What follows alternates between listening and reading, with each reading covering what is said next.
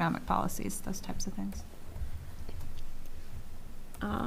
Is there anything else we need to think about for going to public comment, Sam, that I'm forgetting about? It's pretty easy. We'll just post it online and start sending it out. And then, since we're giving ourselves a nice long chunk of time, that takes the pressure off a little bit too. And I guess what I'd say is the approach would be similar to what we've had before, which is Kayla and I can post a sign-up sheet for whatever time someone would, from the committee would be willing to dedicate an hour or two at the election just to hand out the flyers and provide any question and answers to anybody that has them. And that seemed to have been as effective as anything else in getting the message out. Is there a, go ahead. Or is that, and that's where we'll identify December 4th as public hearing, informal hearing, comment time. We could get all of that out in just one informational sheet. Yeah. What the comment period is, how to Yeah. access the website to make a comment or to pick up a form at the town office, and then what the date of the public hearing would be. I think we could put all of that together in a flyer. Will we do the informal public hearing as well as the formal public hearing Great date question. too? So this public hearing is the one required by the state as part of your public comment Right. period. Right. Right. We're calling that formal. No, we're calling that informal. We're calling that informal.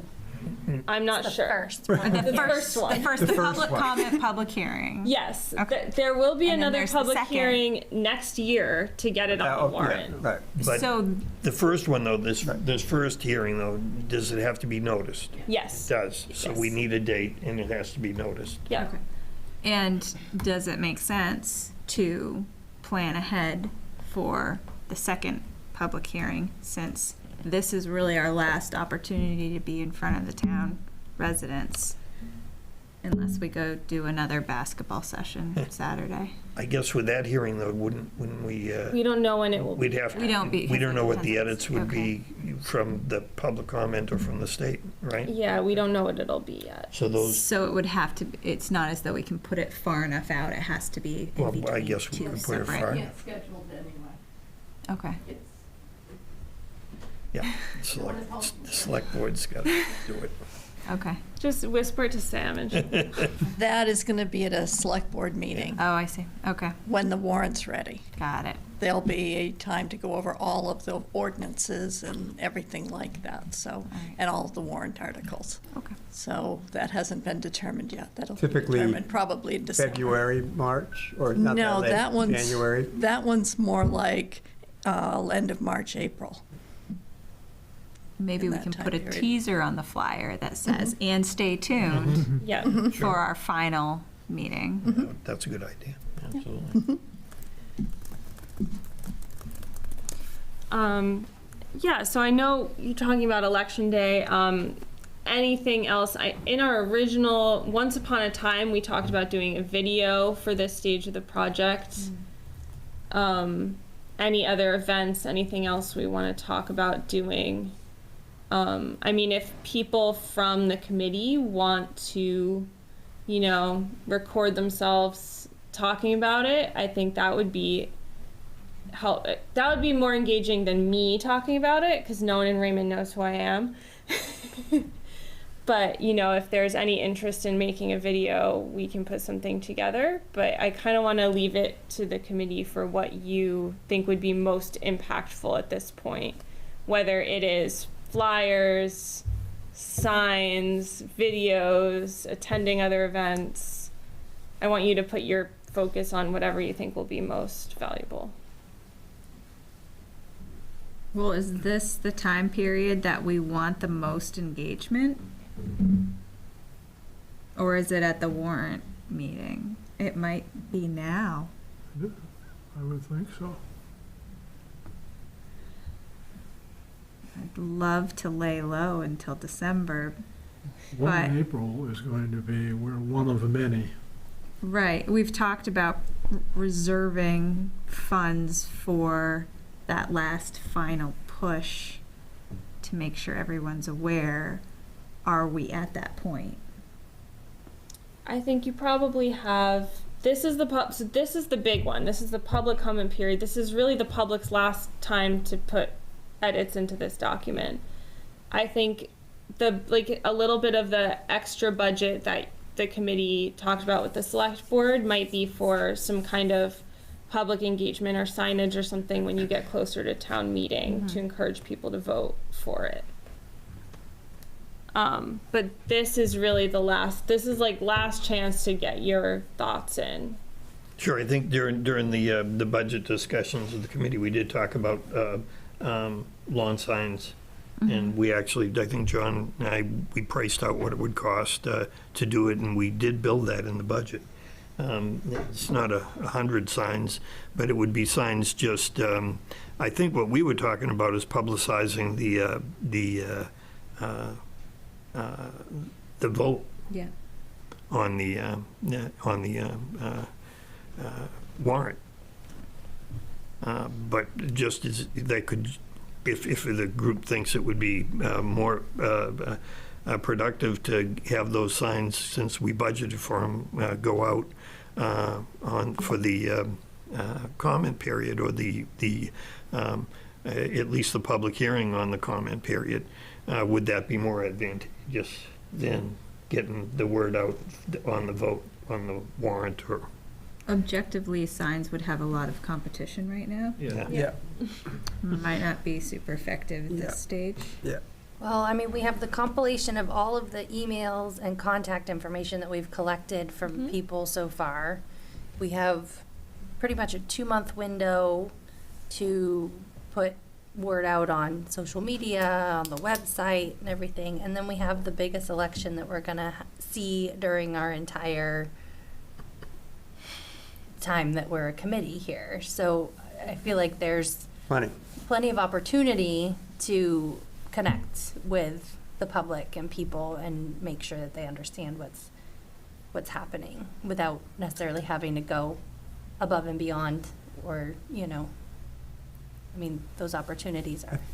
I think the flyer handout, on November voting day is going to be key, and then come on December 4th if you've got anything else to say, and bring it to us, because then that's it. That it closes. Yes. So And I'm then- not then hearing streets- anyone volunteer to be in a video.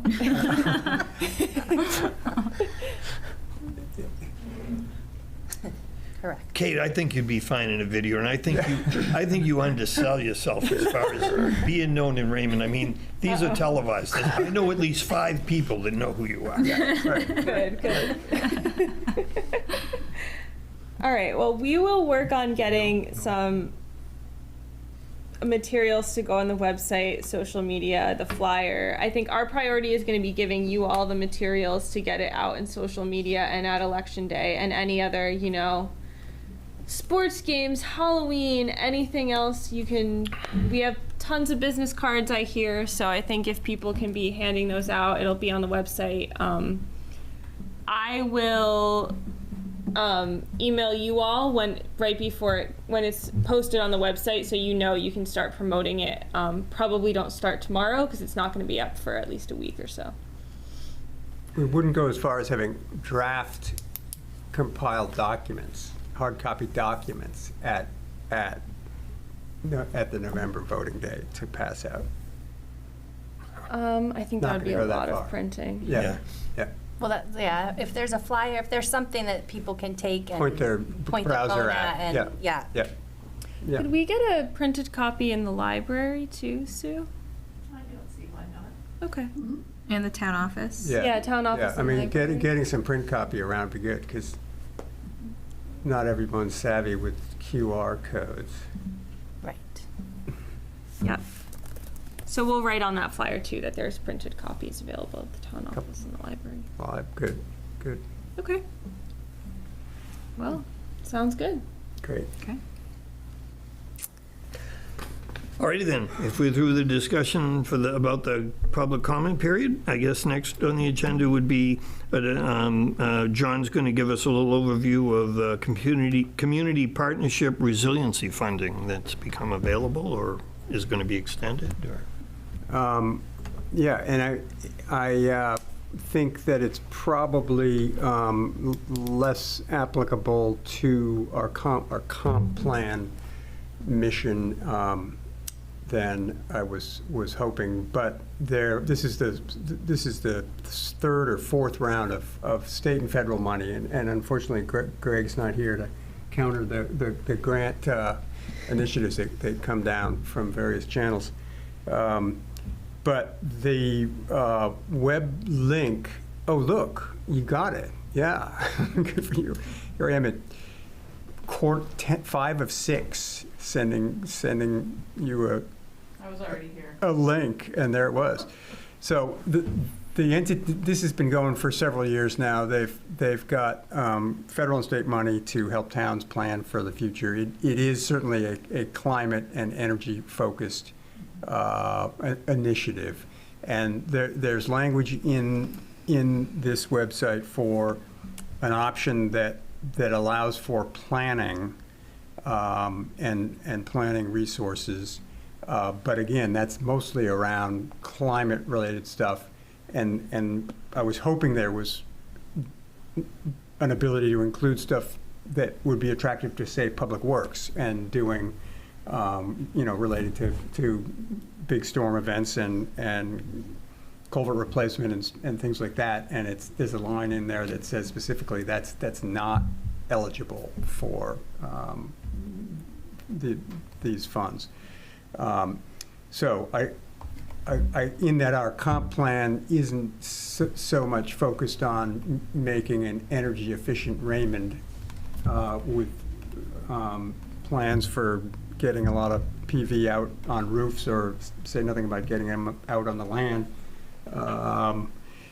It's probably not the best fit, but it's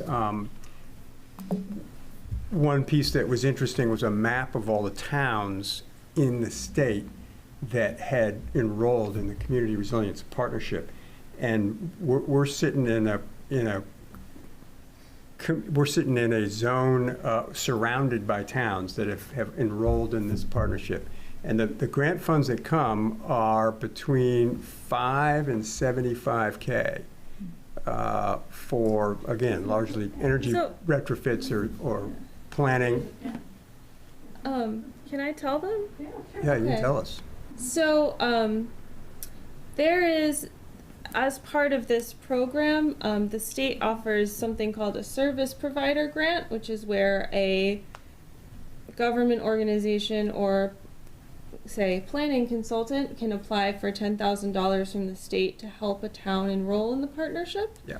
And we've been discussing with Sue about if we could apply for that money for Raymond. Are you guys that So we entity? would, yes. So you're looking at. We're looking at it. So we are planning to. We have a letter of support from Sue. We're planning to apply for this in the next round. Perfect.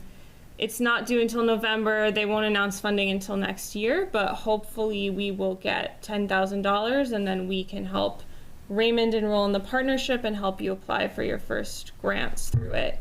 And I will add, John, that you can't get culvert money through this program, but Maine DOT now has a special program for things like culvert replacement where you have to be enrolled in the partnership in order to apply for it. So there is DOT money for the sort of culvert, big DOT money for big culverts kind of things available. That's excellent. Do we Is know, the DOT money for sidewalks?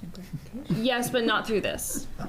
do we know how some of the communities around us are using the funds, or? You can see it's on. There's like Probably a the map on the website. website. I don't know where. If you scroll up, Melanie. Like if Casco or something? Yeah. Casco, Naples, Bridgeton, click on- they're all in, and some of them I think are just recent. There's the information's on the website. I'm not exactly sure where, but the other thing that I would point out is that you're eligible for more than double the money if you partner with another town. So like if Raymond and Casco wanted to do something together, then all of a sudden you can get $175,000. Raymond gets it, or Raymond and Raymond and Casco together get 100 for a joint as opposed to project. 150 total between the two of them. Yeah. Okay. So fingers crossed that we will get the funding, and This you'll is see us again. excellent. That's so good. So good. Glad I was reading through and I was delighted. The sun was going down and I was thinking this isn't going to fit. So I'm so glad that you guys have already been on it. And Thank you. thank you. Yeah. Yeah. Great.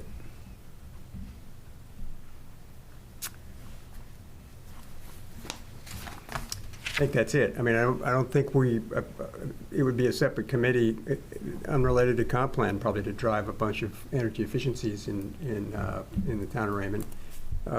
But glad to know we'll have some tools and some expert help to guide us. No guarantees, but hopefully. Great. All right. As far as efficiencies and energy efficiencies, I think a lot of that is coming out of ordinances, building codes, planning boards, code enforcement.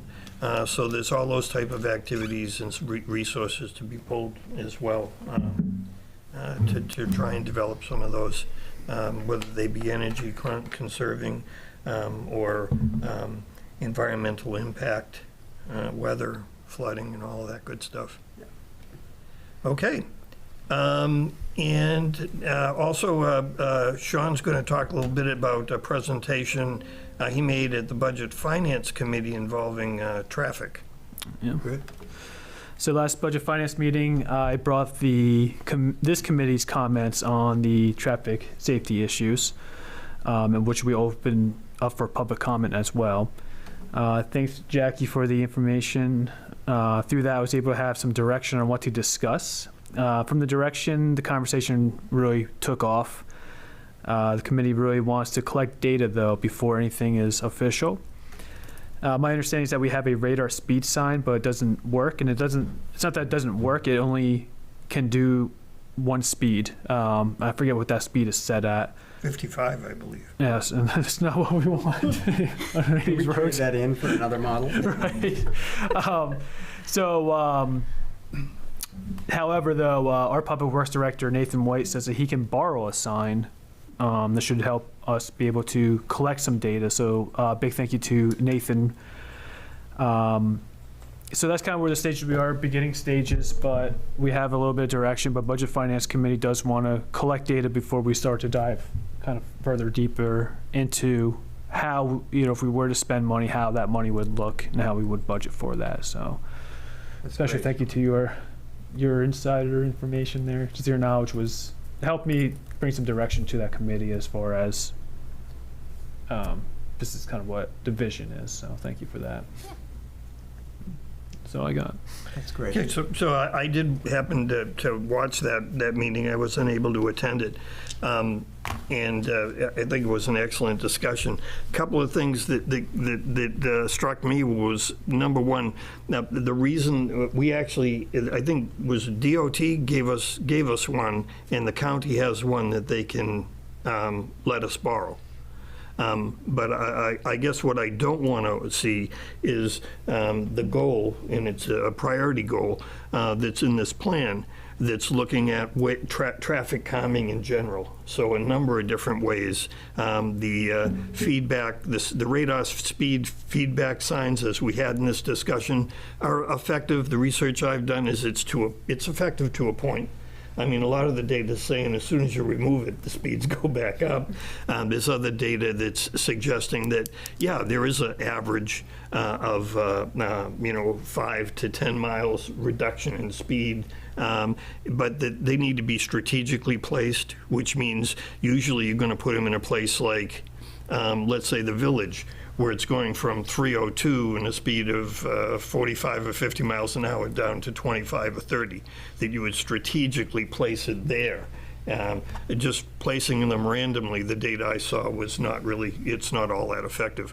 When the discussion also said that the one that we have, I believe that came from Maine DOT, I think so, that there's a computer part that doesn't allow it to adjust the speed. And I got the sense, although it wasn't discussed in any detail, that computer part is broken, and they have not been able to locate a replacement part for it. But we actually have one here. Had I been at the meeting, I would ask the question, did we deploy it? Or did Maine DOT give it to us broken? Which, thanks a lot, all we're doing is paying to store it. If they can't find a part, is it because it's 100 years old? Because otherwise, why can't you find a part? So I didn't get to ask those questions. But also, in doing my research on these things, what I found is and I've seen examples of them, we're used to seeing the trailer with the solar panel and the big flashing screen.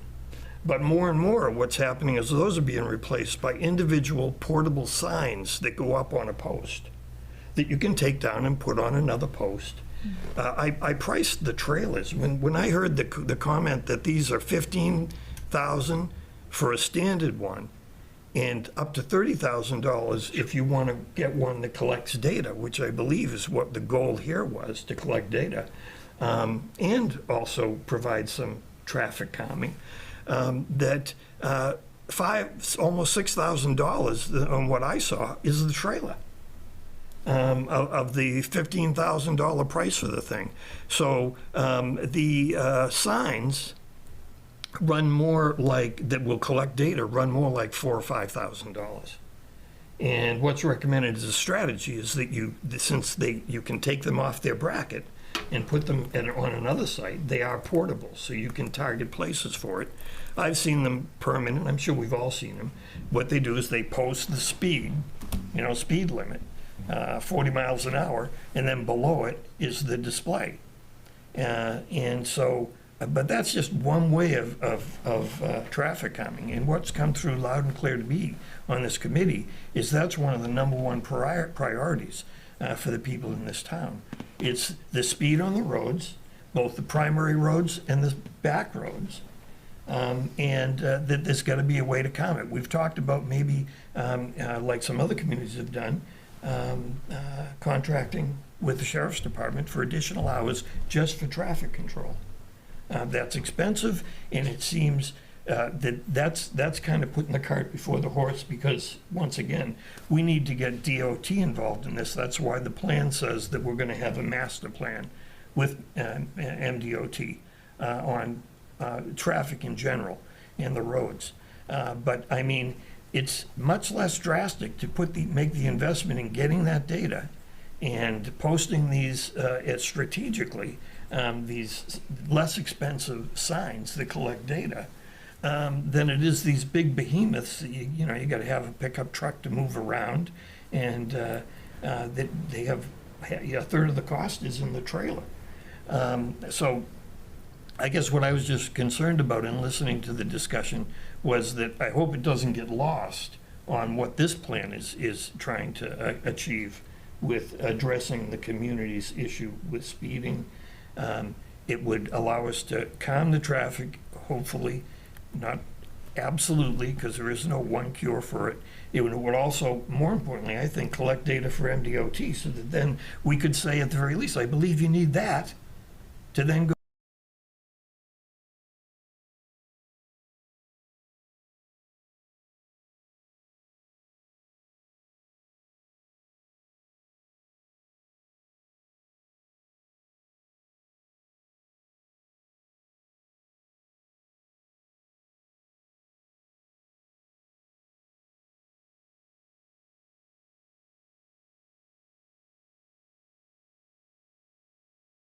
No, we don't. Sound check, 1, 2, check.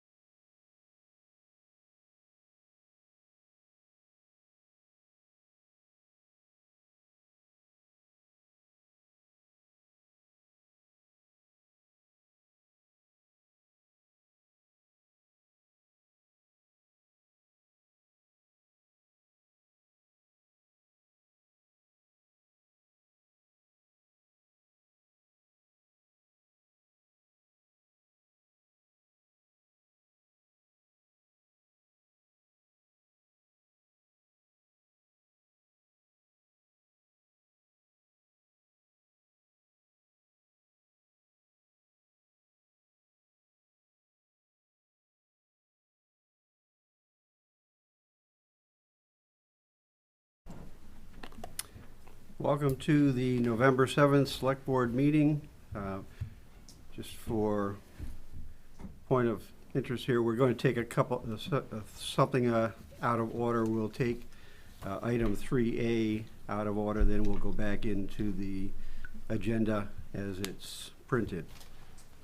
So we'll start on 3A. Because of what's going to be discussed there, I'm going to abstain from discussion and voting on anything on that. So Teresa will take over for that, then I'll pick it back up. Consideration of Sherry Gagnon Courts update. Joe Crocker, Parks and Rec.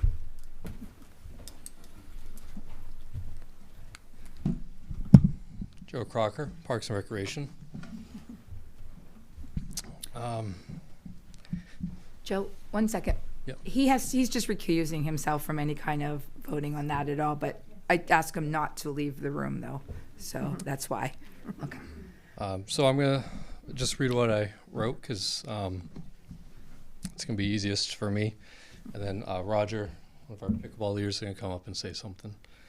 To the Raymond Select Board, I am honored to formally propose naming the tennis and pickleball courts at Sherry Gagnon Memorial Park as the Brenda Olson Tennis and Pickleball Facility. This suggestion comes with the full support of our pickleball community, who feel Brenda deserves this recognition for her unwavering dedication, volunteerism, and commitment to create a vibrant pickleball network in the town of Raymond. Through her efforts, players of all ages and skill levels have been able to enjoy the sport, from beginners to seasoned veterans. When Brenda Olson, alongside Donna Morton, initially proposed the pickleball group be incorporated under the Raymond Parks and Recreation Department, after taking over from their predecessor Lisa Smith, I anticipated a challenging organizational task for a small department. However, Brenda presented a clear and structured plan, laying a foundation for the program's success. Since then, we've witnessed remarkable growth in community engagement and program participation. Brenda also initiated beginner skill lessons, allowing newcomers to experience the sport without pressure, fostering a welcoming and enthusiastic environment. Under Brenda's coordination, the pickleball program has grown from 68 to 156 active participants, with over 400 members in our Team Reach app, with additional outdoor opportunities provided at Sherry Gagnon Memorial Park basketball court. Brenda's use of the Team Reach app has connected over 400 members, a testament to her leadership and organizational skills. The feedback from those who had worked with Brenda has been overwhelmingly positive, highlighting her impact on the community and the program's success. I personally have benefited greatly from Brenda's insights and collaborative approach, which have made decision-making more efficient and effective. Her dedication has been entirely selfless, never seeking personal gain or recognition. For all these reasons, it would be a privilege to honor Brenda Olson by dedicating the new courts as a Brenda Olson Tennis and Pickleball Facility on behalf of the town of Raymond. Thank you for consideration of this proposal. If Roger would like to say some words. Good job. Thank you, Board. I'm Roger Bennett. I've lived on Deep Cove Road for the last 30 years. Wow, it's been a while. Growing up in town, I had a son that I raised. Teresa knows because Ben's the same age as my son. As parents, we get to see and interact with our kids as they're growing up. But once the kids grow up and get out of the house, us parents are pretty much homebound. We really had nothing to do. So I saw a sign down at the public safety building that they were starting pickleball. I thought, oh, I was a dialysis patient at the time. I was doing dialysis for 6 years. I now have a transplant, but I had no life. I had work and I had dialysis, and that was it. And other than that, I was a shut-in. So pickleball gave me the option to go do stuff. I came here, I knew nothing about pickleball. And if it wasn't for the tutelage of Donna and Brenda, I'd still be a shut-in right now, to be honest with you. So when the new courts were being built, which I thank you all for sponsoring and getting that in place, it's going to be phenomenal. I think that Brenda deserves the credit for bringing pickleball to so many of us. I could have filled this room times 2 with pickleball people. but I knew you had limited space. So, but all these people are all on the same page. We're all glad that we have our friendship, that we have a place to go to do things together, and it was because of Brenda. So I think she deserves, I'm not trying to take anything away from Sherry Gagnon. It still should be Sherry Gagnon's field. I'm just saying that the particular courts, I think it'd be really nice if you could, have some kind of plaque or something that said, in honor of Brenda Olson for all her hard work and dedication to getting us, people like me, out of the house. So thank you so much. Thanks, Roger.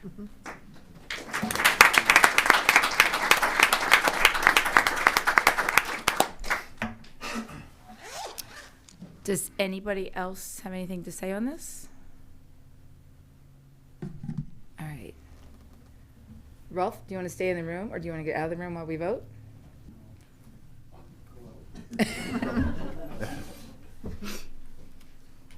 Told him I was going to boot him after that. All right. Make a motion that we name the pickleball tennis court facility after Brenda Olson, as requested. The only thing I'm wondering about is whether you add memorial in there or not. That's the only thing I was thinking when I read it. That was the only other thing. I think it's a great thing. I wouldn't be opposed to that verbiage. Okay. I think that. Can I have a second? Second. Any discussion? All in favor? Thank you very Great. much. Thank you, guys.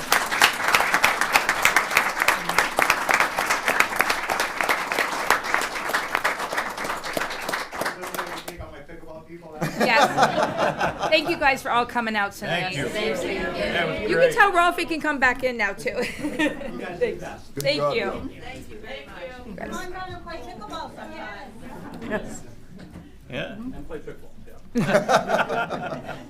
We get a shirt? Gotta play 5 games. I don't even know how to play pickleball. No, I don't either. But you have somebody teaching down there too? Yeah, good.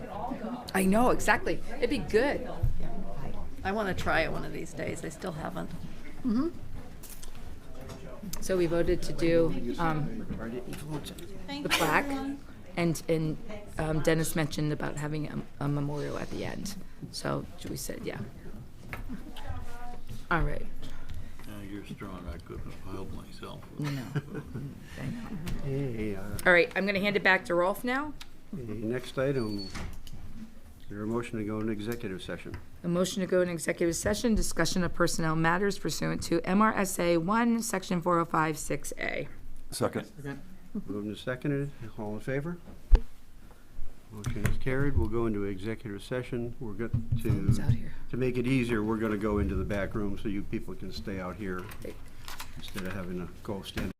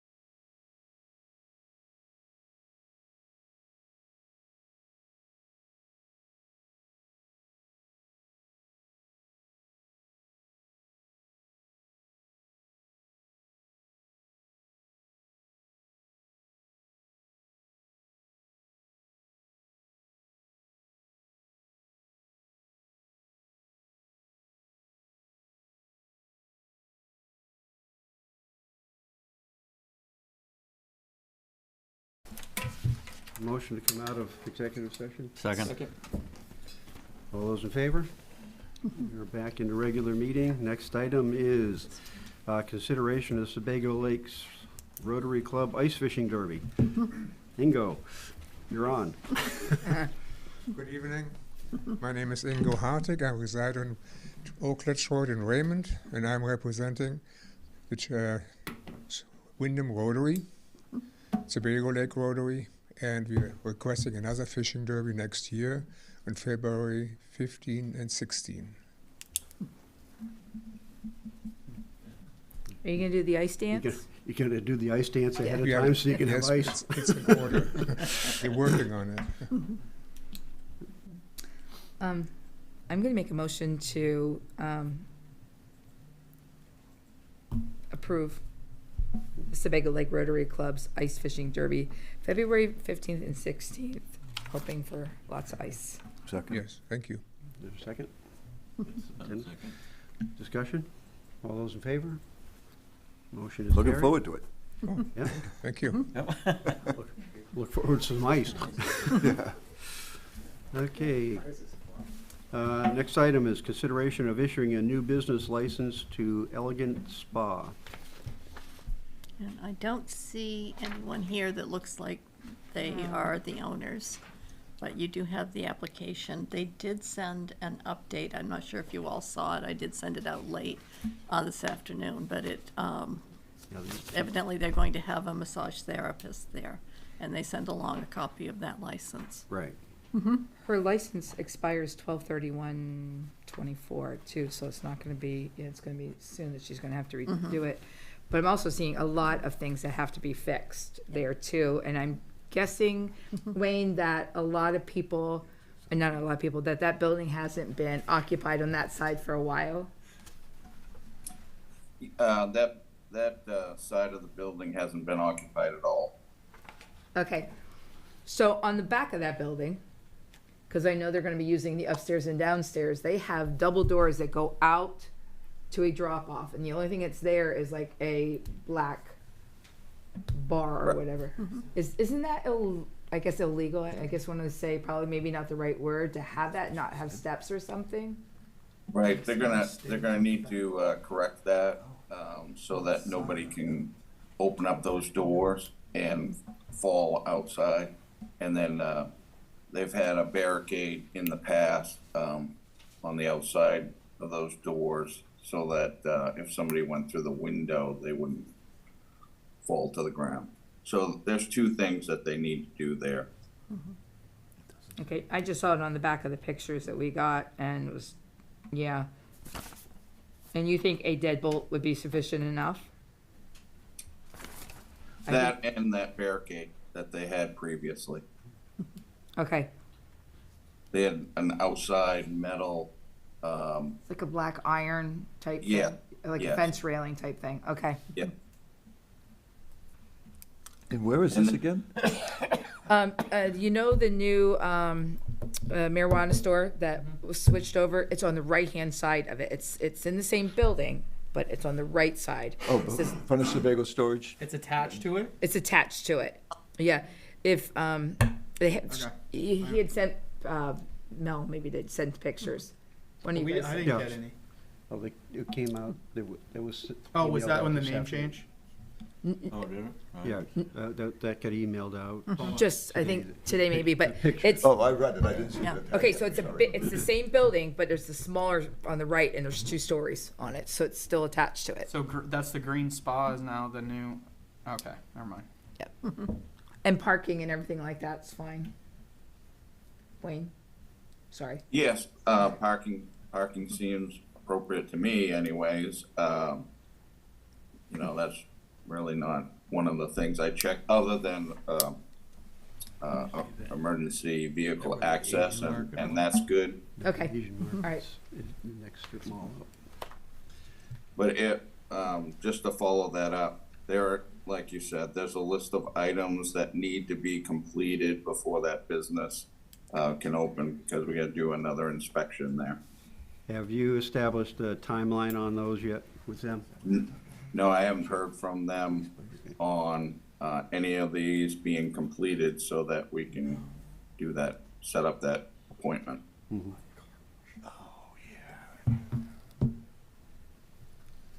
I believe that they're working on the place from, you know, passing by and seeing activity inside the building. You know, they had to build out walls.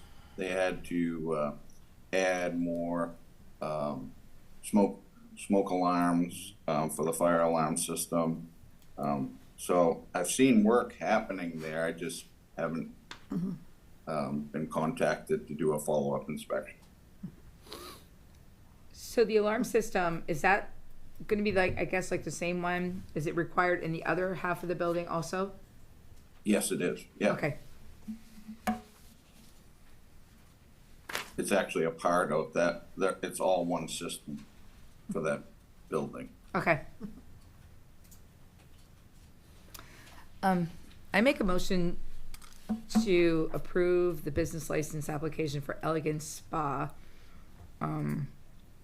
contingent upon all of these things getting done and reinspection. And reinspect it, passing reinspection.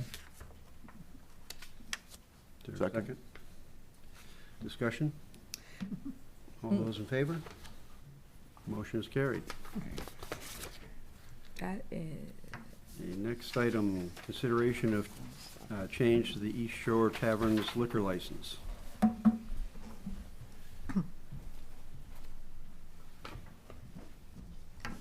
Evening. Kyle Bancroft, East Shore Tavern. Hi, sorry. How are you? So you want to switch from a restaurant lounge to a lounge? Yeah, so the classification within the state allows for some variables between the licenses. What we're finding right now, and I'm sure that every time you turn the TV on or a news article, there's a lot of pressure within the industry. A lot of places, both new and old, been around, decades now, are feeling the pressure of the economy kind of expanding and contracting. And what we're trying to do is just have some wiggle room in our establishment. Right now, we currently run our Class A restaurant lounge, and we're seeking to move to a Class A lounge. The difference between that is just full meals, essentially. Right now, we're offering more of a pub-style pub fare, what we'd like to offer. My issue has been staffing in the kitchen. I think that you're seeing a lot of that across the board. Staffing's hard to come by. The people that are willing to staff the kitchen are, asking huge money, and we've just been going at it for 4.5 years now. And we've really tried to, keep the food program and keep a full-size menu and really keep that, that restaurant style. But what we're finding is that no matter which angle that we take and which approach that we approach it at, the margins, even when done right, are very low. But in order to do them right, you need appropriate staff. You need people that are coming in and doing a good job for you. But you also need to balance on what you're paying these people. And I think that's the big disconnect between the people that hire these people and the people that want to be hired. At one point, I was paying my head chef $1,350 a week to run that small operation. I always paid well. I'm always willing to pay for good quality help, but that's just increasingly getting harder and harder to do. So what we're looking to do is still offer food. We're still a restaurant. We're still licensed through the state of Maine with a Tier 3 eatery license. We're just looking to be able to have some wiggle room in what we can do. So when we go into times like this that you're seeing now with other places that are closing, they're having a difficult time, we can retract and spend a little bit less on our overhead in the kitchen and be able to get through these low to be able to get back. Eventually, we'd like to get back to a full menu. It's just really out of my control at this point. It's how people are spending. It's where they're spending. The other issue is, the wholesale side of food is, still a very expensive aspect of the operation. And because of that, a lot of your local bar and restaurants are kind of forced into this box. You'll see that if you go to my place or any other places in Wyndham, similar items, maybe a small variation, but the problem is that we're boxed into that because of the amount that it costs to run a commercial kitchen. Behind just the labor that it costs, the wholesale food supply, there's a lot of just random things that have to go into a commercial kitchen to make it viable, and we're just finding it just increasingly tougher day by day to keep up with a high quality standard that you need to have the income from that kitchen, and then staffing and just trying to keep up with what's going on with the economy. We've seen less spending across the board, and again, you can't go a day without opening up a media outlet and seeing that another place is closing, and it's a tough time for the industry as a whole right now. So what we're trying to do, long and short, is this will still allow us to serve food. Chris and I had a conversation, Chris Hansen, about kind of the wording, the way it was. There was concern, is this allowed? In the state of Maine, you can run a restaurant without possessing a liquor license, but you cannot have a liquor license without having a restaurant license. So the wording within the code and the land use ordinance, there was some confusion there. But by default, everybody that has a liquor license is a restaurant first. You have to have that restaurant license. You have to have the commercial kitchen. You have to have that in place before we could even apply for a liquor license. So we would still be a restaurant. We're still licensed as a restaurant. We'll still be serving food. The one thing or a couple things that change with the classification with the state of Maine is that it allows us to keep a little bit less stock on hand as far as what we have in our freezers and our coolers.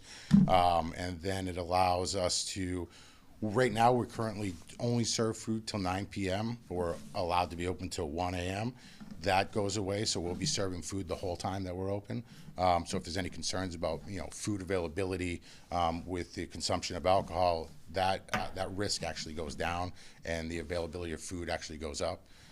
So that's the main component about seeking the classification change. It's not that we haven't tried. I mean, 4.5 years, we have thrown a lot of money into that operation. We have tried different angles. We've adjusted our menu to try to meet up with what our income and what our sales are saying, and we're just having a very difficult time keeping a full menu, keeping a full staff in the kitchen, and still being able to make ends meet on a monthly basis. So that's really what's pushing this, is that it's not that we're just trying to serve alcohol and get rid of food, because that's not what happens here. We're just trying to make a decision as a business to be able to deal with the new economic kind of landscape that we're in as a whole in the industry. I hear you on that. Everybody's getting hit on that. I guess what you just said, though, I have a question on, because you're going from a Class A restaurant / lounge, taking out the restaurant and going to a Class A lounge. I think that's what I saw on the paperwork. Yeah. Mm-hmm. Yes. So what technically then is different between a bar and a lounge? So the big difference is instead of coming in and seeing a steak on the menu, seeing some, what we consider like a full sit-down meal, you're going to find hot dogs, chicken wings, onion rings, more of just a fast or casual type offering on our menu. So that's really the big difference. The difference is more or less on the state side and how they classify the license. One, the cost, and then the couple stipulations that I have told you, we can keep a little bit less stock on hand per seat. And then the requirements are a little bit less for the overall food sales. But essentially, we're the same operation. We're still going to be able to serve food much later than we have in the past. You're still going to be able to come in and enjoy a social atmosphere. So from like walking in standpoint, the only thing that'll be different is, the menu will be a little bit more on the lighter side, pub style, versus, a steak and potato type dinner, or a chicken and, with some sides and stuff like that. Mayor, I read the literature. I don't know who provided it, whether the town manager did or Chris or you, but it was very good reading. And I thought the key that I picked up on was that minors wouldn't be allowed in there without supervision. In other words, a restaurant, a minor could go in and get a soda or fries or whatever. So that was a big change that I thought was important. And I, for one, don't want to see any business forced out. There's enough of them going out of business in restaurant work everywhere. So I liked the change. But as I was reading it, I was wondering if the town had say in this as far as the business goes, or whether the state would decide that. And so that's the only clarification I would want. Yeah, I've talked to the Bureau of Alcohol, and they went as soon as, and I'm not quite sure the exact sequence of events, so if I get it wrong, Kyle, please correct me. But he brought his liquor license renewal in here. You folks considered it, approved it, contingent upon the fire inspection probably. Yes. And then that was complete, and then you sent it up to the state. And sometime just shortly after that, you requested of the state to change from a restaurant to a restaurant lounge to a Yes. lounge. Yep. So, and the state had said that because the select board approved that license renewal, that they should also approve the change to the license. Okay. There isn't another form, there wasn't any application for you to see, but for them to make that change, it has to come back to the select board. Chris, from the ordinance standpoint, at what point do we go, or where does it, how close does it get us to just a bar, which is not allowed under the ordinance? Well, that's a great question, Rolf. We do not have a definition of a restaurant or a lounge in our ordinance. So I had a long conversation with the state. I think that because we don't define it, that it's still an allowed use as long as they serve food, as Kyle described. The big difference to me is right now, if it was a Class A restaurant, they could, with a liquor license, a family can go in there and get served and go in there anytime. With this change, it'll be only people that are over 21 unless they're accompanied by an adult, and they cannot be served alcohol. So it is a difference, but I think it's an allowed use. I don't see anything that would disqualify it, and that's what the state wanted to know, is if it was allowed by our ordinance. In the future, if we want to clarify this, then we've got to put some definitions into the ordinance that describe a lounge or a restaurant. The materials that you were provided by Sue from the state gave the definitions according to the state. That's not in our ordinance. We have in our ordinance that you can have a restaurant is a permitted use, but it doesn't say lounge. So that's why I think it's a good discussion, but in my opinion, there's nothing that would disqualify Kyle from having this license as far as codes and zoning goes. I guess hearing that, I would make a motion. Yeah. And What do you guys serve right now? Right now, we serve some burgers, hot dogs, chicken tenders, fried foods essentially, and that's what we're looking to kind of transition to, is just ease the staffing in the kitchen. Right now, I have it so one person can run the front and back, and that's what we're trying to get to, is just look at our staffing and our overhead and what we're paying out, because it's a slow time within the sector. So you're already doing it. I mean, to a certain extent, yes. But I mean, we're also meeting with, like I said, we have burgers, we have hot dogs. We're meeting that right now, but we'd like to, change up a few things. One of the things was it's a fork and knife type deal, is what they describe within the state. We want to try to get away from that. So you have one person on the bar and cooking hamburgers in the back while Absolutely. the bar is still going. Yeah. We have to do what we have to do. We're a small No. operation, and that's what we're just fighting to be able to get through this lull. We know that this isn't going to last forever, and that this isn't, an end all be all. But at this time, we're just forced into, making decisions. How can we bring this organization down to a lower overhead and then weather the storm? I think that this winter is going to bring a lot more closures, and we've seen the writing on the wall for a little while now. This summer was not a blockbuster summer for us or across the board. I mean, I speak with a lot of people within the industry, and then my bartenders that, have different jobs elsewhere, and it's been tough. It wasn't what people hoped it was going to be for the summer, and then we're not even in the winter. I mean, we've had a really mild fall, and we're still seeing a lot of trouble across the board. So yeah, we're running it with one person. I'm there. If it increases, I'm 1.2 miles away most of the time. So I, run down and I fill the voids wherever I can. But yeah, we're running a skeleton crew down there to try to just maintain and keep pushing on to greener pastures. Will Sorry. Will this require you have to do any signage changes or? No. No, we're going to maintain the same name. The only difference, like I said, is it's in the state. It's how we're classified with our license.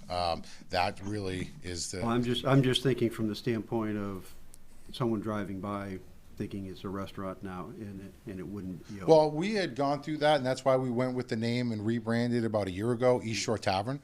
So it doesn't kind of, the cafe would be into, food, and that's what it's always, you know what I mean, like more of a just restaurant and not the other side, the social, the stuff that we bring in, the karaoke. So no, I don't think so. I think we maintain the same name, same brand, and just kind of weather the storm. I know Dennis did a motion, but, He's got a motion, it hasn't been seconded yet. right, I guess I just discuss a little bit more. Okay, I All right. thought we discussed. Well, I mean, that you can motion, but- discuss once the motion's on the table anyway. Well, so. right, I have no problem with keeping discussion because I found it very interesting reading, trying to find the fine line. well, here's where I'm at on it, and unfortunately, every time somebody brings us something new, it's that person that's there. So we did the same thing with the solar panels. We did the same thing with the recreational marijuana thing. And now the latest on the agenda is the Airbnbs. So who's to say, since we don't have it in our ordinances now, about bars, lounges, and whatever, what's to stop you from changing it to a bar, I guess? So, and what do we do as a board to say, what do we want in our town about allowing that and not, is where I'm getting Well, at. that makes sense, except, it doesn't the state check with food? It does, percentage yes, of and food? there's a food requirement. So Yeah. by default, and that's what the problem is, that with the way that it's written in your land use is restaurant, and that's why I brought up, is that before I'm allowed, or anybody in the state of Maine is allowed to apply for a liquor license, we need to be licensed as a restaurant. So first and foremost, we're a restaurant. And then from there, you can apply for a liquor license to be able to serve that. It's an add-on to the restaurant. So at the end of the day, regardless if we serve alcohol or not, we're licensed as a restaurant. So that's where I think that, me being on the planning board even, I think that it covers everything. If you wanted to question, it's more or less two separate issues. It's how the state classifies the license and then the fee for it, and then how you have it in your land use. But I think from my standpoint, in the way that it reads and the way I understand it, is that restaurant will cover anything, and then you can have your debate. If you want to switch, obviously that's up to the planning board to add some more, but we are technically a restaurant first before, and there's no such thing as a bar in the state of Maine. You cannot get a license to serve alcohol without a restaurant license. It's forbidden. So those bars down on Commercial Street and whatever else in Old Port are The not way you bars? can circumvent that is if you run underneath my license, which is a Class A restaurant, Class A lounge, you can pay extra to just serve food until 9 p.m. So you just open at 9 p.m. Now down in the Old Port, that's not a problem. So you go 9 p.m. to 1 a.m. If you want to just serve alcohol, you've now circumvented that. So that's how you get. But otherwise, no, there is no other way to be licensed for alcohol in the state of Maine without having a restaurant license first. It's Right. impossible. So again, but with that being the case, is there something that we would want to discuss more on about that? We're going to review the license in a year, aren't we? His? Licenses are always, Isn't it an annual review? Yeah. And we're not extending it, we're just going to allow the change until, were you in here 2 months ago? Yeah, roughly. Yep. So 10 months from now, we'll be able to talk about it again. My thought is, and I know this sounds awful, but if you can't survive and you're doing everything you can to survive, a slight change like this may not keep you alive, but it may help you to go a little bit longer. So my thought is, the food menu changed. I stopped going in there.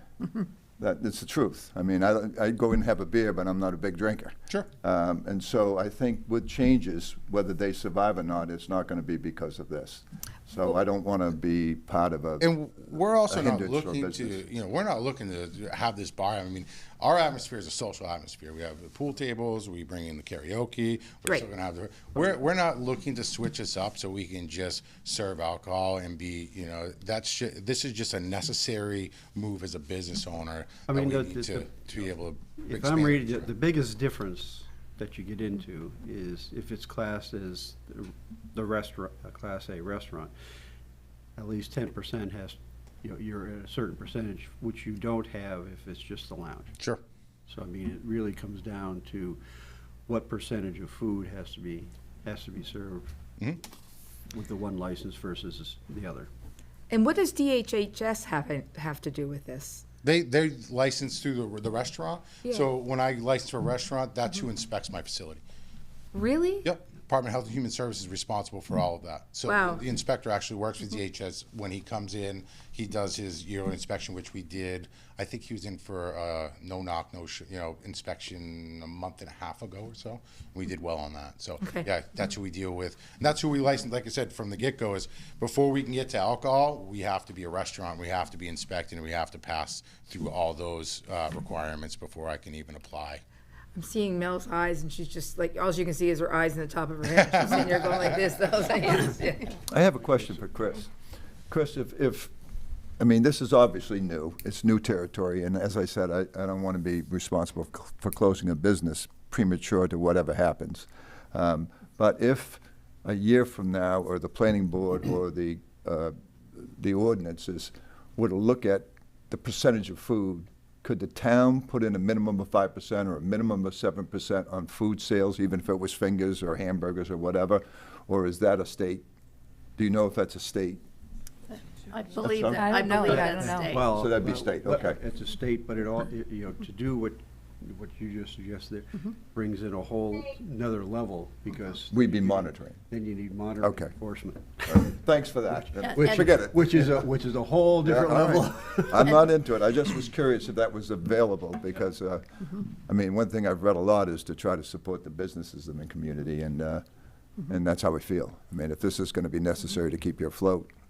So, I mean, there's a motion, it hasn't been seconded. Is there a second to the? Second. It's been moved and seconded. Any further discussion? Could I clarify just one thing that Dennis just asked? Yeah. On the whole, with statutes, the town can be slightly more stringent than the state. We can never be more lenient. So that's where we could potentially do that, but then, like Ralph said, it gets down to the enforcement. Right. Wayne had something. Wayne has something, and then I just have a question on the hours. So the hours changing, or are they staying the same? Right now, we operate from 3 to 1, and that will continue to operate within that time frame. We might open back up at noontime. Again, it's really about the staffing. Staffing's just tough right now. So if we can do that, what I was doing was I was running 2. You're not looking to do 9 to 1. No, I mean we were running 12 to 1, and what it did was it broke up. No, I mean 9 p.m. 1. Yeah, no, we can't, because we get a lot of the locals. I mean, they're coming in after work, they're unwinding, they're seeing their friends, they're playing pool. It's that social environment, even at that time of day. So we were running from 12 to 1, but what we did was we had to split the shifts with staff. So we'd have somebody work 12 to 5, and then 5 to 1, because that's a very long shift. So with our shortage, we said, how do we bring this down to one single shift that makes sense? And it's still a 10-hour shift for our, whoever's working, but I need one person per day versus 2, or I'm not trying to get that one person to work 13 hours in a day, which is, impossible, and I wouldn't want to do it either, Other discussion? Wayne had Wayne had his hand up. Wayne? Yes.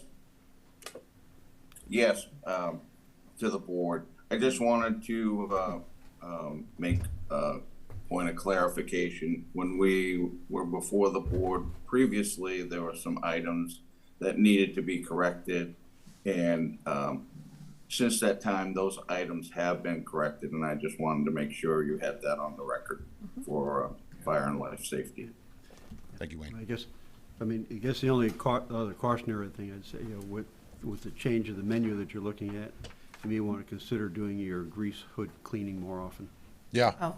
Well, we're honestly, we got a new company that has done very well. I mean, the trouble that we had in the past. This company has been good. So we're hoping to maintain that relationship with them and just keep it on par. So Mr. Jones keeps happy, and it keeps the rest of you guys happy. Because the thing that's always in the back of my mind was all the Mexicana. Yeah. I think Wayne probably thinks about that a lot too.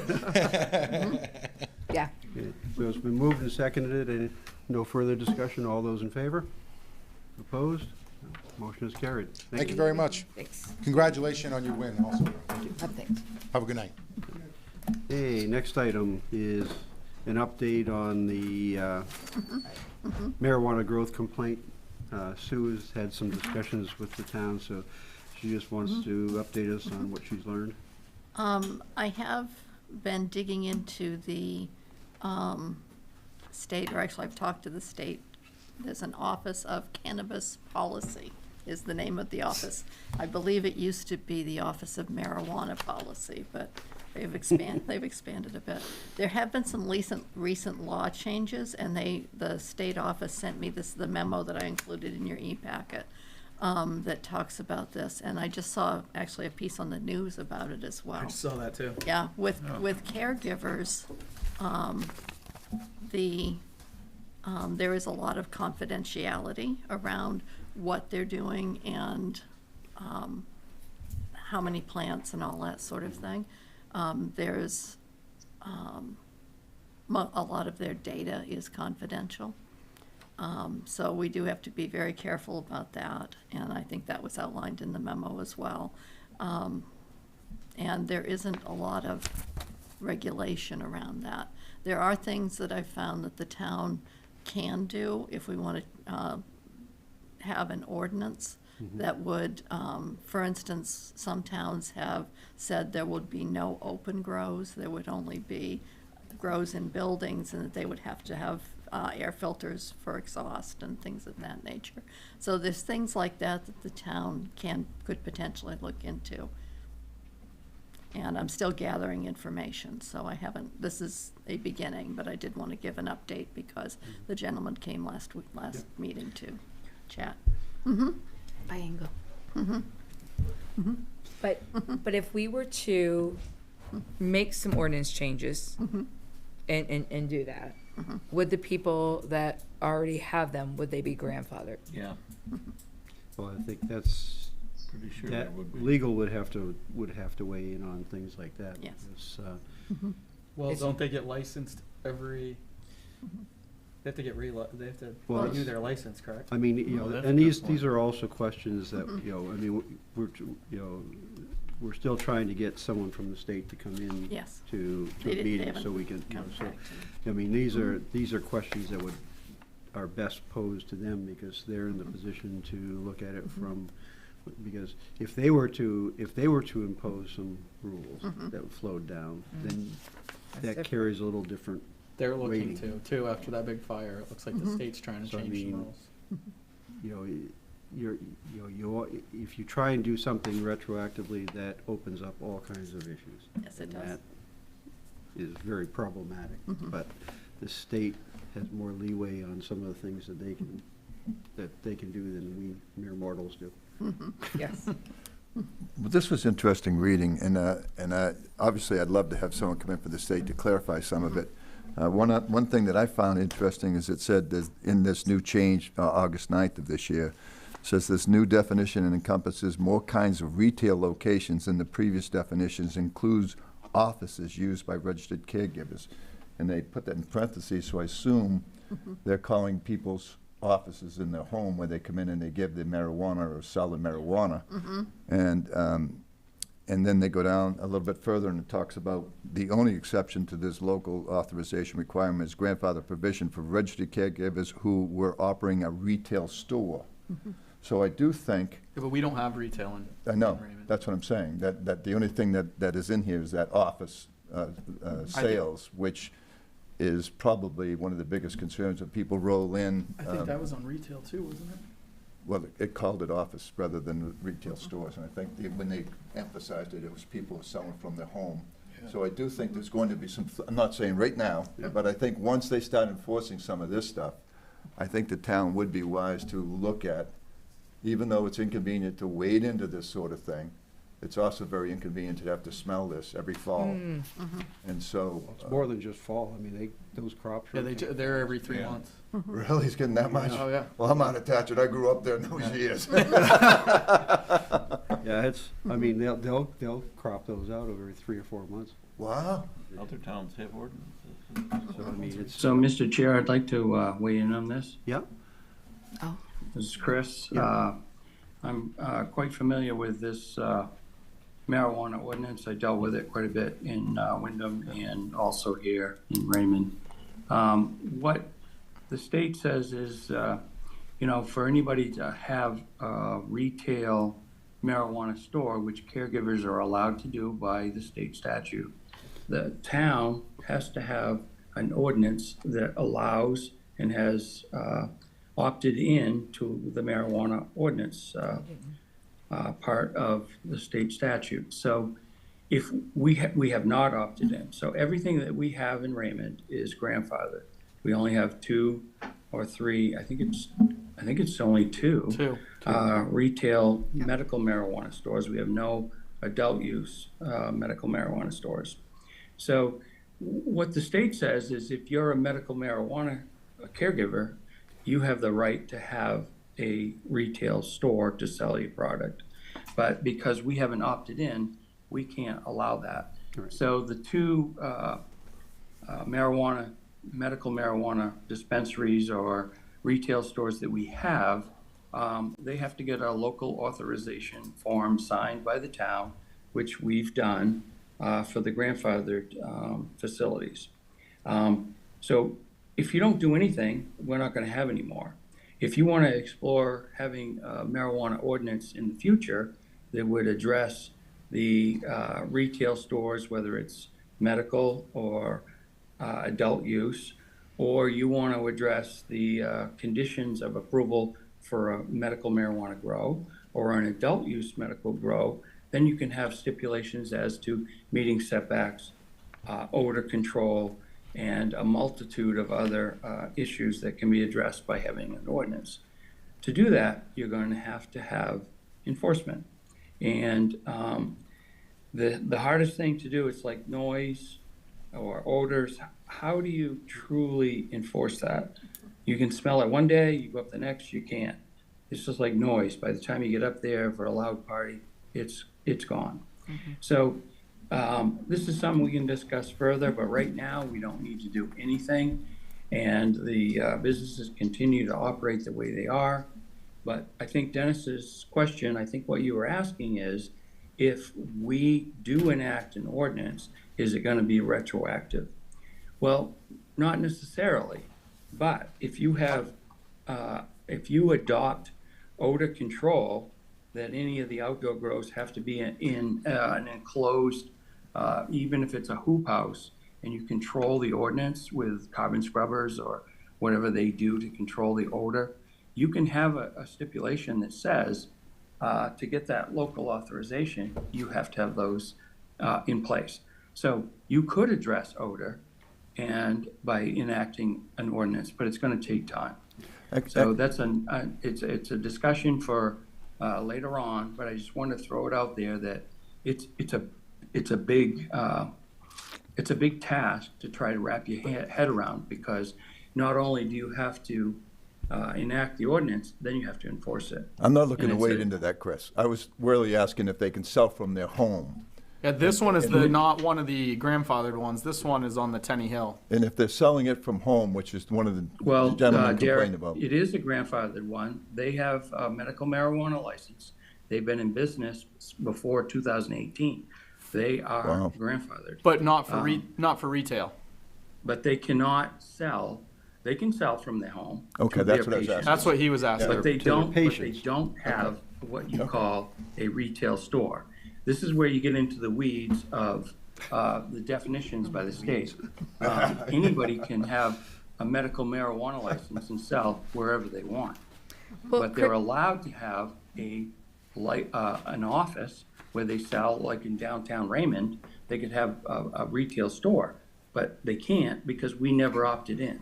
In Wyndham, they can because Wyndham opted in, and there are conditions with those facilities. Right, and that's something we had talked about a couple years ago, and the town have voted to opt in. But what it is saying on here is the new definition they have on here is offices. So everybody that has a so-called office and that is a caregiver, they are registered with the town of Raymond in Raymond. So you have every caregiver registered through the code. Absolutely not. No. They're registered. No, through the They're state. registered through the state. That they're only registered through the state. Okay, so And we can't, and this is a recent law change, Chris, that I don't know if you've heard of, but I haven't had a chance to talk with you, but the location of caregivers is completely protected information right now. completely confidential. No municipal employee can talk about the exact location of a caregiver. Well, I thought they just said on here that they're gonna start having a list. Did you They- read that? They're gonna have a they list do have a of list, every person. But it doesn't include their addresses. Hmm. Is what the Office of Cannabis Policy told me. So what you're talking about is confidentiality. Yes, That's exactly. not talking about their ability to sell. That's or not correct. sell. It's just that we have to be careful as how we're talking about Because it. they're, you know, what they're doing is they're invoking parts of AHIP, or, you know, not The AHIP. HIPAA.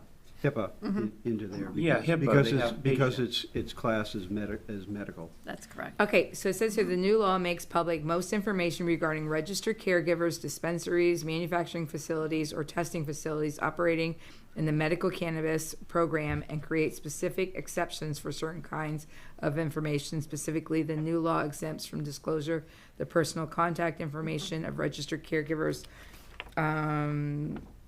It also makes confidential the home address of it. Okay. Well, what I heard clearly from Chris is we don't want to wade into it, and you already have. I was We just did. asking questions We about. did, we're not, yeah. Could they be selling from their home legally? And it sounds like Chris said yes, and when isn't something we have authority to get into, whether it's 2 o'clock in the morning or 10 o'clock at night. So with that, I'm ready to move on. All right. Yeah, Dennis, this is a big bite of an apple. It's a lot of work. That apple But I mean, has sour. It's not, I'm not saying that we shouldn't do it. It's just tread lightly until you decide you want to. But I mean, at the end of the day, we're trying to get to, we're still trying to get someone from the state that can come in here so we can Help this put these gentleman or whoever questions else, out yeah. there so that people can get a better idea of what's allowable, what's not allowable, and make sure, you know, so that people have a better idea of what's going on. Okay. Next item, public comment. Peter. DJ.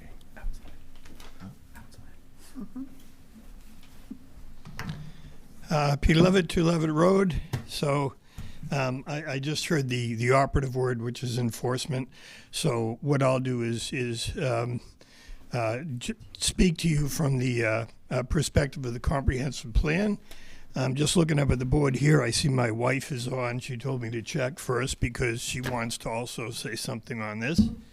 But I'm going to, excuse me, talk on the perspective of the comprehensive plan. It was identified early on, over 2 years of data collection, that one of the top 4 concerns of the community is some sort of traffic calming efforts. I know everyone must be aware of the tragedy that took place on October 30th. There were 2 Raymond residents, an elderly couple, that were killed in a head-on collision on Egypt Road. What I'm speaking basically of as far as traffic calming is concerned is this.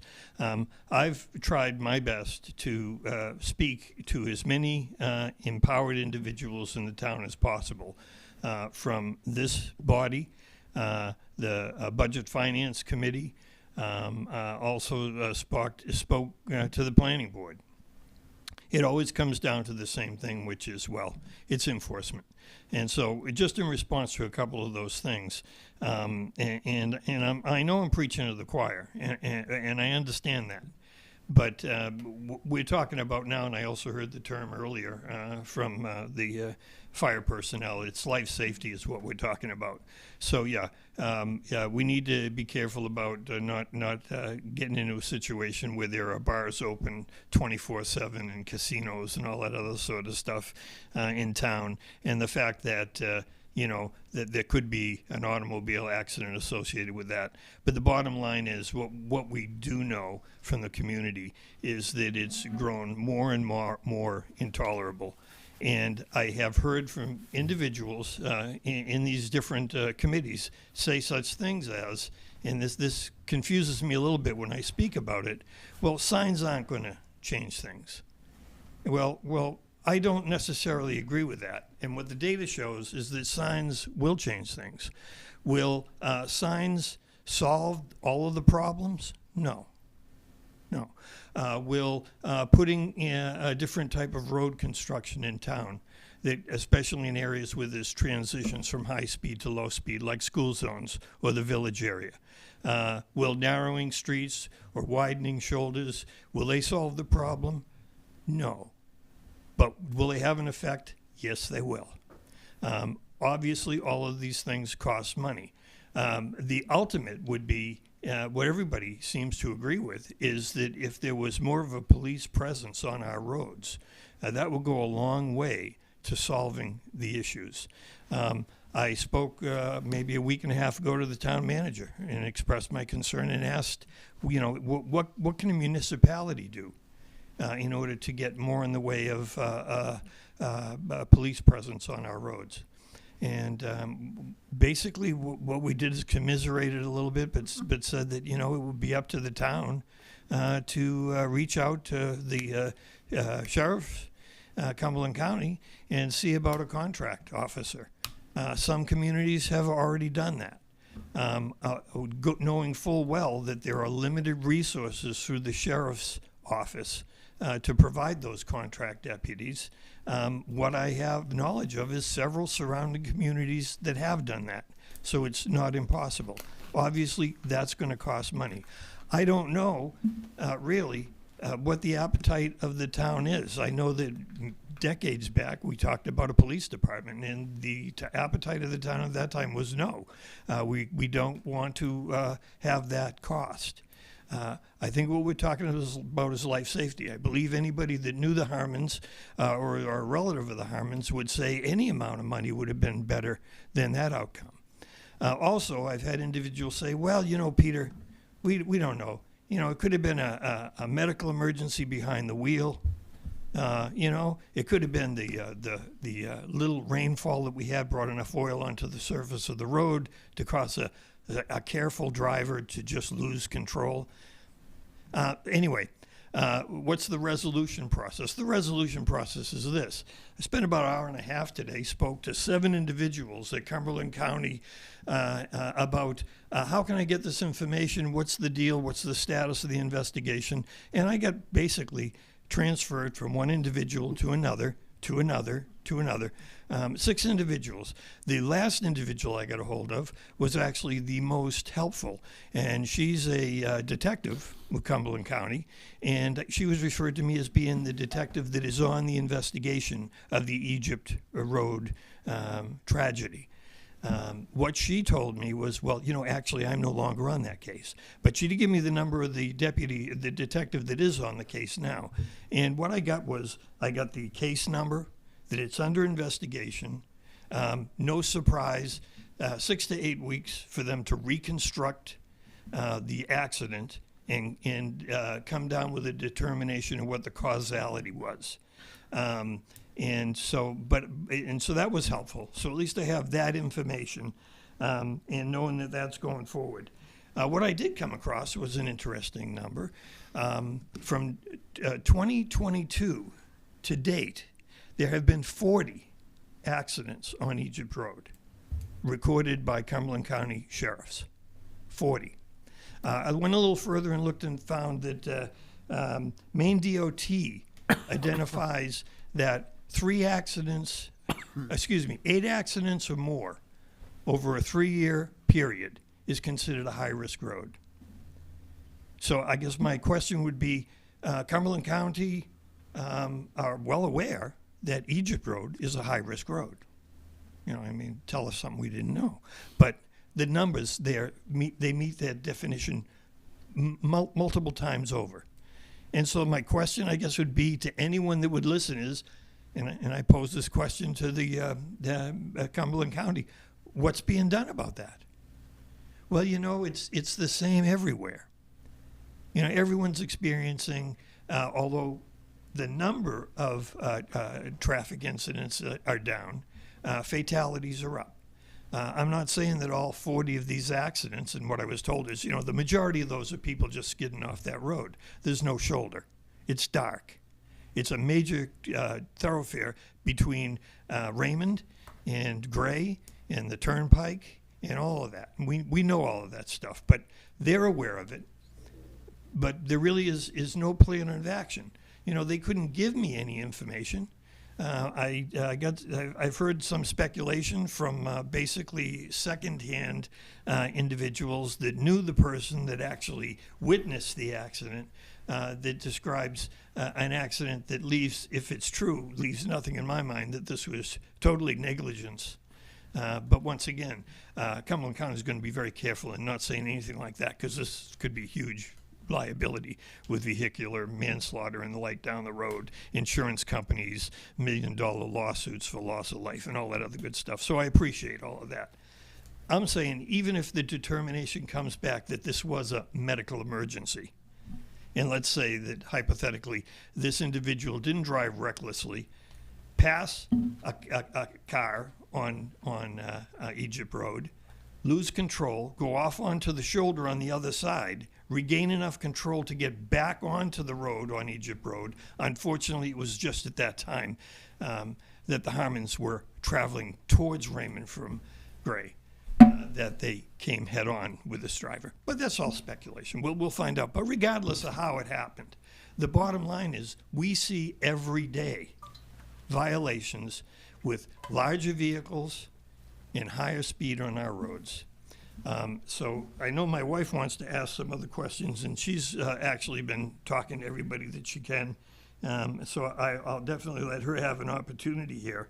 But I just tell you that in the chapter on transportation in the current draft comprehensive plan, it has been identified by the consultants and the committee on the high-risk roads in Raymond.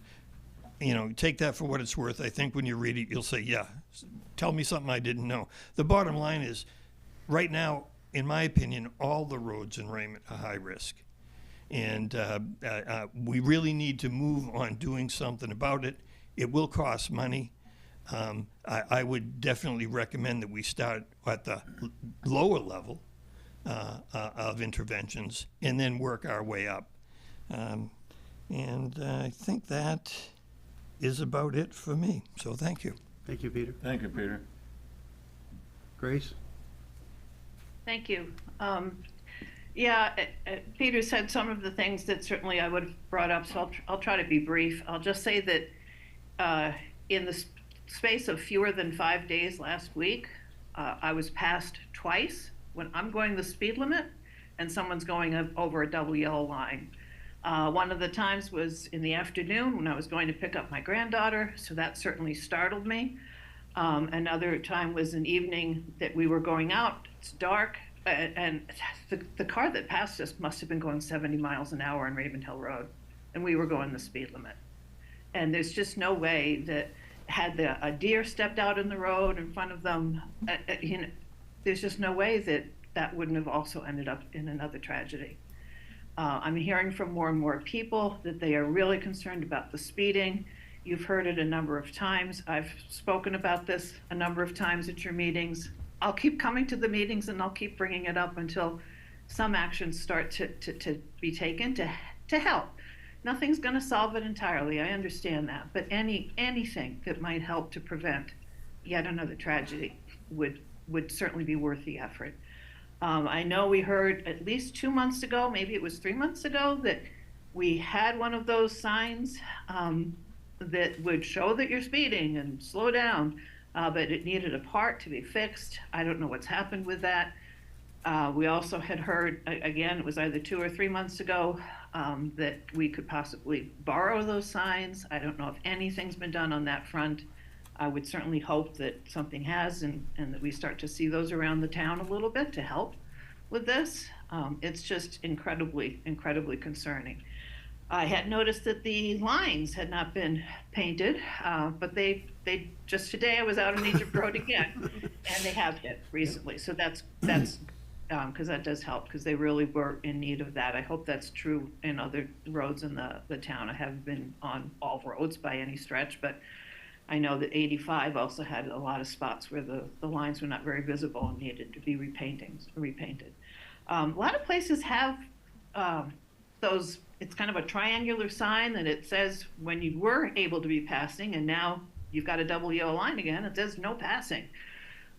You know, maybe we need more signs like that as well. I'm glad to reach out to Department of Transportation and help nag them as well, but I think it has to also start from our select board, that we start seeing something being done to help prevent any more tragedies.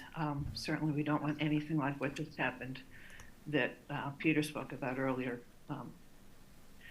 And last but not least, the school bus was stopped in front of our house, granddaughter got off, and somebody went right past the school bus, the lights flashing.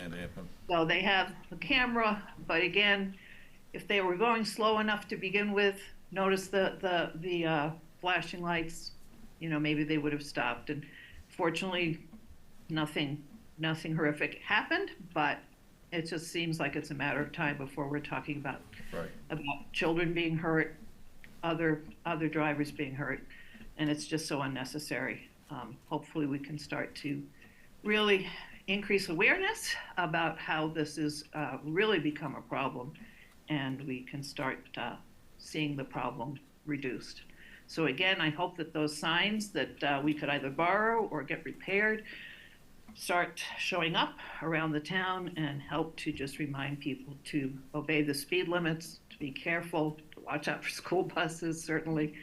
And we can start enjoying the town again. It's a beautiful town. You want to be able to go out where there's enough space on the shoulder to maybe even take a walk. That'd be great. I know a lot of people have stopped doing that because they are so concerned with the traffic. But again, the fact that I was passed twice in less than a week, there's just no need to be going that fast. I mean, please, let's just be careful. Thank you for listening to me ramble on. Appreciate it. Thank you, Grace. Actually, they have brought it up quite a few times. Would it be appropriate to make a motion to have that? Not under public comment, it's not. Okay, yes, yes. We can put it on as an agenda. Yeah, I think that's probably the way to go. Yeah. Other public comment? Okay. Selectman comment? I'd just like to add one thing to Grace Levitt's discussion there. I hate to outdo you, Grace, but I was passed twice in front of the school when it was 15 miles an hour during the school day. Twice. So. Well, I see a cop up there every time I go through, though. I'm going to add to Grace, too, on this one, because we just had it. We had 2 kids on the side of the road that just stepped down off the bus, and this just happened 2 days ago. And a red car flew right through. So what happens is I talked to the bus driver and call the school. Anybody that has that, call the school, call the bus garage, 892-1809, and complain. And tell them that you want the cameras, because once the buses are stopped and the stop sign is out, they have a camera coming, getting it in the front of the bus and on the back. And we think we have the person's license plate number of this one. So what they're doing, as I said, and I was a pain about it, Grace. I said, I want to know what you guys are doing about this, because it happens a lot. We stand right down on the side of the road, and I think if Colleen was in the road too, as she stares them down, she would have gotten hit on this one, because this guy was not, or female was not paying attention. So I hear you on that one. Totally hear you. And congratulations to Rolf. And Craig Messenger, you guys did a great job. You really did. Yes. Other selectman comment? Yes, I think, I think we all feel the same way as both Peter and his wife. I get passed on Raymond Cape Road, and there is no straightaway on Raymond Cape Road, and it is crazy. And I used to remember the public works director saying all the time, I don't work there in the summer. One of my crew would get killed. And I always thought that was kind of a cop-out, and I said that to him. Well, all the roads are dangerous. Well, I understand it more and more now, because there's usually a line of people, and we call it the Fry Island Express, that come down, and you see quite a change. But without being critical, I have driven on this road right here. I have a friend down at the bottom of the hill, down where you live. And when they pass you on that hill, when you're trying to, before you put your blinker on to turn into someone's driveway, it is scary. I mean, I'm telling you, they have blown me away as fast as they drive on that road compared to even 302. is if there's one place that I would start with the signs, it would either be there or Main Street. And I think we've heard it enough that I hope it does go on the agenda the next time One wonders around. whether signs would do any good.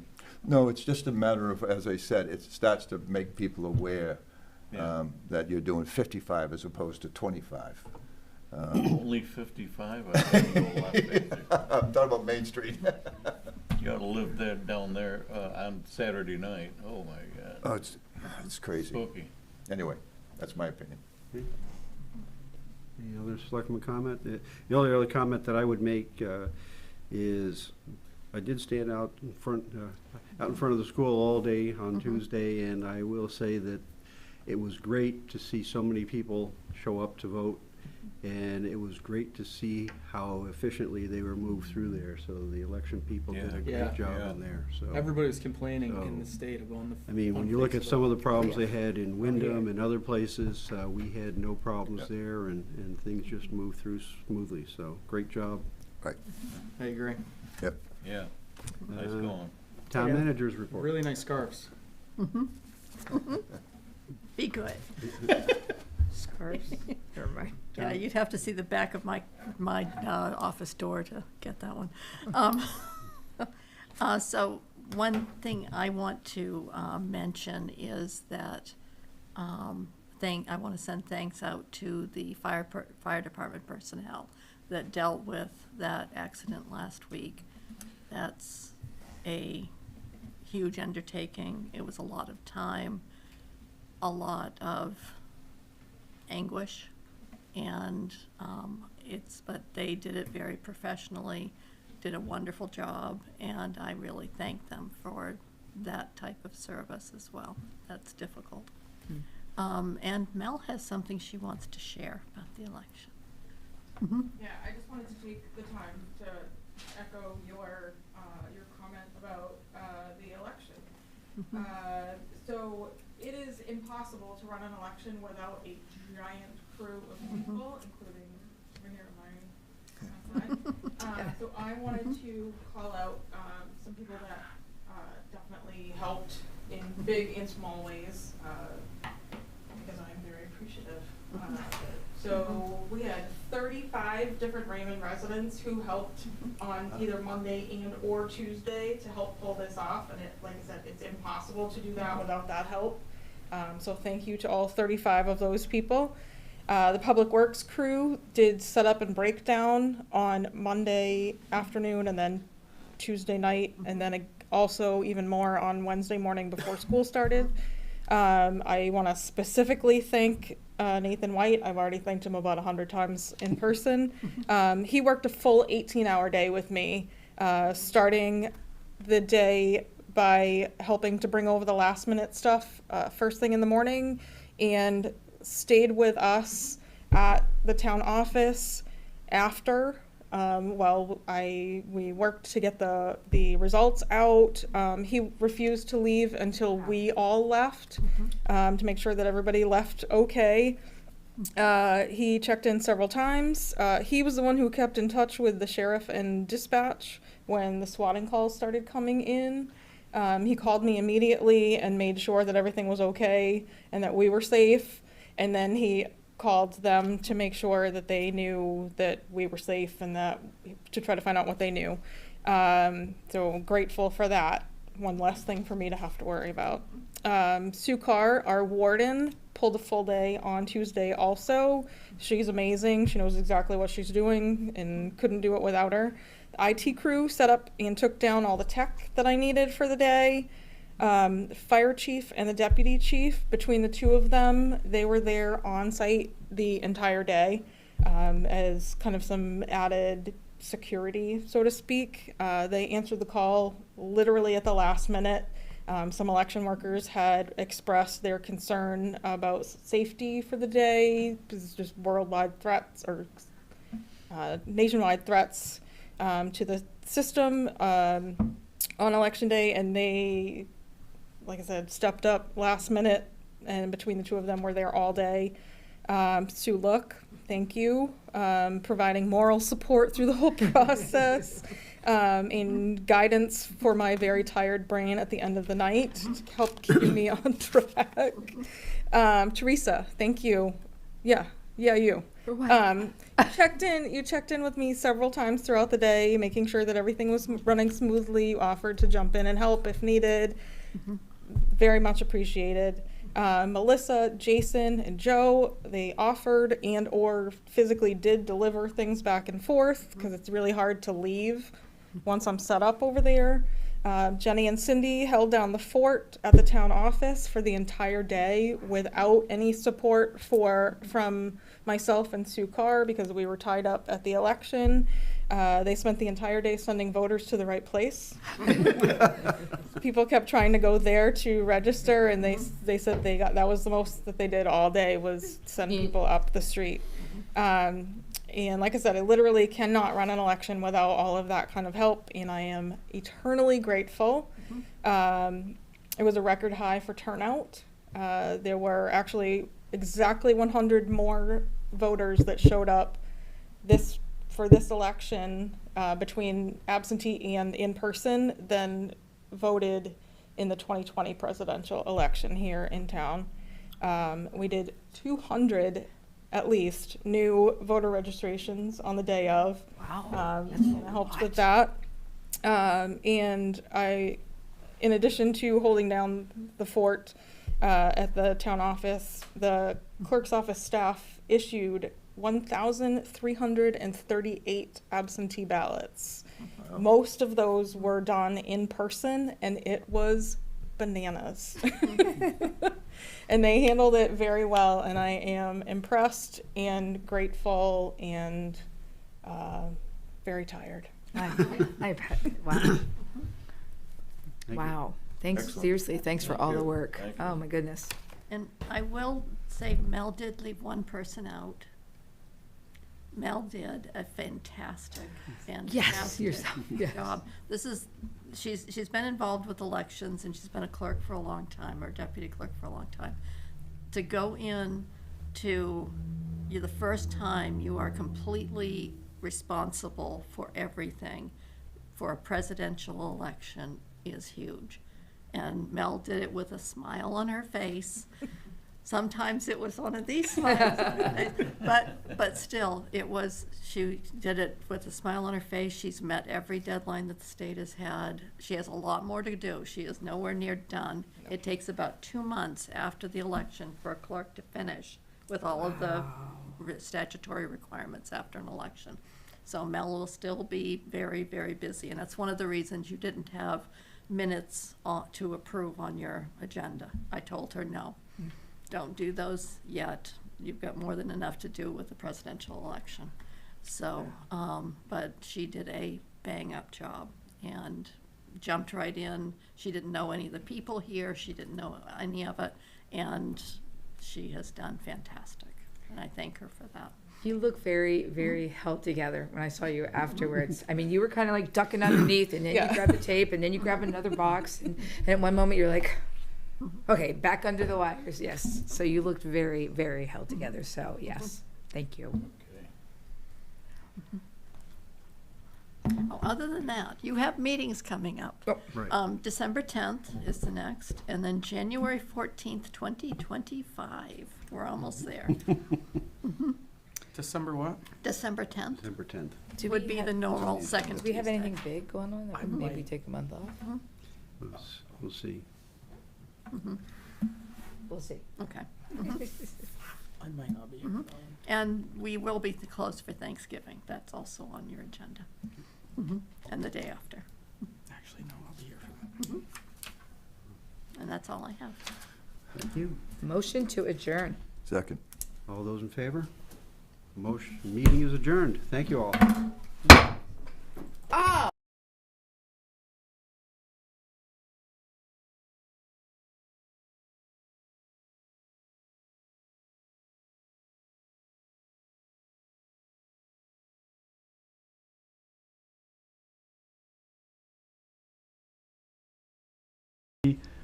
Give it a certain line item and we don't use it, it will go to the general fund?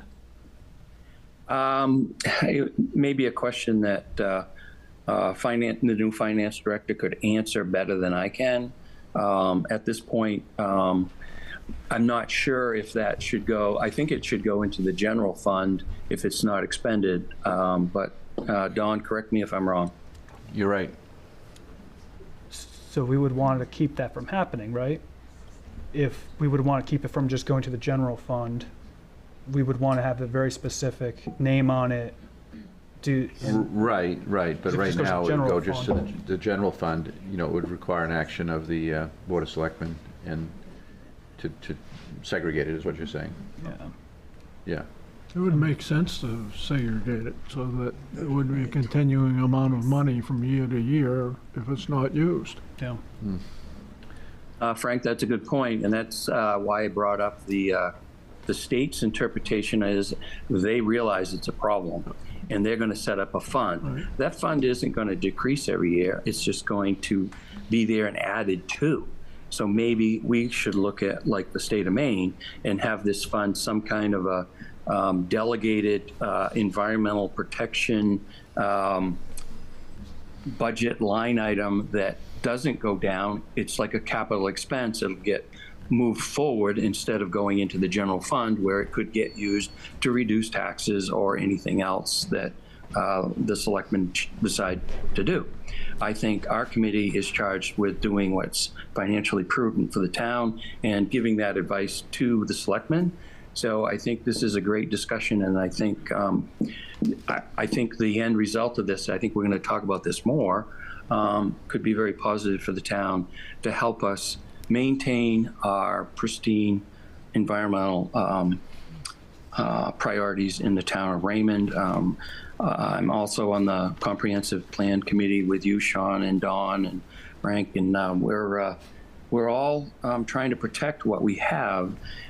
Change isn't bad, but these increases in shoreline development and the pressure on our town is getting tremendous, and it's getting national attention. There was an article in the Wall Street Journal last week, and I did an interview with a reporter that did an article on real estate, and the trend that Wall Street Journal is seeing is that many Americans are coming to Raymond to be on Sebago Lake and other towns surrounding Sebago. They're buying $2 to $4 million houses, they're ripping them down, and they're reconstructing compounds and extravagant luxury homes. And with that comes the potential for violations, and I think we're going to see increased pressure not only on Sebago. I see it on my lake. I live on Crescent. The pressure is unbelievable around the lakes. Everything that goes up for sale is sold, and somebody either remodels it completely or tears it down and rebuilds something new.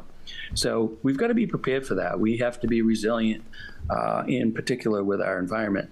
Raymond, home of the landlocked salmon, and all our natural resources is why we're all here. And I can't express how much of a priority I feel that is. And hopefully this money, if it gets designated to some fund or an account that will help the town maintain its integrity with our shorelines and mountains and streams and lakes, then I'm all for that. Okay, thank you. Frank? Yep. Are there other areas in enforcement of environmental standards that we're trying to keep up where money might be needed on a short-term basis very quickly, money that may not be available unless we had an account with this type of money in it? Other than legal, I mean, there may become a time where you need to do something and do something quickly, and there's no money for it. But if we had a fund that you could draw from, it probably would make life a lot easier for you guys. You know, Frank, that's a very good point. And what I'm going to say is a term that we don't hear very often, but unfortunately, we're hearing it more and more. I mean, I just experienced a 1-hour storm here at the house. We must have got 2.5 inches of rain in less than an hour. We're getting more and more storms that they're using the term 1,000-year storms. If you're paying attention to what happened in Connecticut, Danbury, they got 12 inches of rain and that was a 1,000-year event. I've heard that many, many times in the past year. Global warming is happening, whether you want to believe it or not. The weather is changing and it's getting very severe. We saw it with Debbie. We've seen it with Ernesto. It just doesn't stop. And I think that Raymond is very unique. We're high ground, but if you look at our roads, you just drive down Webbs Mills Road, Meadow Road, our roads being washed out constantly. Our public works can't keep up with it. And yes, we're going to have an event that's going to wash out a road. It's going to go into a lake, and we're going to have to do a cleanup. So yeah, Frank, you're right. I would suggest that we come up with a definition of the things that would be needed, such as legal for the environmental piece, or where we may need money that wouldn't be immediately available, that we set aside a third of this money and put it in that fund that could be used when something like that comes in front of us. I had the same storm that you had. The Public Works crew worked for 2 hours on the intersection of Mountain Road and McDermott Road yesterday, and it washed out. What they did washed out in the last hour and a half.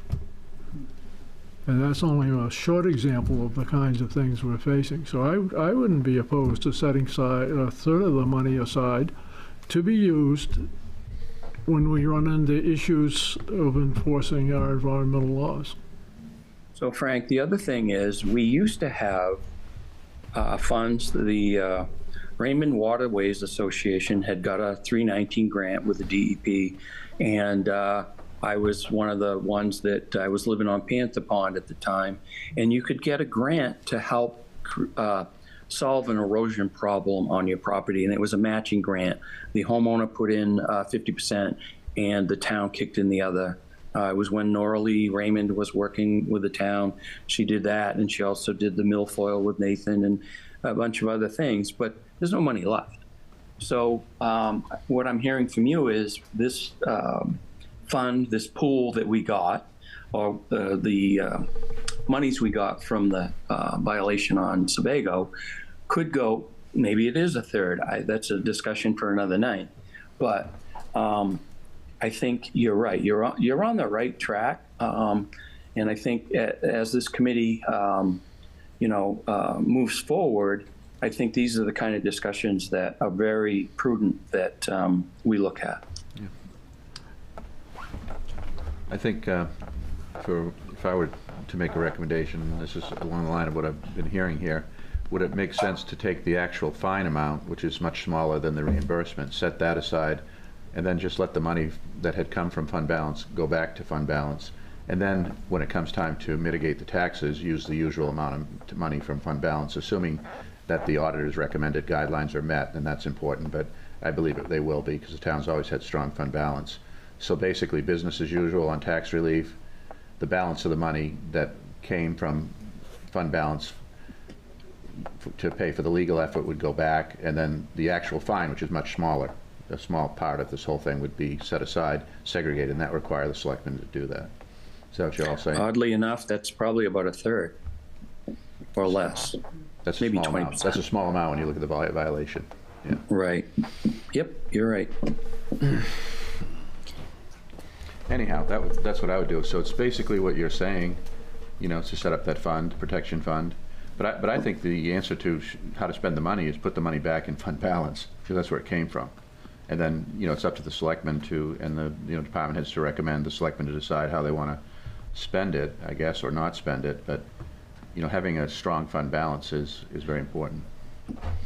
So I don't think spending it on tax relief is really a very good idea at all. But perhaps spending it some other way might be okay, assuming that you had, the capacity. And I would say major non-recurring capital expenditures, not something that's going to, come and go in 1 year. Like you said, maybe some other program or some other, capital facility like the school or something. But then the argument on that will be, well, you can borrow money cheaper than you can set aside money, and they used to have a thing called capital reserve budgeting, where towns would set aside money, year to year, and then save up for the Yankee sort of approach, 10, 15 years, and they say, well, now we have the money to buy a fire truck. And that worked, but you're also losing the capacity year to year because of the cost of inflation, and so you get basically a return on your investment, but you have inflation, so it's kind of a wash in some instances.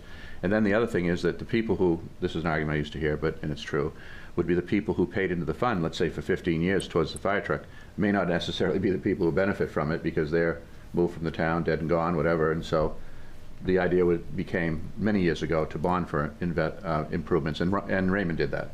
And I think that makes sense, to bond for improvements. But maybe there's something special you want to do. Like when the school was built, I think there was money needed to build a special gym. Maybe there's something, extraordinary you want to do. So maybe that would make sense to use that money.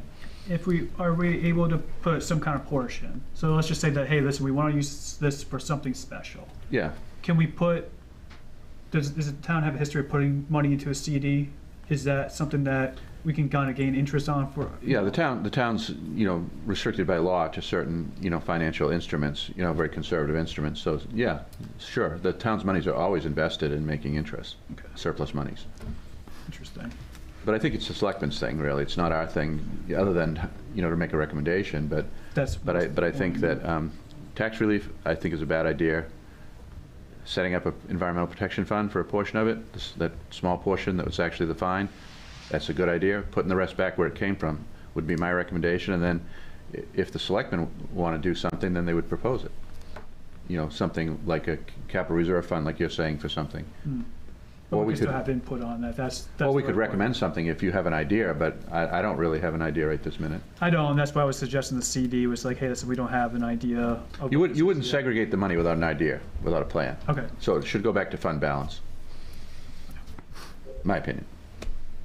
So have an idea. Have a first plan. Would be, yeah, okay. And if we didn't, then it would. So if we're making a recommendation, I think it's the actual fine monies put into a legal protection fund. The bulk of the money, which is actually just a reimbursement of the expended legal fees, would go back to fund balance. And as far as tax relief, you'd use the amount of tax relief that you normally do, assuming that you have that under the auditor's guidelines. So that's what I would say.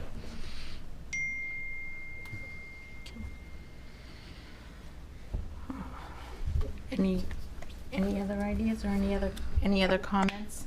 Is Deanna still there? Does Deanna have any suggestions? Well, I was just thinking of how we can but it's going to be so hard to be proactive regarding, like Chris was mentioning, the flooding that's happening far more frequently. And I feel like it would be less expensive to be proactive about some of these things versus reactive about it. But I don't think what we would have for funding would even touch it. But it's something to look for and look at, because we live here and we know the areas that are starting to flood, even with just a few inches of rain, and just seeing if there's things that we can do to potentially mitigate that. I think that's something we really need to look for and look towards. Cliff, you got anything? No, I'm listening. No. Okay. I'm very, very much in favor of putting at least the fine into a fund that's readily available to combat anything else that comes along, and perhaps to use it for emergency abatement if, again, you washouts or something like that. So we aren't spending all kinds of time going through a long funding cycle. I also agree with Dawn that the money that was spent on lawyers' fees was taken out of everybody else's hide, and it probably ought to go back where it came from. So that's kind of my thoughts on it. It's kind of middle of the road, but it's a lot to digest in a short period of time. But I definitely believe in setting if you will, an emergency fund, something that rolls from year to year, and that's the biggest thing. So it doesn't get lost back into the general fund if it's not spent. That it's still there on July 1st, even though it wasn't spent on the end of June. Yeah. If you needed it on the 1st of July, you had it. Interesting what Chris said. So 10 years ago, actually now over 10 years ago, if anybody remembers, it wasn't in this area, but Hurricane Sandy, which was classified as a superstorm because they classified it as a superstorm, the insurance companies didn't have to pay out the same way. Wrecked the entire East Coast. I was living in Long Island, New York at the time. My hometown, Long Beach Island, got devastated. And I was watching some things that happened in Long Island yesterday or the day before, a lot of washouts around where I had lived. And we're talking about seeing those same things happening here. Yeah, I think that protection, however we want to say protection, environmental protection, or whatever, I think that's very proactive, like Deanna was saying. I like to be proactive rather than reactive.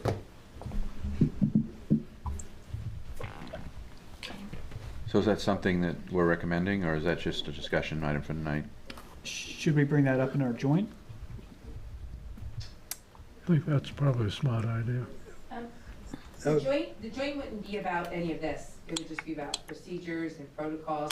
I took a bunch of notes on this, and I'm gonna give it back to the board so they know. Teresa, I can't hear you. Oh, sorry, Chris.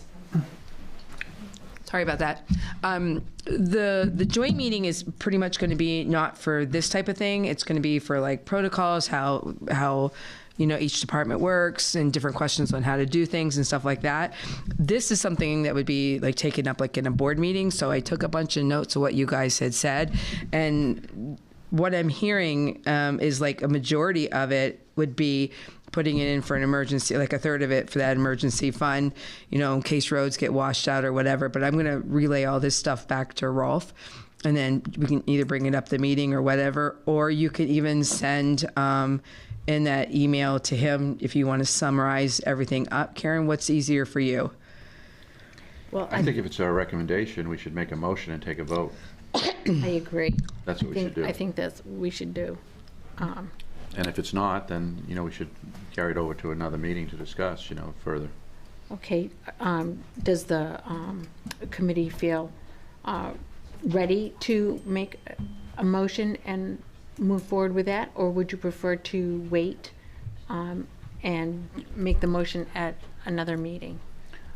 I think that I'm ready to make the motion, and I think it's important because there's going to be a decision made to set the tax rate. And so I think you need to send that, I guess, recommendation before they set the tax rate. I think there was some discussion that to use the money as some kind of windfall to reduce taxes for 1 year. And I don't think that's. Can I just add something? Sure. At that meeting, you had talked about opening the meeting and approving the minutes. I'm sorry, I totally slipped my mind on that. Let's have that joint meeting at the workshop and before the workshop, and then switch into a workshop if that's what you want to do. Do you know what I mean?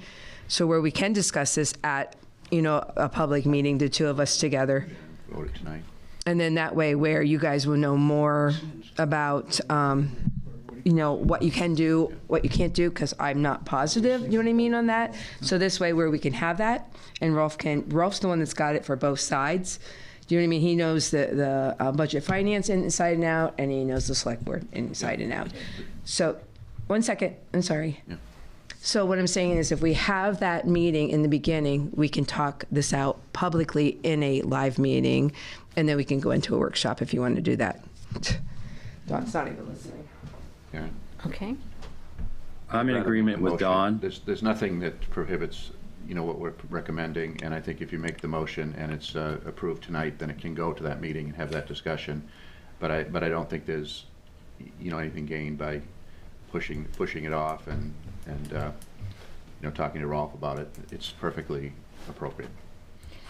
Okay. I feel that we should move forward with a motion, and the committee will make a statement by how they feel about it, and then we can, once the motion goes through or doesn't go through, then the select board will understand where we're coming from, and then we can have that discussion at the joint meeting. Right. I think that would work. Chris? Yeah, I'm agreeing with Don. I'm ready to make a recommendation tonight to the select board that I'm not making the motion. I think, Don, you'd be better at making the motion, but I would be willing to vote on this tonight. I think we have enough information and it's that important that we don't use those funds to go into tax relief, that we just make the recommendation and then we'll have the discussion. Okay, all right, Cliff, did you have something to say? The only thing I'd have to add is, I don't think there's any question that we take the fine part and put that into a slush fund, whatever you want, an emergency fund, and I think it should be stated as such in the motion, and then the rest of it goes as Dawn said. Do you agree with that, Dawn? Yeah.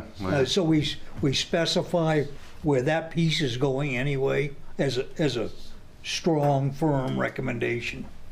Yeah, I agree. Thank you, because I really don't want to see that go back into general. I don't want to lose that. That's my only concern, that we get that piece, and then the rest of it, then we go the other way, and it's open for a lot more discussion. Okay, so Don, do you want to make the motion? I guess so. I thought you were going to do this, but Oh, and real quick, can I just, I'm so sorry. I know we were talking about exactly what you guys were talking about, and I know we had mentioned something about increasing from that fine, part of it to go to legal. Do we want to break it down in this, or are we just doing like an overall, it's not going to taxes? I'm going to break it down. Okay, all right, thank you. That's what my thoughts are, break it down. So I would move that with respect to the Sebago settlement monies, that the town set up a legal and environmental protection fund, recommend to the Board of Selectmen that be set up with the actual fine money, which is a much smaller amount of money than the actual monies that were returned from the violation. So basically, set up a legal and environmental protection fund with the fines themselves. The money that came from fund balance to pay the legal fees should go back to fund balance. And I would add another angle on this, and that is that we would recommend that the Board of Selectmen use the reasonable and appropriate funds that they have used in the past to reduce the taxes for this year, in keeping with, practices far back as I can remember. So assuming fund balance has the capacity, that's the amount of money we would use to reduce taxes. And that's not a very good motion, but I'm just saying that's what I would recommend. Well, that's why I asked you to do it, because it was better than mine. It's too complicated, but basically, I guess, so the motion would be to set the fine money aside into an environmental and legal protection fund. The balance would go to fund balance to reimburse the legal fees expended. And then the recommendation for taxes would be to use something in keeping with past practice. And Chris, do you want to have a dollar amount specific on it? Did you want? We need to move on the motion. Okay. We need to move on the motion. You've made the motion, so we need to have a second to the motion. Do we need a second? We need a second to the motion. I'll second. All right, Cliff will second it. Okay, now we can have further discussion on the motion on the floor. Sorry about that. So it's been answered. Thank you. Oh, I'm sorry. That's okay. Trying to stick to the parliamentary procedure. Yeah, don't let me derail it. So I don't have any further discussion on it. Anyone else have any further discussion? Okay. Well, yes. Weren't we talking about, Sean, did you want a dollar amount tonight? Or just, what I would recommend, and I don't know that we need to amend the motion, because we're going to have numbers that we can use that are our legal fees that were expended, and then what we got in the fine. I don't know, I don't want to quote those numbers tonight, but those are easy to get. And the way, Dawn, you presented that, I'm comfortable with that, because you broke it down into legal and fine. So that's pretty easy to come up with those numbers. Okay. I would agree. I'm good. All right. Any other discussion? Okay. All those in favor of the motion to have the town set the legal and environmental protection fund with the fine money and the fund balance to pay the legal fees back to the fund balance, and the town to use the usual procedures for the taxes to continue with that process. Okay, all those in favor? Okay. Any opposed? None opposed. It was unanimous, so the motion carries. Okay. Is there any public comment for this evening? Okay. Budget Finance Committee comment. One comment. Okay. Just a reminder, next Wednesday, August 28th at 6:30 p.m. will be a workshop to discuss the Comprehensive Plan 2025 update. That's going to be held at Jordan Small Middle School gym. Workshop is open for all town committees and boards, and I know Peter would mention that, but he's not here tonight. So please join us next Wednesday to hear the updated comprehensive plan. Anyone on Zoom have any comments? No? I'm all good. All right, anyone else here? Any comments? All right, we have a motion to adjourn. So moved.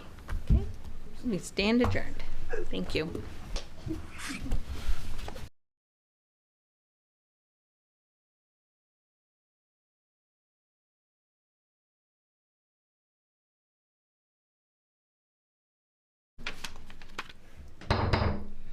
Welcome to the August 27th, 2024 Zoning Board of Appeals meeting for the town of Raymond.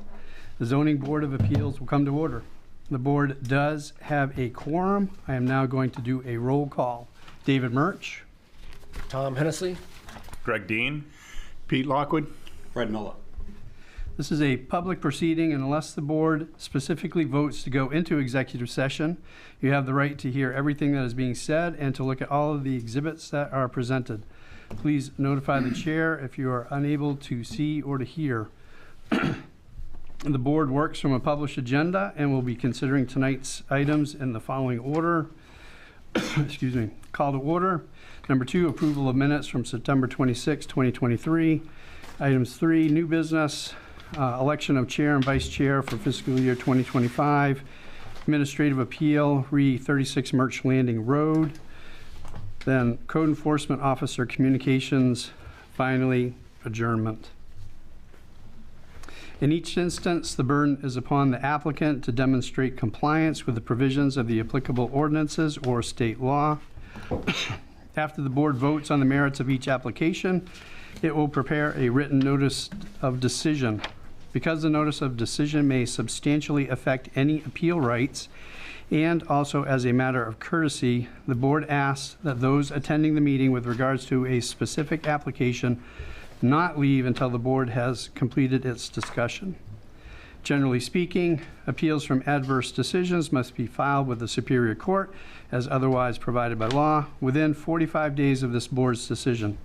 Also, to be certain that you preserve your individual right to file any such appeal, you must be certain that the board's record evidences your appearance this evening in opposition and the basis for your opposition. All persons speaking, including representatives of the applicant and members of the public, are asked to stand at the microphone, to sign the speaker's sheet, state their name, address, and affiliation with the application, being either for, opposed, or neutral. All persons speaking shall address all remarks or questions to the chair. This meeting is not over until the board has formally adjourned. Any discussion not included on the meeting agenda or accepted by the board is to be held until after adjournment or conducted outside the meeting room. Next up is approval of minutes for September 26, 2023. If there are no corrections, the minutes are approved as distributed. Next, election of chair, our new business chair and vice chair for fiscal year 2025. Do I have any nominations for chair? I'd like to nominate David Murch. I'd like the second. Any other nominations? Okay. I will accept that nomination. Thank you. Do I have a motion? So moved. So moved. I gotta have it clear on that one. David Murch as chair for that. Okay, so move to elect David Murch as chair. Do I have a second? Second. Any further discussion? All those in favor? Pass unanimously. Next up, nominations for our vice chair for fiscal year 2025. Do I have any nominations? I'd nominate Greg Dean. Any other nominations? Greg, you willing? Yep, I'll accept it. All right, I will make a motion that we move forward with Greg Dean as vice chair for fiscal year 2025. Do I have a second on that? Second. All those in favor? I guess I'll Yeah, vote for it's- myself. It's legit. So approved unanimously. Excuse me. Next up is our administrative appeal for 36 Murch Landing Road. Applicant Karen and Bill Burke, location 36 Murch Landing Road. Owners O'Connor. Description, administrative appeal of a permit for a second dock, permit number 202-4146. Assisting tonight for the ZBA is Attorney Hamer. Attorney Hamer, we have been through several administrative appeals, but it's always helpful to have guidance for properly move forward with next steps. So if you want to outline for us what that will look like tonight, we have obviously our code enforcement officer here with us. We have the appellants and their legal representation. We also have the owners in attendance of the property with legal representation for them as well. So it would be good for us as a board to know when it's appropriate for each of these parties to speak, and again, guiding us through the proper steps forward with this appeal. Good evening. My name is John Hamer. I'm an attorney from Rubin Winchell, and I'm happy to answer any questions you have as they come up.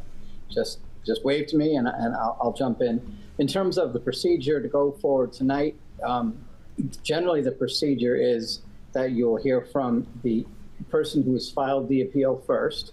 They present their case, followed by any adverse parties who might want to speak in rebuttal, and then hear from the code enforcement officer. Usually that's last, but it's up to you on how you want to proceed. Some boards have the code enforcement officer present the issue up front and then turn it over to the parties. But for the most part, you want to hear from the applicant first, and you open it up to parties who are opposed to the appeal, and then get this code enforcement officer's viewpoint. And you can go back and forth as necessary until you get the whole story out.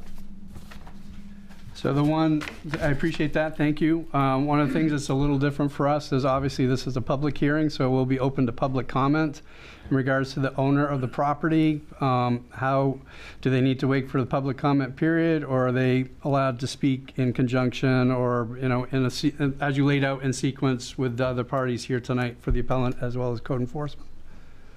The owner of the property, I would say, am I unmuted? Yeah, okay.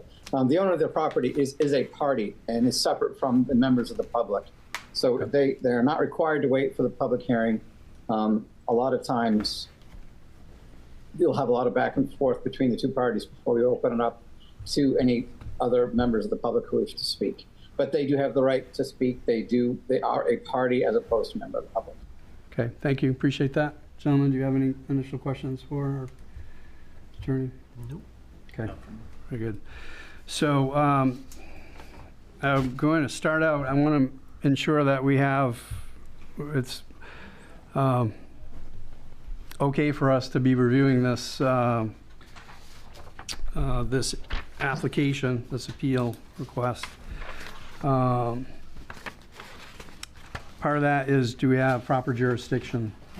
Having reviewed the ordinances, I don't see any question that we have jurisdiction over seeing this. Does anyone on this board find otherwise? Okay. Is there anyone on this board who may have a conflict of interest or personal bias with regards to this case? Yes, David. I would just like to mention that my parents have worked with Murray Plum and Murray in the past. In particular, Peter Plum was their attorney for their will and testament, and I was executor of their estate. That business is complete and has been for a couple of years, but I just wanted to disclose that. Okay. The appellant parties, do you have any concerns with this? We do not, thank you. Okay. And nothing from us either. We trust there won't be an issue. Okay. Chris, you okay? Yep. I'm okay with this. Rest of the board, you okay? Yep. If there's any need to vote then. Standing, let's see. The standing, if the board decide have the authority to review the application, it must decide whether the applicant has standing to apply or to make the appeal. Again, having read the appeal, I believe they have standing. They are abutters. They have made a case for us to review this. Is Does anybody feel contrary? No. And Sandy is not here, but my assumption would be, Chris, that if appropriate fees hadn't been paid and this hadn't been filed properly, we would not be meeting on it tonight. Correct. Would that be correct? Okay, very good. Application was complete in its submission, at least as far as I can see. Do we have any disagreement with that? Nope. Okay, so I believe that moving forward, we have the right and responsibility to be reviewing this case. So, if I understand correctly, Attorney Hamer, we should be hearing first from our appellants with regards to this case. Yes, there is. And the threshold issue, which you'll be hearing from the appellants, is a question of whether the appeal was timely filed. You're right. I missed that. You know what? I knew that was a big one, and I jumped right over it and not even thinking. So, how best do we do this? It's almost like it's like two little mini cases. How do we properly move forward with this without? Obviously, we don't want to trial this. We don't want to go through this case in too greater detail if we're not going to really be hearing it in full. So what is your recommendation how we move forward with this? I suggest that you have the applicant address the question of timeliness first and allow the opposing party to respond and just deal with that issue first. And if there's a decision that the appeal may proceed, then you can go on to the merits. Very good. Thank you.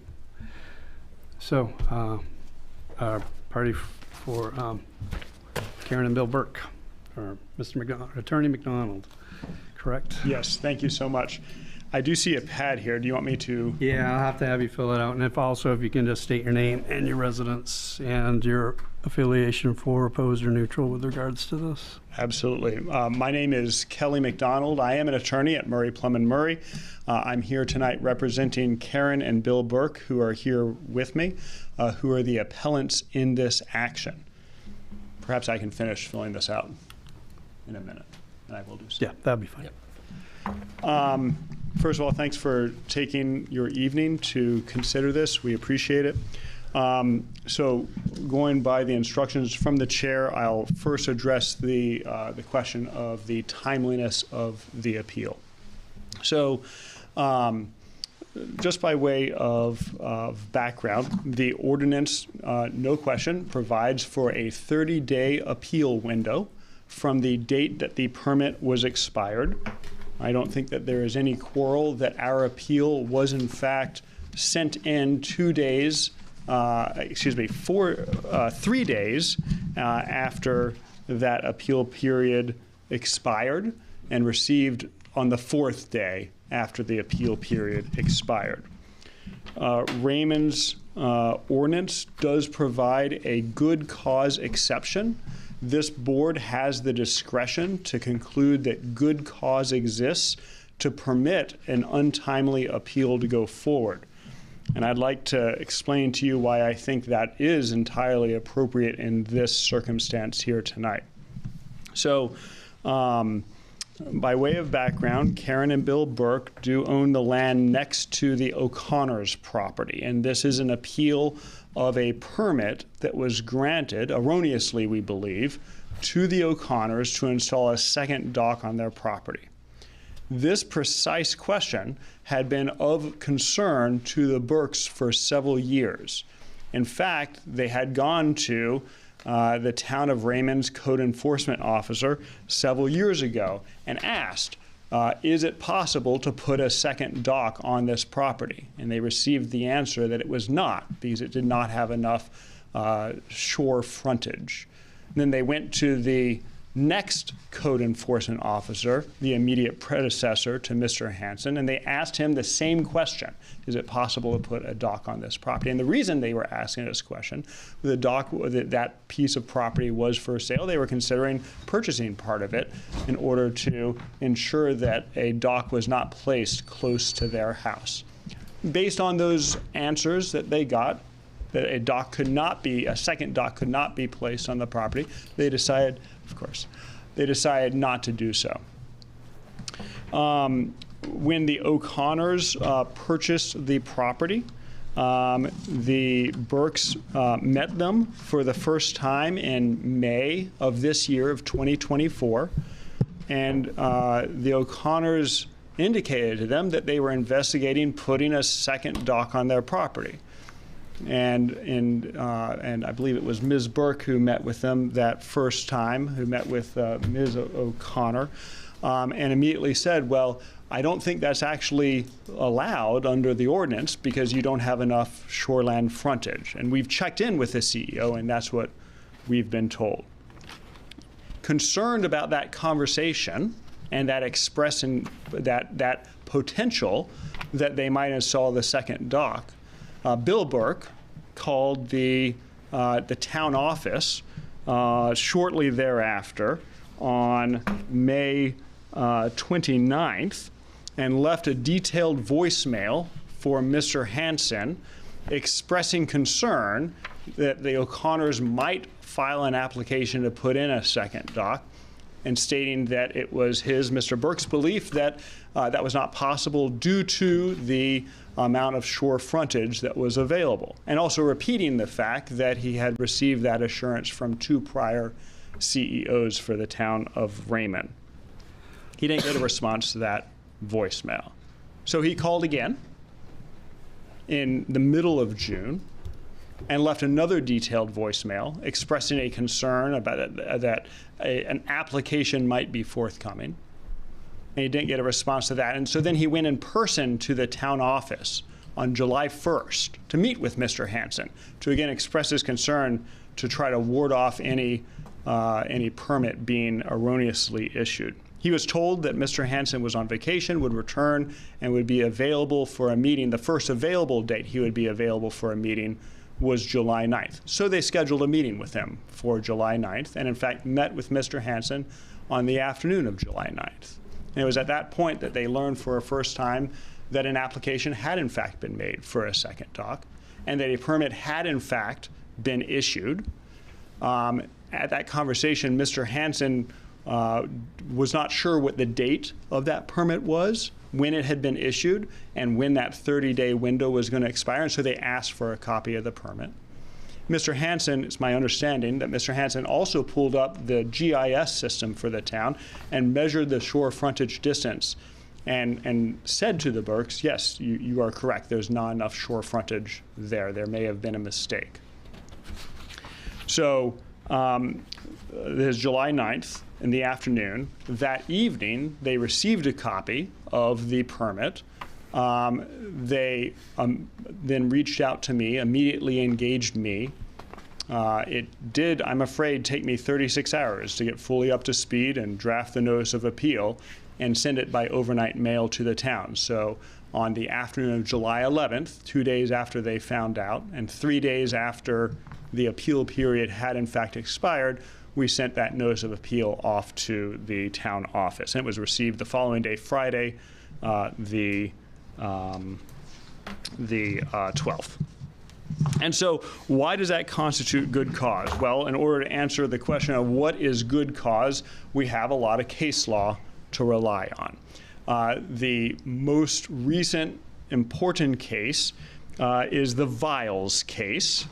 And in the Viles case, which was a case decided by the Maine Law Court, the Maine Supreme Court, in 2006, the law court was considering this as Viles versus Town of Emden. And in that case, the law court concluded that in circumstances very similar to those here, a delay of 5 months after the permit was issued was acceptable and was justified good cause for the board to extend the deadline because, for a couple of different things. First of all, the abutter hadn't received any notice that the permit had been issued. When the abutter came back to their property and saw the construction occurring, they immediately took action and raised their concerns. And in fact, the permit was issued in error. And for those, in those factual circumstances, the law court said, yes, good cause exists there, even though you're 5 months after the appeal period expired, to allow that appeal to take place. In that decision, the law court set forth a bit of a test. It's not a binary test. It's not an easy test. It is a really a factually based test. And what the law court said is that boards should consider a variety of factors. Some may apply to a specific case, some may not apply. And so some of those factors that they listed was notice received by the abutter, how long did the appellant wait after getting actual knowledge that the permit had been issued, did the municipality violate its own ordinance, and did the abutter violate the permit they were issued.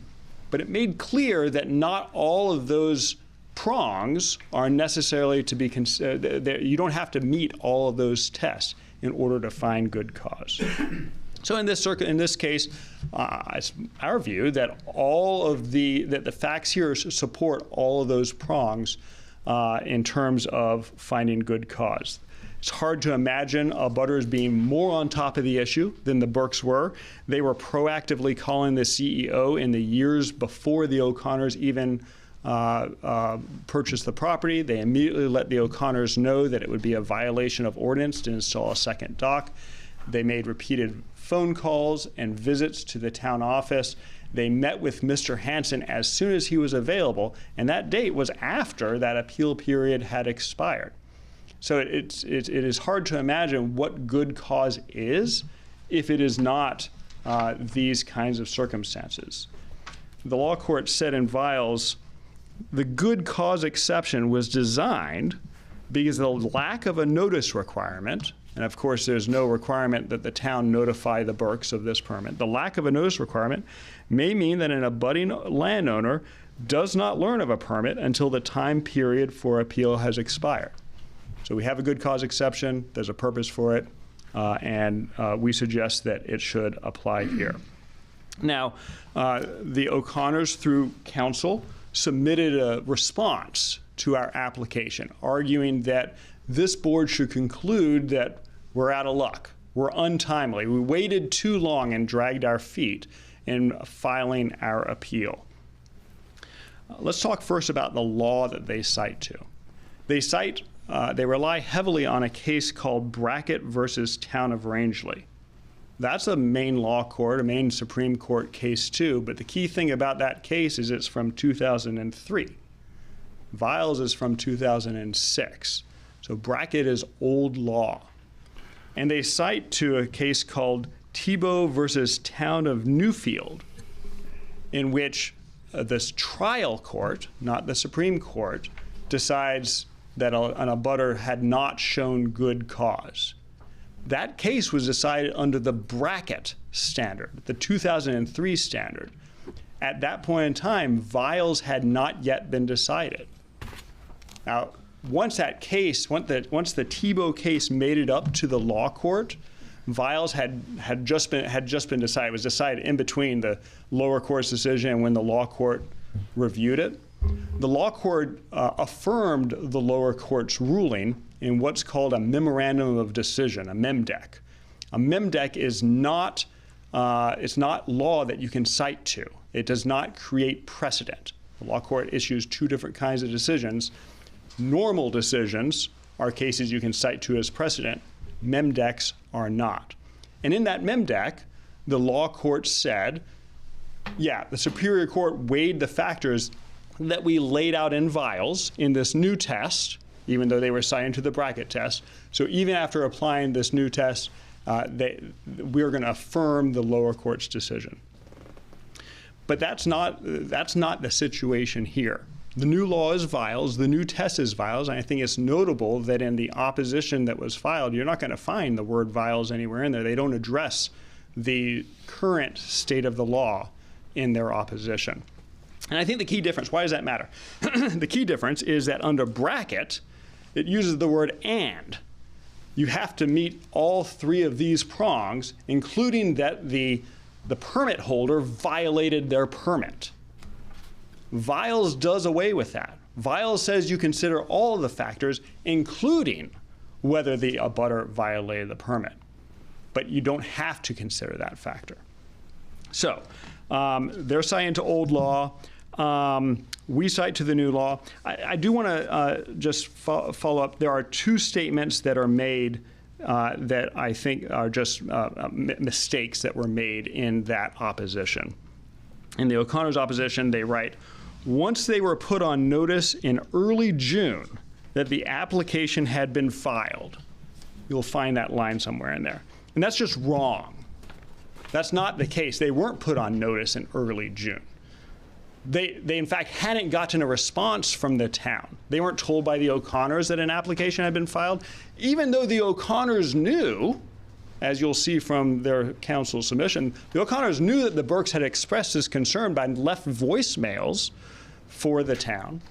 The O'Connors didn't tell the Burkes that the application had been filed or the permit had been granted. And the town didn't tell the Burkes that the application had been filed or the permit had been granted. They didn't learn any of that until the meeting with Mr. Hanson on July 9th.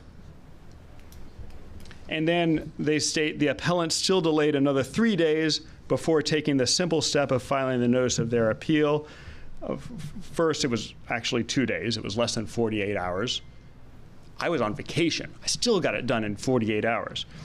And even if it had been 3 days, we're going to suggest to you that it's completely reasonable to file a notice of appeal within 3 days and only 4 days after the appeal period had expired, especially in light of the Viles decision in which the applicant was 5 months after the appeal deadline had expired. So that's what I have to say about the timeliness issue.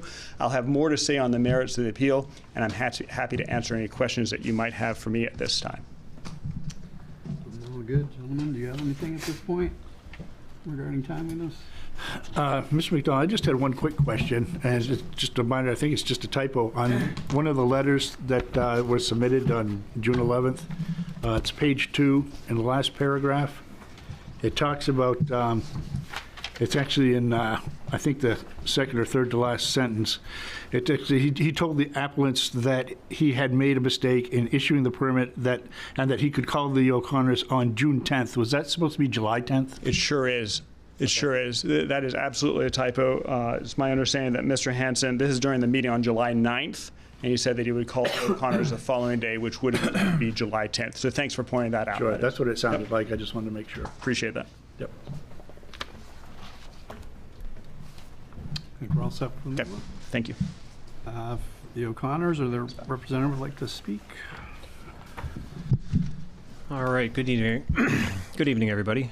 Jason Howe with Preddy Flaherty. I'm here on behalf of our clients, Dan and Kathleen O'Connor, not O'Connell, to be clear. I appreciate Kelly's take on the facts. I think we come down in a slightly different place. I think as you see laid out in the memo that we submitted, the feeling is that our clients did everything they could to play by the rules here, everything that they could to play by the book. After that initial conversation with the Burkes, they reached out to the town code enforcement officer and said, what do we need to do? Is this something that we can do? Can we build a dock here over on this portion of the point of land? And after a meeting and a conversation, the response was, yes, this qualifies. Our folks, of course, went forward with planning for the installation after hearing from code. No,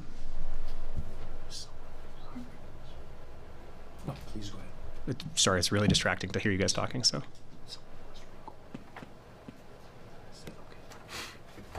Could you go up? Sorry.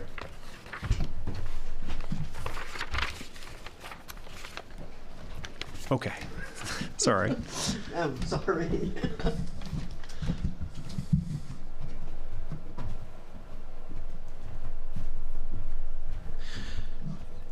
In any event, notwithstanding the attempted recording, our clients reached out to the code enforcement officer and got word from code that no, in fact, they were entitled to install the dock on that portion of the land.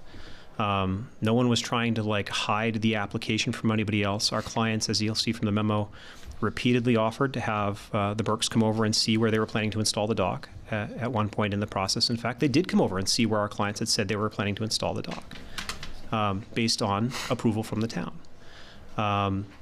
We take a little bit of an issue with the notion that somehow, as Kelly insinuated, our clients were trying to hide this application from the Burkes. Very much not the case. They had sought input and asked them to come over, had asked to be neighborly, wanted to show them where they were going to install the dock, wanted to make sure it wasn't going to be too close to theirs, even though the Burkes dock is right on the property line. Our clients were willing to move it further away.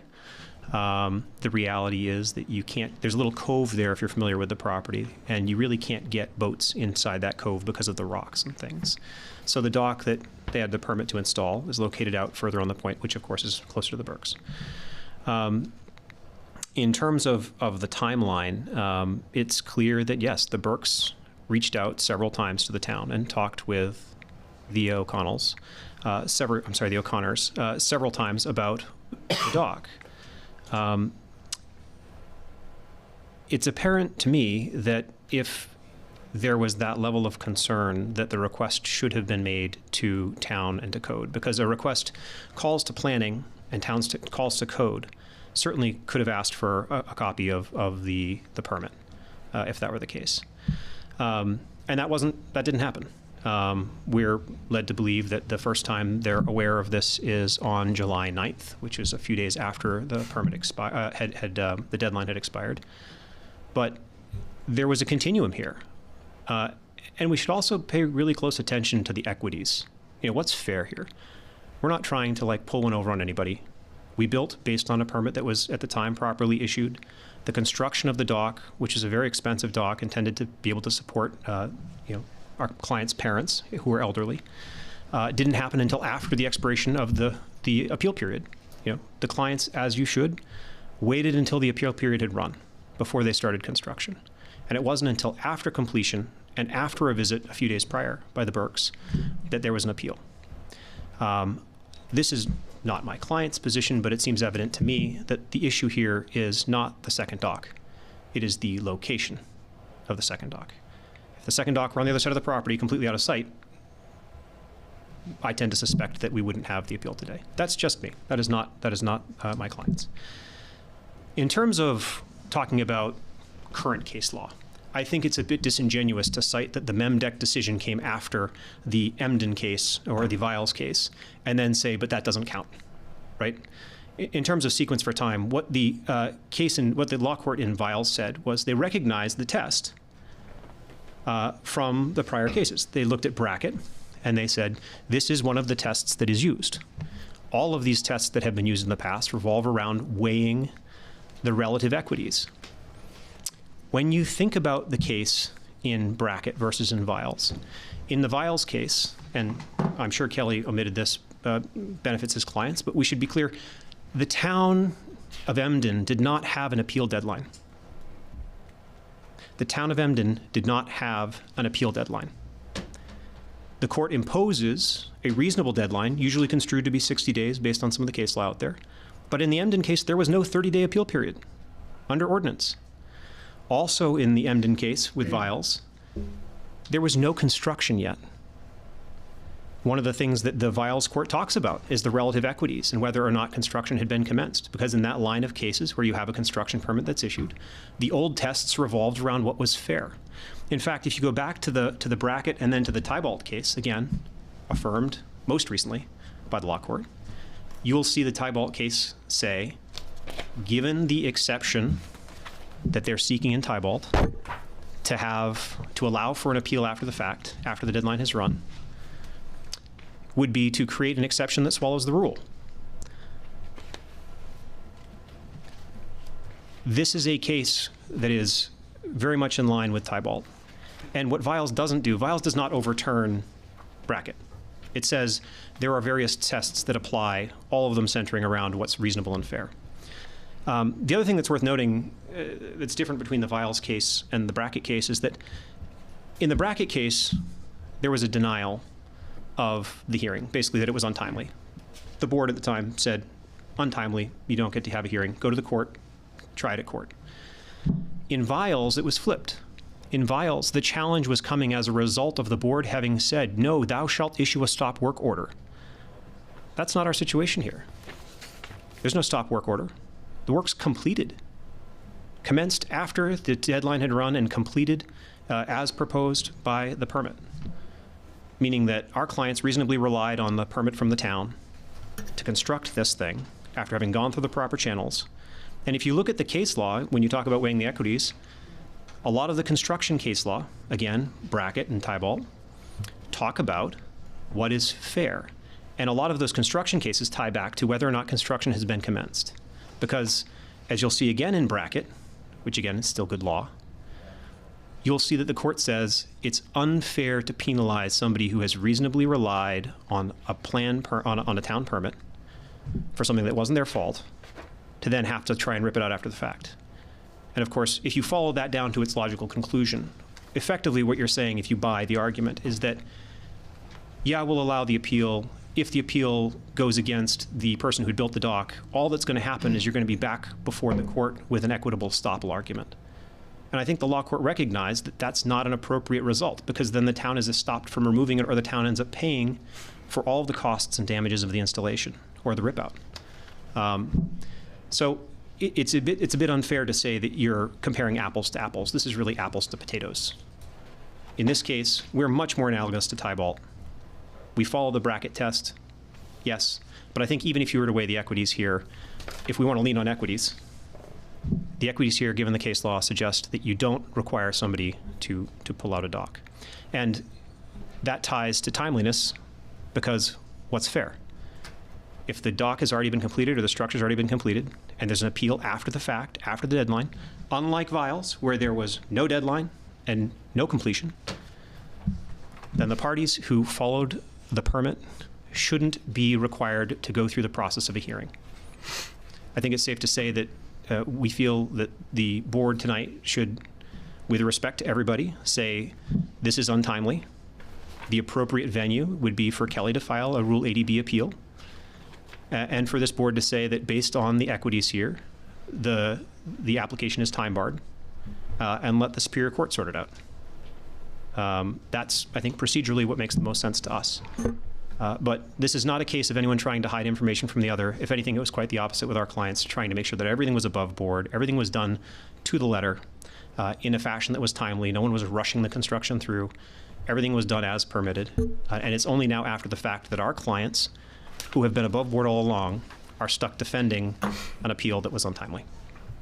Happy to answer any questions if you have them. I've got one. Greg? I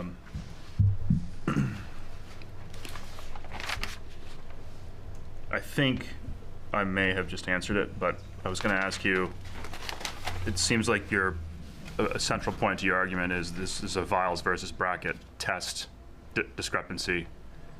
And am I right in understanding that as you've written, that the Brackett test is the enumerated in page 3? Page 3, yeah, of our... Page 3, okay. Yep. Page 3, second from bottom, is the test. Yeah. And I think that if you look at, I don't have the Viles case, Kelly may, but if you look at the conclusion to Viles, it calls out the Brackett case as one of the lines of analysis. It doesn't overturn it.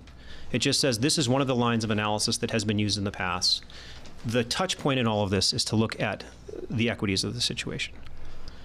And if you look at the case law that they rely on, not addressed in Viles because it wasn't the fact set, is that in instances where the parties have built in compliance with the permit, which is what Brackett's getting at, by the way, but in instances where parties have built in compliance with the permit in reasonable reliance on the permit that was validly issued in the appropriate time frame, having done nothing wrong, you apply a test that favors the party who's being challenged, because they followed the rules and are now after the fact being penalized. And in those cases, the courts typically find that it's not timely. In cases like Viles, where there isn't a deadline and where the construction has not been completed. And by the way, in Viles, it was truly a vile fight between the two neighbors. It's been going on for years and years and years and years, really ugly stuff. But very distinct situation then for here. So the court doesn't overturn the test. It just says, look, we use different tests. They all sort of weigh the equities. And I think the distinction is more along the lines of what's fair here in terms of timing, certainly given the completion of the project. Sure, I agree. Yeah, again, not being an expert on the case law, could you just summarize the what was the dispute of the bracket case in terms of property? What was the permit for? Building a house. A house? Yeah, it was building a house. Okay. In the bracket test, the question was whether or not you could build a house. And in the bracket case, there was the person who was building the house built it in the wrong place, at the wrong size, the wrong time, hadn't followed a bunch of shoreline setbacks and wastewater treatment procedures, which is where I think you get the compliance with the permit language that comes out of bracket. But again, very different circumstance in allowing that rule. And the other point in bracket too is, the notices had required hearings, and they didn't in bracket give them. So here we're in compliance with the letter of the law. I got a question. You're good. Was there no possibility of replacing the floating dock with the fixed dock at the floating dock location? I'm so glad you asked that. That's what I... Yeah, we're not at the merits, so I don't want to be premature. But the other thing here is that, as you'll see in our argument, if you read our memo, we touch on that point, and that is that there is nothing which precludes the board from simply saying that CEO has to add a condition to the permit which says you shall not dock boats at the, I've been calling it the weird boxy structure. It's probably the wrong technical term, but it's basically like a railroad tie construction in the water from which a jumping dock comes off. Follow up. So has the floating dock been removed now? And it's in the process of being removed. And then it's never coming back? It could never come back. I think we can get into this if we... But that's the merits, yeah. Okay.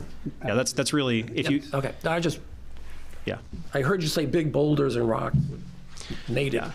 Yeah, well, had to move. If Kelly has a chance to hold up his diagram later on, you'll see that there are rocks that prevent access to the interior of the cove, and that the dock that's there now, as permitted, comes off of the point where you can actually get a boat up to the dock. So, but Tom, that's a great question. Any other questions? Okay. Very good. Thank you. Chris? I'm going to reserve most of my comments if you go forward with the appeal. But I would like to say a couple things. And they're in general about the Burks, the O'Connors, and the communication with me about the dock permit and what I issued. And I'm not going to get into extreme detail because if you go forward, I'll provide more.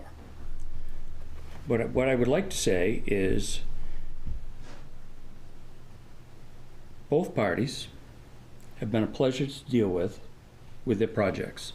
I dealt with the Burks for a number of years while they built 2 cottages, tore down existing buildings, and their passion for preserving the environment in the lake was extraordinary.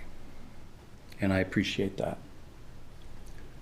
The O'Connors have bought a property abutting the Burks, which I would say the exact same thing. The Poulins, prior to the O'Connors, tore down a home, built a new $4 or $5 million home. I'm not sure what the price was, but it was extraordinary in that they took extreme care to protect the environment. Both parties are very conscious about Sebago Lake and preserving the lake. They both have the right to have peaceful enjoyment of their properties. They both have large properties. This dock, I think there's some miscommunication on all sides. I met with the Burks about a permit that I issued. Their concerns were at a time when I was absolutely underwater with permits and inspections and trying to keep the office afloat. I was caught by surprise that they were concerned that I issued a permit for a second dock. I didn't. If you look at the permit, it says for a new dock. In the conversations with the O'Connors and Lois O'Connor, the real estate agent that represented them in their purchase applied for the permit with Mr. Burke and I believe your son. Am I right?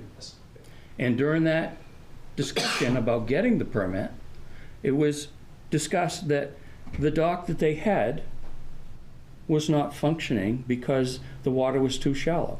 There were too many boulders, there was too much wind, and they were getting complaints from the neighbors about the clanging of the dock. And it was my understanding that when I issued this permit, that dock would be removed. And that the permanent dock that has been discussed as a permanent dock by previous code officers, I would say that's their interpretation. My interpretation is that there was a landing. A landing isn't a dock.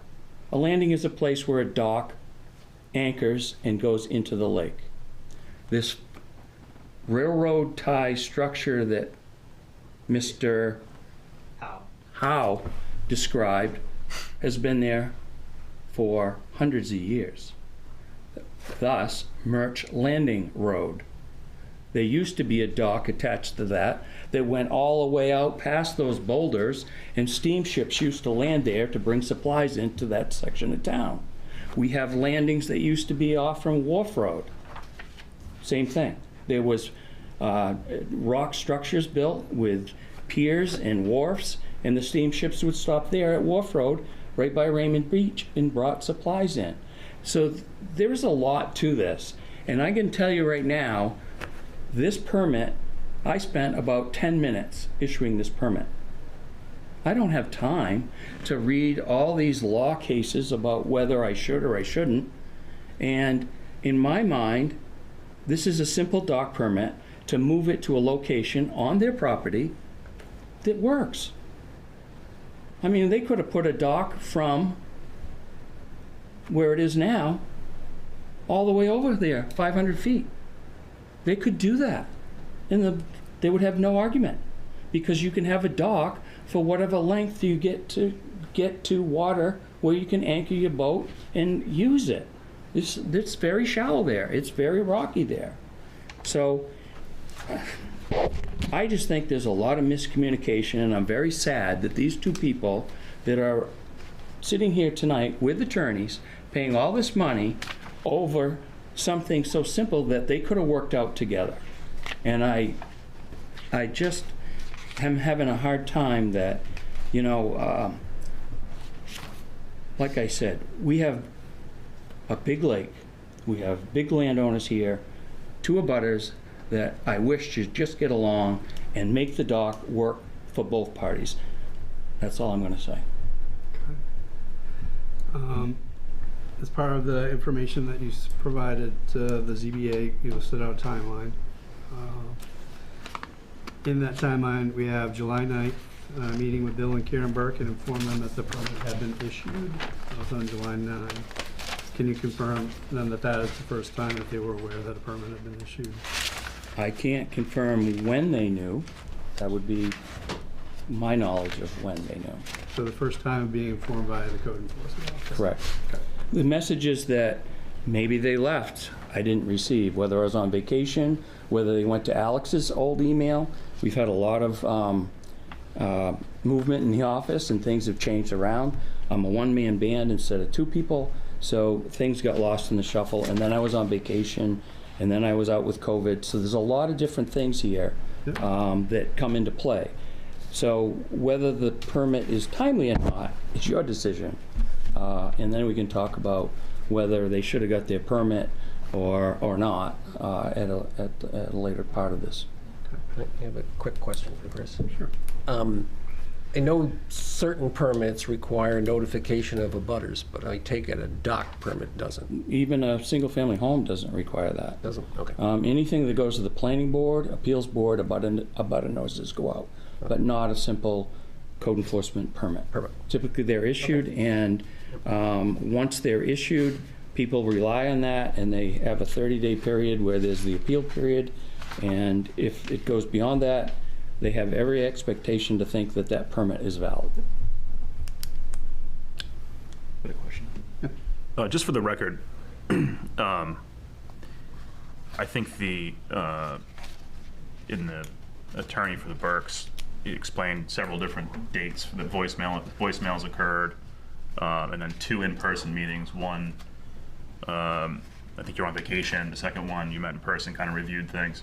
Is that generally your recollection, kind of late May, voicemails, and then?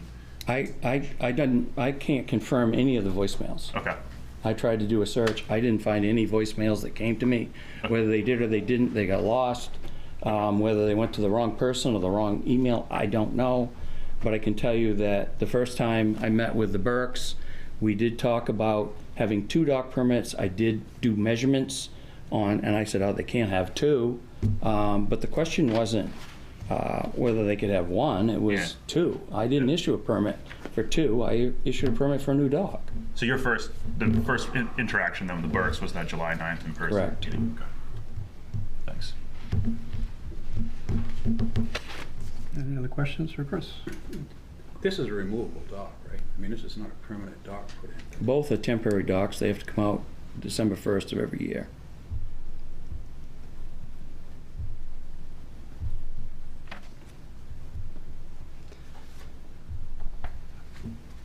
Attorney McDonald, a bunch of information has been gone around. I give you just an opportunity to respond to any of it quickly.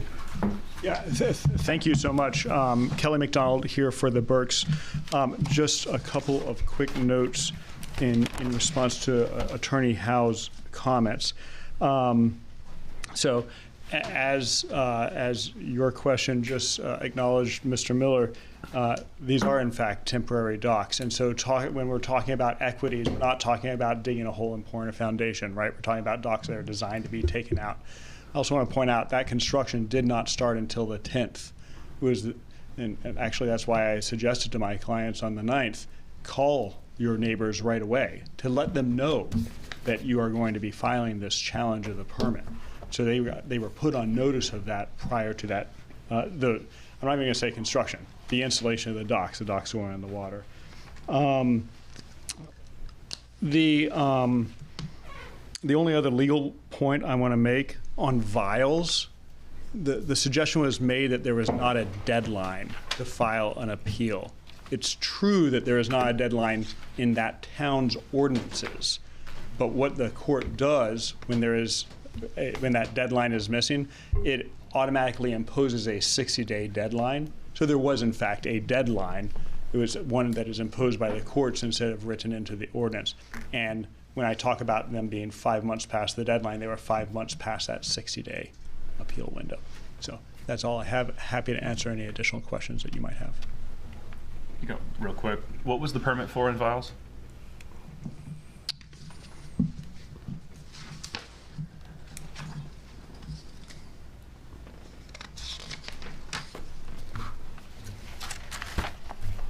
For a house and an attached garage. Okay.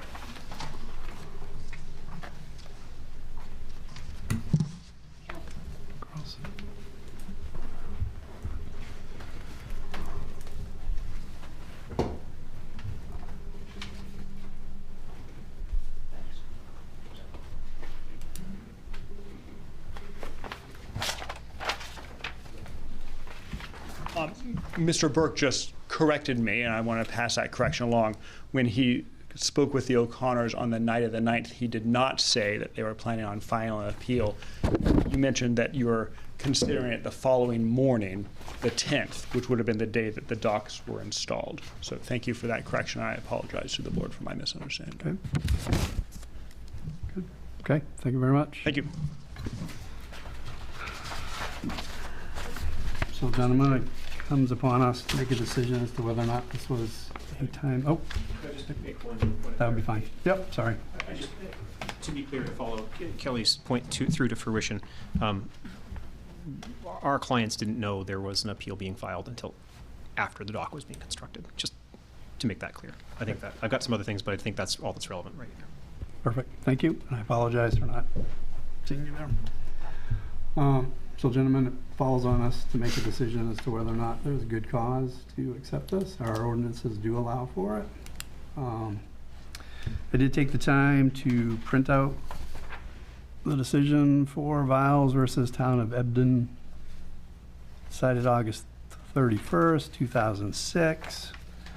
Of note, paragraph 11 states, in discussing the factors to be utilized by courts in determining whether there is good cause to allow a late appeal, it is useful to recall the rationale in Keating for the good cause exception. The need for a good cause exception primarily stems from the lack of notice of the issuance of a building permit to abutting landowners or persons who may be aggrieved by its issuance. Reference to Keating. Maine statutes do not require municipalities or permit holders to provide notice to abutting landowners of the issuance of a building permit. Some municipalities may have enacted notice requirements in their ordinances. See bracket. In Keating, we acknowledge the difficulty of a notice requirement. The good cause exception was designed because the lack of a notice requirement may mean that an abutting landowner does not learn of a permit until the time period for appeal has expired. Paragraph 13 goes on to state, therefore, when a court examines whether the good cause exception is applicable to a situation, it starts with determining whether the appellant received notice of the issuance of the permit. Given the rationale in Keating, lack of notice is a key factor, but it is not the determinative factor. Reference to Gagne versus Lewiston crushed stone.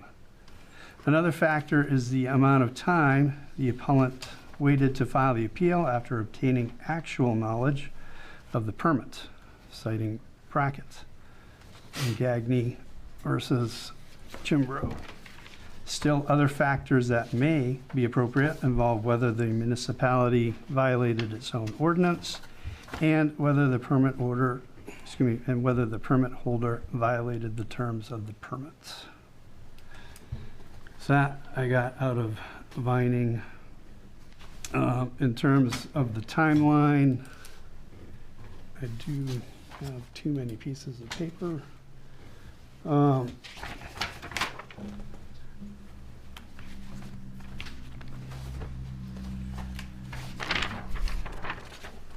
So Attorney Howe has provided an outline. He is showing a July 8th appeal deadline. The July 6th actually fell on a Saturday.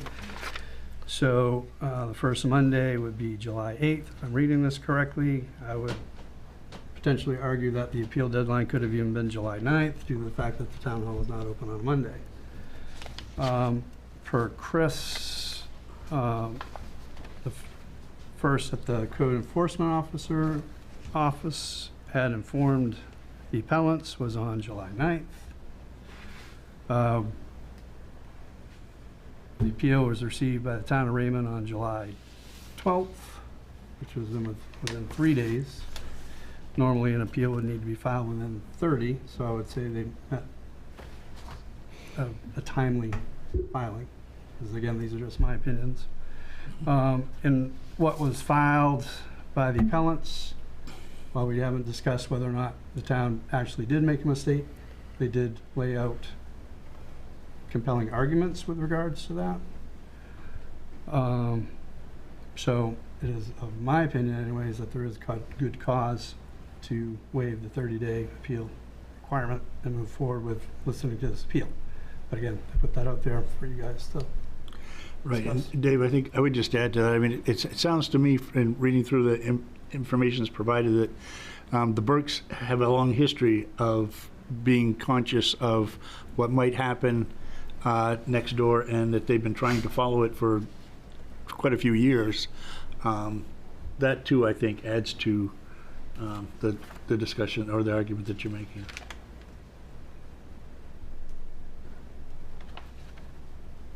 So with that said, I will make a motion that there is good cause to waive the 30-day requirements and allow for the hearing of this appeal. I make that motion. Do I have a second on that? A second.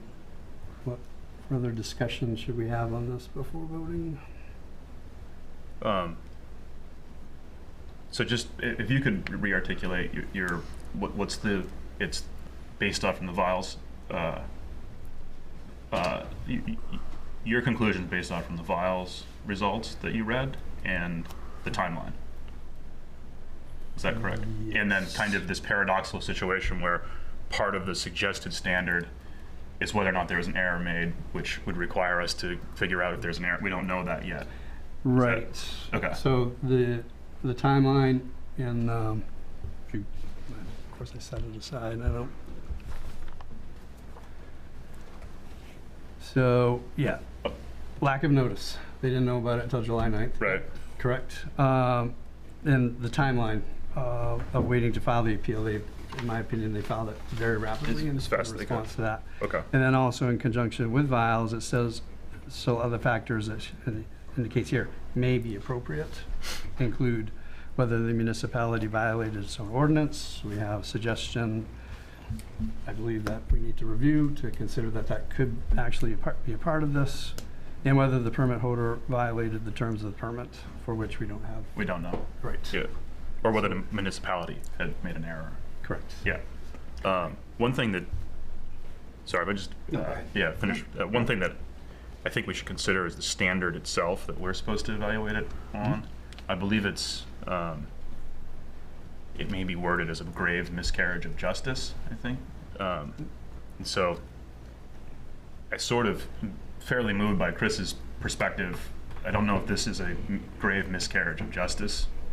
Both Vials and Brackett are houses with garages, substantial stakes.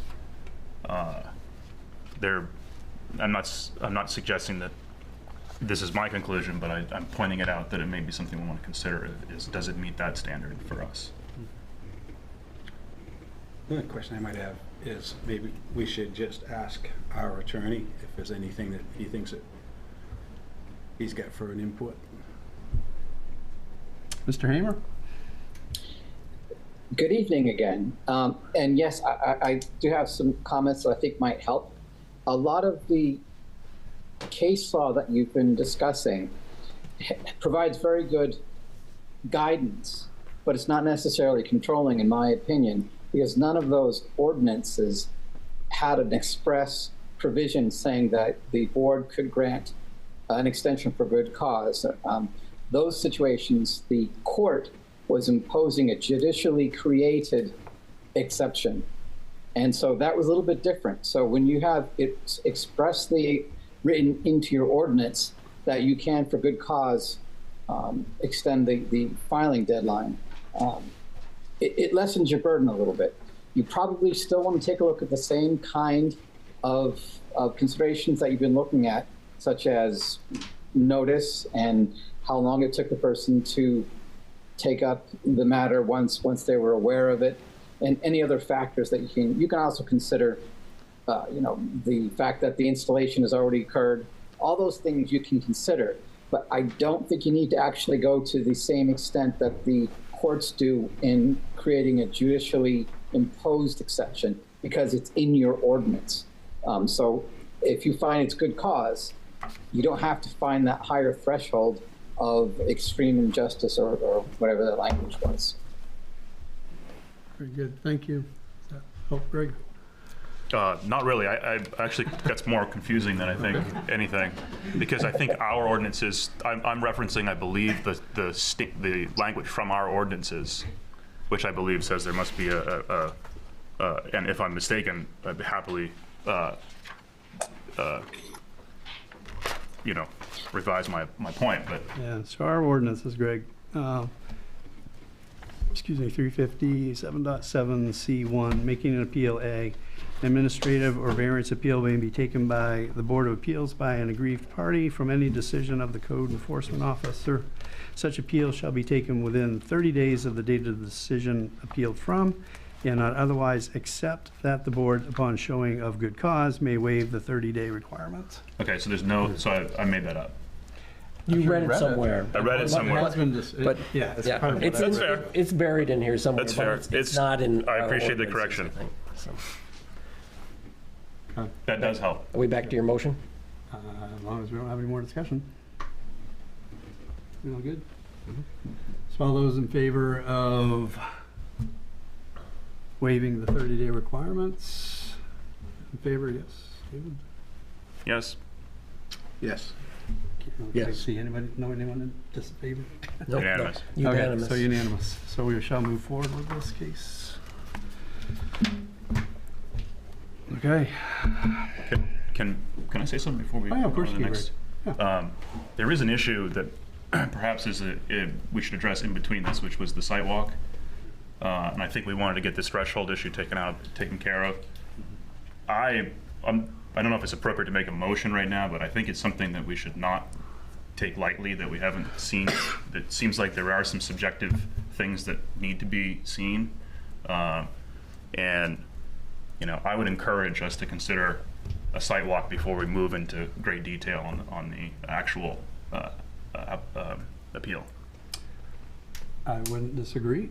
However, I do believe there's some additional information that's going to be provided in terms of photos.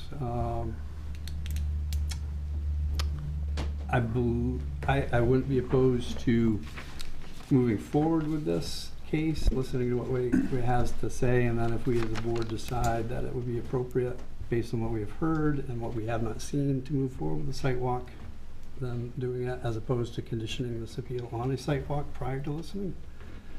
But I put that out there as just my thoughts. I just have a quick question for Chris, I guess. Do any of these dock installations require a post-installation check-off, sign-off, inspection? Yes. So,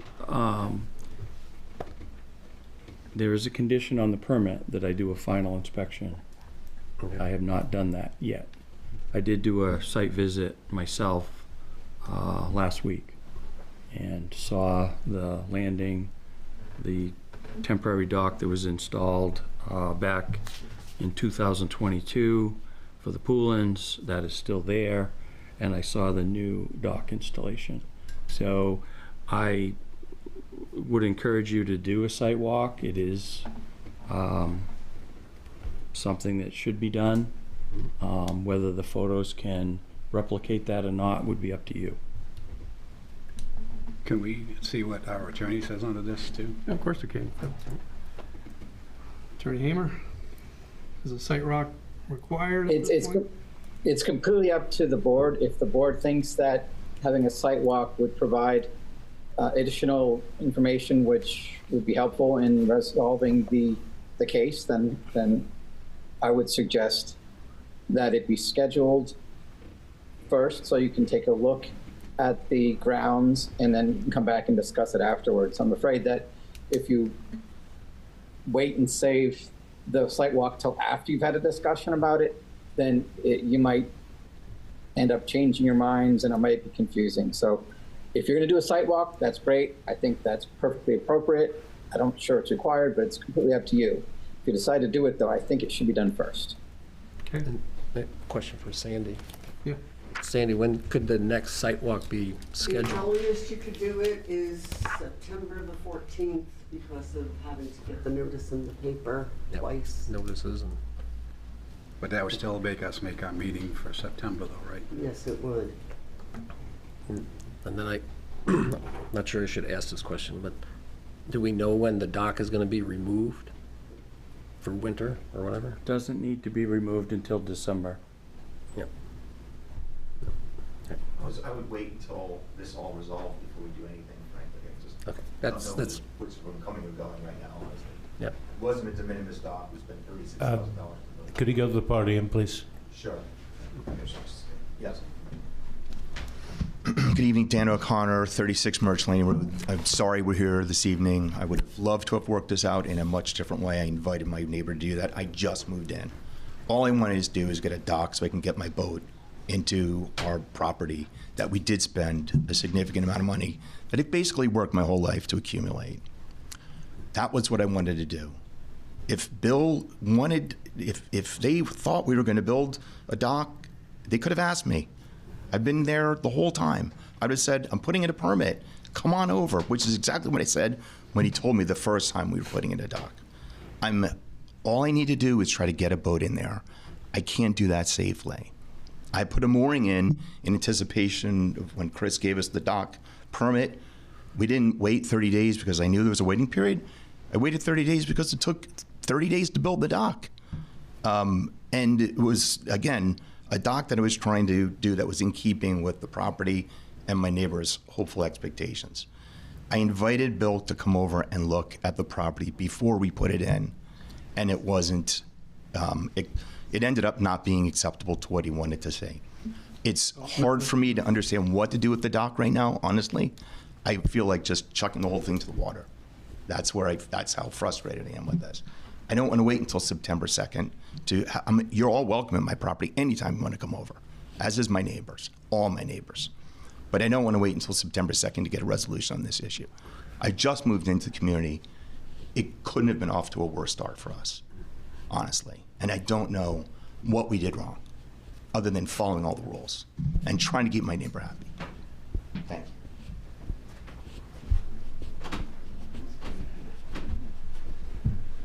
Chair Murch. Yeah. We're going a little out of order here. Yeah. And so. I'm sorry, you need to use the podium. Yeah. Thank you, Kelly McDonald, here on behalf of the Burks. So I didn't want to cut Mr. O'Connor off because I hear that he wants to speak, but we are out of order. Correct. And This is let not- me just try and rein this in a little bit. Yeah. Let's just speak right now to the fact on the regards to the site walk, and then we'll move from there. Are you willing to, how? Yeah. For the Burks, how are they feeling with regards to the need for a site walk? I'm sorry, would you ask your question again, Chair? Yeah, with regards to your clients. Sure. The Burks, how are they feeling in regards to the need for a site walk? So obviously we're going to defer to the board. Well, we don't have a choice on deferring to the board. You guys get to make the call. But it's my view that we don't need a site walk. This is a mathematical question. How much distance is there between the two spaces? And it sounds like the real issue is this a second dock? And I'm looking forward to talking about that when we reach the merits. I'm not sure what the sidewalk does, except gives you an opportunity to see the docks. Now, just to be clear, I don't have up close pictures of the docks in case you're hoping to rely on that. I've got like a Google map picture, an overhead showing the permanent dock that is there with the temporary dock off of it. And that picture was taken before the second dock was installed. From our perspective, the permit was filed while a first dock was in the water. Therefore, it is for a second dock. The permit did not include we've taken this dock out and we would like to put a new dock in this location. So the remedy that Attorney Howe has suggested, that this board say, oh, you're fine, just make sure you don't dock a boat on the other dock or you take the other dock out. That's not, I don't believe, before this board. Before this board is the permit that was actually submitted, and the facts in existence when that permit was submitted was there was already another dock in the water. So I'm not sure that a site walk changes the equation very much here. That's our position on the site walk, but of course if the board prefers to, would like to do that, we'll happily arrange that and schedule it and go on. Okay, so if I'm hearing things correctly, hold on one moment for in regards to the appellants, they are okay with essentially, I don't want to call it waiving a sidewalk because no sidewalk is required, but your parties are agreeable to moving forward with this case without having us do a sidewalk. Appellants are fine moving forward tonight and would prefer to move forward tonight without a sidewalk. Okay, very good. Thank you. Can I make a point of order? Sure. In our letter to you is a motion and request that there be a site walk planned and conducted because we think it's material, obviously, to seeing the property and seeing how this is set up in making your decisions about first or second dock and in making your decision about whether or not, what the facts of the surroundings look like. It's not a mathematical equation. It's a $30,000-$40,000 equation here where we think that our clients, after having relied reasonably on the board, are entitled to have you folks come and take a look at the property and see what's there before you ask them to rip out a $40,000 dock, having done no wrong. So our request in the motion was to, or in the letter was to do a site walk. Okay, but I would also say that Mr. O'Connor came up and indicated that he wanted the appeal to move forward tonight. So how do you reconcile the two? Out of frustration. Okay. Out of frustration. Okay, very Because good. we've been living here for a month and a half Okay. now Yep. with this hanging over our head. Yep. So, but I don't want to because Yeah, okay. I Mr. want to O'Connor, see Mr. what we O'Connor, try to do. any comments are gonna have to be at the podium, and I'm gonna say, sir, you know, you say seated, because we are right, there is a point of order to all of this, and I recognize your frustrations, and I understand that, definitely. But we have to follow through in a correct order here. Sure. Chris? So, the only reason I'm recommending a site walk is because you're being asked to determine whether there's 2 docks. There are 2 temporary docks. There's no question. There's 2 temporary docks. One was my understanding was going to come out. So the question that arose by the Burks with the 2 previous code officers were that the landing, which I'm calling a landing, is not a dock. The purpose of a site walk would be determine whether that landing, let's just say the O'Connors remove what's there and keep their dock. They have 1 temporary dock. To have 2 docks, you would have to determine that the landing, or the 12 by 16, whatever the dimensions are of that landing, is a dock or a landing. It's simple. But that you can't visualize unless you're there. It's not attached to land. You have to go across a dock to get to the landing. Then the landing is the base for a dock that extends into the lake like it did 100 years ago. So a site walk would be very helpful unless we have pictures looking down on the site to show a landing. To me, that's not a permanent dock. A permanent dock would be something that originates at land and can be used to moor and dock boats. This isn't the case. It's not deep enough. There's too many boulders there. Just saying, a site walk would be extremely helpful. I'll put a motion that we schedule a site walk as soon as possible. I'll second that. Okay, all those in favor?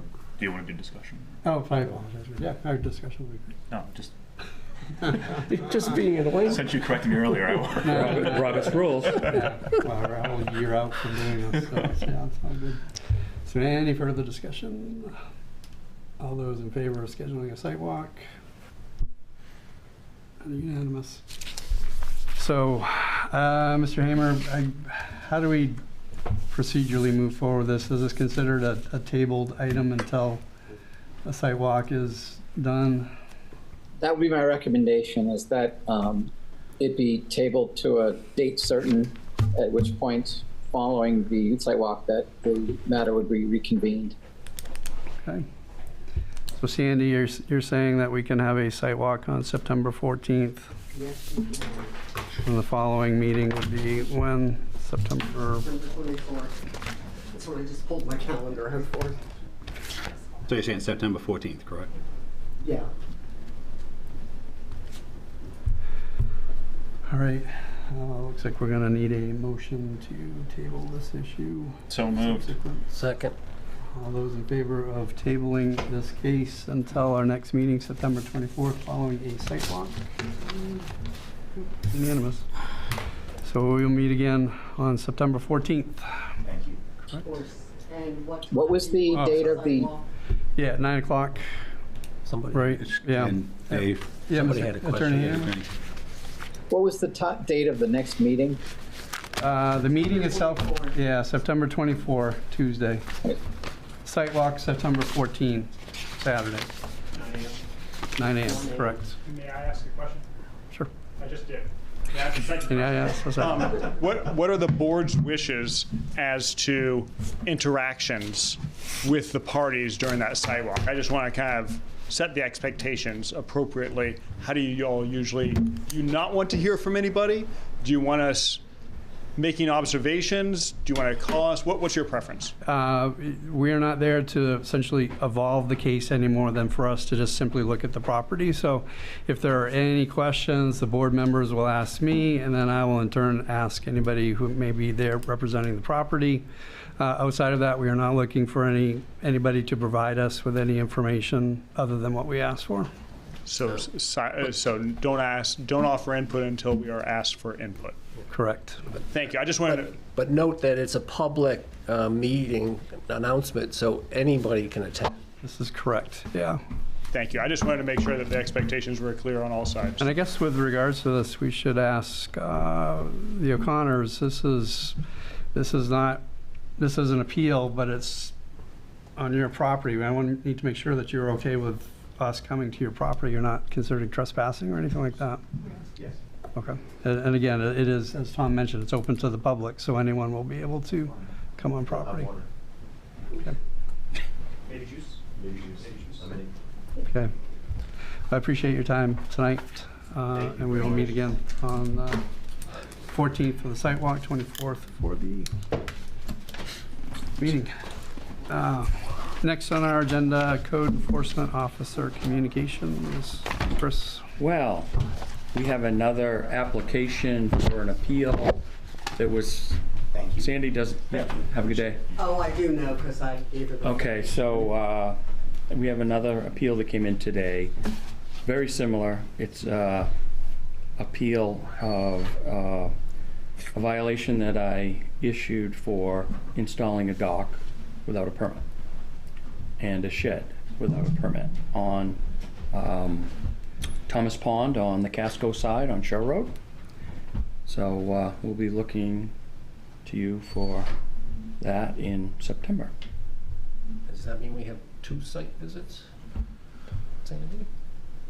Is there a potential for timeliness on this one? Or is it? No, it was a timely appeal. Oh, yeah, Okay. it's got plenty of. Plenty of time. Okay. The only thing that isn't necessarily timely, Chris, is our filing for this meeting was on Friday, but we're gonna meet anyway. Okay, I'm gonna pause this just for 1 second. Mr. Hamer, I believe we are all set. Board, do you have any questions for Attorney Hamer? No. I apologize for letting you, forcing you to hang on here. That's all right. Thank you. I appreciate your insight tonight and your help. You're welcome. Thank you. Thank you very much. Now, we still have quite a few people logged on too, right? Yeah, but Yeah. we didn't have to open it to public comment, so. And Jason is the new code enforcement officer that was watching, and he'll be starting to attend these meetings in the next month or so, and hopefully taking over some of my duties at some point. So the structure, is it similar to how you and Alex perform, but now essentially you're in Alex's role, sort of doing more of the? Yeah, with Alex's departure in March, we were left with no code officer. I was the assistant. So I agreed to jump up from semi-retirement to full-time to do the code enforcement job until we found somebody. We haven't found anybody that was certified, all ready to go. So I'm in the process of training Jason Williamson, the guy we hired 7 weeks ago. He's a very quick learner, has a lot of building experience, and I believe at the end of the year he'll be able to take over as the code officer, and I'll go back to what I was doing with Alex part-time, hopefully. Nice. See how that works. That's the plan, right? That's the plan. But it's I can tell you that it's already a relief having just somebody else to help. Yep. It's a lot. As you know, we've been extremely busy with many issues. Some that you dealt with and some that are just normal business. But this is not what I had planned on, but it's all good. Yep. I do enjoy this. It's just I was trying to calm down, ease out. Welcome. So much for back. So much for retirement. Yeah. But like I said, I live right a mile from here, so it's all good. Okay. Anything else? Anything, Sandy? Other than, did you guys do the minutes and chair and vice chair? Okay. Yeah, I'll see that when I watch it. It's a real shocker in the beginning. It's all the same, nothing changed. Same-o, same-o. Didn't I look like I was surprised by Yeah. that? So my issue was I got a new router for my internet, and it's telling me that I need to put in this 4 to 8 digit code that's on the thing. It's nowhere on there. I have a picture of it. There's no numbers. So I'll be having fun with Spectrum when I go home from work tomorrow. Good luck. Wish me luck, folks. I've had that issue in the past. It's not fun. No, dealing with them is not fun to start with. So Sandy, we'll do The first site walk over on Merch Lane. And the other one I'll The other make one, for like 10. 2 hours later or something? Is that? Well, I usually schedule them an hour apart. Yeah. How far away apart, do you know, distance-wise? Sounds close. Yeah. You could do it in 5 minutes. Have we adjourned? 5 minutes between. No, we have not. No, we're still doing our communications. But there's no issue doing it an hour apart. Right, but I mean, the properties are not, they're not even 5 minutes apart from each other. I mean, the off only Birch other Landing thing, right over to you don't Red want Road to not give yourselves enough to, time at the first North one. Shores, correct? We don't know who's going to show up on the second one because we know nothing about it yet. So it's a matter of, I don't think a site walk's as imperative on that one, but if you want to schedule it. no, but we normally do them. Yeah.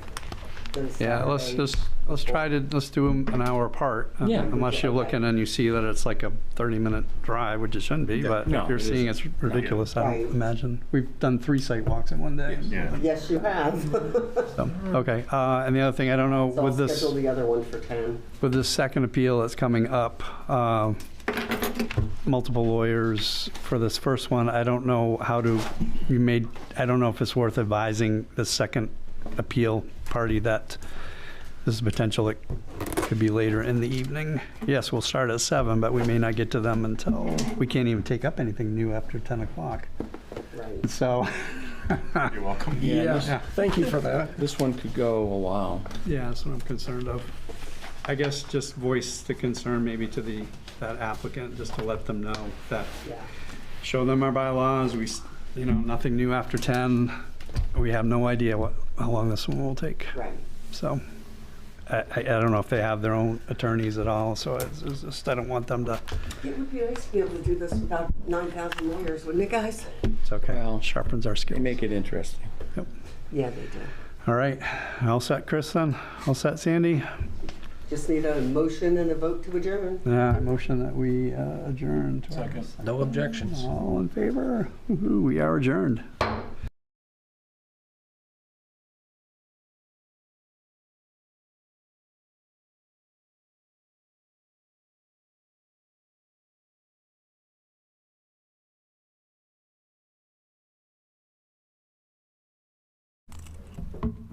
Good evening and welcome to the Select Board Workshop. Tonight we have all kinds of committees members here tonight and employees, and what we're going to go through is the comprehensive plan outline. The first thing on the agenda is introduction, comprehensive plan committee activity summary. Okay, thank you, Teresa. My name is Kayla Gonzalez, and I'm a co-chair of the Comprehensive Plan Committee. On behalf of our committee, I would like to thank the Select Board and town employees for taking time and agreeing to organize this workshop, as well as members of our other town committees and the public for attending. As you know, we have been working over the course of the last 2 years on this effort of updating the comprehensive plan from its previous 2004 version. The plan serves as a long-range guiding document that the Select Board and other town boards and committees, such as the Planning Board and Budget Finance Committee, and also town employees will use in future decision-making. Since the document compiles and utilizes current data on where we stand as a community and also collects and organizes feedback from the community on where they would like to see investments made and where we see ourselves in the future. Since you'll be the ones to put this plan into action, we want to make sure that you are familiar with the draft as it stands now and provide an opportunity to receive feedback on the plan elements as they stand. Tonight, we will provide you with an overview on what we have been doing over these past 2 years since our first meeting in August of 2022, after being appointed by the Select Board in their June 2022 meeting.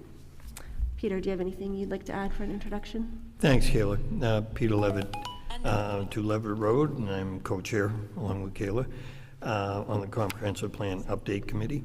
I just add that the presentation is scheduled for 2 hours. Kayla and I are going to alternate on the 7 presentations that are in your outline. We're going to keep it to at least 10 minutes or less per presentation, which should leave us approximately an hour at the end for questions and comments from the individuals from town leadership, and the department heads and committee members and board members. We're hopefully going to get a lot of feedback there. What I'd ask the chair, since this is a workshop, that she allow there to be public comment at the very end of this workshop, because that would also be important information to have. And so I guess I would just ask very quickly of the members up here or in the public, if I could just, to help Kayla and I as far as looking at how much detail we should get into, can I just have a show of hands of how many here tonight are familiar with the Comprehensive Plan website?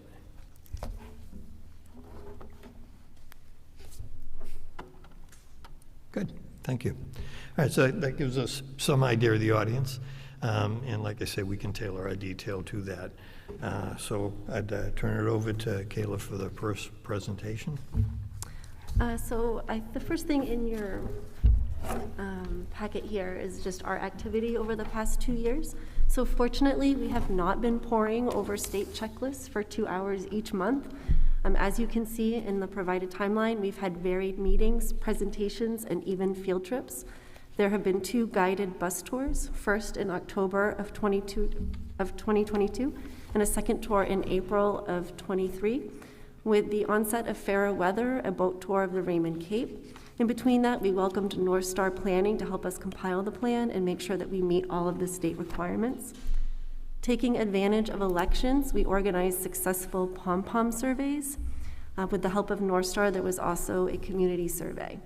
We had the pleasure of several guest speakers, including Matt Marcotte with Loon Echo Trust, a state comprehensive plan reviewer, the Wyndham Economic Development Director, Tom Bartel, Sebago Lakes Chamber of Commerce, and lastly, a presentation on technology and fiber optic broadband. To help collect feedback from the community and also required by the state, we held 2 public workshops, the first in January of this year and the second in March. We also conducted department head interviews and spoke with town committees and organizations to best understand the inner workings of the town and get a better understanding of any challenges. We have also drafted inventory chapters, a vision statement, goals, policies, and strategies, which we will highlight tonight. Anything else to add, Peter? Okay. And after each one of these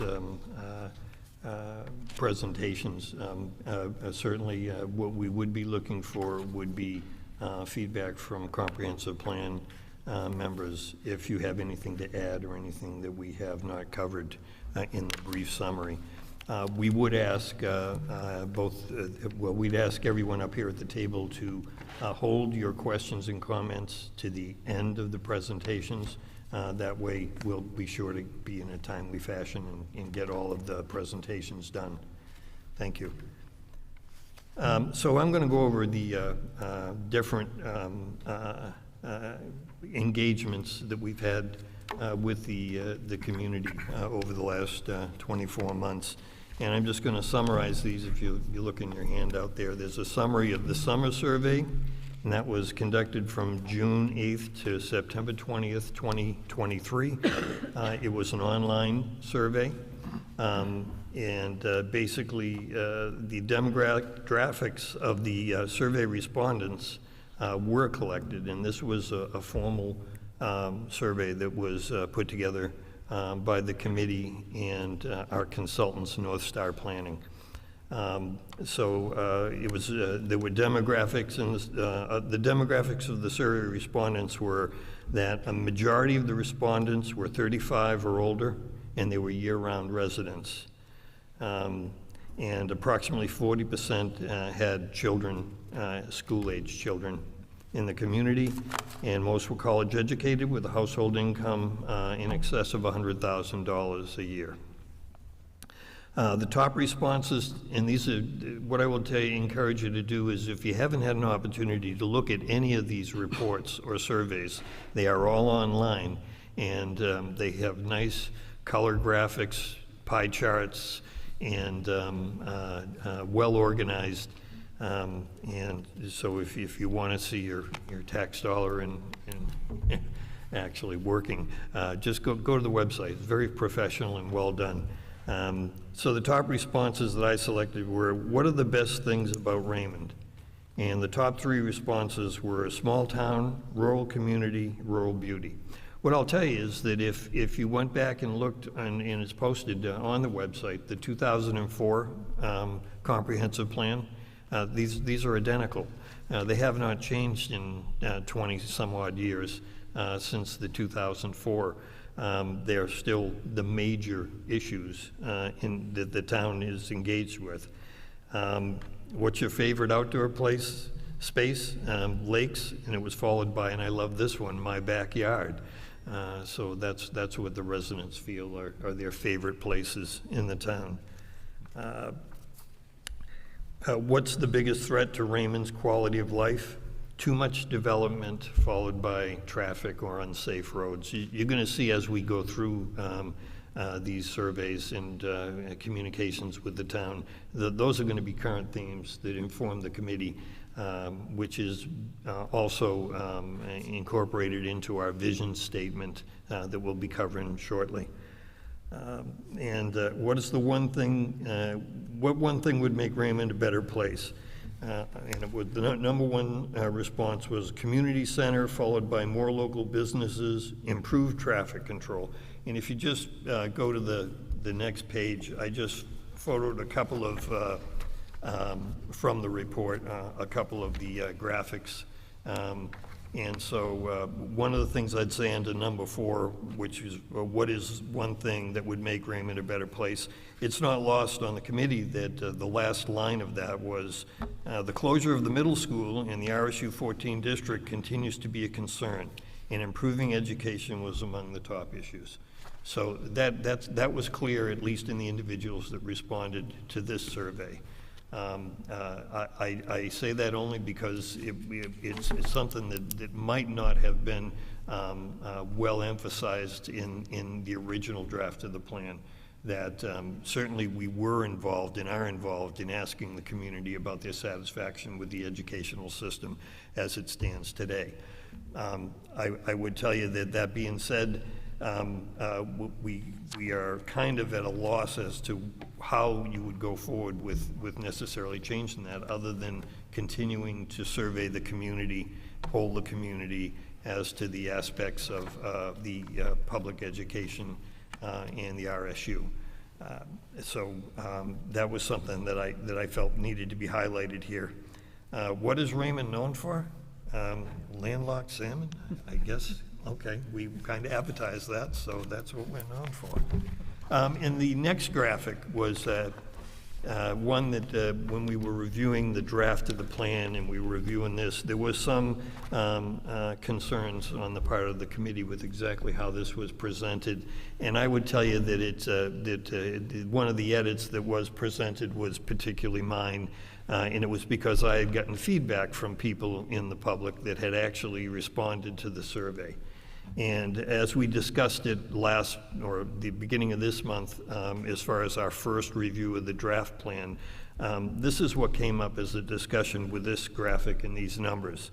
The actual survey question from which this information was derived was twofold. Keep taxes as low as possible, even if it means cutting services. And the second option, or the option of that, was invest more in services like recreation, libraries, and infrastructure, even if taxes go up. And in review of this question, the survey question, and the feedback that I was getting from the public, some of the public, was the fact that actually there needed to be 4 questions here. So it should have been, the first one should have been keep taxes as low as possible, period. Keep taxes as low as possible, even if it means cutting services. That'd be the second question. The third question would be invest more in services, period. Or invest more in services, even if taxes go up. So we really didn't capture all of those opinions in those questions. And I'm sure everyone in this room is aware of the fact that as far as surveys are concerned, it is challenging to get the wording correct. It can be challenging to get the wording on a warrant correct. So certainly that has to be taken into consideration. What the committee agreed on was this, along with discussing it with our consultants, that in the first review of the plan, is that maybe this graphic may be a little misleading because of the lack of all the questions being asked. But that in general, in all of our surveys, and in all of our questions with the citizens of this town, in general, there seemed to be a sense that we are willing to pay more in taxes if, in fact, we get the necessary services and we allow the town to grow along those lines. So that was the general sense that we got. What I would tell you is that it was by no means without objection from the public. So there were some in the public that clearly were saying, yes, what we want is lower taxes. And so I guess it begs the question as, yes, I don't think that there's anyone that would be opposed to saying our goal should be to have lower taxes. I believe what the committee's sense was is that, as an example, in the 2024-25 FY budget, the number one goal was maintaining or lowering the tax rate. And that has been the goal as long as I can remember, and I've been in the community for 40 years. So that's always been a goal. And I don't necessarily disagree with that. I don't think the committee disagrees with that. I think that what we are hearing and what the data that we collected on this graphic in this survey was correct is that the people that responded demographically to this, that 58% of the residents without children were in favor of investing in the town, and that 72% of the residents that had school-aged children were interested in an investment in the town. So that's our take on that. As far as any of the other sessions that we had, as far as the survey is concerned, or surveys are concerned, if you look at I believe it's the next page, is the community listening sessions, and I can just tell you what we conducted in general for community listening sessions. We listened to local businesses and summer camp owners. And what I highlighted from that is that one of those camps noted that taxes and land value for the waterfront camp property are quite high. And both of the camps that were interviewed said that they are family businesses and may not continue to be profitable for future generations. I don't think that that was revealing anything that most of us haven't already thought, especially if we're associated with lakes. And that's that the basic economics say that when the value of the property rises well above the value of the business, that there's going to be increased pressures to sell that property, and that they are lakefront properties.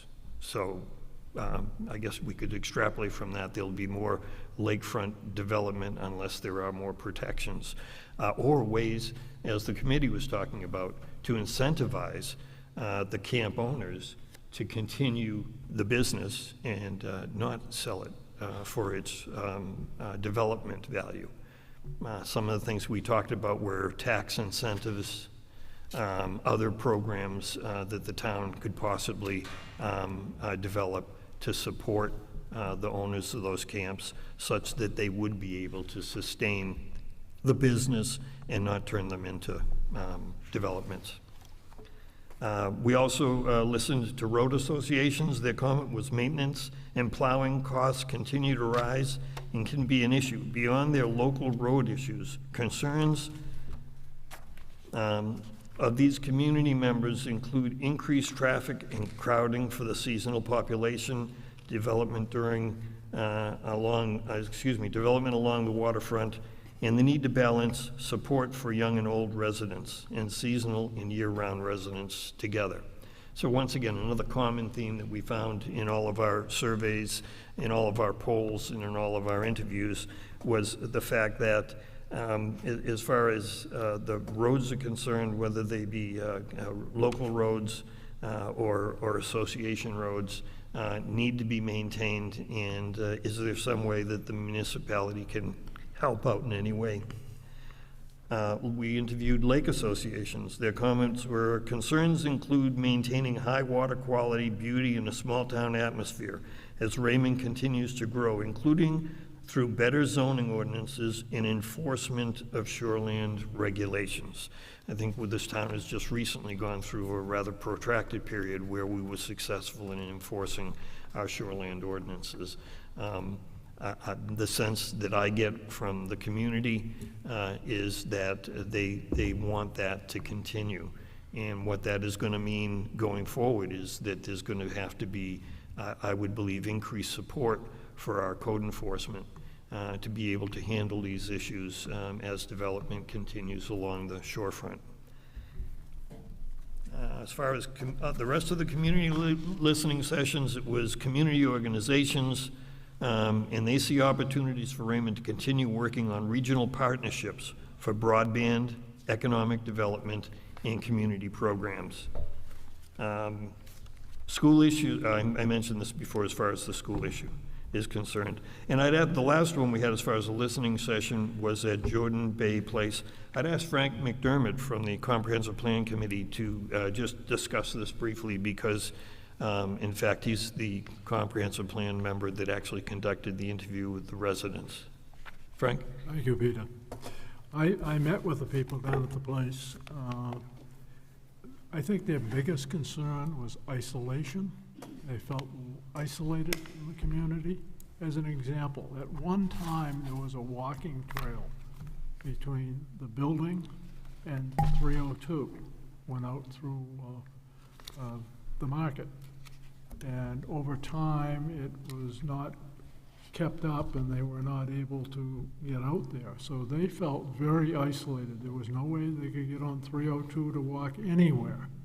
It would be like living inside a roundabout without a bridge to the other side of the road. And that was very frustrating for them. Another example is that at the library there are card games on Tuesday, but most of them felt they had no way of getting there. So they felt transportation for the elderly was something that they really needed to have considered. It was a good meeting. They were very sincere in what they wanted, and they weren't looking for handouts. They were just looking for chances to socialize. One of the biggest problems that seniors have is lack of socialization. If you live by yourself and you aren't getting out on a regular basis, that is a real issue for people. It really brings on all kinds of problems like depression and other ailments that the elderly have, and it just rises higher and higher with them. And so those are some of the things we were looking to get into the plan. I also conducted some interviews while we were doing the pom-pom survey. Had a chance to talk to some of the older people who were coming through to vote, and as you're probably aware, it's probably a majority of the people that come through to vote. And they had the same issues. They felt the isolation problem was one of the worst problems they had, the lack of sociability, the lack of getting together with people of all ages just to have a conversation. And I think we need to keep that in mind, and I think the comprehensive plan has done some good work in that area, and we'll be recommending some things. Thanks, Frank. I guess as far as the overall interviews and the listening sessions are concerned, there were many other opportunities to listen to the community, but these are just some of the highlights. And I'd turn it over to Kayla to go over the vision statement. Do you want me to also discuss the pom-pom surveys in more detail? Oh, I'm sorry, yes, cover those. Thank you. So in an effort to engage the community, we conducted some unofficial polls or surveys. This was done independently of North Star planning and not required by the state. We did this once on Election Day, November 2022, and again on Election Day of June 2024. As voters exited the polls, they were asked if they would like to participate in a quick poll by taking 3 pom-pom votes and place each in one of the jars. This was not a scientific exercise by any means. It was just meant to take the temperature of our citizens. In the November 22 pom-pom survey, we asked, what is the most important issue for you involving the future of Raymond? We got a total of what we estimate to be 981 participants based on a total pom-pom count of 2,943 votes. I did have my children count those. I did not do them on my own. Natural resources was the most important issue, I think, as we all can imagine. That got 755 votes, followed by economy, municipal services, infrastructure, land use, and housing. In June 24, we asked the question, what would you like to see the Jordan Small Middle School be used as when the facility is returned to the town? In that survey, we had what we estimate to be 339 participants, and that was a total pom-pom count of 1,000. The largest response was the Community Senior Center, followed by a library, daycare, recreations, and town offices. We also had a few other votes. The others were not pom-poms, but actual Post-it notes. And some of the other things that were responded to for the other was sell it, swimming pool, or remain as school or senior housing. The next page that you have in your packet is the vision statement. In October of 23, a small work group was formed by our 2 Johns, John Clark and John Rand, and Donnell, who began crafting the first draft of the plan's vision statement. The work group began by reviewing the vision statement from the 2004 plan and worked from there. The first iteration was presented to the public for input at the January 20th workshop held at the Jordan Small Middle School cafeteria, and then again at the second public workshop in March that was held at the Public Safety Building. So you have the revised vision statement in front of you right now that was adopted by the committee in May of this year. The 2 major changes to the original draft was to either name all of the water bodies or just say all water bodies. That's in the first paragraph. We also made a second change with the inclusion of when appropriate in regards to integrating climate resilient efforts, and that can be found in the second paragraph. Overall, this statement focuses on a major driving force behind our collective deep love for Raymond, with the idea of protecting the natural environment and the pride that we take in our forested land and abundant water resources. This statement also addresses some of the changes that we are seeing as a community, such as a continued increased traffic and congestion on our roads, as well as the desire for a strong, healthy community. There is an included statement regarding the need to continue supporting local businesses, improving our village areas, and making Raymond a better place to live for all ages. And any other input from the comprehensive plan members? On that? No? Okay. What I just say is that I just add to what Kayla said about the vision statement. We spent quite a time on this, primarily because it is really the summation of all of the listening, polling, and surveying we did to try and crystallize it into a few paragraphs. What the citizens of the town of Raymond feel is important and where they feel we should be investing and directing our efforts in the future. I'll tell you some of the public feedback from the 2 workshops that we had were things like acknowledging, and this was to include in the mission, were things like acknowledging road safety issues. I believe we did get that in there. Expanding the town's identity to be more than just lakes and natural resources.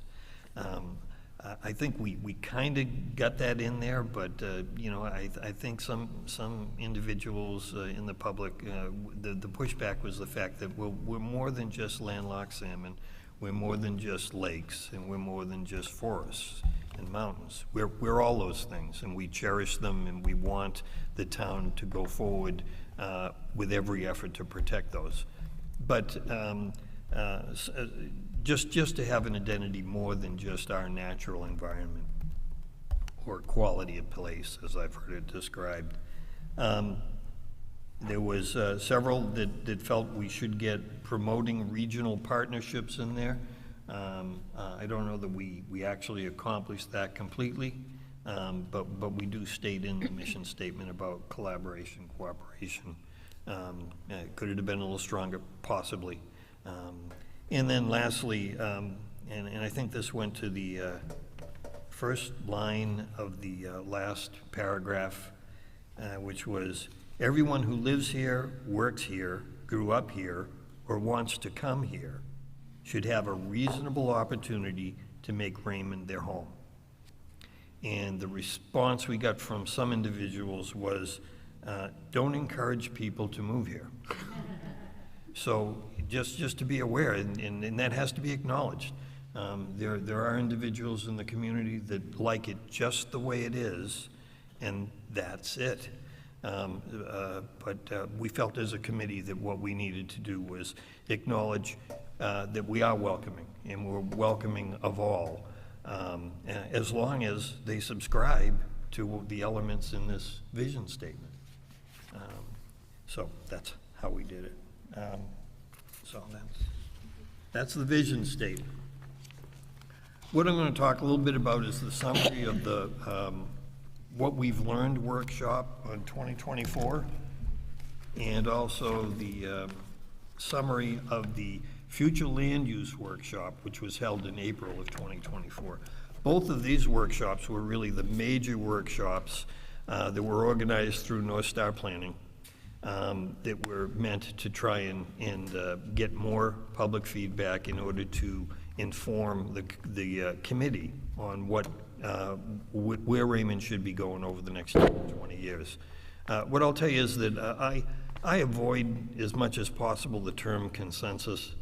It actually can be a contested type of a question. Exactly what do you mean by consensus? If you look it up in the dictionary, what it says is that all parties work through to an agreement. That's really not possible in at polling a community about what the direction of the town should be.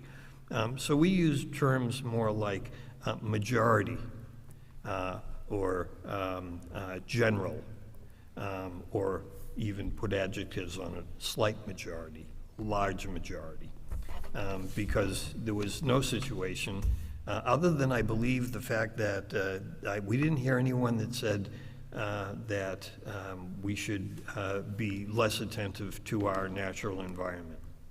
I don't think we heard that anywhere. So the summary of the February 2024, there were 64 participants and 57 online residents that responded. I guess at this point I'd just say that the caveat is that all of this information, as far as polling and listening sessions and the like, as you all know, because you're here, it comes from an interest in the town. It would be naive to think that we were going to fill this gym tonight with people that were interested in the town. What we do acknowledge is that we all have busy lives, and I emphasize the all. We all have busy lives. But basically, the votes, the polls, the discussions that are incorporated into this plan obviously only reflect those individuals that chose to be involved. So, as far as consensus is concerned, I don't know that that's the correct term. Anyway, included were 2 map activities, 1 or 3 open-ended questions, and 2 multiple choice questions.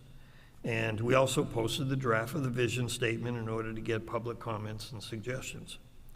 The map activities, number 1 was places in Raymond to protect. And what we did is just put it together in the summary as far as percent of votes that were cast. So as far as places in Raymond to protect, number 1 was all lakes and shorelines, 57%. Established conservation areas got 28% of the vote. Undeveloped land got 13% of the vote, and 2% was other. Places in Raymond for growth. The top 4 locations were Main Street in the Village with 43%, Route 302 with 13%, Raymond Cape Road Mill Street with 12%, and Webb's Mills with 10%. So those are the places that basically the people who weighed in on that workshop said we should be seeing growth. A word about growth. And we've spent a lot of time talking about that on the committee. As far as growth is concerned, it's a situation where when the state talks about growth or identifying growth areas, which is in statute, the town, if they have a comprehensive plan, has to identify growth areas by statute. What the state also says is that if towns don't have a comprehensive plan, or in that plan they do not establish growth areas, that the state of Maine is perfectly happy to do it for us. So understand that that's statute, and there's no way to avoid it as far as saying we're designating this area to be a growth area. What I will tell you is that as far as the state is concerned, I mean, there can be arguments back and forth about home rule and all that sort of stuff. But recently, and we spent some time on the committee talking about this, was the legislation that went into effect July 1st of this year, which the state basically says any approved house lot that has a structure on it can also build an accessory dwelling unit. For the longest time personally, I had issues with the amount of affordable housing that we have in town, what we've put in place as far as requirements for new construction and how much in a development needs to be dedicated to affordable. We on the committee that are not realtors, and I will tell you this, there are 3 realtors on the committee, so we had a vast pool of information there. I got schooled myself on what affordable means. And the best description I got was there's big A affordable and there's little A affordable. And big A affordable is basically a federal state system whereby if you meet a certain income level, then you are eligible for low interest loans or mortgages, voucher systems and the like. And so when people hear affordable, you got to distinguish that. That is big A. Little a, and I've heard this stated on a number of occasions at the planning board meetings that I listen to, that affordable housing in 2024 is an oxymoron. So that's small a.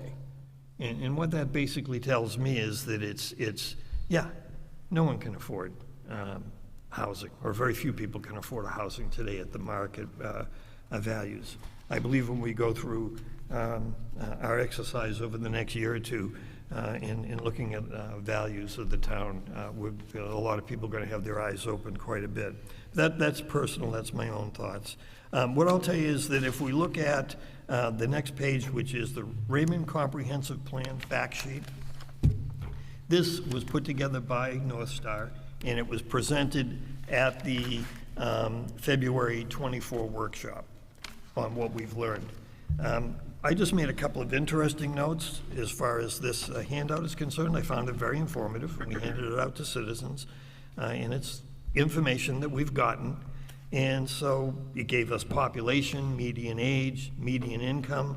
What I would tell you is that in 2022, the area median household income to afford a house in Cumberland County is $106,225.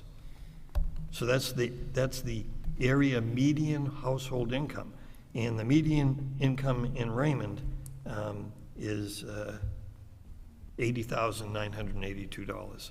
So to say that most of us could afford to buy a house comparable to the one we're in right now, the chances are slim that we can do that. That's just the reality of the market. But that's small A affordability. and it shouldn't be confused with the large A, affordability. I also highlighted that we have one senior housing complex in town, and that senior housing complex was actually one of our, I guess, bright notes in the 2004 comprehensive plan, because they had just constructed that. So we at least had something to say like, well, we just constructed 20 units of senior housing in Raymond. I don't know that there's been a unit since constructed in Raymond. Just an observation. As far as the seasonal population, that last line, we had some discussion, and the realtors were very good about opening our eyes to that as well. North Star estimated that 6% of Raymond homes are used for short-term rentals. There is no mechanism, because there is no mechanism to count short-term rentals in the town of Raymond. So it's an estimate. And the estimates came, I believe they said, based on looking at websites and advertising, houses, and they came to that conclusion, that 6%. And all I'm saying here is, we don't know. Until we have a mechanism to track it, we won't know. So I think that's all I had for the handout for the February. The summary for the land use workshop in April, and this was also a crucial one, of which the picture is in the front of the handouts you have, was well attended, and it had to do with future land use. And it's one of the hallmarks or the keystones of a comprehensive plan, because obviously the town wants to be able to say where they believe the use of the land is going to be in 10 or 20 years. Approximately 80 participants viewed 3 proposed future land use scenarios. Participants provided input on future preservation, growth, and investment. Here's a caveat. Anyone that attended that, a week prior to the workshop on future land use, a public meeting regarding a proposed zoning change in the Route 302 area was held. And many of the citizens who attended the workshop on future land use were residents of the 302 area and had concerns about development. I insert that only because it had to be that some of the data was skewed a little bit towards one particular group. That happens. There's nothing wrong with that happening. And individual neighborhood groups, groups that are in a particular zone or a village or whatever, have every right and should organize to advocate for their position. All I'm doing is pointing it out. By state statute, the future land use map has to show 3 basic areas: growth areas, rural areas, and transitional areas. And so when the state, I said previously, the state actually will designate for the town, if the town doesn't do it, what their growth areas are. It's based on roadways, accessibility, sewer, and water. So that's what the state uses to basically determine for a town, if the town doesn't do it itself, where the growth areas should be. So what I'll tell you is that by definition, the 302 corridor is a growth area. It has been a growth area since well before the 2004 comprehensive plan. And in fact, that plan directed growth to the 302 corridor. That's what it did. Now, what I've learned is that, unfortunately, when most people hear growth, it's kind of like affordable. It's, I don't want more super development along my community. I don't want it. I can appreciate that. I believe the committee appreciates that. But that's really not what the definition of a growth area is. It has more to do with investment. So what's going to be invested in road safety in a growth area? Are we going to have more traffic lights? Are we going to have some sort of increased police protection or surveillance? Are we going to collect more data on what's happening in the roadway in order to lobby MDOT? That all requires investment, time, money, but doesn't necessarily mean that it's going to be a 3-story high-rise. And yet, unfortunately, what we deal with a lot of times with the public is that right away, when they hear growth, what they're thinking about is just that, rather than investment. And quite honestly, the town has already invested significantly into 302. As far as growth areas that were identified, was along with Route 302, is Raymond Village and East Raymond as being designated as growth areas.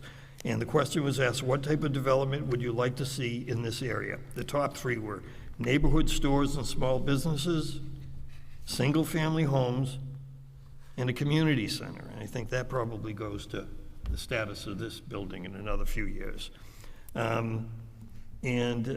So one of the things that was proposed is to expand or create village areas where they traditionally have been village areas and designate them growth areas, meaning we can invest in that. So when we talk about Raymond Village, the general feeling was that, yeah, that needs investment. And in order to get investment, the best thing to do would be to designate it as a growth area. East Raymond, where we sit right now, would be considered as a growth area. That was the proposal, the scenario that was offered in the workshop. There was a traditional village here at one time. And the idea being creating these villages, there was even talk about some residents saying at the intersection of 302 and Raymond Cape Road, that a small village area designated there. The idea being these creating more village schemes, the idea is to take the pressure off of our major thoroughfares and give that by doing that, address some of the traffic issues. And so in theory, I live on Raymond Hill Road. If I can run down to here and get a gallon of gas or a gallon of milk or a loaf of bread, in July, I'm probably going to avoid Route 302. And so the idea is by that type of development, you actually reduce in part or address in part the traffic issues we've been hearing a lot about. What kind of traffic improvements would you like in these growth areas? Sidewalks, bike lanes, paths, trails, maybe a bus or a shuttle. In the rural areas where North Raymond was primarily where it was designated. What type of land uses should the town encourage here? The top 3 were single-family homes, agriculture and forestry, and duplexes. I'm surprised at that one. And that would be in the rural area in North Raymond. What kind of transportation improvements would you like to see in that area? Improved roads, address speeding, and safer biking and walking. The transition area is a little hard to conceptualize, but it would be Route 121 and the western end of Route 302, which are basically where our industrial zones are. So as a transition area, what type of development would you like to see here? The top 3 were single-family homes, small businesses, small industries. Understanding that in these transitional zones, what has to be addressed, and I believe is going to be addressed, is the fact that ordinances governing such things as commercial type or industrial type operations that are in residential zones or abut residential zones have to be addressed as far as appropriate buffers, increased surveillance of light and noise and smell, attenuating any smell associated with them, and to keep them just that, small scale. What kind of transportation improvements you'd like to see in the transition areas? Improved roads, sidewalks, shoulders for walking, biking, traffic calming methods to improve safety and reduce speeds. I think we can all agree that there's definitely some theme in all of these responses from the community. So what I did include in this is a map in your handout, and what it shows is future land use, and it shows the Route 302 growth area, which is in red, which is a little hard to see because it's buried in the orange. The village growth areas, the rural areas, which I would tell you is no surprise, comprises most all of the land mass in Raymond. And there's also a telecommunications growth area. That's actually our TIF area. That's where we have some electronics, industrial electronics firms. It's kind of where the Portland pipeline runs and that sort of stuff. So that's kind of a transitional area. Understanding, and I believe the committee does in our commitment to saying we're going to do everything we can to encourage the safeguarding of water qualities in town, that you can see it's pretty hard to locate anything in this town that isn't in close proximity to a lake, a pond, or a stream. And it's kind of, that's the nature of who we are. We have to have safeguards in there, but at the same time, I believe the committee is committed to the fact that we can't control growth, we can only manage it. So with that, let me turn it over to Kayla. Thank you, Peter. Next, I'm just going to go over the plan chapters, which is inventory and analysis of existing conditions. The state requires the comprehensive plan to include chapters regarding the current state of Raymond. These cover history, demographics, natural resources, recreation, and local economy, and current maps. These are not available yet for your viewing, so I will pull out a few of the highlights. They are still in draft form. And I'm going to start with the population and demographics of Raymond. So Raymond experienced a boom in population between 1960 and the year 2000. While still on the rise, growth now is occurring at a much slower pace. Our population growth is much like the smaller towns in our surrounding area, but does not keep pace with the growth seen in Windham. As most of you know already, Raymond is aging as fewer people and families are moving to Raymond, and we are also well aware that during summer months, our population swells. This chapter also covers things like educational attainment, income and property levels, race, and population projection. This data for the chapter was heavily provided by U.S. Census. The historic chapter covers community history, starting with Raymond's first inhabitants and moving to European settlement and its incorporation in 1803 with an early economy based in timber. In the late 19th century, Raymond began developing as a summer tourist destination with ample opportunity for hunting and fishing and the development of summer camps. If you don't already have it or have read the history of Raymond written by Ernest Knight, I recommend you find a copy. This is where most of the information of this chapter was found. The natural resource chapter covers our mountaintops such as Raymond Hill, Ledge, and Tunney Hill, as well as our wetlands and watersheds. We have a diverse plant and wildlife habitat and vernal pools.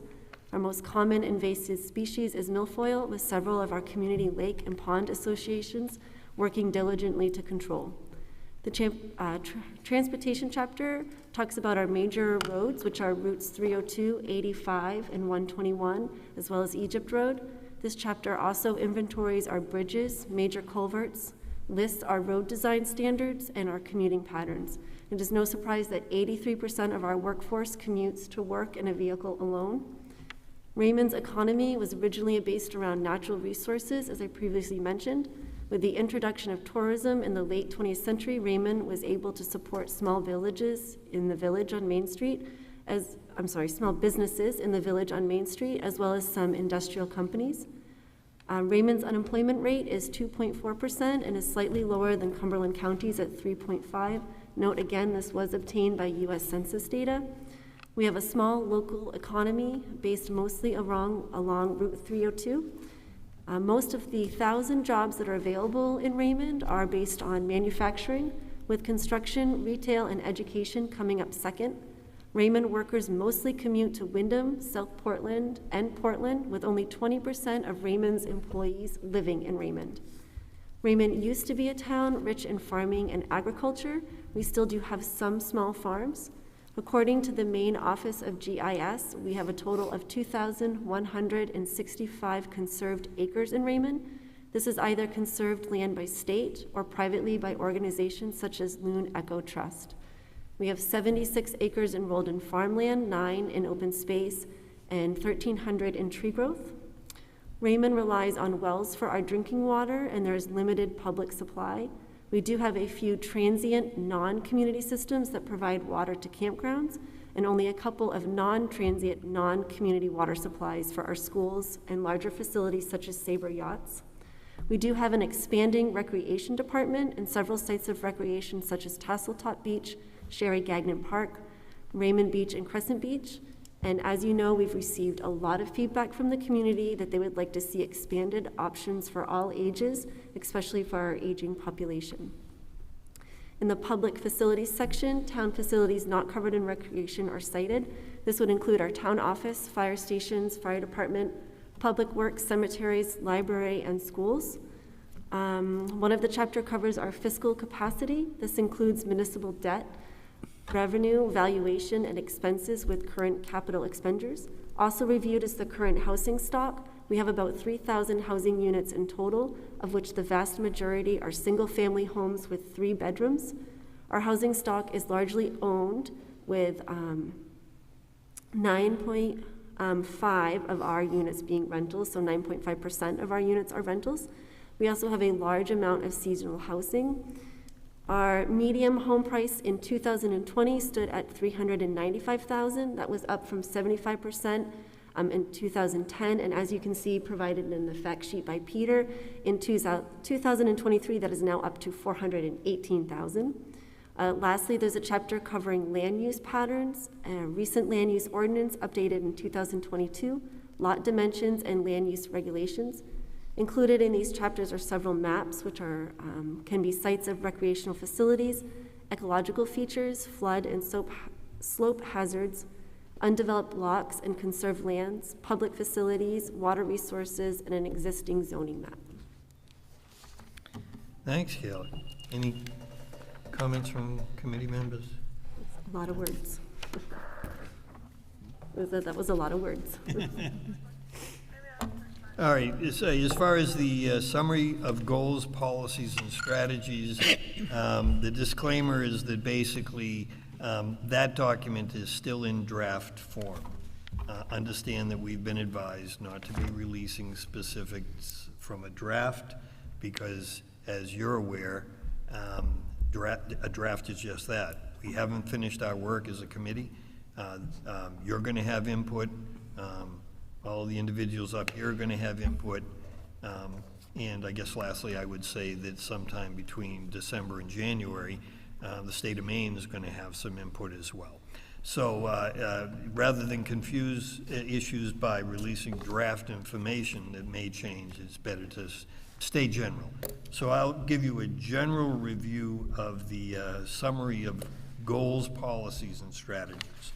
So the goals. There was four general goals and subcategories. So goal 1 would be to build a resilient Raymond, prepare for impacts of climate change, construct weather-resistant infrastructure, and increase town capacity to serve the community. Pretty broad in general terms, but when we did a previous survey, I think it was a summer survey, and we asked residents if they had been impacted, they felt they had been impacted by the changes in the climate. At least 50% of the respondents said yes. What's that have to do with planning? Obviously, everything from preventing our roads from washing out to preventing wildfires to destroy timberland, being the most forested state in the Union. So it's those type of strategies. It's also basically employing ordinances that, as far as building is concerned, that embrace the idea of building weather-resistant structures, and increasing the town capacity to serve the community. I think that goes without saying that with the right amount of judgment and fiscal responsibility, we're going to need additional individuals to be able to address these resiliency issues down the road. The second goal was to protect Raymond's natural and water resources, a common theme, right? Conserve Raymond's most important natural resources, maintain the high quality of Raymond's lakes, ponds, and waterways, and increase public access to Raymond's water bodies. That came up from the public as something that, in general, the public would like to see. How we go about doing that and exploring that is going to be something that'll require input, as all of this implementation of any of these goals and strategies is going to require input.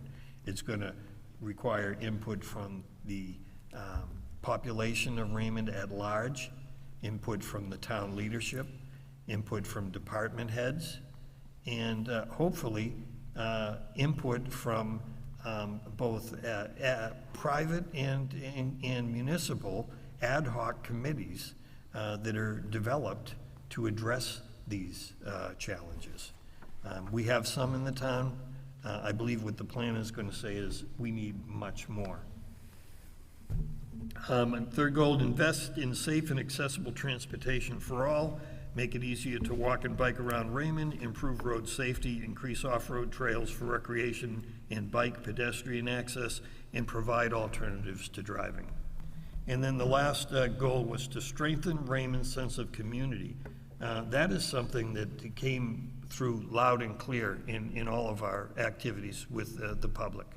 I guess the question wasn't directly asked as to compare your sense of where community was in Raymond 20 years ago compared to where it is today.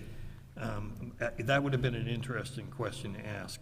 What is brought up consistently is that there seems to be a lack of a sense of community, which I believe is why the response has been so strong for community centers, senior centers, recreation, meeting places, developing small village scenarios where people can congregate in a green space or a park or sidewalks to allow them to get there. So this was a current theme that we had across the board right from the beginning, right up to date, as far as establishing a stronger sense of community in the town.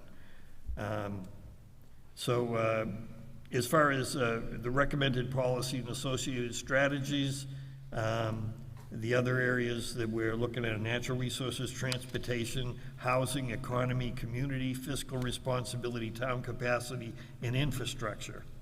And as I said, the efforts at developing these policies requires the commitment and input from the community at large, town leadership, municipal committees and boards, as well as ad hoc community and private action groups. One of the primary attempts tonight to get this word out to the community, to those involved in the town.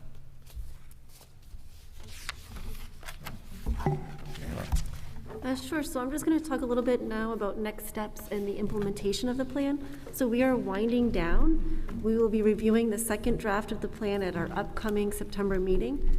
This part of the entire plan covers Raymond today, Raymond tomorrow, and the future land use plan. We will also be reviewing the first draft of the goals, policies, and action matrix. This matrix lists a goal with corresponding policies and action items, just as Peter was just describing. An example to go a little bit further into that would be if we're talking about prioritizing walking and biking around Raymond, the policy could be make it easier to walk. The action item would be build a sidewalk that spans the length of Raymond Cape Road. The responsible party would be the select board, town manager, public works, and the budget finance committee. In October, we will plan for a public comment period regarding the draft plans with a public hearing in November. If all goes smoothly, we'll be submitting the plan to the state for review in December, as Peter mentioned earlier, and we will make any changes based on the state feedback necessary. Finally, the plan will be placed on the town warrant for vote and hopeful adoption in June of 2025. After the plan is approved and adopted, this is the whole reason why we asked everybody here today, our work becomes your work.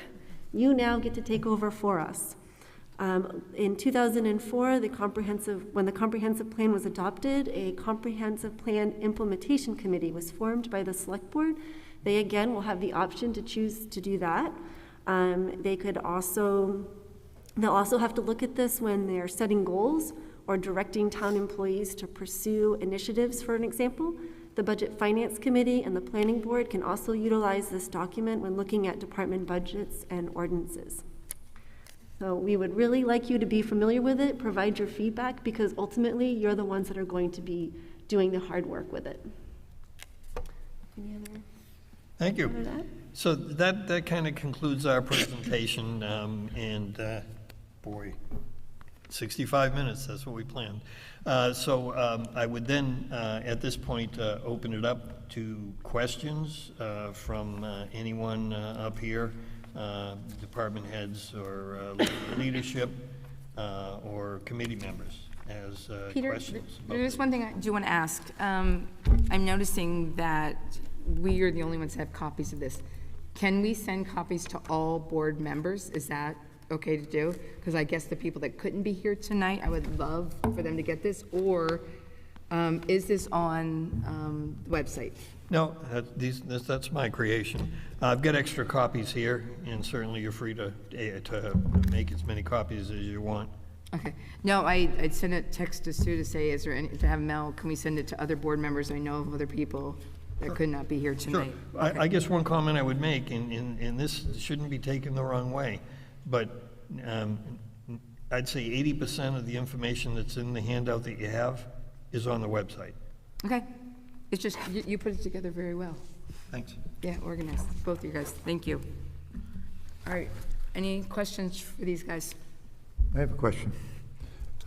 No surprise. Under top response, in one sentence it says too much development. That's a concern, a threat. In the very next line, it says they want to a community center followed by more local businesses. So I'm kind of curious what the difference is with how you interpreted too much development. They talking homes, or, you know, as far as, it's kind of ironic, it follows, one goes to the next. Yeah, all data collection is kind of ironic in some senses. So we want it all, but we don't want to pay for it all. Or we want to be a welcoming community, but we don't want to build more homes. I think that's sort of the key to all data. And I would say that when we talk about growth, people do not, in general, we get a sense from our community, do not want more homes. They don't want more people. They don't want more cars on the road. But they want us to grow our community.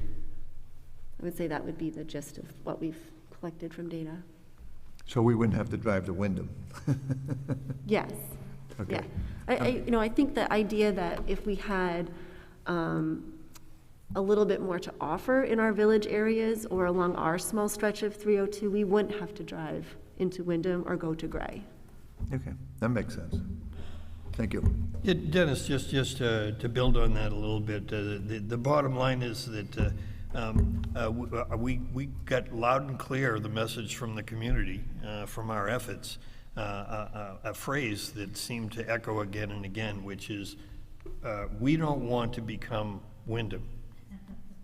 I mean, that came through loud and clear. Interestingly enough, almost as many respondents and people would say, one of the things I like about Raymond is it's a rural community in close access to shopping and to the coast and to the mountains and all that sort of stuff.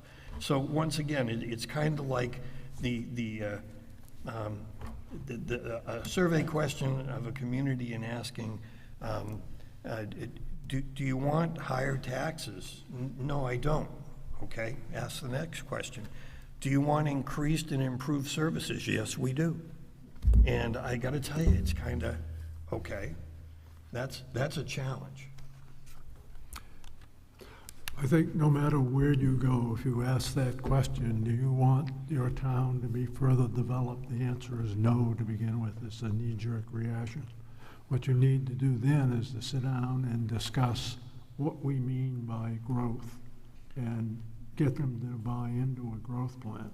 I think the reactions of the vast majority of people, when you ask them, what would you like to have happen in your town, is nothing. We don't want to grow.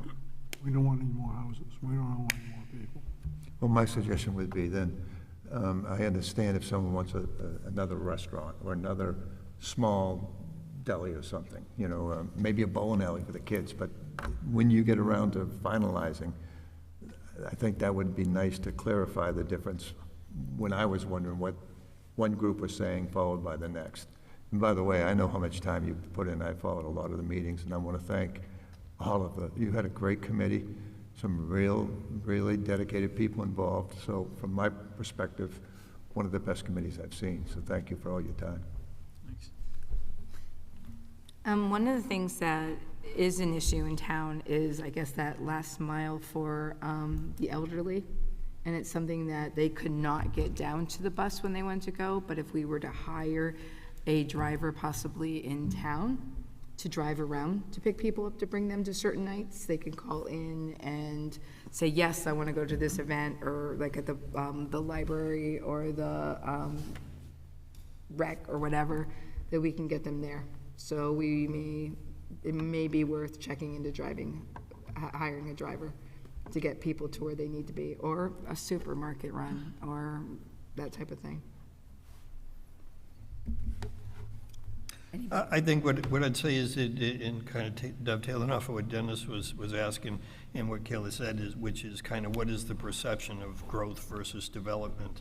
I believe what we heard from the community as far as endorsing the small villages and 2 or 3 other locations in town, that obviously there would have to be very clear ordinances, direction from the town as far as what we want. What this is a village. We want the flavor to be that of a New England village. We want it to be something that we're really not talking about development, meaning those areas would have chain stores or big box stores. Or, I mean, we're close enough to that. We can get to that if we want to. So I think that was the sense as far as looking at the future land use and developing villages. I guess I'd also say that as far as where the community seems to be wanting us to go in this whole scheme of things, is to say, well, you know, all of these things you propose cost money. And so what was coming through from the consultants and from the interviews was that the town really needs to explore other ways of creating revenue. And I know the town has done that, and recently they've done a lot of it, especially through recreation and the like.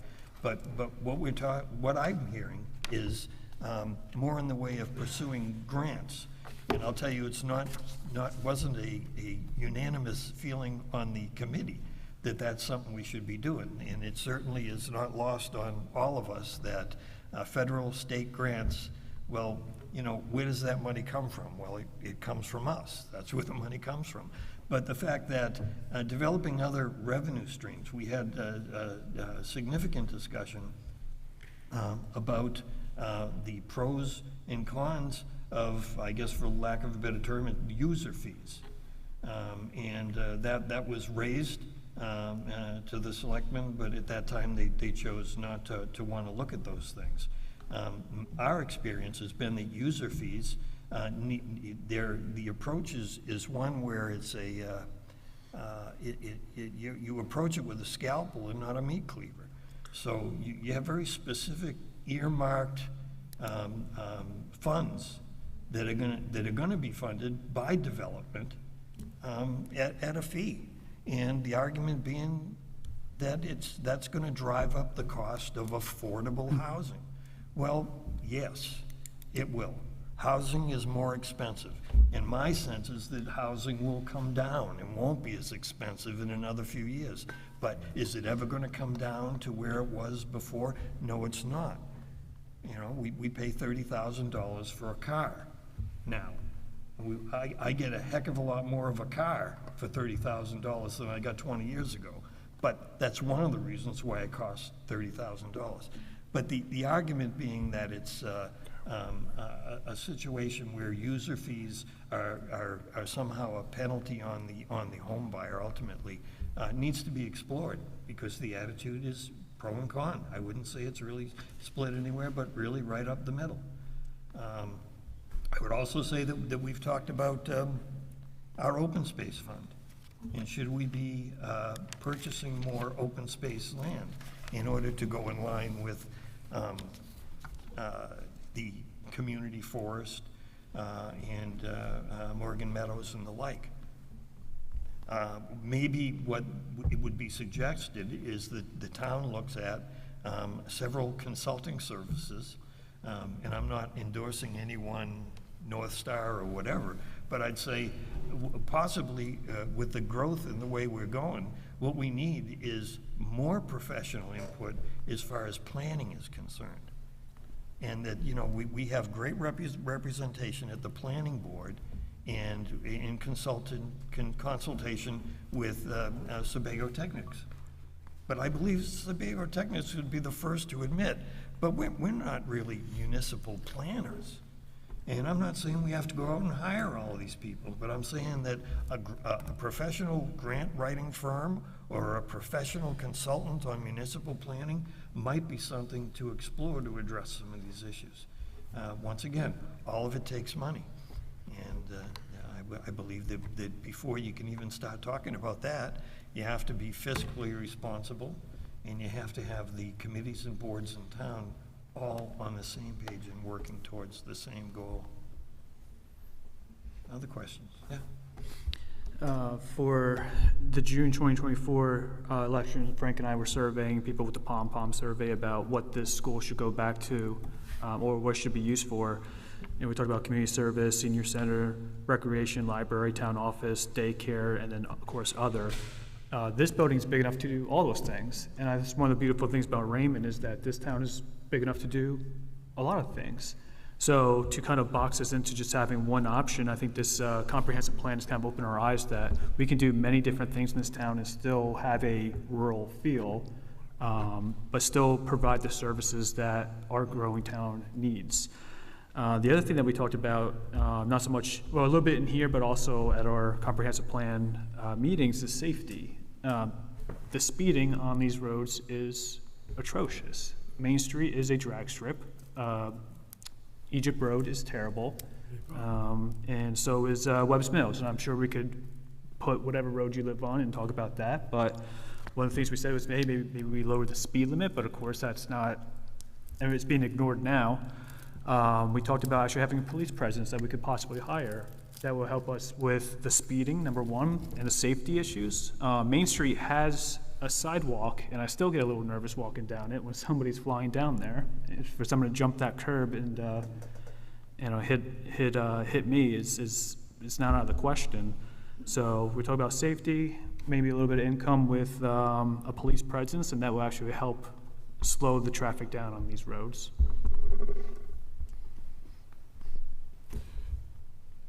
It's funny, when we were doing that survey, a number of people, a lot of people said to us, well, where's the bucket for all of these? A lot of people didn't know that the school was even going to be lost. That was a shock. interesting. Yeah. How many people came through and didn't know they were losing the middle school? They said, what school? I said, the one you're standing in right now.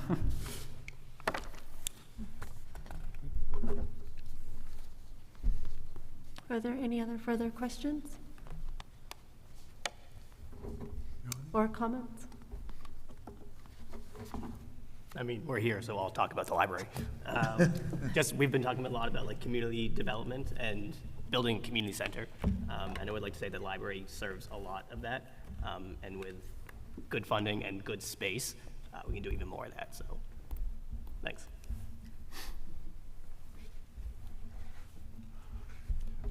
That was an interesting response we got, because there were a number of people who would say, well, I don't want to lose our quaint library. My answer to them is, you ought to get on there on Tuesday morning when people are playing cards, or call to make a reservation to go to one of the programs and be told, well, we're 20 over already and we aren't taking any more reservations for these things. Yes, on Tuesday mornings, you'll regularly see people walk in and just walk out because you can't find a spot to study. So, same with story times.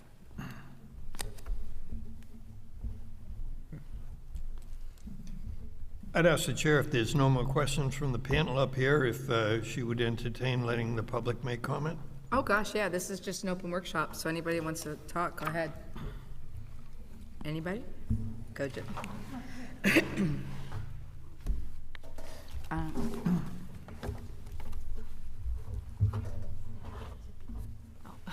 Jennifer Danzig, 38 Pulpit Rock Road. So I just had some questions or comments or all of the above. So you were talking about how people didn't even know that the school was doing it, and I would say I think our communication in Raymond needs to be improved in terms of, like, we used to have the Raymond Roadrunner, and I know people are going to say, oh, we have the Wyndham Eagle and there's the Raymond page, but there's barely anything on it. And you were saying that nobody's here. It's August, it's back to school, it's last school vacation. I think there are a lot of people who care about things, but as you said, they're busy and they don't have the time, and they may not be aware of, like, what's happening or the importance of it at the time. And I think part of that, for one thing, we went from caucusing to being primaried, right? And then we also went from town meeting to just showing up and voting in the voting booths. So, like, now that's isolating because we're not talking to each other.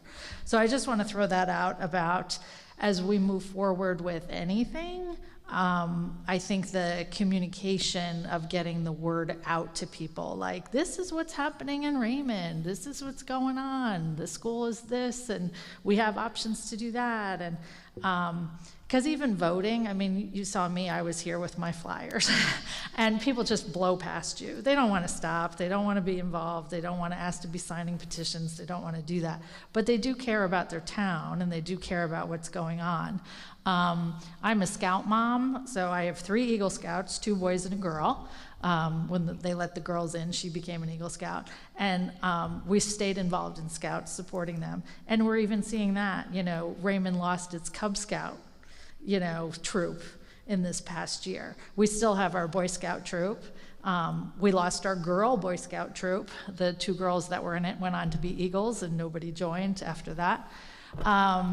And the fact that we have Camp Hines here, you know, and, like, it's the heart of Boy Scouts, that's kind of sad. So I don't know what that's about, and I don't know if that's busy families, there's too many activities to juggle, if communication isn't, recruitment isn't. These are just things that I'm aware of, that I'm just bringing up, these little things in terms of communication. Just because I really care about Raymond too, but again, with those 3 kids, now they're teenagers, I have more free time. I had less free time when they were littles, so I couldn't be as involved. I was involved in the PTA, but maybe not involved in town. And I've said this before at various meetings that y'all have seen me too. Our town does a really great job. I love all of you. I'm grateful to all of you. Even if I disagree with you, you're here, you're doing it, you care about it. We just may disagree on things. So I think that too, that when you have a town that sort of has really committed, passionate people who are there doing it and things are running smoothly, and you're busy, you tend to go on autopilot until something comes up that you really care about, and then you're, like, in it. And like I said, something brought me back into it, and I'm at a place in my life now that I can do it, and now that I'm sort of engaged, it's like, yeah, it's time to get back involved in Raymond. So you will see me at the polls in November, not handing out flowers. I volunteered to man the polls for Mel, so I'll be there to help out. I had a question in terms of, I don't know what user fees are. Are we talking about residents in the town of Raymond, or are we talking about, you know, somehow monetizing our tourism in terms of, you know, right now anybody can put a boat in on Raymond Beach, you know, on 302.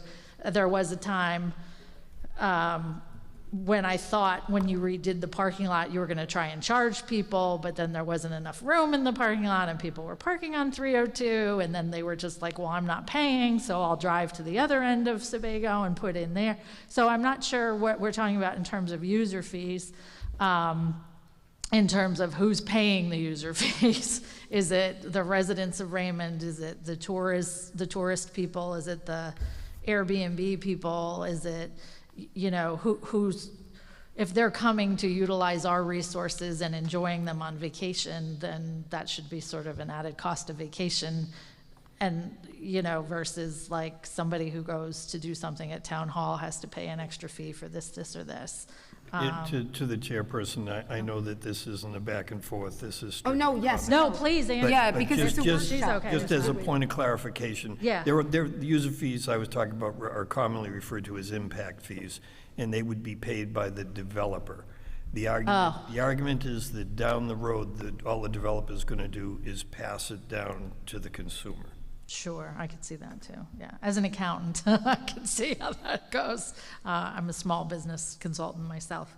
And then the other thing is, in terms of, so are we leaning towards the villages models? You gave us 3 models, is that, or are you not wanting to say that? Like, what was the winning model sort of from, because I was at those comprehensive plan meetings and we did the little circles and stickers and there were the 3 different models and I thought we were choosing one.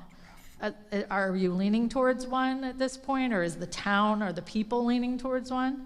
We took the input from the workshops and we sort of compiled that into one right now, but it is still in draft form.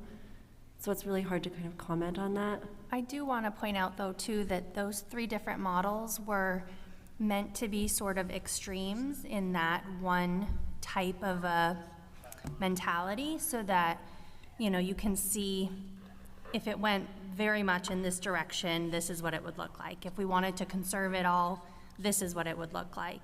And the idea was that we would probably be, there would be components of each model that would strike a chord with some and would rub people the wrong way with others. So the idea is that we're going to take the input on all of these things and kind of make a hybrid type model that might take components from one, components from another, and really make it our own map, our community map that has the input of all the towns. So it's not just a villages style future land use map. It's, okay, what are the features of the village that we like and we would like to see, and how can we incorporate that into our map? So the other thing of thinking as well that we talked about with the consultant was that some of the growth areas don't, you know, just calling it a growth area doesn't mean the same thing along 302 as it might mean in the village or in East Raymond, that we can really cater and fine-tune what that particular growth area might look like. What are the things that we would want to see in that particular growth area? So whether it's improvements to traffic and street and safety, or is it we want to see more community centers, we want to see more small businesses, more sidewalks. You know, it will differ depending on what part of town you're looking at. Okay, thank you for that. And then my other question is, so in implementing this plan, I definitely, I'm hearing, Peter, that this is state law, and obviously we would rather have control of our own destiny here in Raymond than have the state come in and tell us what to do. So thank you all for, you know, being so thorough and recognizing the character of our community. I guess my question with respect to implementation is that you can designate these things as growth areas, but if this is privately owned land, how are you changing the character? Are we talking eminent domain now to say like, okay, well, so-and-so owns 20 acres on, you know, Main Street or behind Main Street, there's all this, and we want to do a village format, so we need those 20 acres to build this stuff in there. So I guess that would be my question, is how does this get implemented if it's all privately owned, or are we looking at things that are, you know, publicly owned by Raymond, or how is that working? I think this goes back to the definition of growth areas and what we mean by that. So if we're talking about growth in the village area, we might just mean better sidewalks or a sidewalk that continues all the way through. There was recent sidewalk done on Main Street, and I think some of that was not taken by eminent domain, but we bought portions of people's yards to construct that. But that was done obviously with their consent. And Sure. as a consensus. So I think we're not talking about eminent domain here. We're just talking about growth in a way that makes sense and that is feasible to do. And it would be mostly town property or donated land, or working with other conservation organizations to obtain land that we can conserve and grow our conserved land. That could also be considered growing. Sure. So I guess what I was sort of thinking as we were talking in the villages, right? Peter made the example of, like, I live out here and it'd be really great to have a grocery store here instead of going there. I totally agree. I think that too. But how do we get that grocery store here? And we did have a grocery store in Raymond, right? And it went under. So, like, how do we bring these small businesses back to grow our community in a way, as we said, that helps the rural feel of the town, but provides the community and the character that we all moved here for, 26, 30 years ago. I've been here now, I guess. And, preserve it for the aging populations as well as the young families coming in. Like we said, we want it to be all things to all people, which I think in some respects we can if we stay true to who we are, and in other respects we can't. And I guess I would use the example that I got from Jeff and Alyssa Messer when we were doing the whole commercial solar in the rural residential and shoreland zones, and it was like, everybody wants solar, everybody wants da-da-da-da-da, but sometimes you have to look at your community and see what your community's about, right? Like, we wouldn't put the Oxford Speedway here in Raymond because we're not set up to do that, right? Like, we don't have that kind of land because we have all the lakes. So, like, that works for them because they have that kind of space. It doesn't work for us. Similarly, like, we couldn't be the Cumberland County Fair because we don't have that. So we sort of look at who is Raymond, what do we have, what are our resources, and how do we grow within that to maintain the character of Raymond without turning into Wyndham or turning into Gray or New Gloucester or whatever, because I think a lot of us did come to Raymond I commuted to Portland, which was easy for me. I was a Jersey girl and commuted to New York City, so I was willing to live out here and commute. And I did like the rural feel because I could go to the big box stores in Wyndham, but I don't want them here in Raymond because I can drive 15 minutes to them. And then also the aesthetic, right? Like, we all love Wyndham because it has everything, but it's really ugly. So whereas I see my brother who's in Connecticut, so he's Avon, Connecticut, which is outside of Hartford, Simsbury, and they have these beautiful malls of character. So it would be like our Wyndham, but everything would look the same, like uniform. It'd be really cute. And you might have a grocery store in there along with a Dick's Sporting Goods, but the building is the same. So it looks really cute and quaint and has that feel to it. So I think as we're looking at growing As far as your question about funding, I think it goes back to what the community was informing the committee, which is that basically the town needs to look at other sources of revenue. Sure. And that we do not pursue enough in the way of state and federal grants. If I'm not mistaken, half of the sidewalk that was installed on Main Street was through state grant monies. So the bottom line is are there opportunities out there other than mill rates that are necessary to finance growth?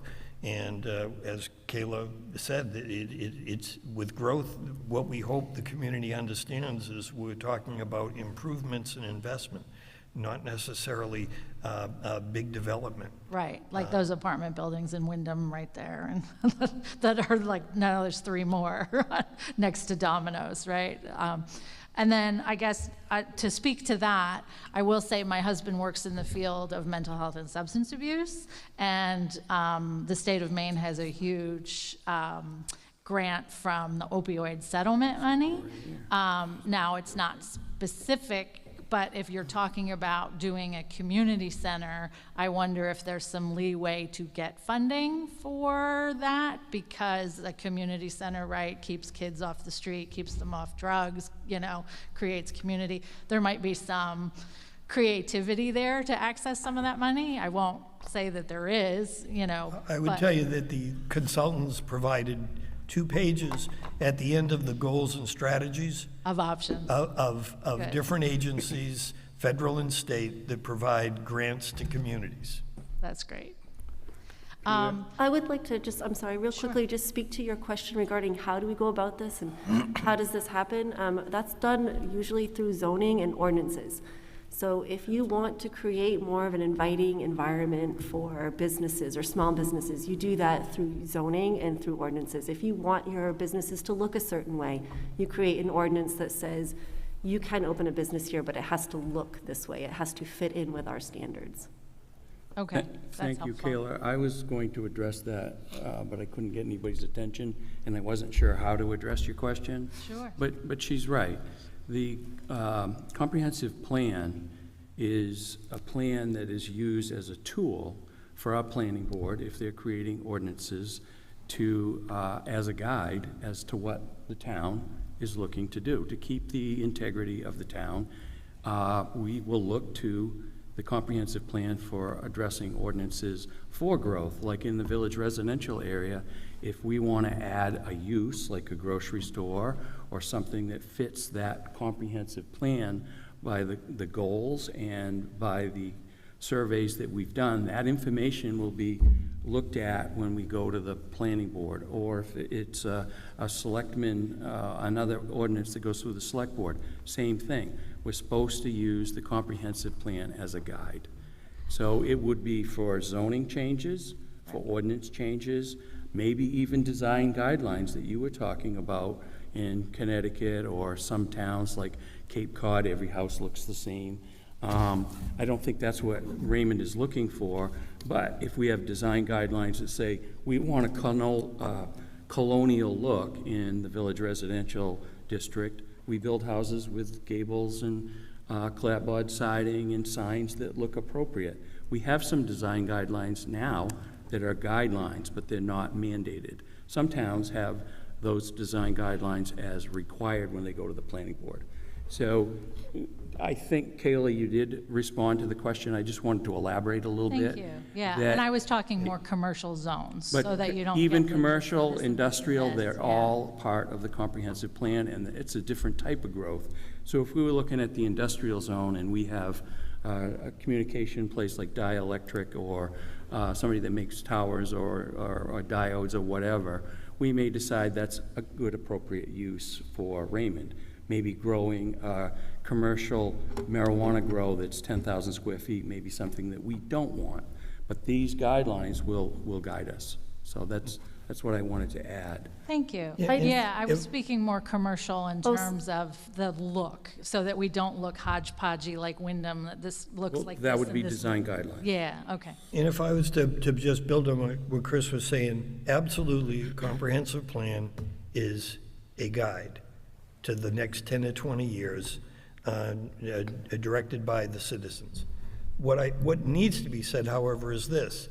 Although the comprehensive plan approved by the state for a municipality has no statutory power, we can't make people or agencies conform to the comprehensive plan. However, if you have a comprehensive plan, it's in the eyes of the state, it forms the legal underpinning of every ordinance and land use that we write. So as an example, the state and Superior Court's very clear. You're going to lose in court if what the town does or allows to have happen is contrary to your comprehensive plan. They cannot be in conflict. Otherwise, when you go to court, the town loses. The state's going to say, no, you have a comprehensive plan. That's what you've said, set as the vision going forward.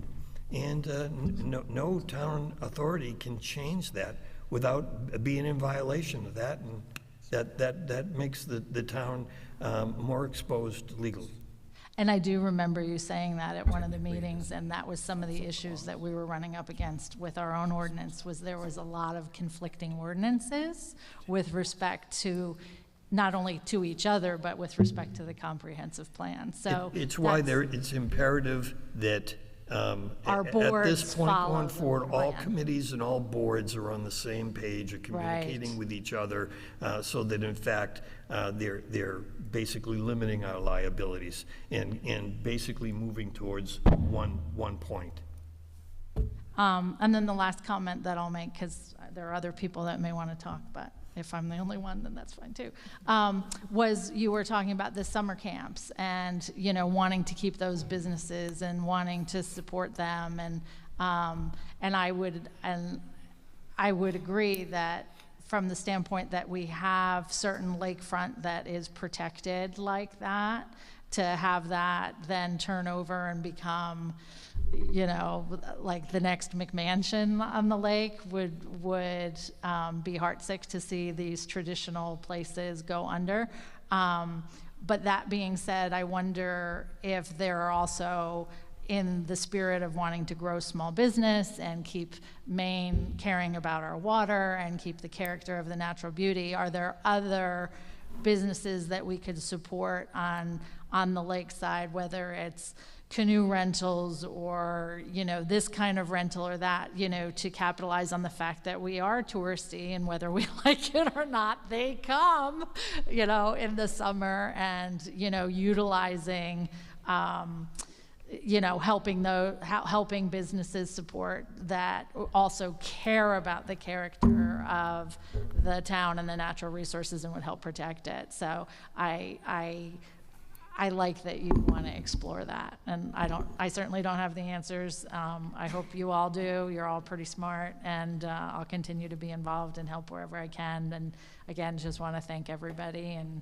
thanks for letting me listen. But the biggest takeaway that I could say as a citizen is just really the communication piece. It's just so important to engage and keep people aware of what's going on, because they will show up if they're aware and it's something that they care about. And I miss the Raymond Roadrunner terribly, because I remember that I could learn everything about Raymond, and every board said, this is going on, and that's going on, and this is happening at the library, and that's happening. And people aren't going to take the time to look at the website. We're just too busy. But if you got that, even if you got an emailed newsletter, maybe you'd read it, you know, instead of having to seek it out. Because that's a lovely character of Raymond and how we all communicated.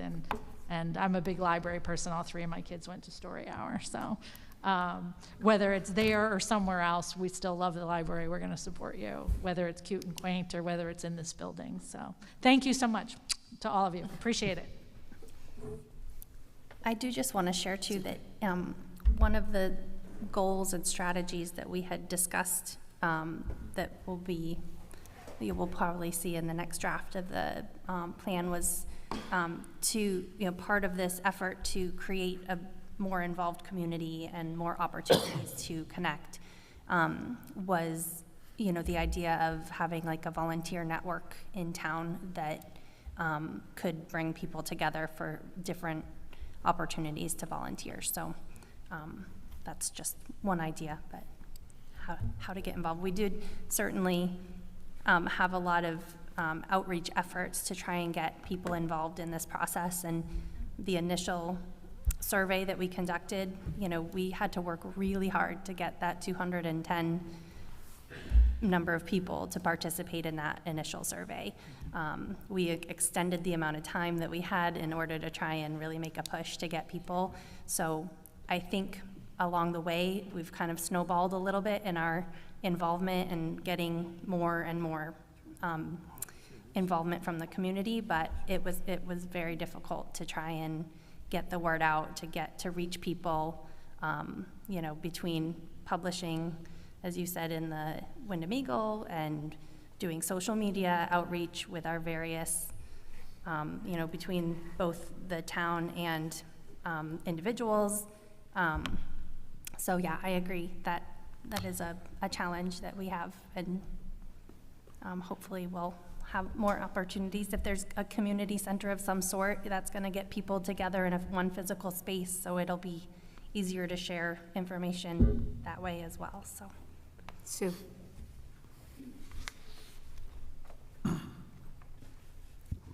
There you go. Sue Accardi, Deep Cove Road. I think Raymond our businesses have exploded in Raymond in terms of marinas. And I know we all realize that the whole 302 corridor is one big marina, and every lot that's empty is storing boats now. So, I mean, it is what it is, but I think that's sort of the business here. We do have a very popular kayak canoe rental place in Raymond, and I think they do real well. They're right there off near the lake. I was reading through the villages and all that, and it seemed like every village wanted a community center. And I think probably we're going to only have one community center in this town, I hope, which will be here. And the grocery stores, I think we would like a grocery store here, but I don't know whether it's doable in terms of, produce going bad before it's used. We had one before, and there was a reason why it closed. In the summer, it's wonderful because we have Chipman's and we have the Good Life Market, and certainly the dollar store has really, cranked it up. And you can get milk and eggs there and whatnot. So I feel like we're doing okay in that regard. We have 3 major liquor stores in town now. I mean, we're moving ahead in that realm, but I just hope that I'm looking at these villages, and everybody, like I said, wanted a community center in each. I'm just confused about some of that. So I'm hoping that this building, when it gets renovated in time, will service a lot, and it'll make a wonderful library. I just want to say one other thing. People are still, worried about losing this as a school. But I think this town, we have to realize that we are really fortunate in terms of getting a new middle school and not having to fund it ourselves. I mean, let's look at what's going on in Cape Elizabeth. Let's look at Scarborough, Cumberland. They're looking at $100 million to build their new schools. And do we want to look at that because this was what we would be facing this in 10, 15 years in this school, a major renovation. So I mean, I think we have to be practical about that in terms of where we want our monies to go. And I hope that that will smooth out over the years, in terms of the middle school issue, and I think it will 10 years from now, especially, as time goes on. But I want to thank the committee as well for doing a fantastic job. Thanks. I think another use for this school is a little community village supermarket down at one of the end of the wings. And they come to one of the things, get some milk, whatever, so. Yeah, they do. That's okay. No, I hear. Any other questions that anybody, go ahead. Thank you, I'll be brief. So Mike Richmond, Cedar Lane, also happen to be on the planning board. So thank you for all your work here, everybody. Interesting to hear the comments where people townspeople seem to say, don't change a thing, right? We like it the way it is. But then we also feel reluctant sometimes, not only in my day job as well, of people, they don't like regulations. We don't like ordinances. We don't like people telling us what to do. I just like everybody here to keep in mind, since everybody's bashing poor Wyndham tonight, why does that look like that? But why do some other towns, Yarmouth, for example, why does it look like that, right? It's because of ordinances. It's because of regulations, right? Some can be strict, some can be loose. But I guess my ask is this: as you're fine-tuning this, which is great to see, please give everybody like us, who is actually working on the ordinances and things like that, give us some good, clear direction, pictures, examples, right? Try to make it a little more tangible for us, because like you said, what we do legally has to support this. It's a great plan. So just keep that in mind. Try to keep it tangible for people like us to give us good direction. Thank you. Cool. Thank you. Yes. Anybody else?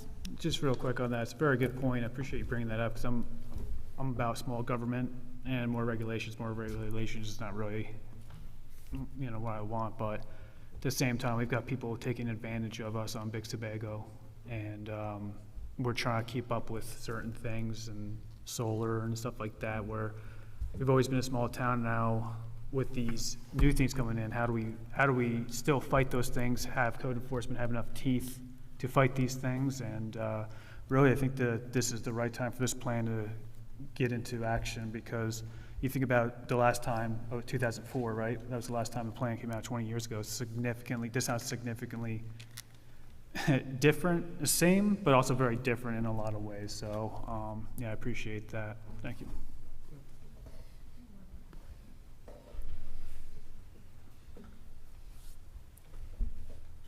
Thank you. That reminded me, I had one last question. Peter, what is the difference between, what did you call it, an ADU and like an in-law apartment? Like what, I don't think I understand the difference between I can explain that. I think Chris could explain it yeah, as like, well. But I'd tell you that If you want, I can handle that. Sure, I'd just say that. that'd be great. Because like some people have in-law apartments, some people have rental apartment, like what are I'd say they? discourage the term in-law apartment. Okay. That has a lot of legal implications that are not enforceable, and really, we called it that for a while. Right, yeah. So an ADU is an accessory dwelling unit. Recent legislation that was passed at the state, LD 2003, required communities to allow ADUs on any lot, like Peter talked about earlier. On a single-family lot, you can have an ADU. Raymond already had that. We've had that for many, many years. You could have an accessory dwelling unit up to 700 square feet. An ADU is an apartment. It can be detached or attached to a single-family dwelling, and it can be used for your parents or a relative, or because it's an accessory dwelling unit, it also can be used as a rental property. So it's a way to combat the issue of affordable housing. So for instance, you could have an ADU above a garage. You could have it attached to your house. Now, the town recently adopted a new article, a new ordinance that took effect very recently in the last month or so, is that we can have accessory dwellings up to 1,250 square feet. That's a significant increase. It's another roughly 500 square feet.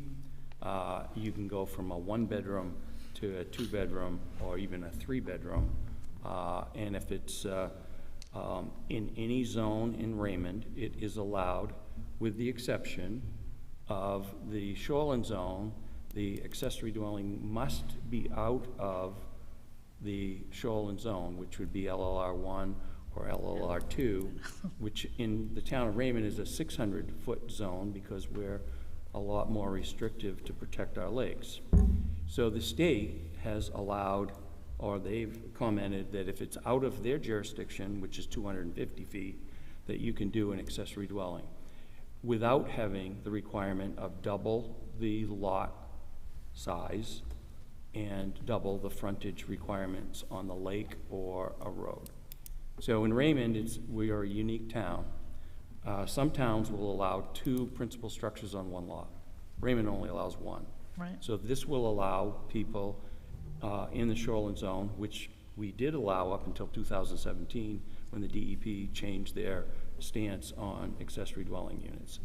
So I'm probably getting a little too far into the weeds here, but you asked about ADUs and in-laws. The difference is you can have an in-law apartment in your home where you have one of your relatives living, let's say you have a 2-level house, they live on the first level, you live on the second, that they can have a bedroom, a bathroom, and a separate kitchen.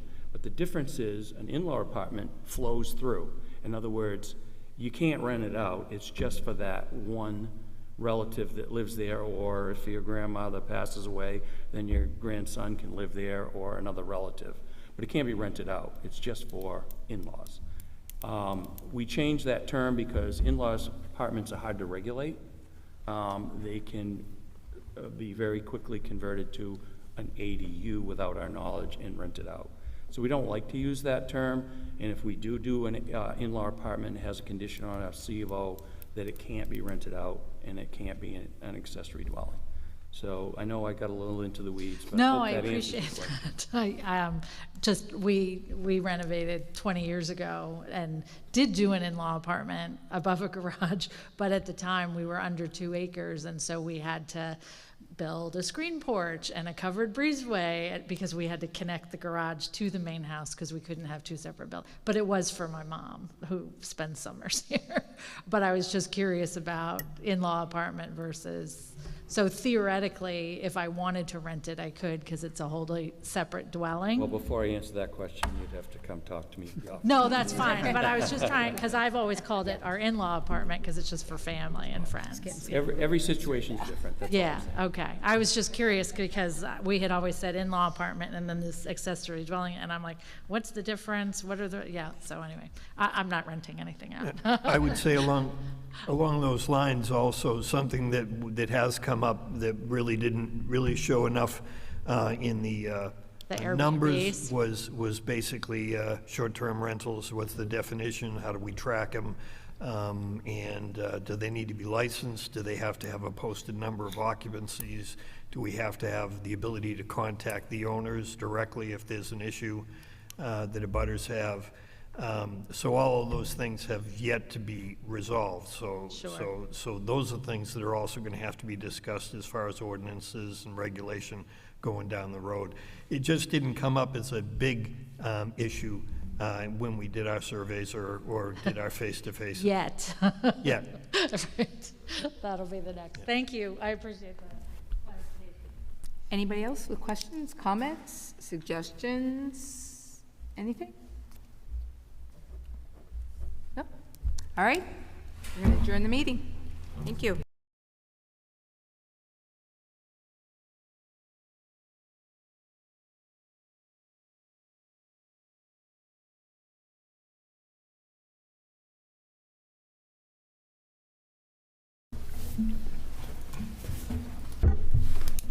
Good evening. It is September 4th, 2024, and this is the Comprehensive Plan Committee.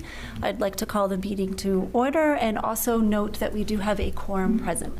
First order of business tonight is the approval of the August 7th, 24 meeting minutes. Do I have a motion to approve? So moved. Thank you, John. And a second? I'll second. Thank you. And all those in favor? Excellent, that passes. All right, old business, and that will be a review of our second draft of the plan. I hope everyone had a chance to go over it and see the changes that we had discussed at our last meeting. I kind of figured, and Peter, I don't know how you'd like to handle it, but we could just open it up and see if anybody has questions, lingering concerns, any of that.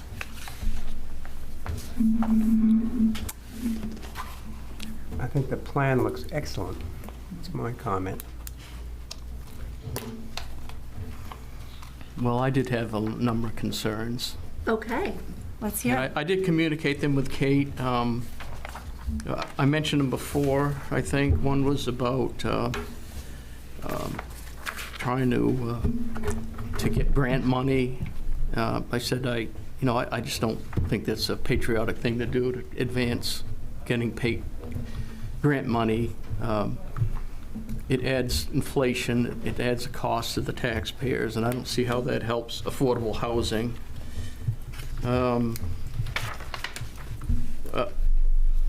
I also have a concern about the use of property in many towns. We have large house lots, and my experience with dealing with doing subdivisions, that we ultimately consume a lot of land because we have large house lots.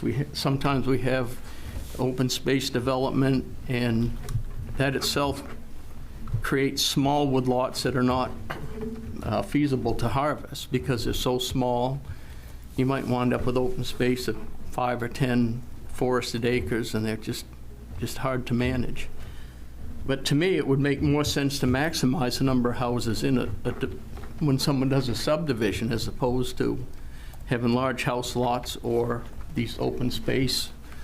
That's just what I think, and that's from years of experience. I've done many subdivisions for property owners, and it's just interesting how they wind up creating a situation where they're virtually impossible to manage properly. It's a waste of a forest resource, and I think the comprehensive plan ought to look at maybe maximizing the number of houses in the subdivision, not doing these 3-acre minimums and all that sort of thing. What else did I? Taxation is an issue. At one time I mentioned that we ought to understand why people own forest land or open space and why they sell it. And a lot of clients I deal with that own forest property, they're older, they purchased their land many years ago, and when they pay their taxes, they pay a capital gains on the timber that they sell. But the capital gains is based on the value it was when they purchased the land. And over time, that value goes down because of inflation. So the tax they pay against the value of the timber winds up being pretty high. And I know the taxes that kind of tax isn't dictated by us, but in the state of Maine, we have 8% capital gains tax, and the feds is 20%. So that's 28% of the capital gain on a timber sale. And older people, when they determine how much, I don't know if I can explain this well, but when they determine how much tax they'll pay, it's based on the amount of timber they sell, its value, and if the value has been depleted over time, they can't use that to keep their taxes at a reasonable rate. I don't know, John, if you've experienced that, but. Yeah, I mean, there's certainly tax consequences with timber harvest, for sure, especially if you're in tree growth, or if you take land out of tree growth. But maybe, Greg, there's some things we could add, tweak in the plan that would address those concerns of yours relative to forest, more favorable forest treatment of large tract forest owners. Yeah, these forest landowners, you pay a tax every year. You pay a property tax. You don't get income from your timber every year. Right. And so, and I'm telling you this because I think that makes a situation for someone who might want to hold on to land for long-term use. I think it makes it more difficult for them to do that. Greg, are you referring to those who are not in like a tree growth program?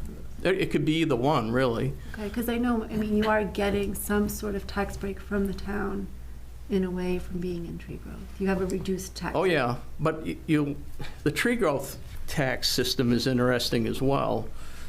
There are more people that don't have land in tree growth because they know what the penalties would be if they take it out, and their long-term thinking is, I don't want to jeopardize the potential of using it for another use and pay the hefty tax to take it out, the penalty, and they can be significant. Yeah. Depending on where you live, the right. town, whether it's got power in front of it, all kinds of these things. So, yeah.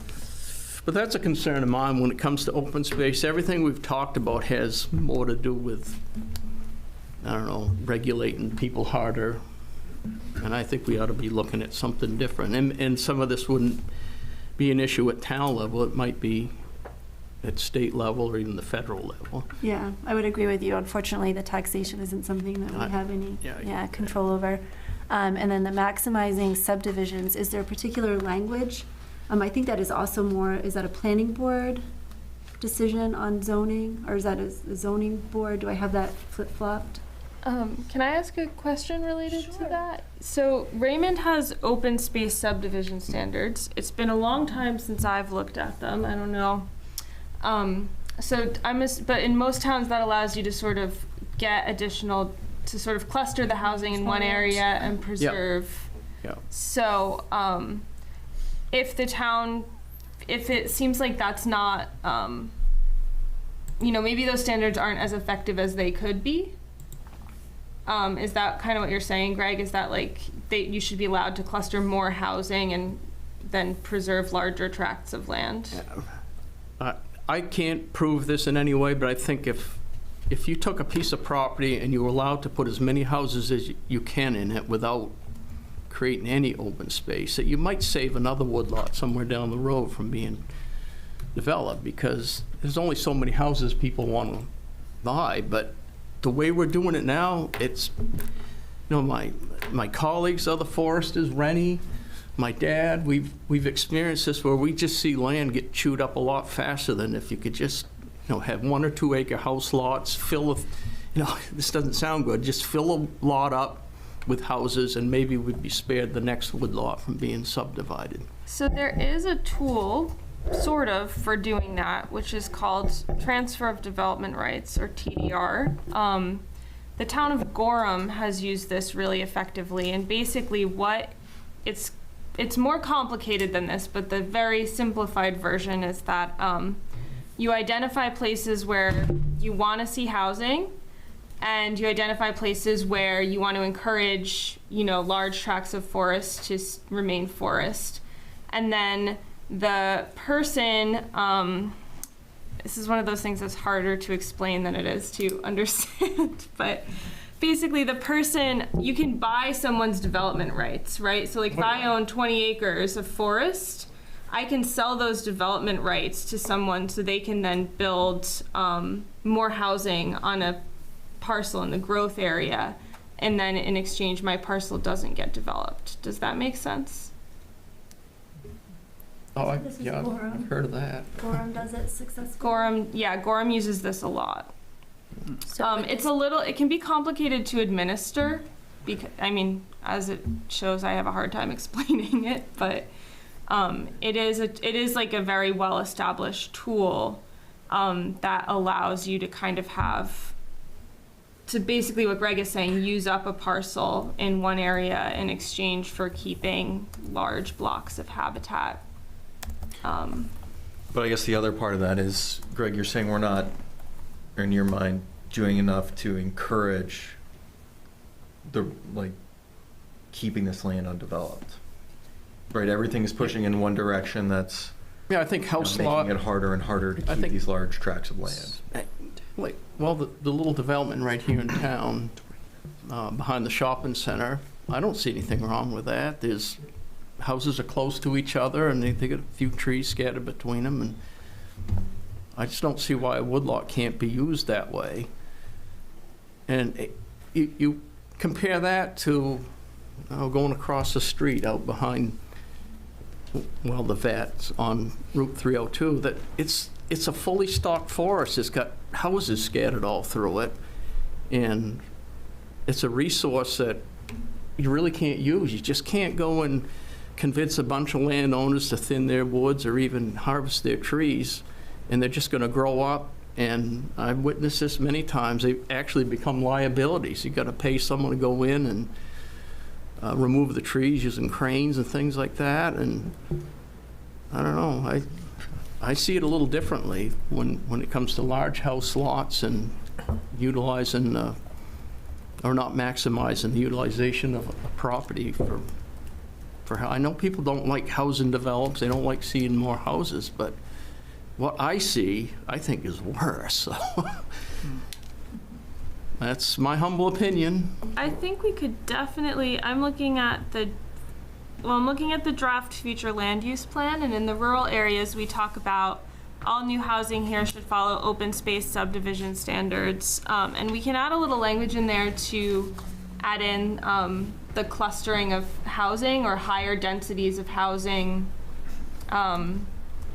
to promote leaving undisturbed land undisturbed, if that's something the committee is interested in. I think we could also, I think Sam is reading your subdivision ordinance right now, and we could also add in a goal or an action to, you know, the comp plan doesn't really we're not going to change zoning in the comp plan, but we could add in an action to review or amend, if necessary, the open space subdivision standards to encourage denser housing, which, like Greg said, when you encourage denser housing, you have the benefit of preserving more habitat blocks and forest blocks kind of contiguous to each other.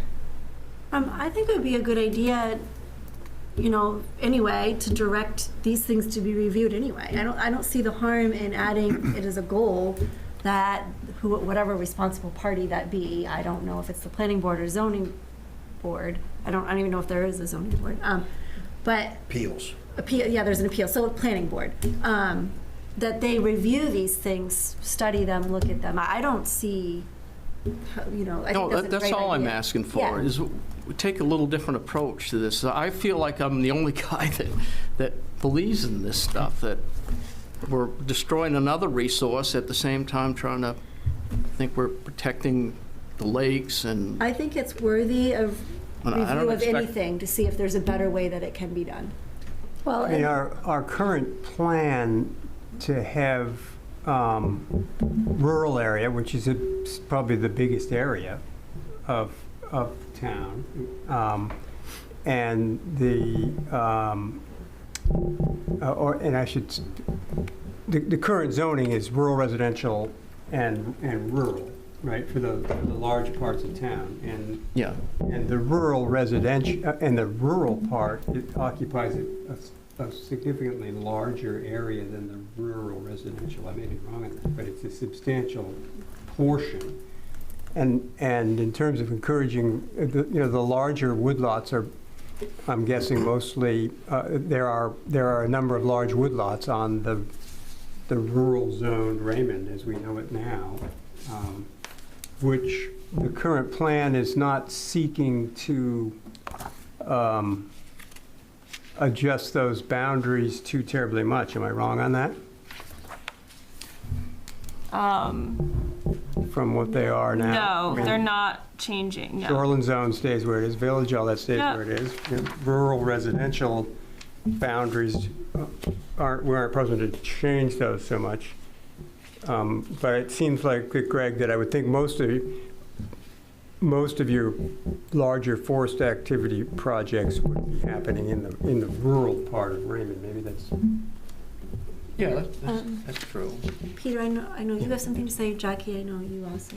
Peter, go first. Yeah, I guess to Kayla's point, and what I'd say to Greg is basically, and this has been my experience on other committees. Take for example, a school board. What they have is a regular schedule for review of major policies. And I don't think it would be outside of the purview of this committee to say in the plan that what we'd like to see of the major committees within the town, whether it be the select board or it be the planning board, that what they do is set up a schedule for regular reviews. And that would kind of then allow for discussion, public comment, and suggestions as to where things may be changed. So that might be something that could be incorporated into the plan, so that there be a regular request or requirement that there be some sort of a schedule posted for regular review of major policies and ordinances. I think the other thing, just to mention a couple of things that Greg said, I believe what our data showed is that since the at least until the 2004 comprehensive plan, the the building in this town has primarily or overwhelmingly been single-family homes on large lots. And certainly that might be something to look at again, because it hasn't changed, and it would allow for at least some opportunity to look at more in the way of density, and where we could practically increase density and then preserve open space. And in some respects, and I know Kate mentioned that word that I cringe now when I hear it, a growth area. But in the growth areas, obviously through legislation recently, density was increased within the state in all growth areas based on the recent legislation. So that's been addressed, but it's addressed in the designated growth areas as far as being able to put more structures on smaller parcels of land. And just lastly, I believe we got the message from collecting the data on grants. And I don't disagree at all with Greg as far as saying that, it's great to say grants, but the bottom line is, where does that money come from? And I agree wholeheartedly with him. It comes from the taxpayer. That's where that money comes from. It doesn't get printed somewhere, or it doesn't come from a magic pot. It basically comes from everybody's taxes. That being said, the message I got from the community was more or less that they want to see us looking more at grants. And while I am conscious as a citizen of the country as to what's happening, on the federal level and even what's happening on the state level, I'm going to kind of be a little selfish here and say, this is Raymond's plan. And if Raymond can benefit by getting some support from the state or federal government in order to achieve the goals of this plan, I believe I would endorse that. I believe the plan should endorse that. And I believe what we've heard from the public is that they endorse that as well. Just real quick to add to that, Peter, it was also something that when we did our department head interviews that was talked about a lot, was having a staff member that could spend more time with grants. So I think that where we're coming from that is the feedback. And again, it's not exactly our plan per se, but the community's plan. Sorry, Jackie. I was just going to say that other benefits from what Greg was mentioning is that, these sort of cluster type developments will create, I think, more sense of community within the town, and that's something that we've seen echoed over and over again from feedback from the citizens. And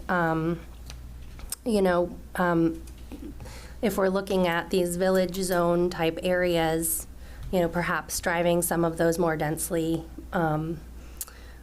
clustered development near those areas where there may be sidewalks. Maybe sidewalks can be part of development plans. Maybe there can be sort of incentives or TIFs or something like that that would encourage the development to create spaces that are more pedestrian friendly and more, drive people to a more community feel, where as if you're, everybody has their own 3-acre lot. You're all very independent of one another, so.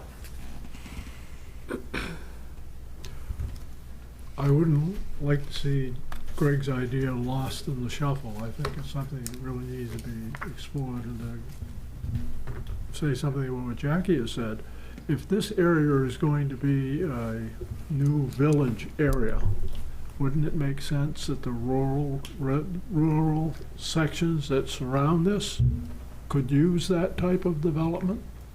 I know if you look at the developments taking place on Tenney Hill, I can remember where there were no houses up there, and that's not that long ago, and now there's 60+ houses up there. But the problem is, they're all on 3-acre lots, and neighbors don't get to know neighbors. If you're 3 acres away, you don't know your neighbor. I would almost bet that most people who live on that road really don't know their neighbors. And the reason is there's no proximity. And I think we need more proximity. What Jackie is saying, you build a community, you have to get to know who your neighbors are. And probably if it was in a development in which there were sidewalks and people could get around by walking on sidewalks, they'd meet their neighbors more often and become a community. So I wouldn't want to lose what Greg is saying we should be looking at, because I think it can make a difference if in fact we are going to build this into a village area. Kate, do you have a good suggestion on where we can put the goal of review of all major policies and ordinances by major committees? Yeah, so for the, I think there's one thing that I did think of is most of the state goals include a goal that says to review your land use ordinances. So we can either build on that or call it out, make it more specific, or we can have an additional local goal. It doesn't really matter either way, because I know those state goals tend to kind of get buried because there's so many of them. So if anyone has any thoughts on if you want to have a separate local goal or a state goal, I do think we should add, and I'm not sure exactly what heading it comes under yet, but we should add a local goal to review rural residential zoning and open space subdivision standards to encourage, clustering of housing where possible to preserve more blocks of forest or habitat. I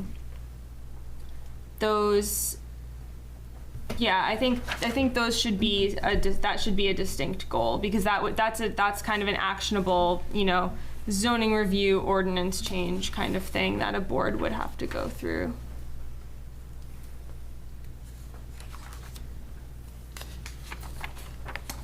Which goal?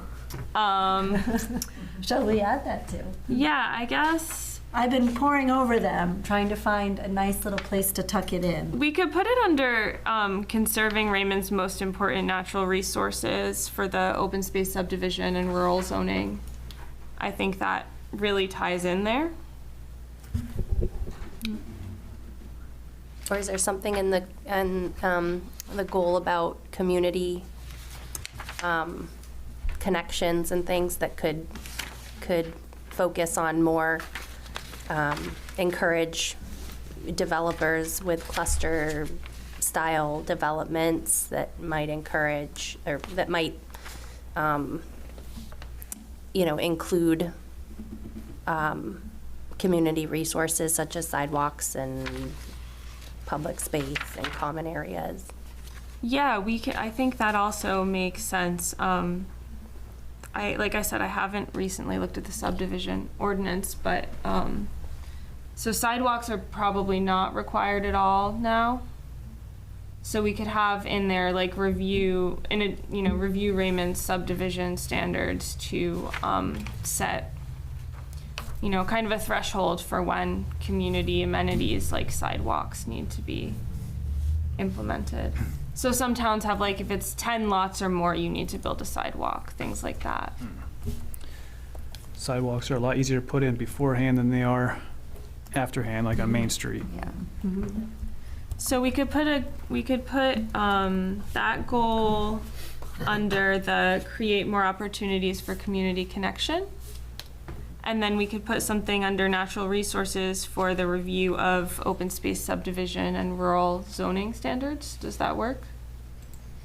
I think that sounds like it makes sense. And it seems, Greg, that it would have to be really on a case-by-case, a lot-by-lot project. It's a flag, a yellow sticky for the planning board to look at. Here comes a 40-acre parcel subdivision. They want to put 20 acres aside, or 15 for open space, and push all the houses in the rest of the corner. There's still some value, even though there may not be a forest harvest value there. There's probably some other natural resource benefits that come from having 15 of those acres undeveloped. There might be some sensitive wetlands in there and other habitats or whatever. But the action item will really be for this to be on the planning board's menu, to be thoughtful about how they can respond to proposals that don't overconsume viable tracts of land for forest harvest. Does So I'm kind of hearing it as more of a kind of lot, parcel by parcel thing, rather than something we can really resolve by a whole, zoning district-wide approach. Yeah. No, I think anything, Anything if that we put more look at thought to it. any other ideas other than, we've done a number of subdivisions and we've wound up with, 5, 6, 8 acres of open space, and it's all generated out of the lot size, the total size of the parcel to begin with, and those just aren't manageable. That's not useful. So maybe there's a minimum that an open space subdivision can set aside, like, pick a number, 10 acres. I mean, what's the minimum on tree growth? 10 acres? 10. Yeah, it takes. So let's not approve subdivisions that have 9 acres of open space, or let's be thoughtful about how we do it, I think is the action. Yeah, I think definitely this is something that we should be setting a goal for the planning board as part of their yearly, or however often it would be, review of policies. Yeah. Yep, we will add some goals in there, and I think when you next get a draft from us, we'll highlight what has changed, because I think, when we send you our next draft, it's going to be formatted too, so it will look different. So we will highlight what's changed since the last one. Do you want us to add anything in about exploring other programs like a transfer of development rights program?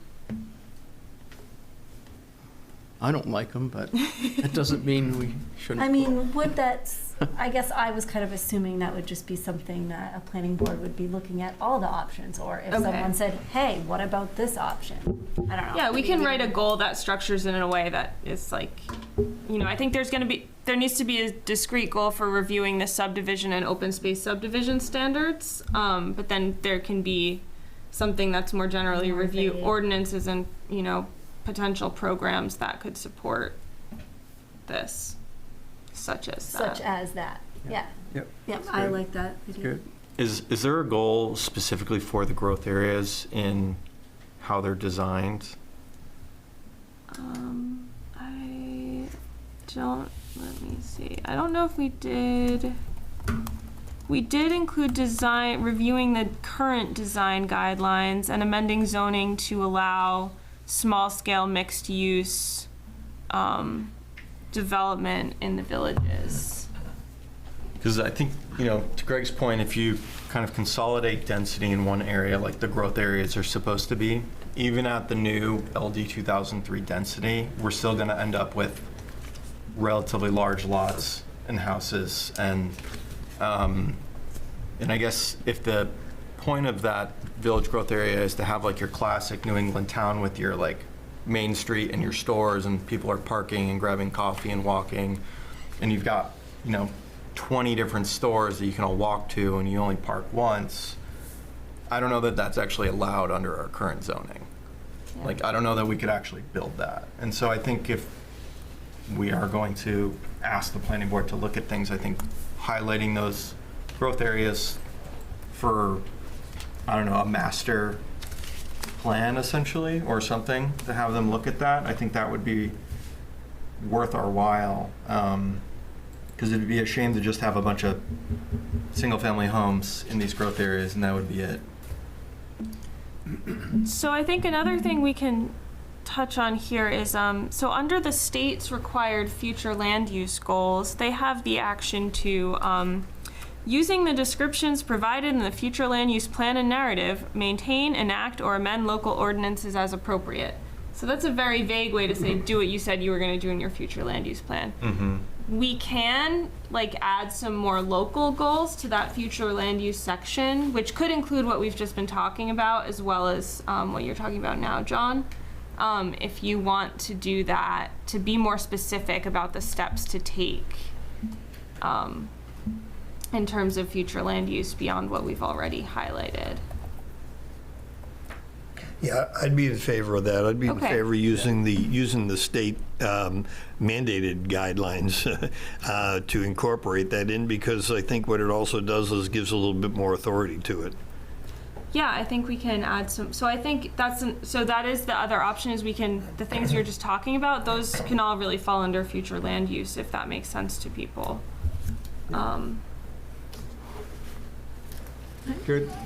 Sounds like we're in agreement over this. Okay, great. And I think, John, what you were saying, we can, where's the goal about 302 master plan? I guess so that we have a 302 master plan. I guess I personally try to avoid too many plans to plan in these. Agreed, yeah. So I hesitate to do something like, we need a village master plan. But we could put that in there, or we could put something into just specifically say amend local zoning ordinances to allow the type of traditional New England village development, described in the future land use plan. I like that. Yeah. Okay. Thanks. So we'll add some local goals to the future land use section. I think that will kind of call this out a little more specifically. All right. Any other comments, concerns?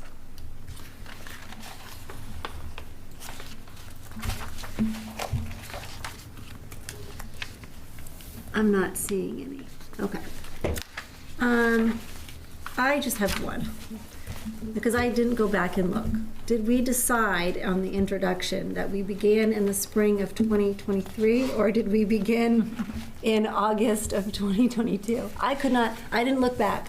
I don't know what we decided I on. believe it was August 2022. Okay. So. Yep. That was our. That's right. That was our first Sam in committee. the introduction. Yeah. Yeah. Oh, what was our other? You said spring of 2023, and I thought, oh, well, maybe we decided on something different. Did we say 2023 on accident? The spring of 2023, but it really should be, we were appointed in Okay, yeah, so Our I think first in the new June. draft. Our first meeting was August of 2022. Yeah, we updated Right. to August 22 in here. Yeah. We did have, Okay, because it says second draft. Am I looking is at the it? wrong thing? I don't know. That's not in acknowledgements, it's in introduction. Oh, you caught it. Thank you. Yeah, Okay. an introduction. I was thinking, Thank I you. must be going nuts. All right. We had one, speaking of the introduction, we were reviewing notes from the last meeting. Who is Brad McCurtain? What category is he under in acknowledgement? So I actually had another point to that. I didn't really like former committee member, and I know this is kind of nitpicky. I would like to put June of 2022 to, I think it was April of 2023, in the parentheses instead of former committee member, to acknowledge the time frame, as opposed to former. I just, Yeah, I didn't Good like the idea. idea of the former either. We just didn't really know who he was. Yeah, so he was a member of the committee who resigned. What I would say is that I was envisioning it more as not listed under committee, but for both the former town manager and the former member of the, that we just acknowledged their help on the plan, and not really lump them into any one category other than just an acknowledgement of their help. I had the same question mark with Don Willard. Yeah, exactly. I mean, this idea of the former, I'd rather call out a date that they helped or served. We could do that, Or- or just a general acknowledgement. Or Thanks for some their sort help. of acknowledgement, for their help as well. I don't care either way how that's handled. Is there a preference? I think I'm mentioning both of them at the, under. A thank you to the members who helped and also to I like the Brad. times. Yeah. I You like like the the dates. times? I like the dates. Yep, dates are good. So leave them in there, but add the dates. I mean, Brad was a committee member. Yeah, From the time, I mean, that's why I kind of like the date idea. Sure. Because it acknowledged the fact that, so I believe in the timeline that I presented, it gives the date when the select board reduced the size of the committee. reduction in the comprehensive plan committee membership, I saw that, and that's where I got my April from. In April. So in April, so I figured June August to to April. or, because we were technically appointed Yes. in June 22. of 22. So if we can change the former for Brad to June of 2022 to April 23, and then possibly the same for Don Willard, that he was a contributing member of town staff from June 2022 to May? June, okay, to June? To 23? That was when he went up on FMLA. Okay, that makes sense. Yep. You know, we did just, sorry, I'm trying to pull it up. We just had a town where the town manager retired during the comp plan, and I'm trying to look at what we wrote. Yeah, if you have any other suggestion, that'd be great. I just didn't, for both of them, I just didn't like the former. Well, Yeah, so we had, in another town, we said the comp plan team would like to acknowledge the service of town manager Nathaniel Tupper, who recently retired after X number of years of service to the town. So we could also put something like that in there, because Don was here a long time, if you think that would be appropriate. do we want to have something for Chris Hansen as well? I know he was here at the beginning. I know he hasn't been here recently, but He is mentioned in town staff. yes. Yeah. Okay, thank you. He's still helping us in the background. Okay, great. He was. He must have had something come up. He told me he intended to be in on Zoom tonight. No problem. Do you want to have just a one sentence acknowledgement for Don, or? Again, I'm completely Okay. impartial to that idea. I don't know if there's a consensus, whether we just want to do the dates or an actual sentence. I don't feel strongly about it. Let's just stay with the dates. Okay. It just keeps it even, I guess. That's okay with everybody else? Yep. Good. Did you get those dates down? That was, one more small thing. Sorry. Yeah. The introduction. Yep. The second sentence, the plan effort builds upon the past planning efforts. I just want to take out the first effort. Yeah, The yeah. plan builds upon. That's all. Yep. That's all I have.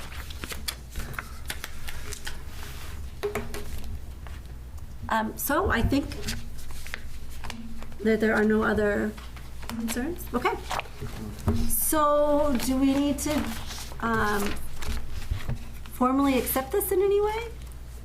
Or we're just saying we'll do this is that. good? So I think that will be, I just want to point out also for Sue's benefit, Sue did send us some very minor edits. Those will be reflected in the next draft.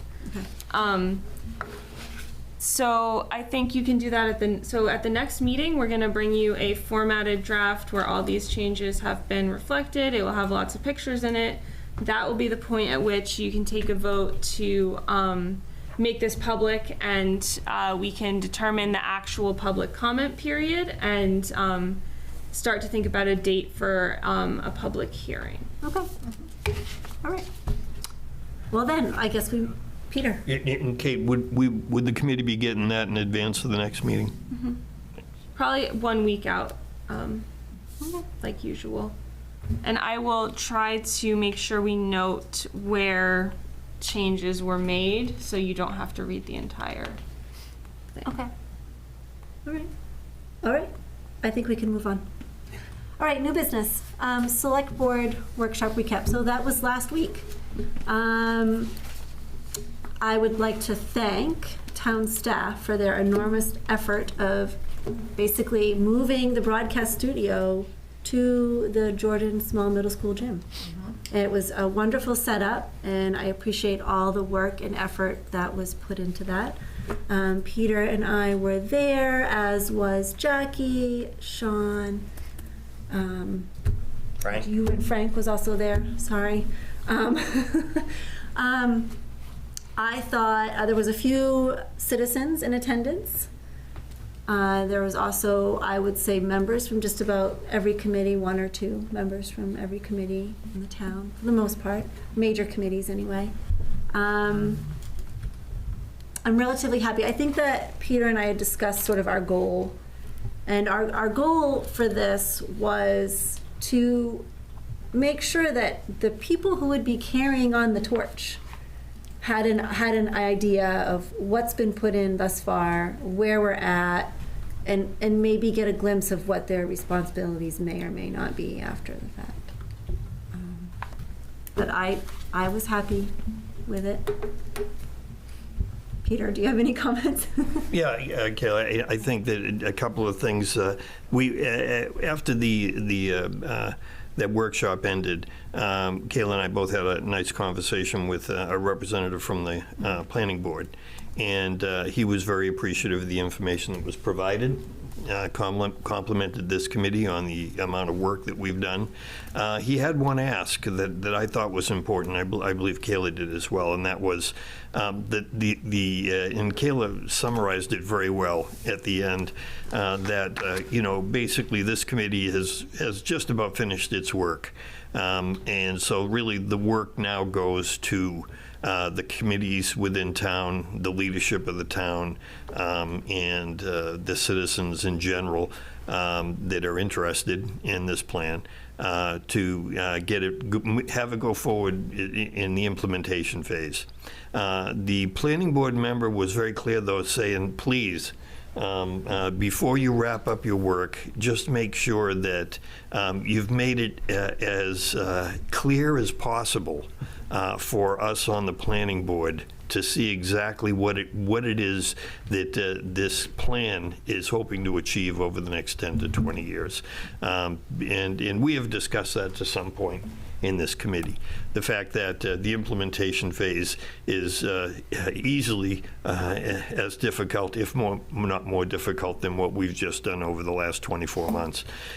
So that was, I thought, an important ask. So I just would reinforce that with everybody in this committee, that what we really need to do, along with North Star's help, is to really crystallize as much as possible the direction that we've basically been informed by the community as to where the Raymond should be going over the next 10 to 20 years. Otherwise, like I say, I'm someone who's basically always expecting more in the way of public participation. It's probably an over-expectation on my part, but the process has tempered that a little bit myself. That being said, I will tell you that I was hopeful that there would be more in the way of interaction between the number of people there from the committee, from town leadership, as far as their thoughts or ideas going forward. We got some, but once again, I'm probably never going to be satisfied that it was enough.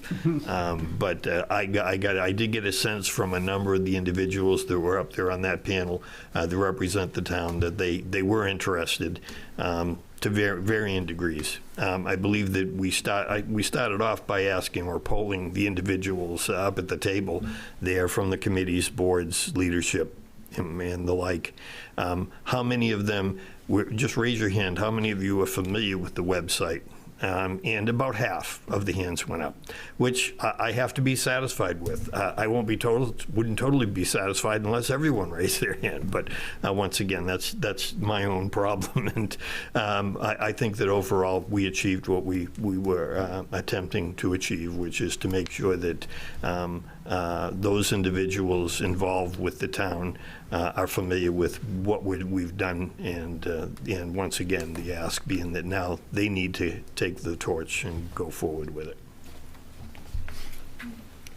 I did get a comment. It was the same comment. One was from a committee member, and the same comment was from just a citizen, and they said that was a really good meeting, and they wish that more people had attended, and they asked me what we can do, if anything, to get the notice out there a little bit better, because they both said that was an excellent meeting. I wish that more people had attended.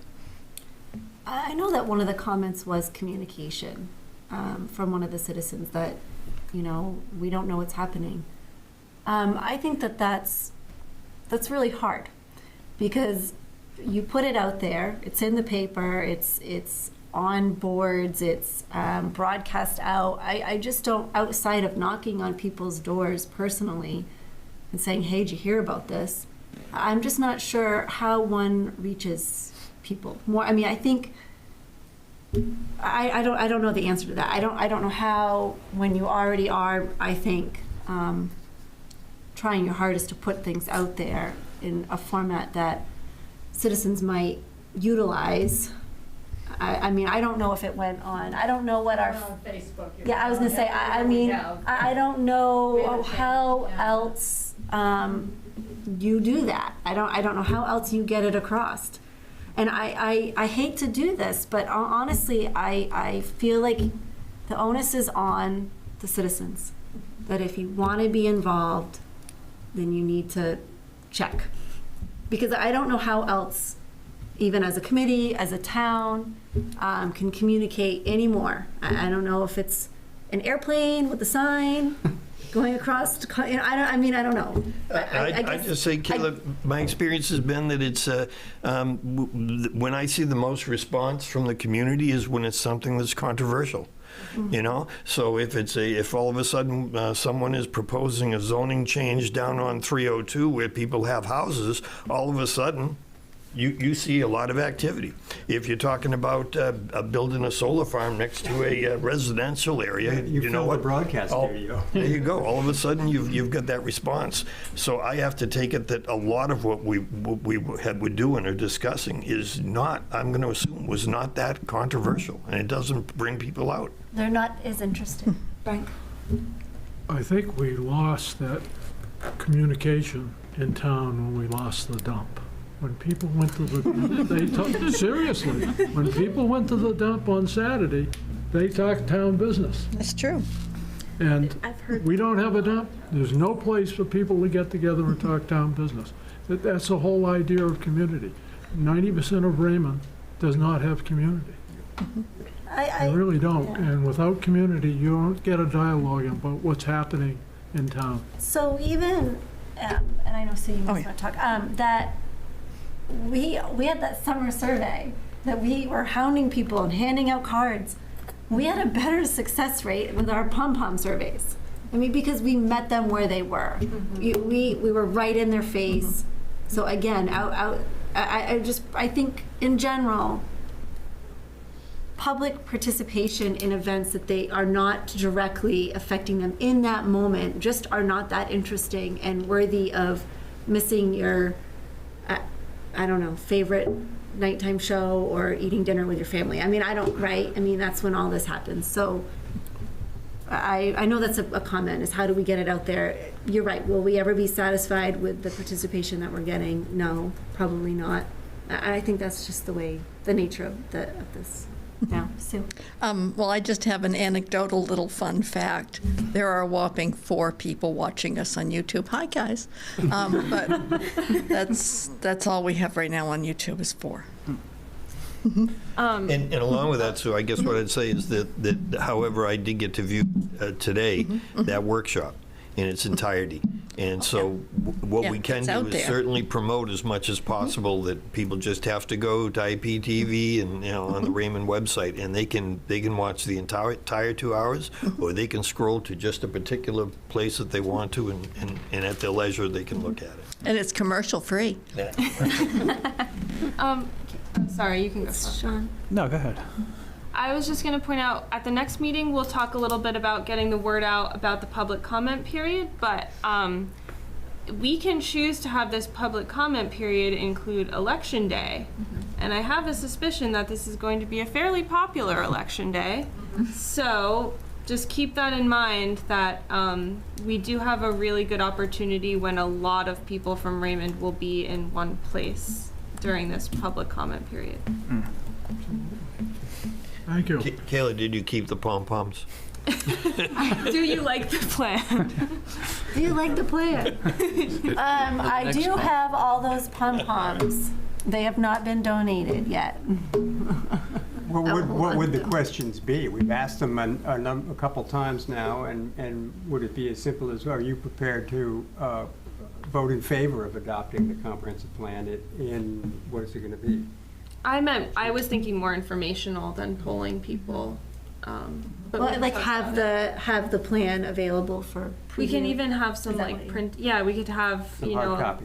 Like hard copies to look through. Yeah, a link to the online links to the online version, so we can maybe if people can table it or just have big signs up being like, hey, comprehensive plan, don't miss Maybe it. if we gave them, like, even on pieces of paper, like, here's where you go. Like, Exactly. hand it out to them. Here's where you go to view the plan.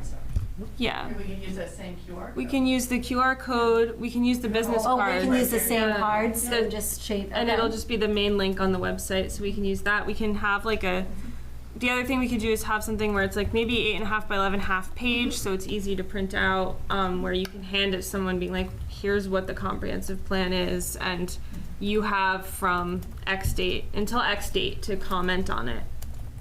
I think that makes the most sense. Yeah. We At should one capitalize page, on that. Yeah, like an Eight infographic, bullet sort of thing. Yeah. pretty colorful with a QR code. We should end it with, and we're gonna vote on this next year, Yeah. and we need you. It's an important to- vote. we need to close this loop. Yeah. And the election's gonna be our first time to say, now. Raymond needs you. Raymond needs you. Let them know when we're having the meeting. Right. If we could get the For the meeting. public comment. If We we could offer a get the meeting on prize, $100 at that meeting. If you're there, you have a chance to win $100.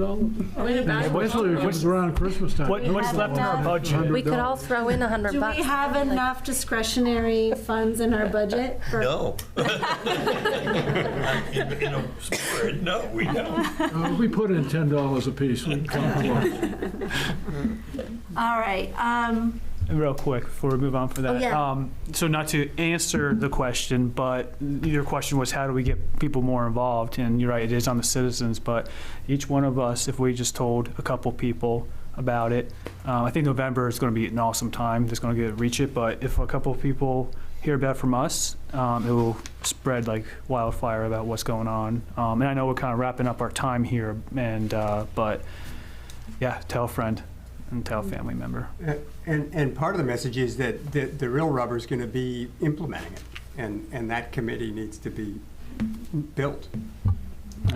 I think if you had, at November, if we talk about building the committee as part of that, I think that a couple people might get Here's what we involved. did, now it needs to be built and implemented. how is this implemented kind of thing? Now, what's next? Next steps. Yeah. Do you want to be on it? Yeah. Invite people on. Comp plan is hiring. Pays really good. Okay. All right, next on our agenda is to review the first draft of goals, policies, and actions. We did not go through that in our August meeting. I really don't have much to comment on them, as they are basically a reflection, personally, of the goals that we've already reviewed and looked at. I think my biggest concern is that, again, we're passing the torch, so the responsible party column, that's been reviewed by town staff, that this all makes sense. I mean, that's I guess that's my biggest concern, is that this is reviewed by the appropriate people to make sure that it makes these responsible parties are appropriate. But other than that, I personally am okay with these. So I will do the same thing where we just sort of open it up. I'm not as organized as Peter, but I did look. There were no comments, so I couldn't collect any. Peter sent us some comments in okay. a spreadsheet. I'm going to try and join the Zoom so I can share my screen so we can all look at it. When I looked, was it this morning? I did not see any posted comments, so I was like, well, you must be good. Hold on, am I in the wrong meeting? While we're waiting for that, does anybody have comments, questions, concerns?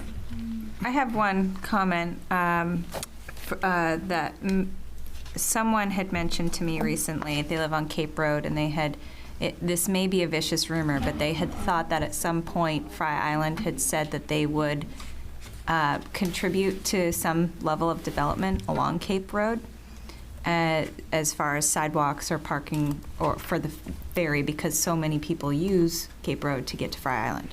I don't know if that's accurate, but perhaps on Section 4, we've got a goal that says build a trail or sidewalk that spans the length of Raymond Cape Road and explore contribution opportunities to add, to see if it is indeed something that is hiding, a fund that is hiding that we could tap into. Okay, I have not heard that rumor. Nope. Oh.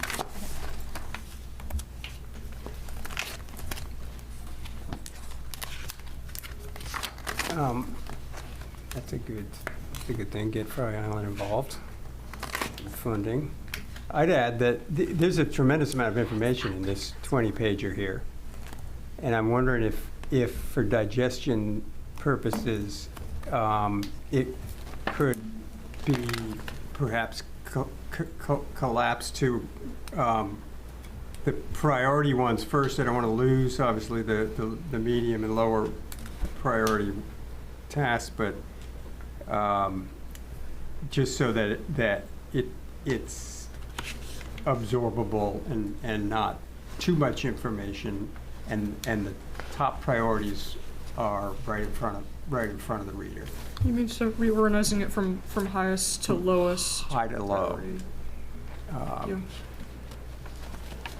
Yeah, I think, sorry, we're having some technical difficulties with the Zoom, but let me see, what did we do here?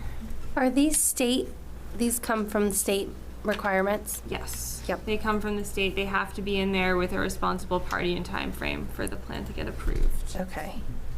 So yeah, I think we had kind of highlighted the priority goals in the narrative and then did the same here. We could move those to the top in their section in the spreadsheet, if that makes sense.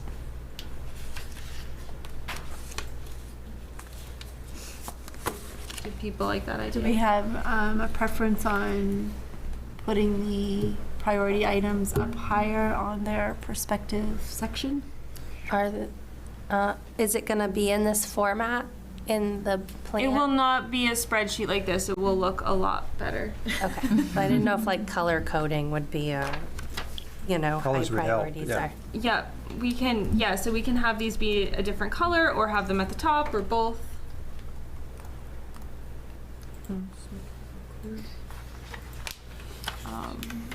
Is it too redundant to have a separate section which is just all the priority ones and then have another section that's every single one?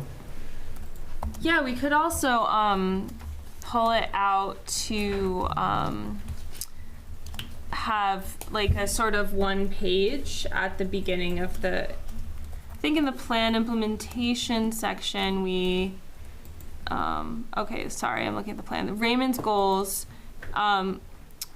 we could, we describe that each goal has a highlighted priority action item, and we could have like almost a whole page or like half a page where we say like, here are the 5 priority action items. It's just like right after that. So they're right at the top, right in the beginning of the plan. The goals spreadsheet is something that is really going to be more used by the implementation committee and town staff. The average person is probably not going to read the whole thing. So that might be a good way to pull them out, is to have either a page or half page kind of graphic where it just has those 5 priority goals. I like that. Yeah. Okay. Yeah, I like that. I think the implementation committee's first question is going to be, what do we do? What's important? And so I figure if we can lay that out for them, these are the top 5 things. That makes sense. Peter? Yeah, I did have a conversation with Kate because I had made about 20 edits to the goals and policies and the like. But I believe that the confusion was the fact I was doing it after the fact, because the first draft, I believe, is what we're looking at right now. So we were, since we had not yet reviewed the first draft, to be quite honest with you, I saw maybe a half dozen edits to the first draft. And so it seemed pretty sparse to me. And then I went back and went item by item and added another 20 edits myself. And I believe that document is a little bit more in detail, and it was more of my attempt to provide as much detail to the implementation committee as possible based on the conversation that we had last week with the planning board. So I'll just give you an example of one of the edits. We've got a time frame there. But it would make sense that in order to facilitate implementation in a timely manner, that we actually have, let's say, an actual time frame. So 1 to 3 years, 2 to 4 years, plus 5 years.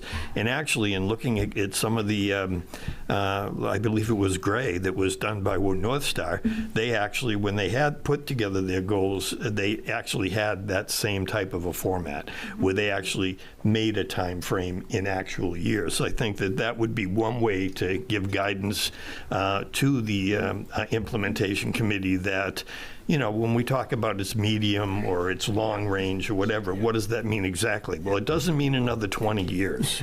It means if it's long range, it's maybe more than 5 years. But if it's a immediacy or whatever, then it's within the next 12 months or stuff like that or whatever. So that's just one of the edits that I made in going forward with that. I would think that might fall in the area of a priority.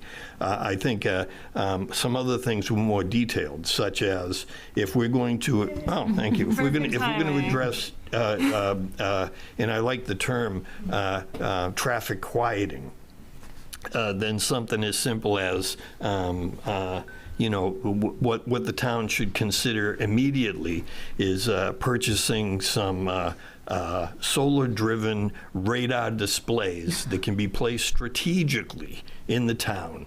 And my understanding and research in these things is we're talking maybe $3,000–$5,000. We're not talking about a huge amount of expenditure, but by the same token, you can get better ones that actually collect data. So this would be something that we could use to go to MDOT and say, you know, we're not waiting for you to put the little lines across the road. What we've got strategically data that says that, you know, on Egypt Road, the average speed is 60 miles an hour. What are you going to do about it? So I'm just making those references as we're looking at these goals and strategies, that we be as detailed as possible, because I believe that's what the implementation committee is going to be looking for. So should we go through, Peter, the proposed edits? Because I think they were too specific for us to just say, like, okay, we'll add that in. I think, you know, do we want to do that as a committee, or? I guess it's what the appetite of the committee is. So I really like the idea of giving a more specific time frame. So I think that's something we can just decide on right now, and get that one out of the way, and then we can look at the edits. Yeah, I think I did that in the second draft. I just took that one on board. So I think I wrote short term 1 to 2 years, medium term 2 to 5 years, and long term 5+ years. I'm okay with that. Does everybody else like that idea of 1 to 2 years, 2 to 4, long term 5+ year? I think those are good. It's just a 3 right there. I want things to happen sooner, 6 months. Ongoing is What was the the other short option. term? Was there an immediate? I like that one of 12 months. Was that one? So short term is proposed as 1 to 2 years, medium is 2 to 4, long term would be 5+ years. Can we do 5 to 10, just so people don't think they have another 20 forever. years to do it? That's good. Okay, yep. And then we have the priority actions, which are mentioned as basically the things that should start work immediately once this is passed. And this might be a dumb question, but the time frame, that is when it's completed, not when it should be started. Is that fair to say? I mean, it's a little tricky because some of these things could, you know, if you're going to say a 302 master plan, that's a priority action. But if you start talking about that in June of next year when this comp plan is passed, you have to wait and you have to talk to DOT, find out when the next like funding opportunity is, get and then, usually a consultant team, an engineering firm, so that can take, over a year just to get that immediate project to start. Yeah, I was sensitive to the fact that while I'm sure the implementation team will be asking for as much detail as possible we can provide. We also don't want to handcuff them by making it too stringent. What I personally am trying to avoid is the fact that when I went back originally and looked at the 2004 plan, and then the implementation committee in 2010 issued their report, at that point in time, I think it was less than 30% of the high priorities had been addressed. And that was going into the first decade of the 20-year cycle. And I believe to this date, if you go online and you look at that, there are still many high priorities that were never implemented. And so I think what we have to be is reasonable enough to say, some of these things are going to take some time. But we want to have some definition so that a regular citizen in town can say, hey, to the implementation committee, this was a high priority. It was supposed to be done in the first year or two, and we're 3 years into it. What have you done? I think that was my goal. I'd also suggest that the committee make a report to the town every year in the town report as to what has been accomplished and what's going to happen over the coming year. Sure, and Frank, I don't think we on this plan committee dictate that, but we can suggest it. We can certainly suggest it. Yeah, I think we have that in the implementation plan to report every year. In red ink. Do we have it in the plan to have the implementation committee have a consultant? I'd probably be on a project-by-project basis. Yeah, I don't want to get too much into the weeds, but what I would say is that, like a number of things that we had discussed previously at this meeting and at other meetings as well, when we're talking in terms of master plans and whatever, Raymond is not gray. I understand that.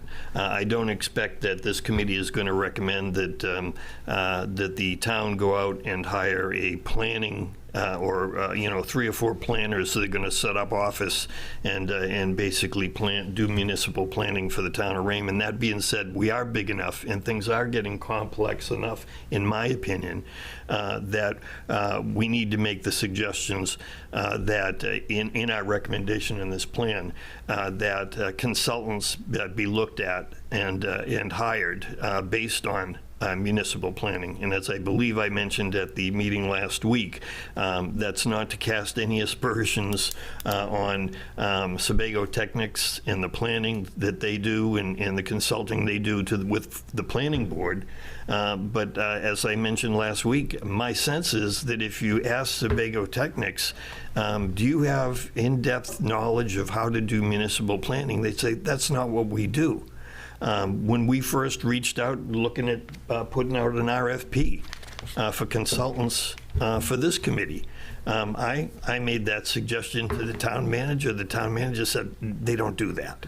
So do we need some sort of assistance? And I'm not advocating adding 2 or 3 more employees to the town payroll, but I'm saying things like grant writers and services for grant writing that can take place, that can be contracted, or municipal planners that can be consulted in how to set up these, let's say, helping the planning board put together maybe a revision of their design standards, because this is what we want in the flavor of our village area.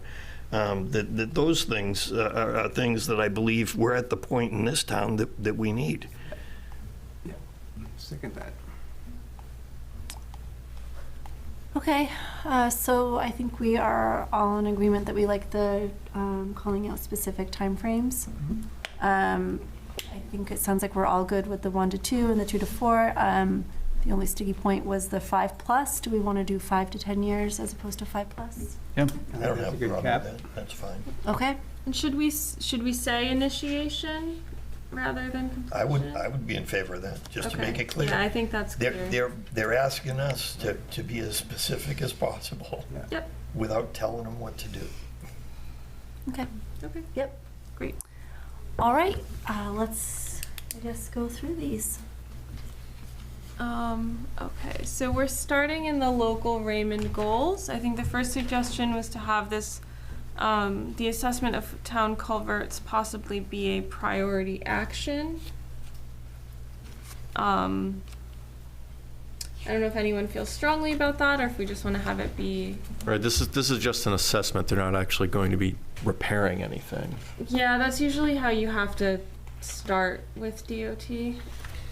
When I interviewed basically our Public Works as part of the department head interviews, he made it clear that they do, that they're replacing metal culverts with plastic culverts because they're more sustainable and make sense. But he was clear with me that really, as far as assessments go, they do assessments after the fact, when there's a problem. They go down and go, yeah, that is collapsed. And so I guess it would be a matter of whether we want to be proactive or reactive. And I don't know about the rest of you, but the side of my road on Raymond Hill Road is disappearing. And that's just the reality of things. So is this going to be something that can be addressed in 3 to 5 years? Or Yeah, that should be a priority. Okay. That should be a priority. Actually, budget finance, I think we were just kind of talking about that at our last meeting. Is how do we arm ourselves to kind of protect against potentially more rain and that kind of thing. So I know other committees are also speaking about that. Okay, great. We will make that a priority. Then we did do the time frame. Peter, I think this was a comment from you to incorporate what looks like federal recommendations for resilient residential construction into existing building codes. So the building code is passed down by the state. Some towns can adopt stricter building codes than what's required by the state. Some places, I think the only place that's done it is maybe Portland and South Portland, have adopted a stricter energy code. No, it's good. So that's kind of what I know about this in terms of municipal control. I would think that when I look at HUD and NAHB recommendations, it's some of the stuff is already embedded in what we've suggested before, such that any new construction should have consideration for underground power. So rather than putting up more poles that get blown over, how about the fact that what we require in any new construction is that you go underground? There is cost associated with that. I understand that. And is it going to make houses more affordable? I don't believe so.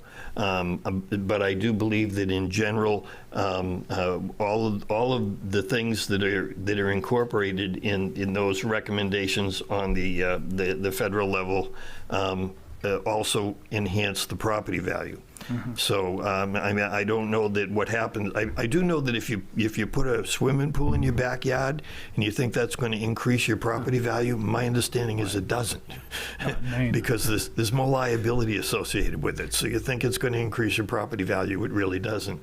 If you're going to put a standby generator in your house, that's going to make you more resilient and weatherproofed.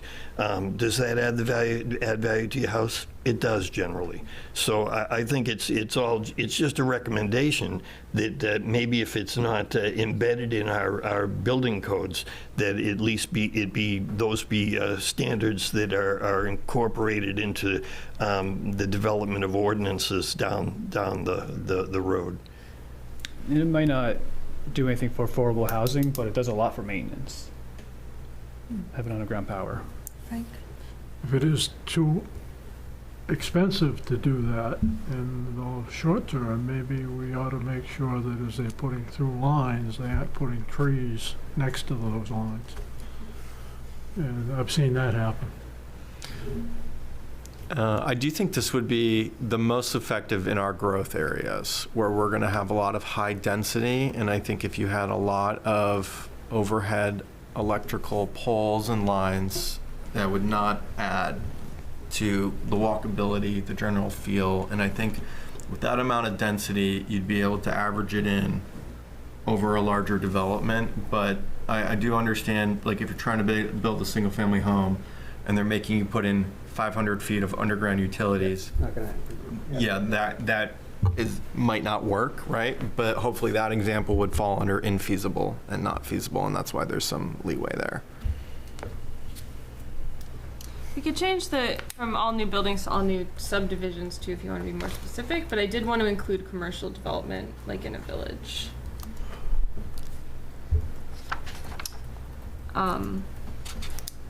I guess to get to Peter's point about resilient building codes, do we want to look at this something as an ordinance or something as like a point of education? I think an education makes more sense. I mean, we can't mandate that people do things in a smart way. I mean, I think it's educating them that this is the better way to do it. Well, I would also just add, the building code gets periodically updated, and I believe that the town's building code is getting updated within the next couple of months here to a much more recent version of the building code. And generally those tend to go in one direction, which is more energy efficient and higher costs for generally all construction. So I think naturally over time, we're going to trend that way anyways, just because we're going to continue to periodically adopt the newer version of the building code. I think this one is more specific. I think we already did. Right, it just hasn't taken effect yet. Oh, okay. I think is. I don't have a problem with wording it in such a way that it's that information be made available through code enforcement and planning. Yeah, I mean, when we talked with Alex when we had our interview with him. I mean, and 2017 Energy Code or whatever that was one of the latest. There's right. been one since. But for us to try to get in front of that and do something more proactive is way out of our scope of our not our scope but our town's capacity. But to rely on the most recent state energy code would be reasonable and appropriate.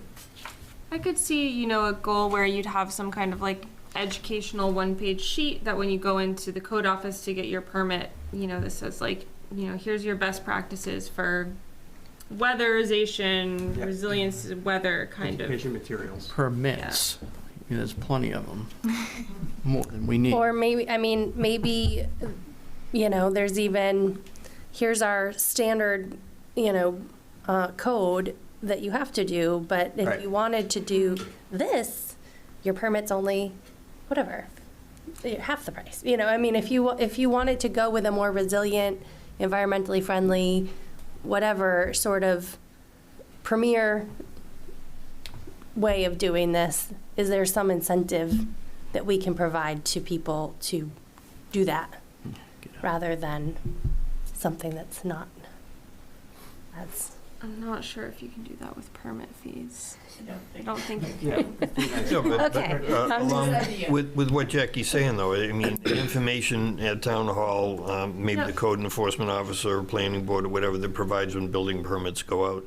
As far as resiliency, is something like, are you aware that there's a rebate right now on heat pumps? And that would be an energy efficient way to go. So we're just making you aware. Okay, and so who's the responsible party here? If we're talking about education, then it's the code enforcement. Okay, and then would we put that short term? Education's ongoing. Ongoing, yeah. I think all the educations I put ongoing. Okay, let's see. I think Peter suggested an annual recognition event for town volunteers and committee members. So Peter's throwing a party for everyone, it sounds like. Well, I will tell you, I attended a party back, I think, at the turn of the last century, and because I was on the zoning board of appeals. It was well attended, and the town sponsored it. I'm not familiar that there has been any event that really shows appreciation from the town for volunteers, and I would say especially if our plea right now is to get more individuals to volunteer in the town, that I'm not talking about a major expensive event, but an evening that the town recognizes all of those in the town that contribute to it would not be out of order at this point. Annual. Annual would be nice. Annual boat cruise on Sebago. That could be nice. We've got Tassel Top, it's a nice resource. We could put something in Barbecue here down that's a little, that's not completely prescriptive, but just say to coordinate and promote volunteer opportunities and recognize volunteers for their service, something like that. I do, and you just sort of went over it, but I also put the same comment I think that Peter did for the encourage community members of all ages to participate. That should maybe be ongoing as people come and go. That sounds Okay. good. I think the next one we had from Peter was about the portable radar speed signs. That seems like a great idea.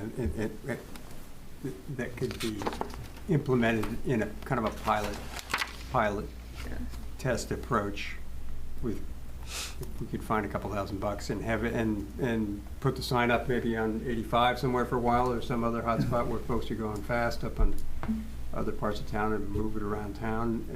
Yeah, I think in short, John, what I was looking to hear was short of contracting the sheriff's department for more hours to move that cruiser around to different hot spots. My experience has been that planting them in one place, what we see what the effect of that is, and that's that people slow down. It works, yeah. Because they know it's there. I'm thinking more in terms of picking different areas and locations, and it goes in line with the goal and our vision, and I do like the term traffic quieting. I mean, that's kind of nice, but I know that a reminder for myself, I don't know about anyone else in this room, but when I see too fast, and they actually tell me what the speed is, it's like, wow. I don't know that I'm endorsing that what we need to do at this point is put out more traffic lights with cameras. I mean, we may get there eventually. Maybe just start a rumor that we're doing that would help. But this seemed to be a relatively inexpensive way, short of getting more hours that they may not even have the hours to give us, the sheriff's department, if I understand how things are going in policing these days. But it seemed to me to be a relatively inexpensive fix. Yeah. I think that's a good idea. Do we want it to be priority or short term? I'd vote for priority. I'd vote for two in town that could be moved around, and we'll find $4,000 somewhere. I was gonna wait till committee comments to bring this up, but maybe it's the right time to do it. So after my comments on last Wednesday's meeting, a couple of citizens reached out to me and appreciated it very much and asked what else could be done. One of the citizens said they reached out to Maine DOT and unsurprisingly had a very unsatisfactory response. The solution was to put up a 45-mile-an-hour sign on Egypt Road. And just looking for clarification on this, because it's kind of tying back to what you're saying. Hiring a police presence on some of our busier roads, is it just a call to the sheriff's office? I reached out to somebody who has more experience than I do, and I'm told that we are unable to collect income from speeding vehicles. We can only collect income from ticketed vehicles parked on 302 that's overflow from Raymond Beach. Maybe our town manager can help clarify. Are we not receiving income from that? And then if we did want more of a police presence, is it just a call to the sheriff's office? And like Peter said, they may just say, we don't have the help. Well, we contract with Cumberland County for our police. So they're going from wherever the northern end, I think Naples, down to Harpswell is what the area that they're covering. So there are some towns that contract sheriff deputy for the town specifically, but that comes at a cost. You obviously pay the sheriff department to have somebody designated to your town. Harrison has a deputy that works in their town. The focus of that one is really speeding and traffic obviously they get calls to service to do other things, but when they're not actively responding to a call, they're kind of expected to be monitoring the traffic in town. And I think it really has made a difference in Harrison. You know, when you're coming up Route 35 from Naples, you know, people know now, like when that 25 mile per hour speed zone starts, that's, you know, you're gonna get a ticket or you're gonna get stopped if you go through there. But I think it has to be a concerted effort, and it has to be, like, your town really has to decide, this is what we want the focus of this deputy to be. Interesting. So is that a petition that comes from? And we don't have a certain deputy. We're that part of is- district. We're part of the whole district. We're part of a so- district, but we aren't, we Right. don't contract with any one or two right now. Right. It would be an extra expense. Gray has a specific designated one. Naples has one for the Causeway. Standish has one. So there are towns around us that have a designated sheriff deputy, but they are also understaffed right now. Yeah, so my comments, budget finance were incorrect because, so we're not receiving any money. It's actually the opposite. We're paying out money. We're paying, So and the it's- money from their tickets goes to the state. Okay. Would that just be a petition if enough people said, I want to see a police presence in Raymond? Are you asking me or? He's like, you got a lot of information. I but- mean, my husband was a sheriff deputy with Okay, Cumberland County. Is so- that a petition that gets, started to say, how does it get started? Is it enough I people? think it would have to come from budget, We would have to town budget for it, and the town would have to Approve approve that expense. I would think that's something that we could discuss in the finance committee meeting. That's If what you want I to thought. slow down traffic, you got to have sheriff patrolling the roads.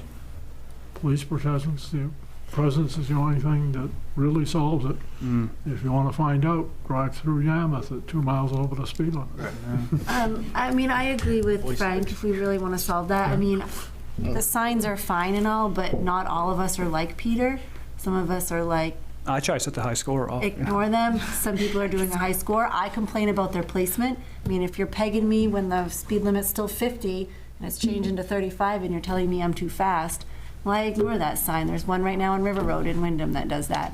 I drive by it every time I go to soccer, and I ignore it. I mean, that's just my own personal thing because it's telling me I'm going too fast, but I'm still within that certain speed zone. So, I mean, I don't know what their effectiveness is, but maybe our money would be better spent with an actual police presence who's going to make you pay money. I wonder if you can, I have no idea the answer to this question, but I wonder if the sheriff's department has signs you can use temporarily? They may. I think, because I see them in North Yarmouth sometimes, and they don't have police, and they don't have their own deputy, to my knowledge. When I so- researched this, they can be leased, rented. You don't have to. The town doesn't have to actually purchase them. Also, from my investigation and to Kayla's point, similar to and Frank's as well, similar to saying, well, just lobby the MDOT to increase the speed limit. Well, they're not obeying the speed limit now, so decreasing it isn't going to really have an effect. My research tells me that these signs aren't effective for some people. They are effective for others. So I guess my sense is just that it's a relatively inexpensive way to try and address what's going on in the town. We're talking about the where It the also town- gives you, the data collection is an important point. So I worked in a town where we put these out because residents had been complaining about speeding. And then after collecting data for a bunch of months, we were able to put speed humps in there because we got the data that said people are in fact going Absolutely, 20 miles and so it's being proactive. It's not waiting for the MDOT to basically collect data or make a decision, or just get tired of too many citizens complaining, but it's actually having some hard data. The one thing I would add to this, and this is, once again, everybody's different, I do like the signs where at the end, when you are obeying it, it says, thank you. Right. I think it would be a good if we did do the data collection, because if we then are determining that everywhere this is a big problem, that is better justification for the Budget Finance Committee to recommend that we are paying for a devoted police presence. Yeah, I like it. I like this idea because it gets the people aware, and then if we can get the budget for the sheriff, then it's not like just a sheriff appeared out of nowhere. It's like, hey, we're taking some steps to test it out. Here's the data. I like to that. back I it think they up. go hand in hand, so we'll definitely tweak the budget. Great. Okay. Let's see, anything else in here? So all that boils down to a priority for the implementation committee, or are we going to do Yes, something that was a sooner than that? priority. I think we'll mark that a priority action, but you're allowed to do these things before the comp plan gets passed. So if Budget Finance has some money and wants to rent some like tomorrow, that's also fine. Then you can just, when the comp plan is approved, you can just say, we already did that. Cool. Advantage on being on 2 committees, right? So I think Peter recommended a community committee involved in the reuse of the Jordan Small Middle School. I think that's a good point. I think we can just adjust the language on this goal that says develop a master plan, in partnership with the community for the reuse of the middle school. Can we say repurpose? I know it's not a huge thing, but can we say repurpose of Jordan Small Middle School? And I would tell you that there is already a committee that has been formed in Wyndham, because they also are going to have a building that's freed up when the new school is built. So I guess I'd just say it's not too soon for us to be thinking about this. Wyndham's already doing it. Yep. And then I see create an a community event calendar and call for volunteers. So is there, there's currently a town calendar on the website? Yes. Yes. So can you tell us a little more about the event calendar? It's not Is that not you? Oh, okay. Surprise. So I don't know who wrote this. Did anyone write this? Okay, well, I guess we're good then.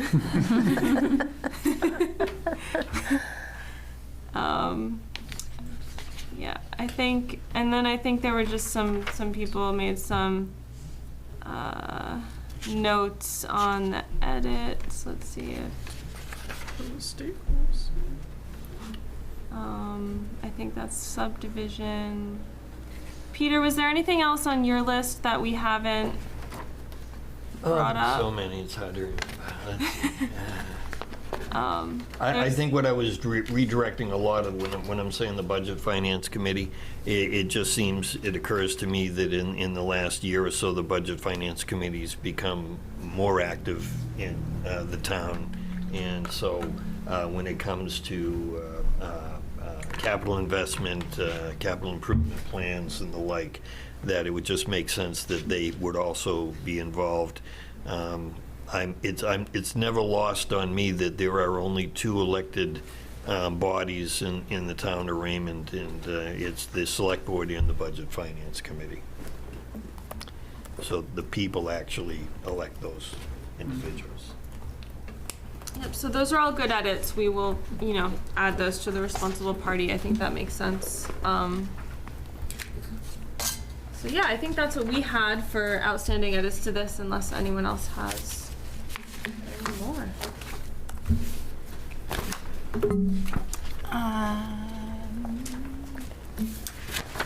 I had just Peter, what you'd said earlier about just clarifying to make sure people know exactly what that the implementation plan knows exactly what we're looking at.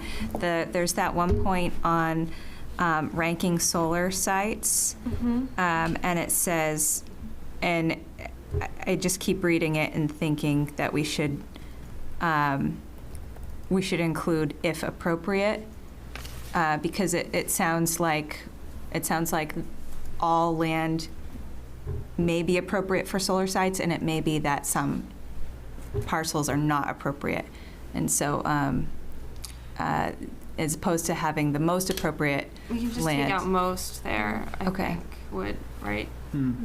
I think that edit was in response to a discussion, I believe, at the select board meeting, where there was, I believe, at least one individual that was concerned as far as, well, I own property, it's not really abutting in a lake, so, but what I'm going to be left out of that if I want to participate in it. Right. And so it was, and my thought was that if there is a site specific criteria that could be applied across the board, certainly it's going to involve zoning and planning as well.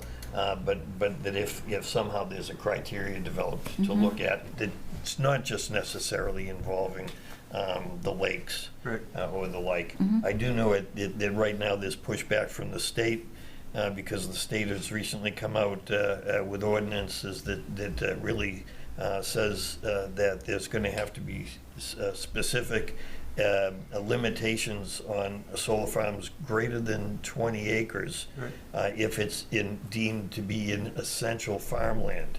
And what they haven't come up with just yet is what the definition of essential farmland is. I think we've looked at that a little bit in the future land use as far as identifying areas in town for agriculture and the like. And boy, I heard an interview from one farmer, and she made a good point, which was basically, so this is kind of prohibitive for me because, I've got 120 acres. And what I've been able to do is keep that farm because I dedicated 20 acres to a solar farm. And so to sacrifice 20 acres of farmland in order to save 100 more acres of farmland, because otherwise I'm going to have to sell it and it'll be developed. She made a good point, but right now that's basically what the state statute is saying. So I think that there has to be some reasonable way to have a criteria for any place. Certainly zoning is going to say, well, you can't do it here, you can't do it there. But unless we have a very, very detailed and comprehensive, detailed description of zoning in general and zoning out solar farms altogether, then it's going to cause some people some amount of issues. So make it such that there's a general criteria that goes across the board. And so that the site selection is going to be something where certainly an ordinance that says there's got to be a certain amount of buffer for any of these commercial activities if they're bumping right up against a residential zone. It has to be considered.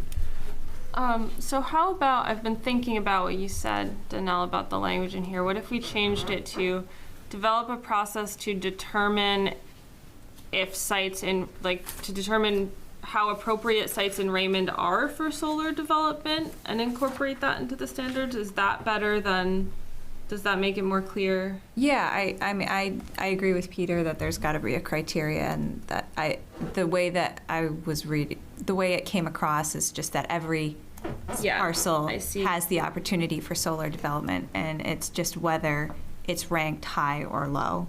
And so I just didn't want that to come across the wrong way. Yeah, I wouldn't be opposed to language such that it basically is saying what Danelle's saying. Yeah. But Well, right, thanks. the other day, it's shoreline zone and rural residential, right? That the That's new right. ordinance prohibits. So we're assuming those stay in place. That's probably half of the town. That's a fair amount of the town, yeah. And then this would apply to the remaining rural areas where a utility scale project could go in, like is proposed up the hill here. Animated as ourselves. Okay. Do you have anything for that? No, I'm fine. Any other comments? All right, I'm seeing none. All right. Melanie, we do not have a public Is that correct? on Zoom? I'm sorry, Melanie, I didn't see a public, no, okay. Excuse me, Kayla, I did have one note just that I had not had an opportunity to add to this, so I'll just run this by individuals here on the committee and just see what you think about it, because this was a conversation last Wednesday. Under goals, policies, and strategies, do we want to say anything about, and this is just the language I came up with, but it could certainly be changed, the community should better track short-term rentals and create standards that allow them to operate. And the responsible parties would be the select board, planning board, and the time frame would be medium 2 to 4 years. So I know that that's, once again, this would be one of those controversial issues that I talked about before. Recently, it's been voted down in a couple of communities by very close votes, but votes nonetheless. I came across this question when we had our review last month, which was talking about the estimate of 6% of short-term rentals in the town. And when I asked how did we arrive at that, the answer I got was, well, by surveying, where there's surveying websites like Verbo or Airbnb, and what's actually out there on the internet to be rented in Raymond. And while that, I agree, is probably a good way to arrive at an estimate, ultimately what I said on Wednesday was it's really a guesstimate. We don't know, and that there are certainly a number of individuals, I would think, in the town that aren't going through Airbnb or Verbo. They're basically the word of mouth, or they just know people that they've been renting to for years, and then the relatives of those people or the friends of those people, then they rent it. And so I'm just wondering what the committee thinks as far as saying anything about a way for the community to better track short-term rentals. And I'm not saying necessarily one thing or another has to be done. I'd leave that up to the implementation committee. So if what they want to do is license these individuals, or even just have a listing where they have to list with the town, the owner, where the contact information is for that owner. If an abutter has an issue and they call the town can know very quickly who to contact, who owns it, and is responsible for it. And as far as defining what a short-term rental is, I know this committee's talked about it, and when I researched it, it was all over the place. But basically what the state, and I believe for taxation in general, it's like 30 days. So a short-term rental generally is less than 30 days. And so I just throw that out there. Sorry, I should have said that before. Any appetite for that? I think it makes sense to address short-term rentals in some capacity in the plan, whether it's a short-term or long-term goal, because I think by the next time we roll around with this comp plan, they're going to be much more significant. They're not going anywhere. It's the way people want to stay in regions like we have, and I think we've got to give ourselves an opportunity to discuss it further and decide what we want to do as a town. I wouldn't want to lose that chance now. I think the planning board has insulated us pretty well by the recent change as far as saying that as far as accessory dwelling units in the shorelands have to be 600 feet, whereas the state says 250 feet. So we're using our opportunity as a town to say we can be in excess of the state.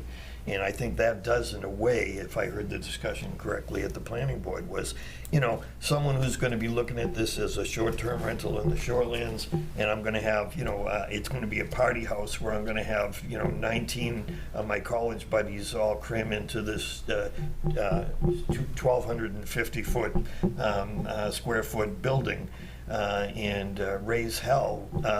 That's going to be less attractive if they're going to be 600 feet from the shoreline. Doesn't mean that they wouldn't do it, but they'd have to be separated or back from the shoreline at least 600 feet. So I think that was a step that the planning board took to try and insulate us from it. But that being said, and I heard the code enforcement officer say it last Wednesday, that one of the pluses about accessory dwelling units is it allows the landowner to actually build a 1,250 square foot building, which we have just recently, we increased last June from 600 feet to 700 feet to 1,250 feet, which makes it basically small, but it's a 2-bedroom. And how does that affect ADUs in general? I mean, are they available for short-term rentals everywhere? Right now, there's nothing that prohibits them in the town of Raymond. So are we going to see more in the way of short-term rental activity involving accessory dwelling units? And do we want to have something started to at least look at that, to say where would those be appropriate, where aren't they appropriate, and that sort of thing? So you're saying, your suggestion, Peter, is simply a registry? Something that, I guess, from the very start, it would just be, we're not dealing with a guesstimate. Yeah. You know, what we're doing is, we're saying, you know, it's not 6% of the housing in Raymond, it's 12% of the housing in Raymond. So at least we have a starting point. It's kind of like getting the data from the radar signs. It's a starting point. Go ahead, John. So I'm kind of like you in a lot of ways. I'm into a smaller government, you know, and we start kind of regulating too much. And I understand the purpose of it, but just if the whole goal was just to see how many short-term rentals are out there, it doesn't really do it. It's a data thing. It's not probably worth code enforcement's time, or however it works out, to have to regulate them as far as them registering and everything. So I think the timing, like you were saying, makes sense, because 10 years rolls around and this may look very different. Just like 10 years ago, it looks very different than it does today. So it's also kind of hard to say, like, okay, well, say you have an ADU on your property and you're renting that out short term, but you're using your house full-time residence, or vice versa. It gets a little bit hard. So it's saying, like, so property 123 Main Street, half of it's a short-term rental and the other half it's not, you know. Just I think with this ADU thing, I think it's going to cause a little bit more confusion than is worth actually collecting data. It's kind of my thoughts. So I think I said this last time, hometown New Jersey, short-term rentals and yearly leases had to get a CO, and you had to pay for that, so it's income for the town.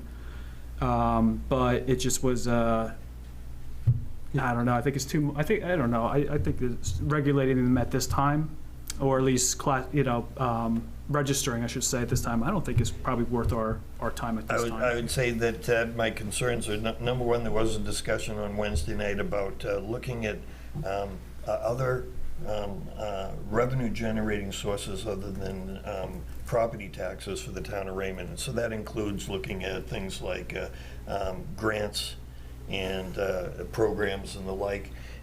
This would be something also, as you mentioned, Sean, could potentially be a revenue generator. Does it put a burden on someone that wants to rent out their ADU or live in their ADU and rent out their primary residence, that they have to pay a fee? Yes, it does. But ultimately, it's a revenue generator for them as well. So would it be reasonable in vacation land to have some sort of revenue line that's coming in from someone who is basically having a business that's generating revenue for them? So that'd be my first question. The other, or reason to say we should look at it. The other one is, and I've heard this discussion when I did my interview with the fire chief. By having some tracking mechanism, some licensing, then at least there's some way to enforce or have surveillance for those 19 college buddies that are crammed into a 2-bedroom, 1,250-foot structure, because that's a life safety issue. And is there some way, and I believe what the fire chief was saying, and I believe it was discussed in the planning board as well, is that some placard that's on that says approved residents, 6 individuals, and then have some way to be able to enforce that, because it becomes a life safety issue when you have, twice as many occupants in a building that the fire code would allow. So that was my thinking on it. Can I make a suggestion, Peter? Maybe we can have a goal in here. So basically, I think there are some towns that are moving towards at least having people register their, or just have, register their short-term rentals so the town has a better idea of who's living there, what's going on. I've also seen some towns that have huge summer populations have really controversial fights and then vote down the idea of a rental registry.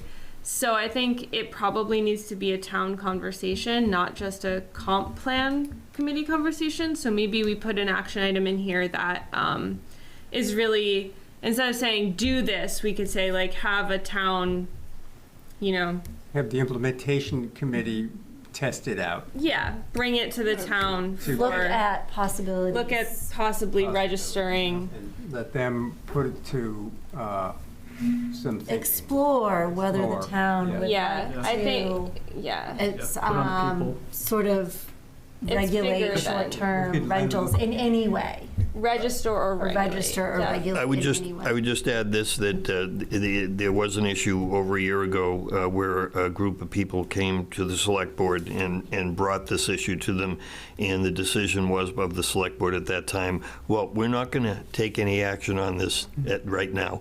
I understand that. It is a controversial issue.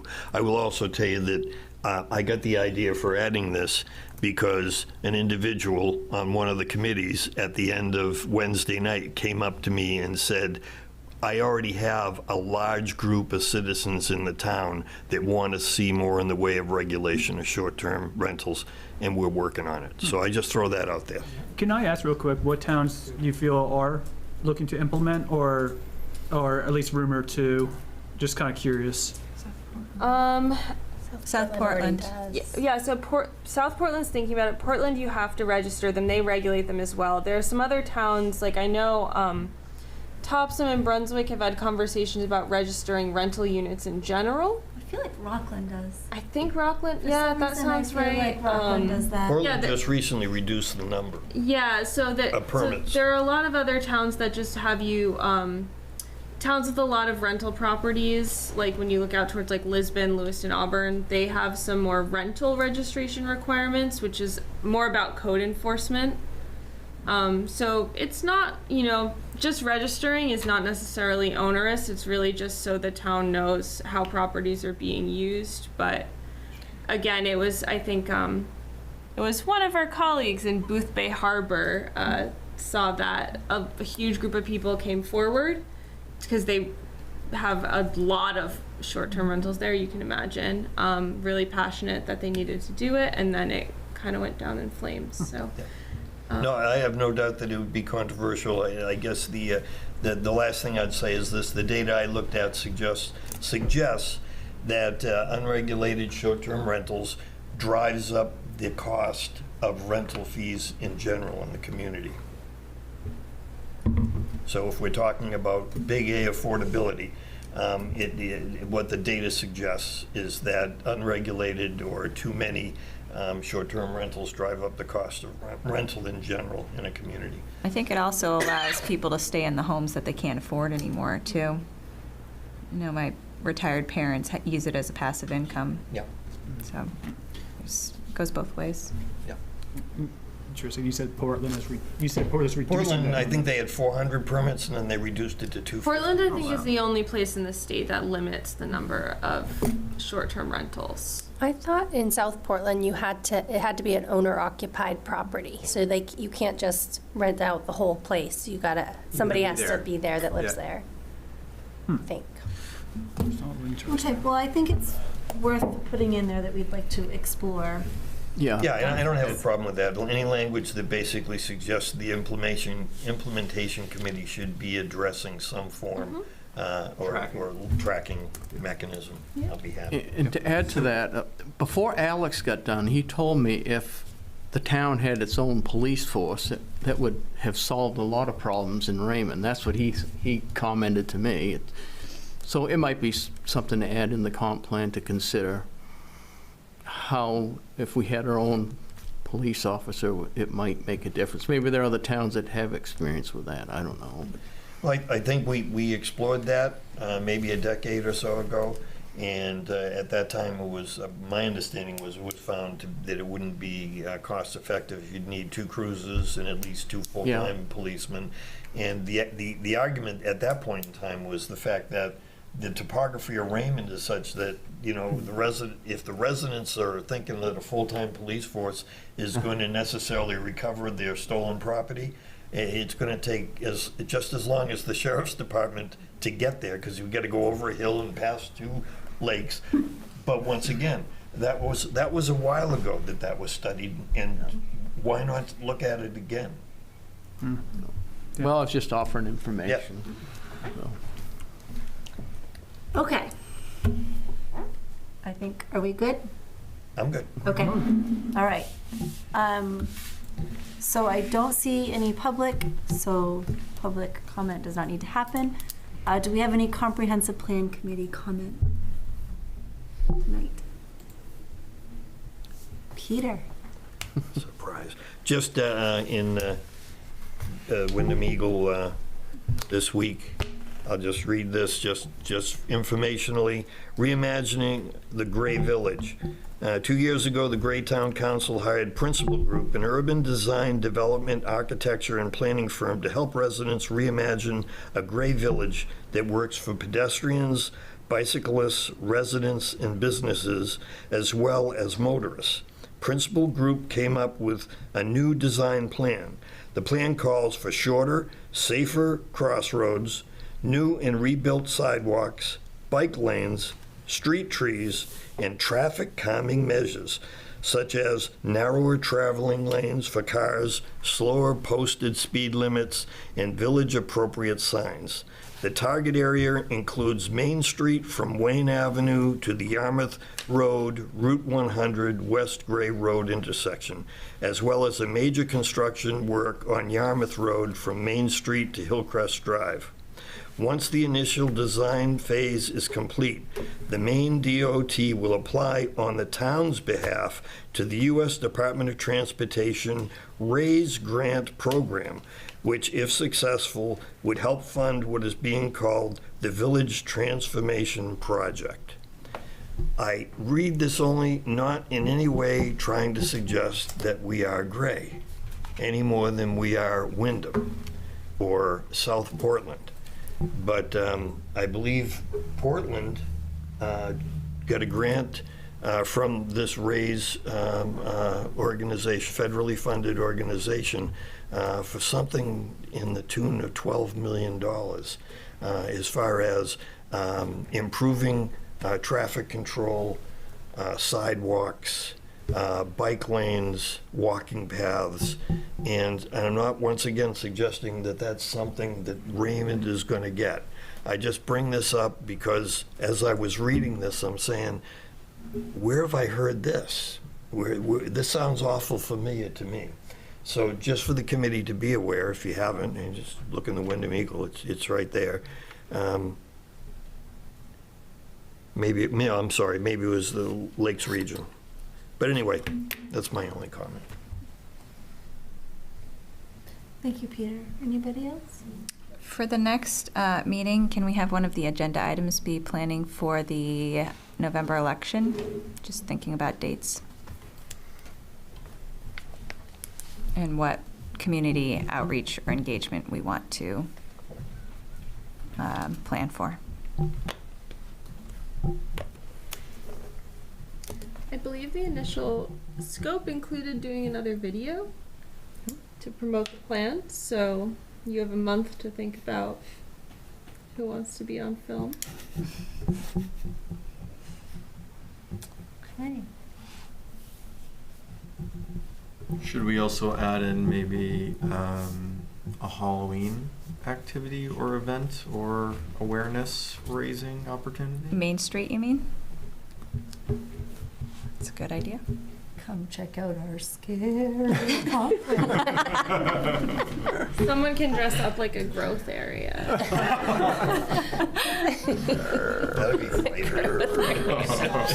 Get beaten with a stick. So our next meeting date is October 2nd, so we can brainstorm some ideas about Halloween. All right. Considering the time, I would like to adjourn the meeting. Do I have a Move to motion? adjourn. Thank you, and a second? Second. All right, thank you, and all in favor? We are adjourned.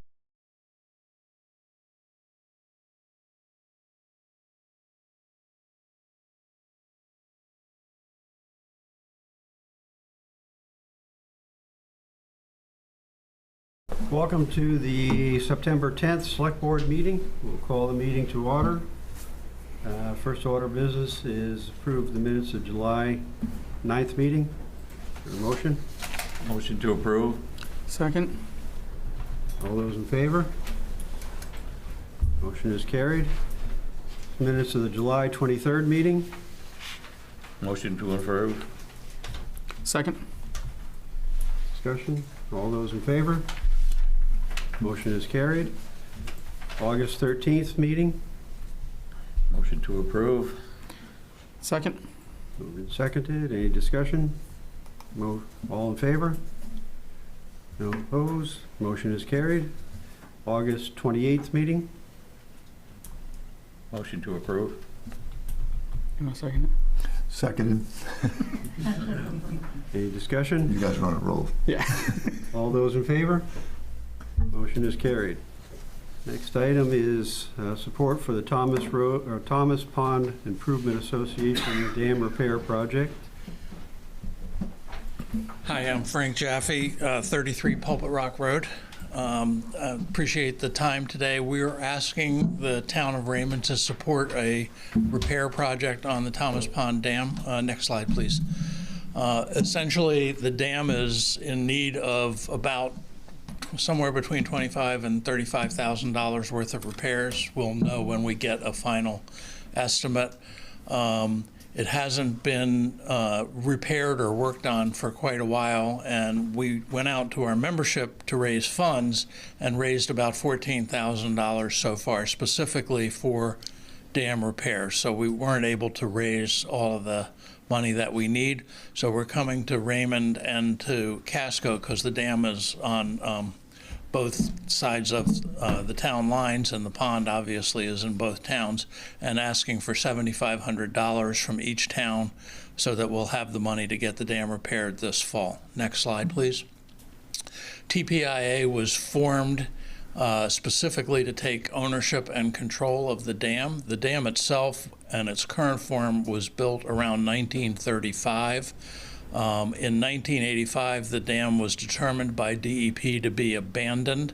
It took them about 5 years from the time they determined it was abandoned until they actually were successful in taking ownership of the dam and transferring that ownership to TPIA.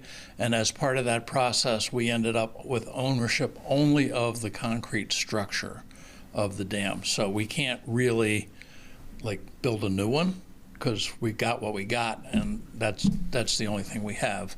In 1992, both Casco and Raymond contributed money for a project to repair the dam. Part of the reason why it was taken by the state was because it was in a bad state of repair. And each of those towns gave about $7,500. Next slide, please.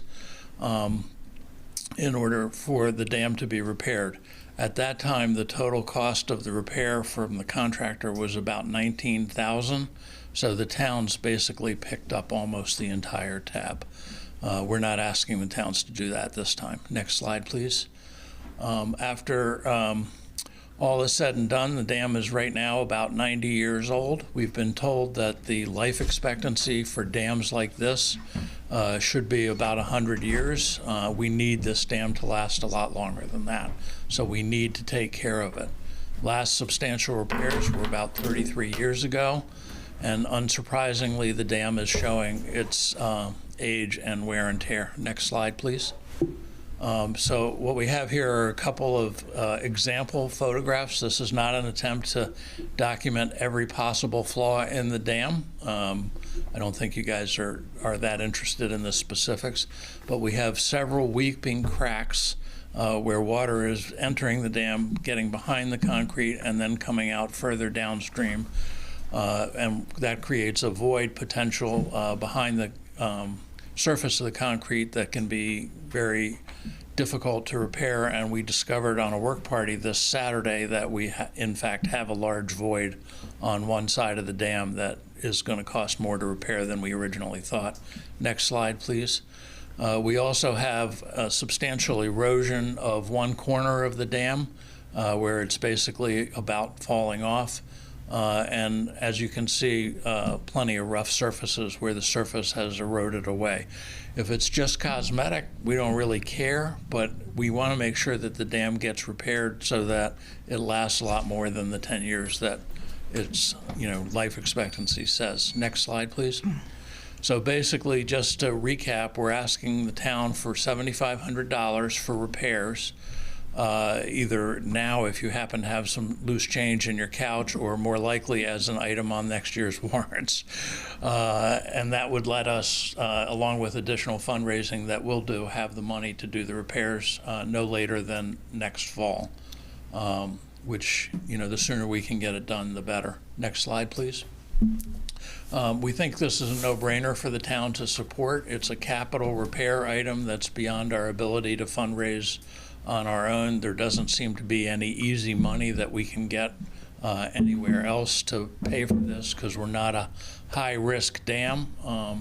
So what we're looking at is getting a professional repair done so that it's done right and done soundly. That'll last us another 30 years. Both towns, Raymond and Casco, rank the quality of water and the lakes as an important part of the reason that people live here.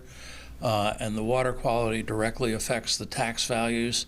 We have 192 properties that we believe are in Raymond that have access rights to the pond, and they contribute about $615,000 in taxes last year. So that's what I came to ask for. So what's the total, I'm sorry, I missed that in the beginning part of it. What's the total that's looking to fix this about? So we got an estimate for $19,000 for just surface repairs, but in a work party this past weekend, we discovered that there's more damage behind the concrete that's going to also have to be repaired. So we think a realistic budget is in the $30,000 to $35,000 range, and we've already raised 14.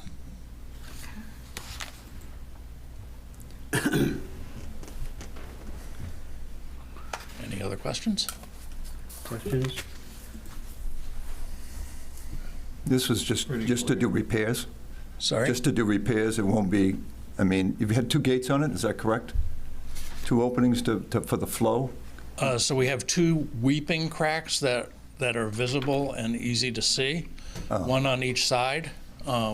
We don't know how much damage is behind those. There are a number of other cracks as well, but those would probably just be sealed with some kind of caulking. Is your question, is it just the cement work? Yeah, that's what I'm looking for, is what the extent of the repair is. Are we talking about replacing, there's some sort of gate that regulates the pond, correct? No, we're not talking about replacing the stop log system at all, just repairs to the concrete. And will you do it with low water? Will you have to drop it down? Is there a timetable that you're seeing it as? So we will probably have to interrupt the flow of water over the dam, and we can potentially use a pump and pump water around the dam for that period of time if DEP requires us to maintain a flow. But realistically, we're thinking July, August, September of next year is the kind of ideal window because the flow is already minimal then, and DEP will let us just block the flow entirely for a couple of days. But we have to get permission from DEP, so. And your estimate is that this will last 30 years or thereabouts? We're hoping it will last longer. We see what has caused the erosion now and where the erosion is, so we want to make sure, we're doing an RFP to solicit bids, just like anybody would. And in the RFP, we'll look for specific proposed solutions that we believe will provide long-term repair and remediation, such as putting some metal sheeting on spots where the water is hitting the most, easy to replace, keeps it from getting into the dam and penetrating. So you're, you're targeting the work for actually in mid-year 2025? Yes. We don't have the money to do it now, and realistically, we don't think we will have the money to do it then if the towns don't step up. But if the towns do step up, then we would get money approved in the town warrants in the June timeframe. Mr. Chair, correct me if I'm wrong, but if it's for next year's warrant, wouldn't this be, I mean, I appreciate you coming in a year early. That makes it a little bit easier for us, but wouldn't we deal with it during the Budget and Finance Select Board meetings? Or can we actually vote on something like this far in advance? No, I think what we would do is we would vote to keep it going. Essentially, I think what he's looking for is are we on board with doing this and then funding it in that next budget? Yeah. So, because even if we were to come up with the money now, it's not going to it's not going to move that along to get done until Well, next year. if Casco came up with the money, it might, but realistically, I don't see how that happens. It's not like you guys have a lot of, $7,500 loose change. Yeah, I mean, the worst, because we're just into the new budget cycle. Right. So, and so, but I guess, the real question would be, conceptually, are we on board with this is something that should be done? And then we get in, the financing of it or the funding of it, then we would pick that up in the subsequent budget cycle. But the residents, go ahead. No, go ahead. The residents in that area, you said that you listed them. Does that mean that they're in danger of damage to their properties? No. So the dam maintains a water level that's well below the flood level. It's considered a low-risk dam. If the whole dam failed completely and Thomas Pond drained downstream, it's really doubtful that it would even cause any flooding down there because the properties are all about 8 feet above the level of the creek. It would definitely cause erosion problems if that happened, but it's not an imminent danger of any failure, and we want to make sure that it stays that way for the next 30 or more years. Because I mean, it's a non-generating dam, so you can't. There's no power generation. So there's no grants or whatever that you could look at from the energy sector to help. We've looked around. MEMA has allegedly a grant program, but they restrict it to what they classify as high-risk dams that have approved plans, management and emergency response plans. We're considered a low-risk dam because there's really no risk to downstream properties. If he's looking to do it, they're looking to do it June, July, August. Our budget season doesn't start until July 1st. I mean, so I can see you putting it in, but if they need it in June, then we're gonna. Well, if they had, it depends on how they contract with the contractors. But I mean, Sorry. Meeting's over. No. So I mean, if, I guess it depends on. I mean, essentially, you're going to see where the recommendations are anyway going into there, and then the final votes wouldn't be until the town meeting, which would be June. The actual fiscal year wouldn't start till July, so the money wouldn't be available till. Yeah, but I don't see that as a problem. We have, if a contractor required 50% down payment, we've already got pretty close to that, and we're going to continue to try to raise funds from our membership. And so the fact that cash might not be available until July 1st shouldn't be a problem. And it's just a little less disruptive to do it when water flow is naturally lower.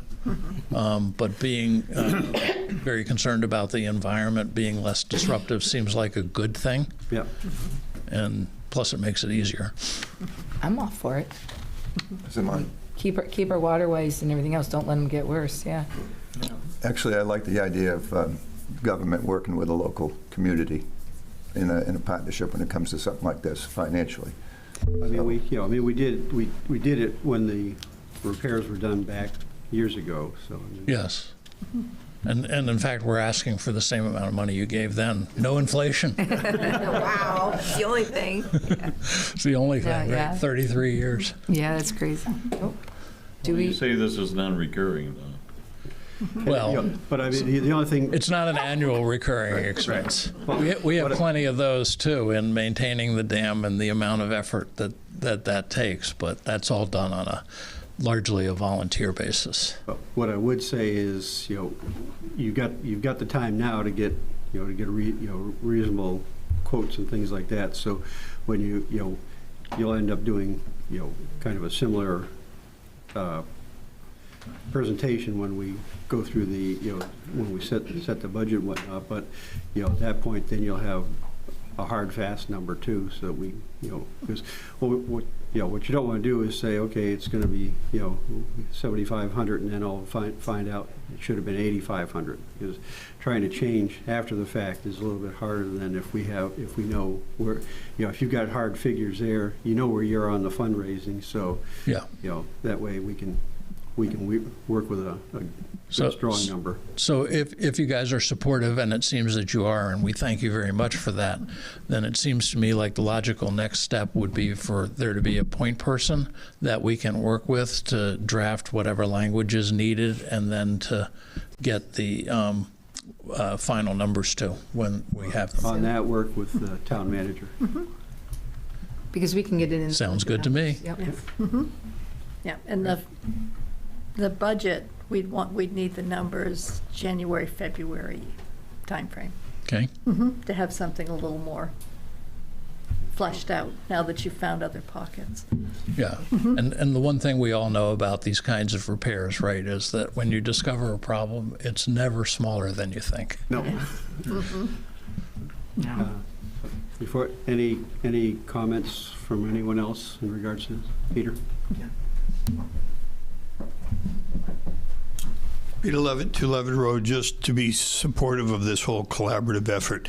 I think recently, this summer, the Presumpscot was affected by a dam failure. I think it had more to do with a gate, but it literally drained a recreation area in the town, put the whole summer out of reach.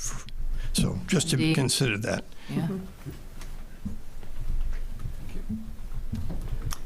So work with Sue on that, and we'll see you at budget time. Great, thank you. Thank you. Thank you.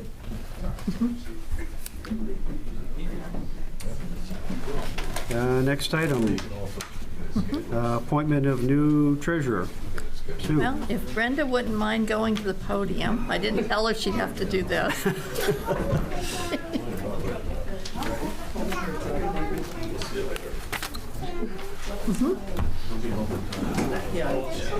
It is my very great pleasure to introduce Brenda Fox Howard to you. This is our new finance director. She comes from a variety of positions being finance director in different states as well as in Maine. She's already jumped right in, both feet, and been through a lot of the stuff with us, and we've worked through a number of things, and I think she's going to be wonderful to work with. So, hello. Hi, welcome. Thank you. It's very nice to be here. I'm happy to be your new director, and I've jumped right into the June reconciliation process.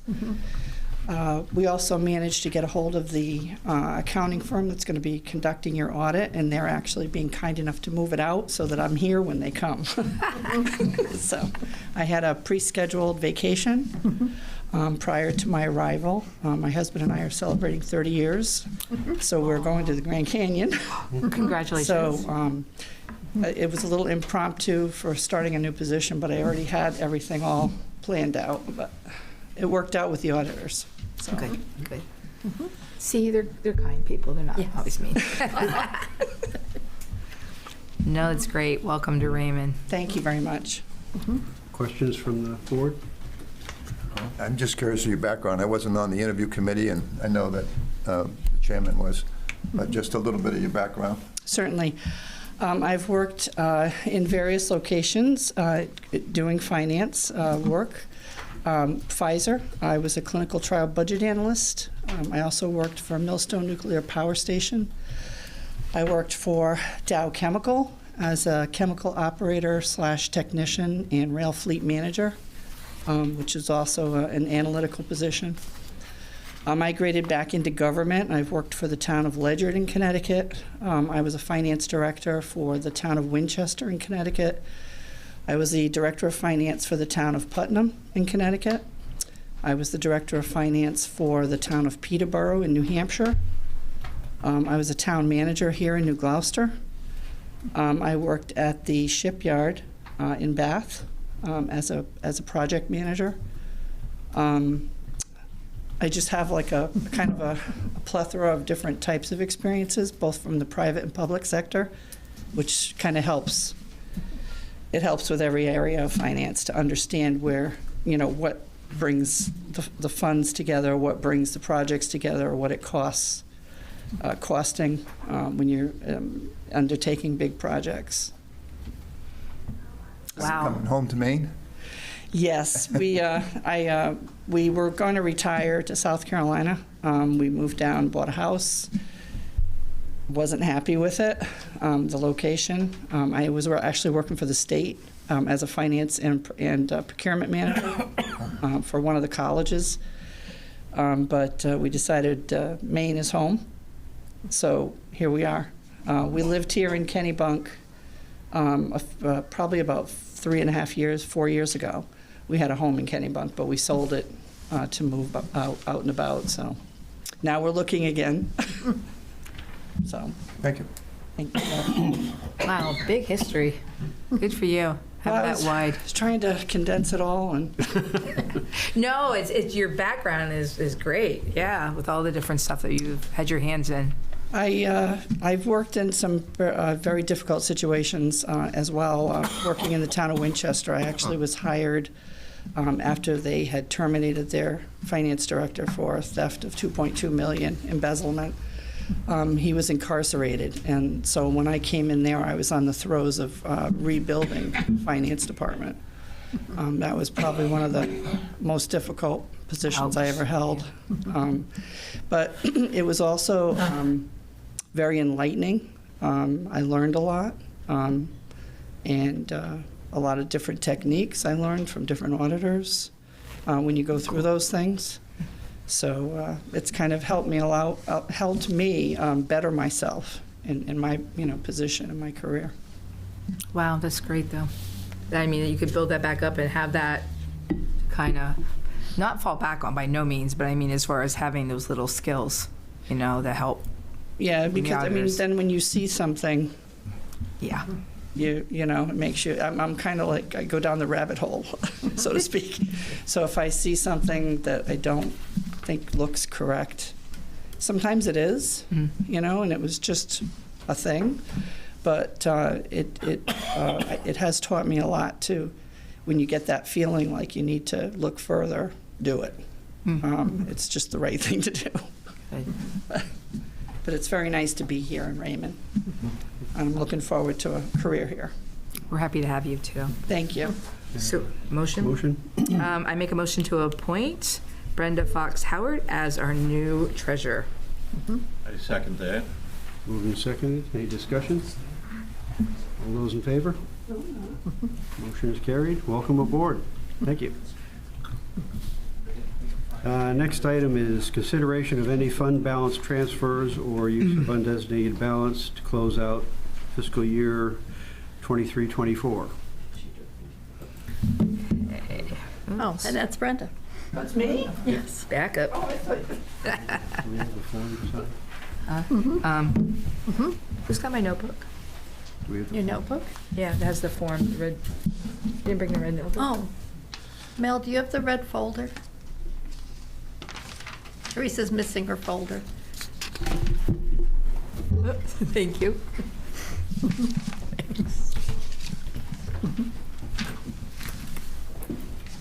Well, I guess we know there's a red button. Couple areas that went over budget. but we also had areas that were under budget. So in whole, closing out the year, are we still within the confines of what the budget was? Yes, you are. You are supposed to maintain, and just forgive me if I'm bouncing around a bit. You're supposed to maintain the 2556701 as your minimum for coverage, and you are at 3655739. So you're well over what the minimum is. That's your fund balance. The fund balance, but my question, we had a budget that was X dollars. Right. We have to, that has to be squared around at the end of the year to close the books. And we didn't exceed what the total budget projection was? No. You ended with $1,024,039. Okay. So And essentially. last year you were at like $500,000, so. So I mean, essentially, you're going to have to do some journal entries to square around, because there were some overages both on Public Works and on Public Safety. Yes. And no, not Public Works, I think admin. Right. Yeah. Public Works. Okay. So, Yeah. So, okay. And Public Safety and admin. Yeah. Public Works wasn't over. Because they had the issue with the pump, and there was a couple other things that came up there that caused that. And actually, they went over on the salary side, too, if I remember correctly. I caught some of the history. In my couple of weeks, I'm trying to take it all in. One other thing, while we were discussing this, something occurred to me regarding your recreation department that you have as an enterprise fund currently. At some point, maybe in the future, maybe we could talk about a different reorganization of the enterprise fund to include expenses and revenues to get a more rounded picture of how that department works. I have some ideas, so maybe in the future, not tonight, but just planting a seed. And She's jumping right in. And worked with Joe Carker on that, because I did chat with him, and he was kind of positive about it. Yeah, 'cause, I mean, because because I know that when we talked to you, you'd worked with some enterprise zones and things like that. So, we just have to make sure that we stay within the confines of what the state. I was thinking more along the lines of trying to make it less dependent on any general government expenses, more independent, therefore funding itself year over year. So that's kind of the way I was headed. Kind of like an enterprise account. Like a true enterprise account. Excellent. So at the end of the day, we don't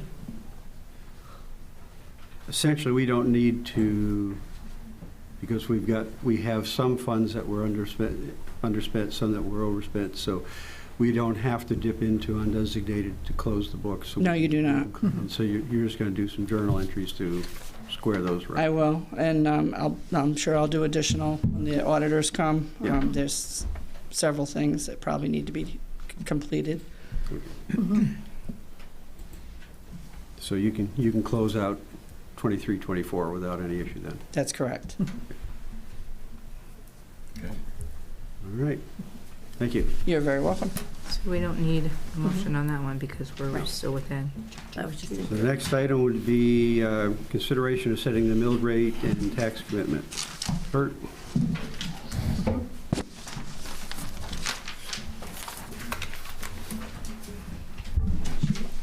I'm good, I think. I'll call on you if you need the exact numbers. Curla Bell, Assessor's Agent.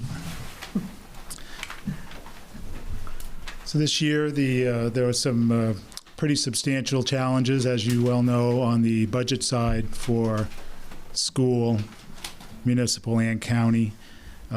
Currently, the town is looking at a minimum of a $1.3 million tax increase with a maximum of about a $2 million tax increase, depending on how much fund balance the select board elects to use to reduce taxes. And in your memo, you'll see that I've outlined 3 choices for tax rate with different amounts of fund balance that could be used. The voters at town meeting have approved the select board to use up to $700,000 in fund balance this year. As Brenda has just indicated, our current estimates are that the board has about $1 million in excess of its 15% policy amount available in fund balance. You're capped at 700 as far as what the town meeting has approved for usage.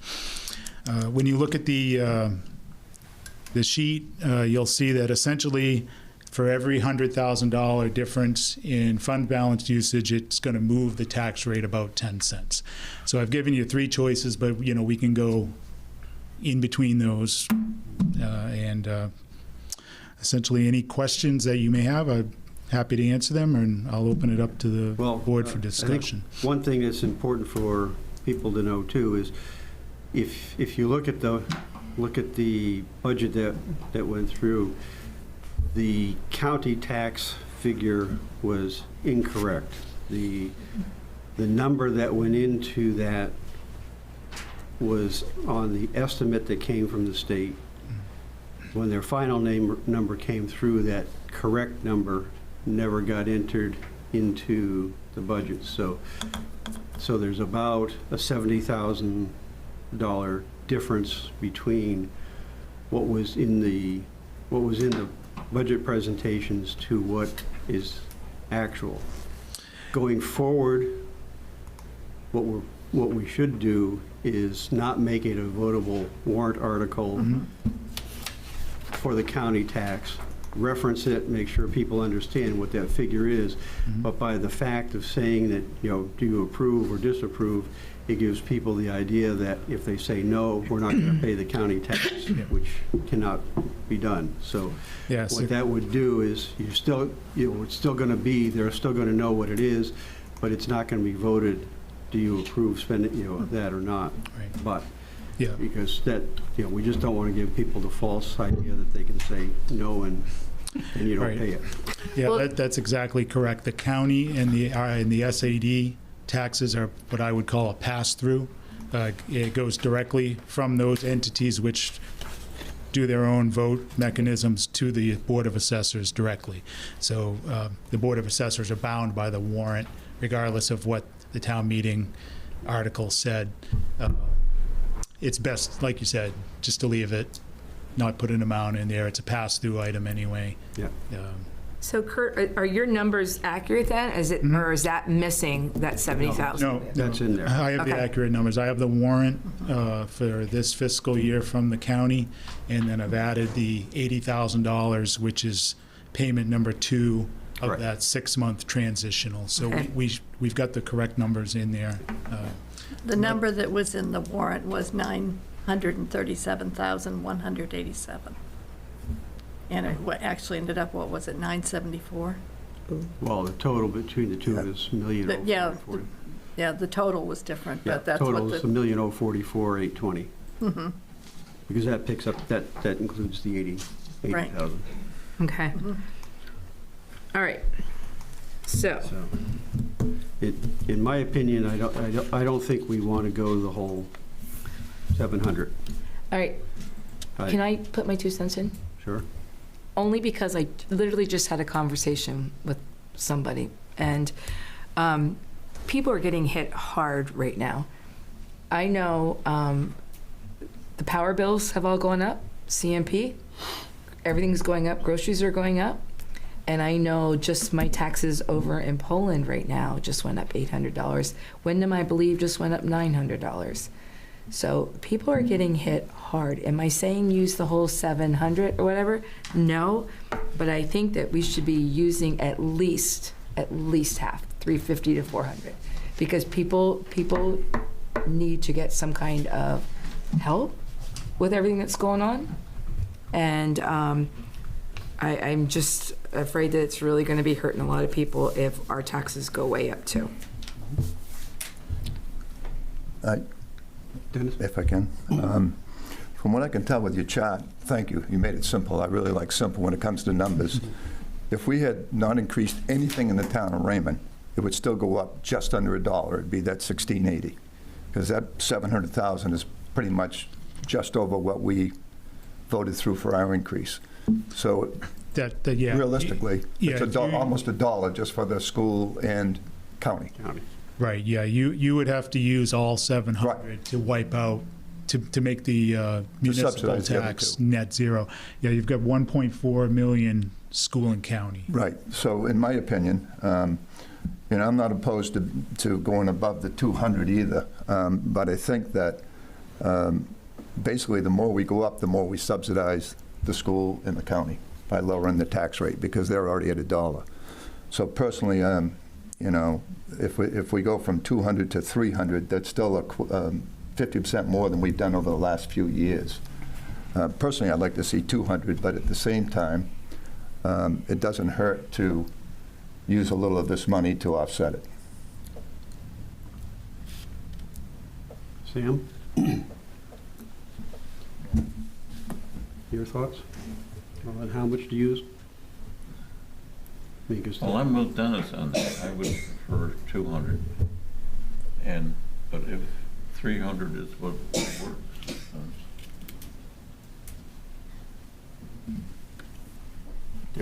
Derek? He's got you coming from both sides. Behind you and in front of you. I think we're all going to speak. Derek. I'm leaning towards 300.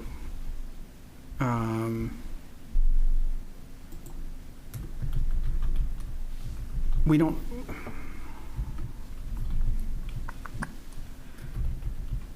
I mean, I don't know. It's not a huge difference either way. It's, I mean, it depends, I guess. If you have a $70 million house on Sevago versus what us normal people have, but yeah, I'm leaning towards. I would say 300 would be my vote. Well, I wish for 200, but 300 is probably realistic. I mean, my original thinking was 300. I mean, I would have gone to the 350 of me, but the difference between 300 and 350 would make them, on a $300,000 house, would amount to about $25. If my mind is calculating roughly correctly. But who has a 300? Well, they used to say $100,000 house, but that's, I don't think those exist much anymore. So either do $300,000 houses. If there's not a motion, can I make comment? You can make a comment.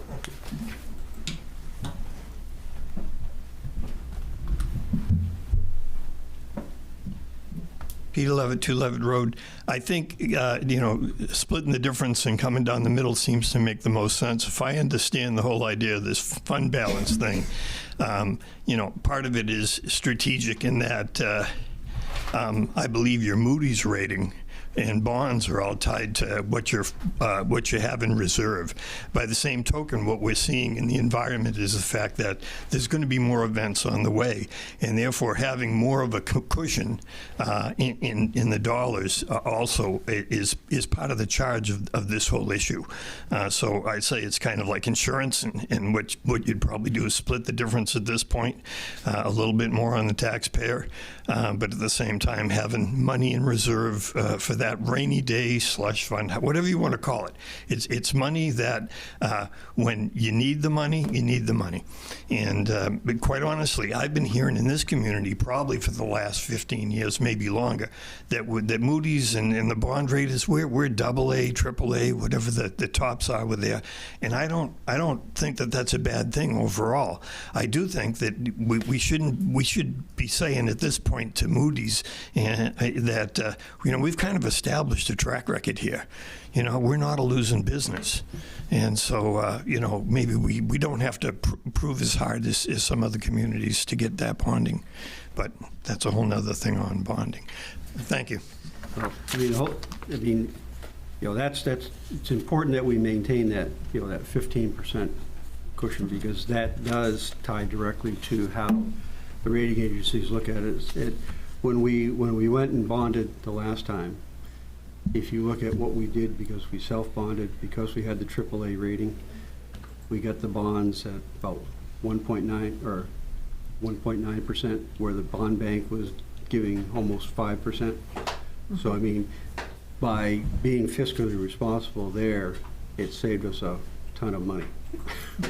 And we know that we've got some projects coming down the road that we're going to want to self-bond on. So we need to maintain those levels so that we can get or keep that rating and get get preferential rates when we go out on those, because we know there's going to be some projects coming down the road. Just look a little bit to my right here.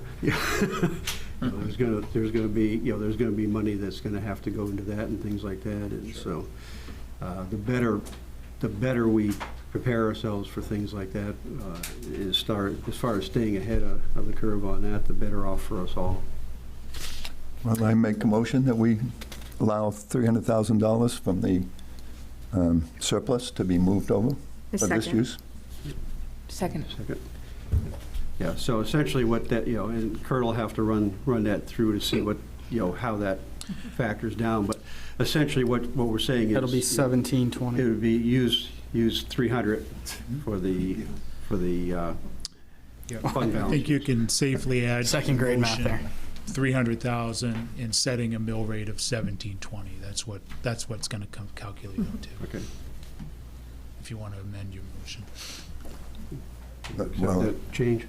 Well, then I'll change it to, do I actually say the tax rate, 1720? Oh, the motion is to use 300,000 in fund balance and set the tax rate at 1720. To set the tax rate at 1720, as amended. That's what I heard you say, right? I was thinking it.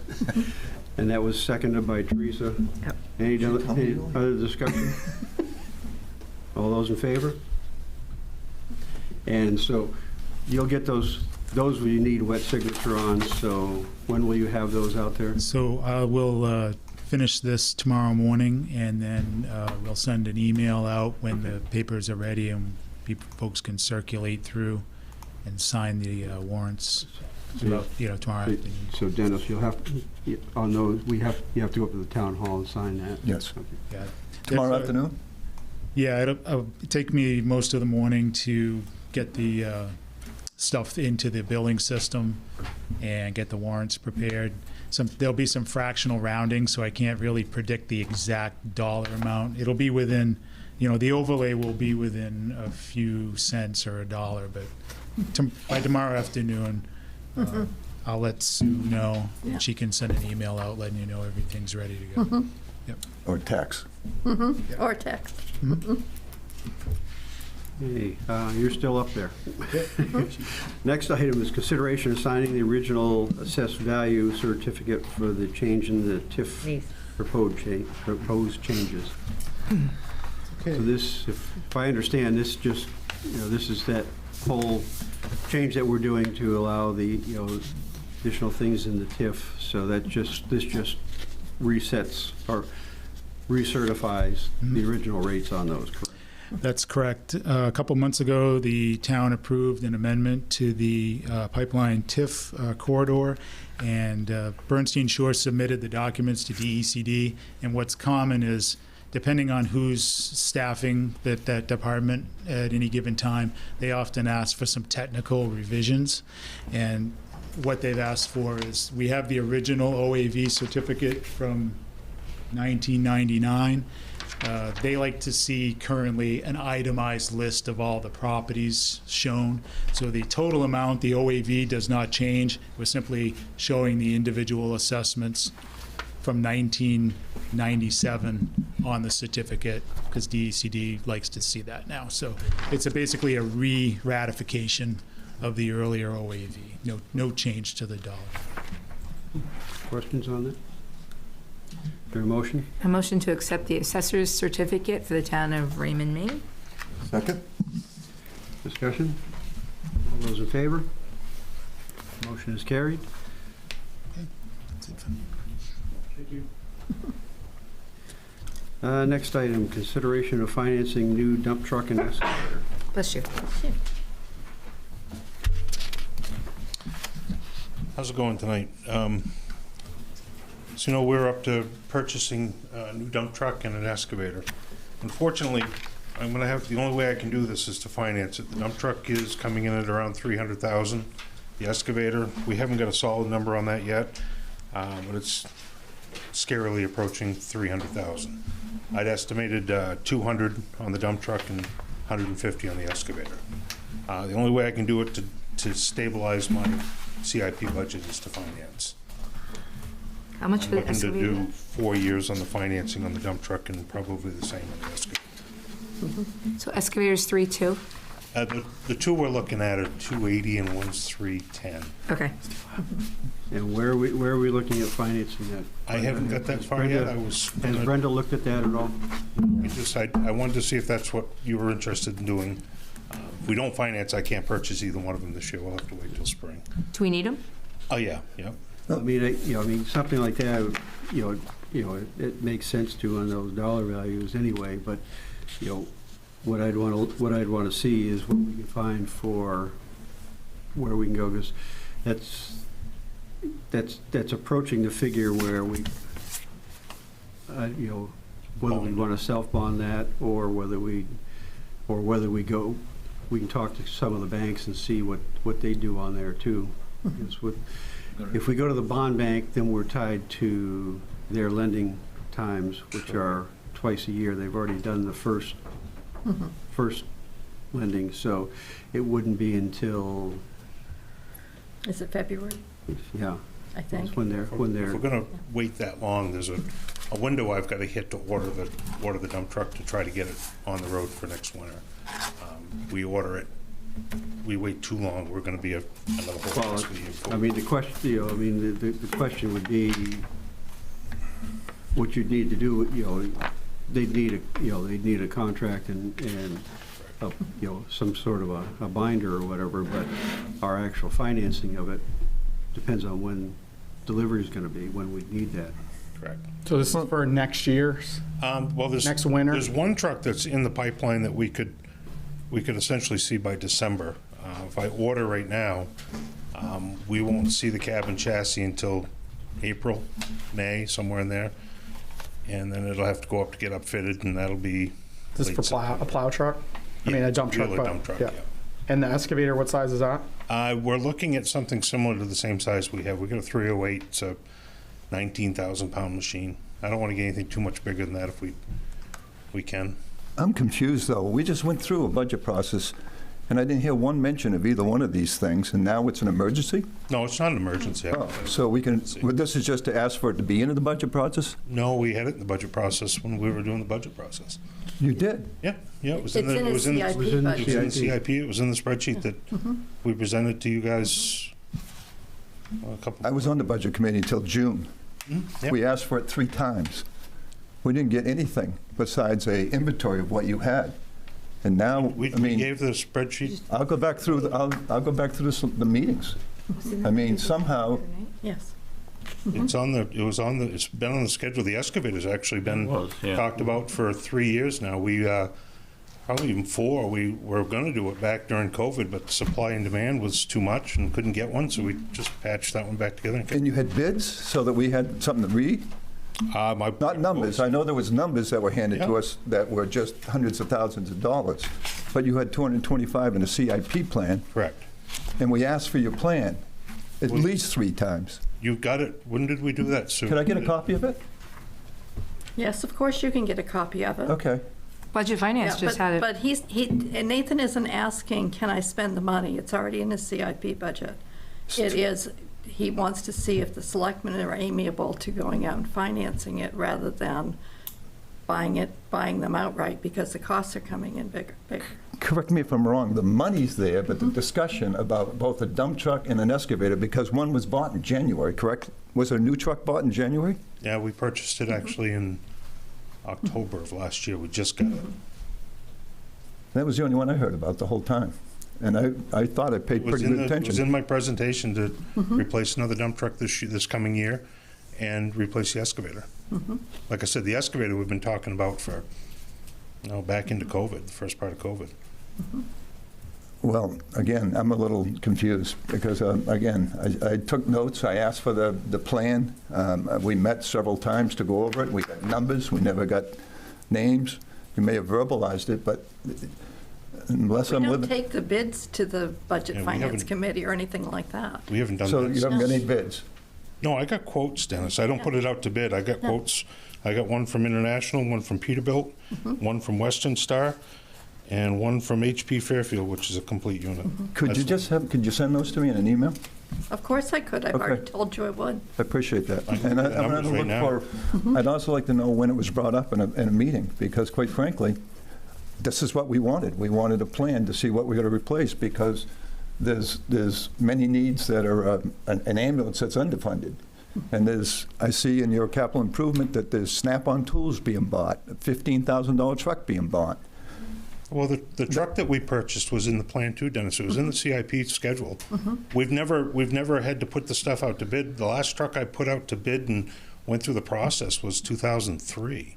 Again, We found it to be very cumbersome, and the money is there. You spend the money, and there was a trust with the Board of Selectmen. They said, purchase what you need to purchase, and that's what we do. And I price check them. I don't put them out to bid. The bidding process is kind of a farce. So you get quotes on your trucks and go from there. bids are important. No, they're not. Not on a dump truck. When you're buying a dump truck that every other town's buying, they're the same. They're all the same. When you get into the plow trucks, all you're doing is hoping that you don't miss something on the truck, and they're going to be a couple $100 difference. So you're down to buying what you think you need. I'm not comfortable moving on this tonight. I think we can table until the next meeting. I'd like to see what's in writing, what bids he has, and we can discuss I going don't have any forward. bids, Dennis. I got quotes, and I can give them to you right now. if you want. What we're saying here is, are we amenable to financing those? Those were, these are items that have been discussed in the past and were in the plans. So now we're at the phase where we say, okay, do we want to finance it, or do we want to just take it straight out of the budget? I say we finance it. Finance it.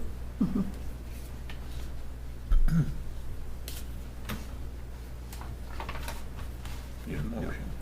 Do you want a motion on it? Yeah, I'll entertain a motion to investigate the financing on. All right, motion to consider investigating the financing on a new dump truck and an excavator. Go ahead, a second, sorry. Second. Discussion?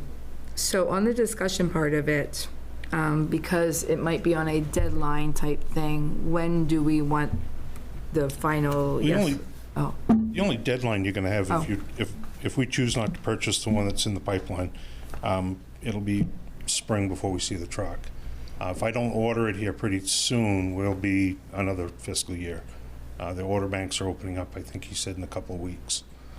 And if you don't get into the order bank, you won't see it you won't be able to order it until the fourth quarter, which will put the truck getting here December or January of next year, which puts you into the whole cycle. At that point, you don't really need to finance it. You can wait till next year.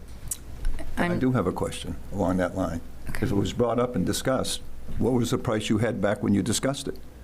Well, we were looking at $190,000. For the truck? On the truck. On the truck? $190,000 for the complete units with the number I was working off from. Things are jumping quick. Yeah, and they've gone up since '21. That same truck is $269,000 for the exact same thing we got right now.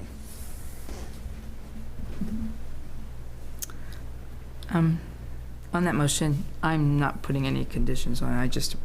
I say approve it. It's just my motion. Other discussion?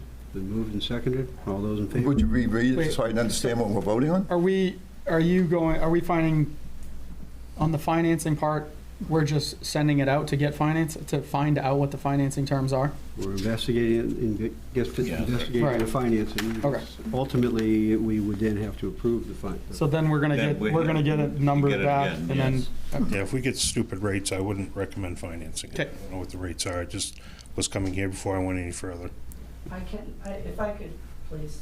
You have to go to the mic, otherwise they can't hear you on Zoom and it won't On be on the TV. tape. Yes. So, it just so happens, I have a meeting with a gentleman from Androscoggin Bank on Thursday to look into something else. And I'd be happy to discuss this with him as well, just to see what I can get from that avenue. I'm also planning a meeting with maybe another bank as well to discuss financial terms for a few things. So I'd be happy to, if you'd like, to pull this into my conversation. Well, I mean, that's what this does, is says, Yeah. you know, Push it over to you. investigate the financing options on there, so we Okay. can then Oh, mix. do we have a deadline on this? On your motion? Well, I would say that, you know, the financing options would be able to be presented. Not necessarily a deadline, but do we have an estimate, like guideline, I guess, on when we're trying to get it done by? When will it come back to us for a final vote? I guess that's going to depend on how quickly Right. Brenda can get things done there. So are we gonna put a deadline on it, or are we just gonna let her fly? I wouldn't. Oh, we'll ask her to report her progress at the next meeting. Well, our meeting's not for a month, so that should be fine. Okay, cool. That's all I was wondering, if you could Is get that it done in gonna that time frame. kick things out too far? A It month? is what it is. I mean, try it. I think you won't, if we go out 2 weeks, we won't be purchasing that truck for December, which is fine. We'll be back to the original plan, is ordering it now and getting in place for next year.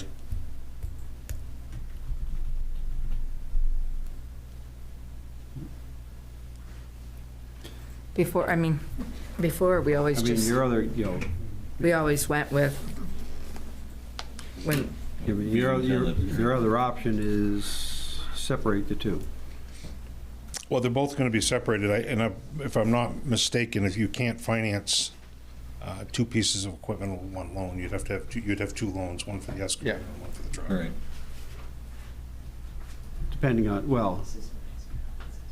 Depending on how you do that. If we were to self-bond, you can do that as long as the documents are correct.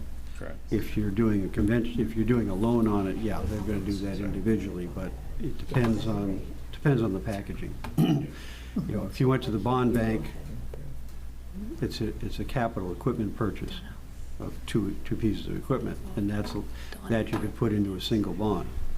So it depends, that's why I say it comes down to what you find out when you look at the options. I was trying to steer away from the bond, just because of the length of the loan. I was kind of hoping to get this over and done within 3 to 4 years. We've got $200,000 in the CIP account right now on just the truck. I was going to put $100 down on it. I was thinking to do that, and you're only financing $199, right? And I used the figures on the most expensive one. So that was the only reason I was kind of looking towards a loan instead of a bond. Well, I mean, you call it a bond, call it a loan, whichever, but I mean, it still comes down. Still financed. Comes down to the financing options. so can I ask something? I mean, and this is just me being, I don't know, maybe losing my memory. I don't remember ever having to do this. Usually what we did is, Typically, we would have asked for the money to town meeting, and where we weren't financing it, we'd purchased the truck and moved on. well, right, because that's what the ex-town manager would do too, Correct. because you would talk to him and he would pull the select board and stuff like that. Can we give Sue on a good deal as far as like what they come back with? Can she approve it? $600,000? Again, the ex-town manager used to do this all the time. He's not here. I know You guys that. didn't want him here. What was that? You didn't want him here. No, you take the statement back. That's not accurate. Well, the reality is that No, if he no. did that, I think it was inappropriate. Put it that way. Well, okay, but in this case, that's all I'm asking Rolf is what is that a possibility? Well, I think you're talking two different, if something were to happen and the truck became, that's a manageable, the excavator is a bigger thing, and I think that's got to be looked at separately. Okay. So I mean, it depends, if all of a sudden one was found, you found one that was available that you could get the next day or whatever, then we would, you'd look at that a little bit different, because in that case, it's probably a better deal, but. Well, I think. But I mean, if the reality is, it's one that's gonna have to be built anyway, then, let's look at where all our options are. I think the truck that's already in the pipeline's almost $40,000 more money. And we don't need the truck right now. We're all set for this winter. Yeah. The original, what I started with this was to get the truck in the pipeline, get it rolling, get everything going. And that's an option too we could do. We could purchase the truck. I've got the money to purchase the truck, and then July 1st we purchase the equipment. That's what we did with the Western Star that we have right now, the one we just purchased. We ordered the truck, purchased it, it showed up, we paid for the truck out of last year, and we just a couple weeks ago paid the bill and the equipment on it. Peter?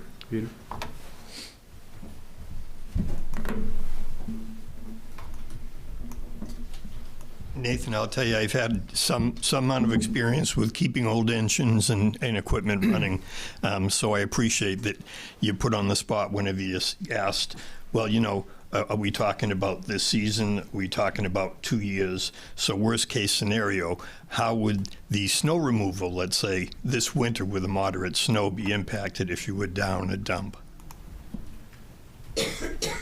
Well, you always go into it hoping that the equipment you have is in good enough shape to run it through the winter. And that was our plan. We don't have, we've got one spare truck. And so if you had a broke down truck right now, it would impact it a little bit, but nothing, I don't think the people would see it. We have breakdowns all winter long. But if that was the case, then you'd run a season of moderate snow with no backup. Correct. Good point.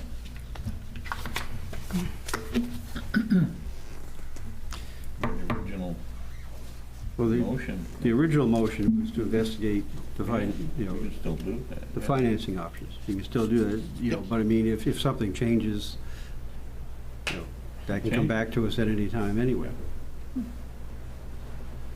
So the motion on the table is to investigate the financing options for the truck and for the excavator. It's been moved and seconded. All those in favor? Opposed? I'm abstaining. One abstention. Motion is carried.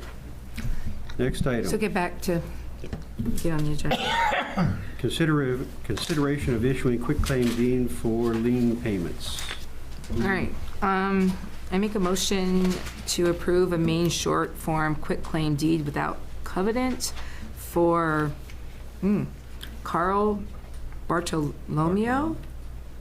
And it's, I'm trying to think if there's an amount. No, it's book 31729, page 018, book 32517, page 61. I'm not seeing an amount. Second. Discussion? Those in favor? Opposed? None? Motion is carried. Okay, the second one is a motion to approve a Maine short form quitclaim deed without covenant for Veronica Danie, D-A-N-I-E. Sorry if I said that wrong. Do I have to read all the books and pages? Yep. All right.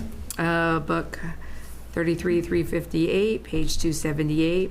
Book 35913, page 71. Book 39673, page 117, book 34,140, page 345, book 37,080, page 21, book 40,312, page 221, book 35,064, page 336, book 38,553, page 8.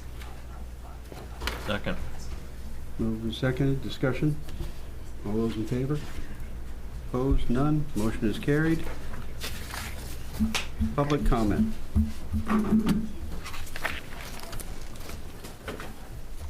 Any public comment? No public comment? Selectman comment. I do, I'm sorry. I had let, as you guys are aware, Bob Jones passed away, and they are having his funeral this way, the 12th, yes, at 1, I believe, and it's at the Refuge Church in Wyndham, back tucked in there, if anybody is interested in going. That's Bob Jones? Yeah. Yeah, Bob was, he served on many different committees in the town, including budget finance, including some subcommittees and things like that, so. I mentioned it to the budget finance, but yeah, he was a good guy, he was a good soul, he really was. So I just wanted to put that out there. He was a gentleman in the true sense of the word. Yeah, he was. Other comments? Okay. Town manager's report. I actually have a few things to report. One is I'd like to thank very much Victor Otley. He's the president of the Panther Pond Lake Association. He took myself and Chris and Jason and Janet out on a tour of Panther Pond.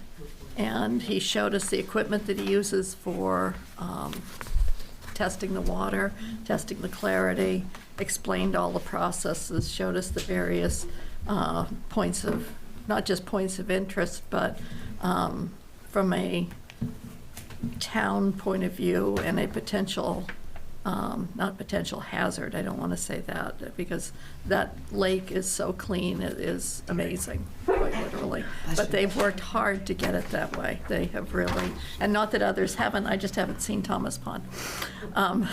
But it was really interesting to see, and I had been to their annual meeting, to hear the care in the people's voices and how much they really love the area, love the people around the lake, love keeping it as pristine as they can with the water quality. And he explained the whole flipping of the lake and what the phosphorus does, and it was incredibly interesting. I was very thankful, and it was very informative as well, because Chris used to live on the pond, so he helped to talk about some of the various things that were around it. And we had quite a discussion as well about a popular subject of late, which is the short-term rentals, because they really have, the same as all the lakes do, I think. There's a set of folks that have bought properties in order to have a business and rent short-term rentals. There's another population who have owned property on the lakes for years and rent them out for part of the year to be able to make their tax dollars. So somewhere in between there is, I think, where we need to be aiming at for any ordinances or anything that we're looking at, because I don't want to hurt one group by helping another on either side, regardless of which side of the coin you're on with that. So I think it's going to be quite an interesting activity to go through looking at those kind of ordinance changes when we get there. But I really appreciated going out. That was very eye-opening. And Joe. Planning board subcommittee. Yeah. They're a very good. Mm-hmm. They're an excellent group. They are. Yeah. They work on the river too, They do. by the way. Yeah. Yeah, they had about 100 go to their annual meeting. It was quite well attended. That was nice. Joe Crocker couldn't be here tonight, but I asked him for a update of Parks and Rec, and he did create a document, and I'll send it out to the board. But they had quite a year this year.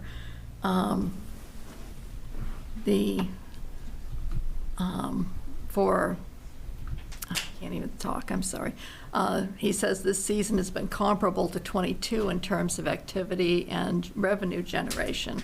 Our projected seasonal revenue ranges between 120 and 160, depending on weather conditions such as temperature and rainfall. And with three consecutive seasons free from COVID restrictions, we're now better positioned to predict our future revenue streams. In, let's see, for gate attendance, for instance, at Tasseltop, in '21, they had 14,788 for gate attendance. This year, 18,005. So in 3 years, they've gone up significantly. The summer camps have just exploded. Yeah. Very literally. They have waiting lists on everything that they do. Yep. They're now exploring having before and after school care with the school. He's in talks with Chris Howell and the school. They did it. They did it? They did done? it. Oh, I So- haven't heard that. Yep, and they just opened up applications. They can only do 25 kids, and they have to do it at RES because Jordan Small, their Wednesday early release, will goof these guys up over here. So what they're going to do is use, I think, the gym, the stage, and probably out back too. But nope, they've already. Riley, I believe it is, their, yes, the assistant, they put out a survey and they said parents were coming back left and right. It's $90 a week, and they're only doing it after school Oh, it is right just now. after. Yep, but it's, I think it's 3:30 to 5:30, I think it is. But nope, it's open, so it's a huge new thing for Raymond, yes. Wednesdays, it's noon to. Yeah, Wednesday's noon to 5, I think, 5:30, yeah. Shapes of things to come. Yes. Yeah. Yep. So good for How are them. they doing the Wednesday then? Over there, they get out No. early Wednesday. It would be on this side. They're taking those kids that are early, but these kids aren't out early, so what do? They just. Well, it all depends on if they get in. Because what happens is they had to apply online for applications. I think it opened up Yeah, but either way, September you'll 5th. probably get a mixture of each, so. Well, once, if, when they. So on Wednesday, the gym and I don't know what you call it. The stage. Area, they would have to close that part down from No, on noon on. it's all going to be at RES. It's not up here. Yeah, no, there's across the street. They can't use. Yes. I thought you said Oh, the other way sorry. around. Okay, I No, gotcha. no, Makes way more because sense. I didn't understand what you're saying. No, because it would move them up Gotcha. here with having Yeah. kids in the. Yeah, that's what I'm saying. Like, wait, that doesn't work. No. Yeah, and their programs are doing incredible. In the lowest year, or the earliest year he has is the first year he was here, 2019. There were 107 kids. This year, 173 for the summer programs. And the ski program's back. The ski program's back. They've got soccer going. Tomorrow, the bingo for the seniors. Oh, yes. Wait a minute, but it's, I read it was all ages. It was, no, that's Sue Tarr's thing. I thought that was just the seniors. Okay, so there is a seniors, but I there's saw all also, ages too. It's all ages. Yeah. It might be, yeah, it might be Deb Tar for that, but Yeah, I don't. Better be. I'm ready. all ages, Bingo. Raymond Rack bingo. Killing it. Yeah. Bingo. Yeah, I'll knit you a shawl. September 11th, Yeah. which is Thursday, I think. Tomorrow, yeah. Pom poms on. Yeah. I get all the 6 to different 7:30 colors. at the Raymond Village Church. No, I mean this. Hey. Don't start with the pom poms things again. Yeah. That's funny on those. Yeah. But what's to me cool about all of this stuff, beyond the numbers and all of that, is it's bringing people together and doing more community type things. And I think that's what our society's missing more than anything else. You know, I could just say, everything you mentioned up there is a non-real estate, tax-driven revenue. Boy, those are nice words. Yeah, they are. So other than that, I have confirming dates, October 8th and November 12th for your next 2 meetings. I might not be able to do the 8th.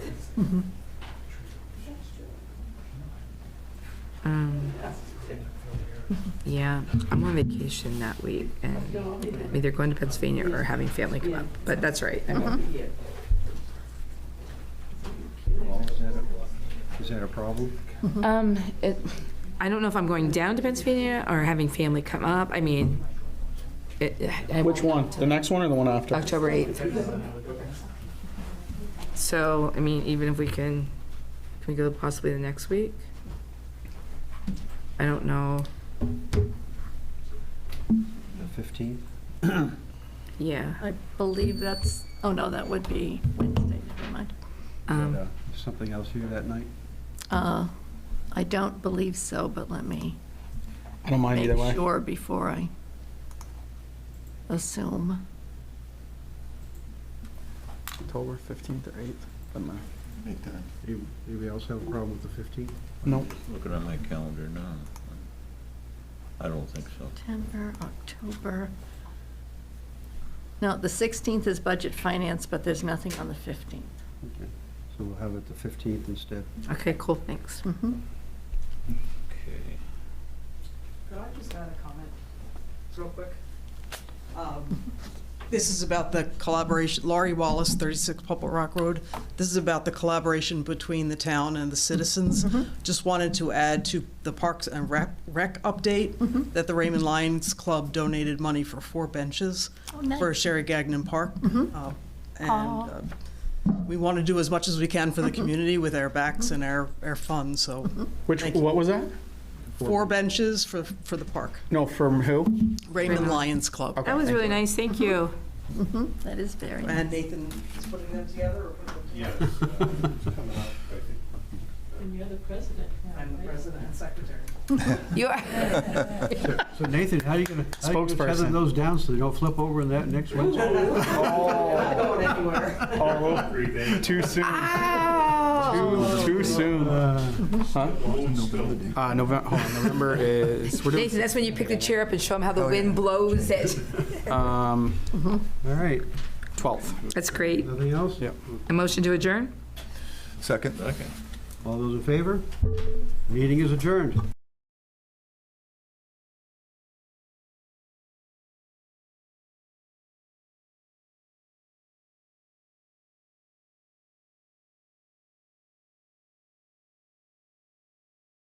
Good evening and welcome to the September 11th, 2024 Planning Board meeting for the Town of Raymond. The Planning Board will come to order. We do have a quorum, and we'll start with attendance.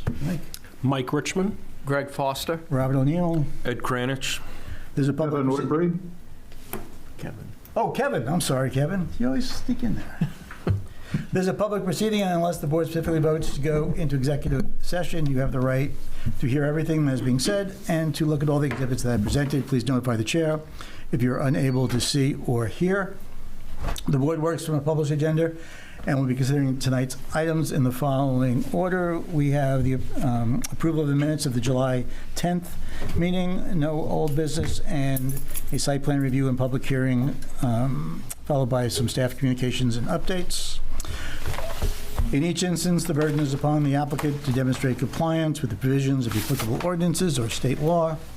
All persons speaking, including representatives of the applicant and members of the public, are asked to stand at the microphone, state their name, address, and affiliation with the application. For a person speaking shall address the chair. Any conversation must be held in abeyance until after the board has formally adjourned.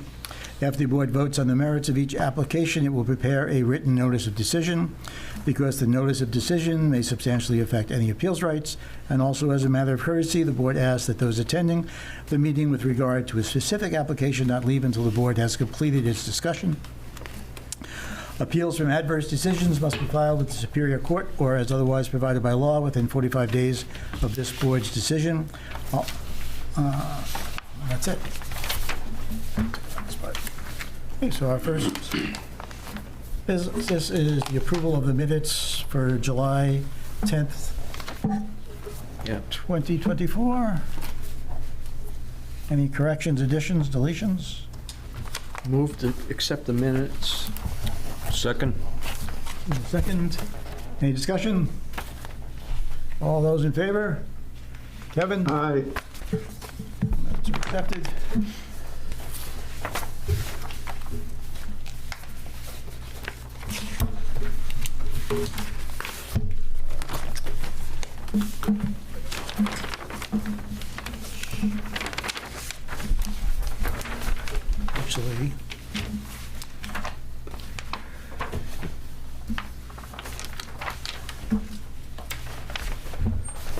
do have one set of business before we go to the new business.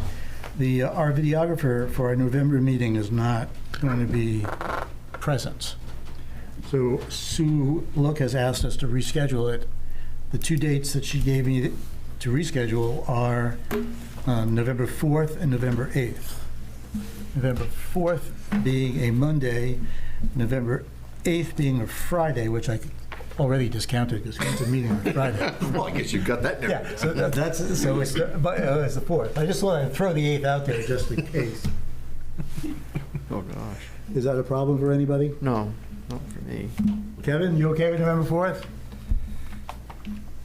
Looks good on my calendar. Okay. Day before Election Day. What time is it? It'll be our same time. 7. Yeah. All right, so November 4th.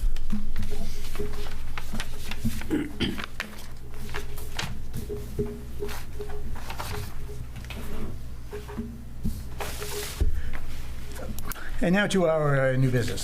Site plan review and a public hearing. I'm just going to go with Ross and Peter because I'm going to mispronounce that name. Bachelor or Bernier?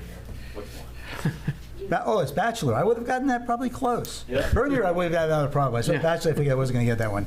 All right. Jim, would you start us off? Sure. This is for you tonight for private road extension. The board may remember they did a site walk last December for this. We walked the entire road and made some suggestions to the applicant for bringing Lookout Lane up to private road standard. With that, we've made some recommendations. They finally have got back. To create a lot at the end of the road, they need to place a hammerhead. They can acquire the necessary frontage off the hammerhead. That hammerhead has to be built to town standards. Tonight before you is a plan. I don't know if they have started construction yet on this or in progress. However, it needs to be, there are some things that need to be brought in to make sure that it complies with the town standards. This evening, we did get a late memo from Wayne. I don't think Wayne is on, but basically it's the standard Wayne memo for requirements of no parking signs and making sure it has adequate radiuses for fire trucks. I think the recommendation was because this is at the end of the road, we wanted them to increase the width down to the first driveway to an overall 16-foot width, 12-foot wide with 2-foot shoulders, up to the point of the turnaround. With the layout you have before you this evening, they would have to obviously bring that improvement within the confines of the right-of-way limit. And then there may have to be some minor drainage improvements because the land kind of starts sloping downhill away. And I think they may need a culvert under the leg of the driveway or turnout for the end of the T turnaround. The applicants are here, so we'll let them description. This is in the RR zone. It is in the watershed of, I believe, Panther Pond. And given this limited size, I don't think there's much they need to do for stormwater. It's a very small amount of impervious they're creating here. They may need a buffer or something like that, depending on what they end up doing with the drainage on the road. Is this the project Dustin walked us through? No, it was the owner. Remember Mr. I think it was Peter. Oh, yeah. Right, okay. The feisty old man. Yeah. Yep, okay. He himself is an engineer. Yeah, I think he worked for Grondin for years. Yep. Yeah, in the state. Yeah. Yep. Okay, I'm with the right project now. All right, would you like to tell us what you're going to do? Yep. You have to go up there, state your name. I'm Ross Batchelder. I'm Peter Bernier's grandson. Just looking to build a 30 by 40 above garage apartment on our 2.55 acre lot that was gifted to us. We're going to build the turnaround to all the road specs we have, widen the road out. The road was 12. We just cleaned the shoulders off because it was overgrown, so we did that this fall, I believe it was. And we dug the test holes to prove that the road was built to town standards, and that's what you have pictures of. And we're building the turnaround to the same standards that have been presented to us.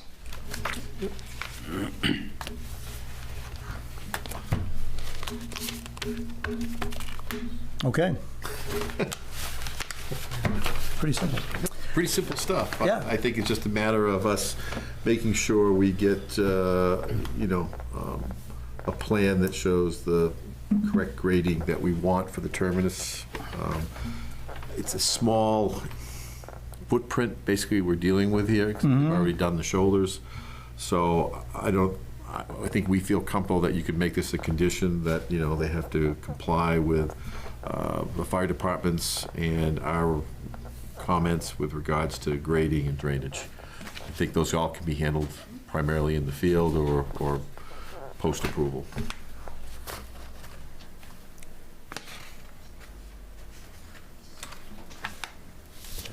So do we have a drawing for this? I see you have one there. Is there? There's a couple of them. I don't know if you guys. Fire departments and comments with regards to grading and drainage. I think those all can be handled primarily in the field or What's that? That's Wayne? It's me. Oh, it's you. It's like a delay. It's a delay, huh?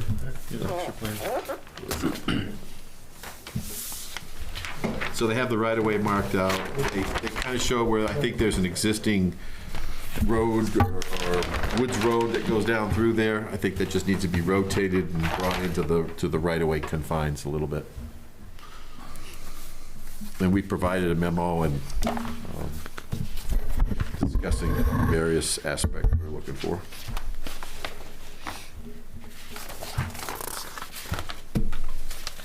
Did you say you had correspondence from Wayne? Yeah, tonight we got a late memo from Wayne, and basically within that, what do they do with it? It's the standard dead end. Yep. Fire department. We would just make it compliant that whatever conditions you put, that it be and include this. Okay. Did you get a copy of that by chance? Probably didn't. I didn't get it. Yeah, I haven't this afternoon. Yeah, I haven't seen it either. Yeah, I have not. But we can give it to you. Okay. It's the standard okay. language for no parking signs. Actually, I might Sorry have about that guys. from. I didn't see that yet. Okay. Is it the it was like a pamphlet, like a 3-page? Yep. Yep, we did get that either at the site walk or when I went to the town. Okay. I might have gotten something when I met with Brent. Oh, yeah, this one is Well, dated. I'll send the new one to you tomorrow. The one that I got this evening was dated October 4th, but he sent it to me tonight, so. Yeah, I do have that copy have that? then. Okay. And then you're okay with everything that's in there? Yep. Okay. And when we did the site walk, we talked because we had ledge on one side and the wetland on the other, so it didn't have to be the exact hammerhead as long as there was enough radius for the fire truck. It has to, the only thing, it has to stay within the confines of whatever you designated for your right-of-way. So you've got that kind of T shape there. Yep. Those improvements have to, within the confines of that Right, T it shape. can rotate and. It can rotate a little bit, but the turnaround for the fire department has to be within that T. Right. Basically. So you can modify it a little bit, but there's not a whole lot of wiggle room. Well,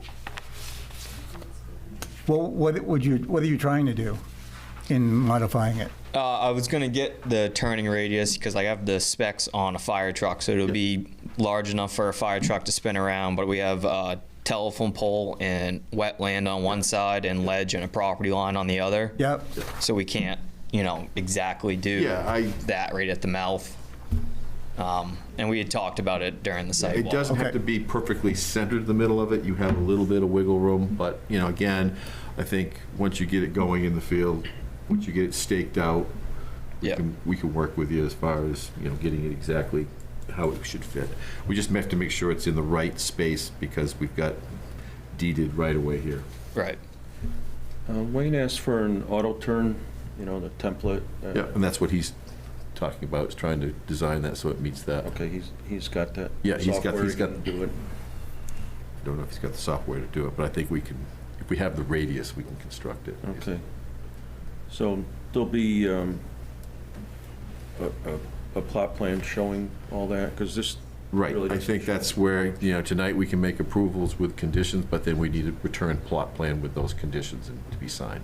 So that's basically what we'll have to upgrade this plan a little bit based on the conditions the board sets forth. Okay. Then once you have that, then you're off to the races. has to be recorded. It has to be recorded at the registry as well. And I do have the 3 plans with the signature block here. That was asked to have. Is that something? Well, we may have to wait on. Yeah, I don't We may think have we to can- wait on, yeah, they were trying to get it signed tonight, but I think we'll have to get some conditions on that and make some changes. What, It's the same plan you're It's the looking same- at, it's the but it's plan just you're got the looking oh, okay, signature that's blocks. it. Yeah. Yeah, we'd have to get the conditions put on We that. have to get the conditions put on that, and then we'd probably want a little grading shown and the drainage shown as well. Right. Minor stuff, but, you know, Which there should be. Is that the topographic one that shows the grading? it shows the grading, but I think we were looking for a potential culvert under that leg. Okay, I'm pretty positive that most of that's ledge, not too far down. Okay. So I know what the road's crowned now to the left side of the road, and then it hits a culvert and then runs the wetland down, which is on that telephone pole side. So either way, I mean, we can go, I think just somehow we got to get the water so it doesn't go overland over the road, whether it goes around and through a culvert on your driveway, Yeah. or whether it goes through a culvert under the hammerhead itself somewhere. Gotcha. Okay, we just need to see that on the plan with, I think you've got some contours on there, but I think we're gonna have to flatten those out a little bit for the fire department. Might be a little too steep for them, because they need it pretty level to turn around. Okay. But I think those are all very correctable things that we can work with you. All right.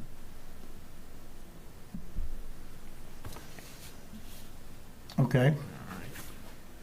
So hang on one second there.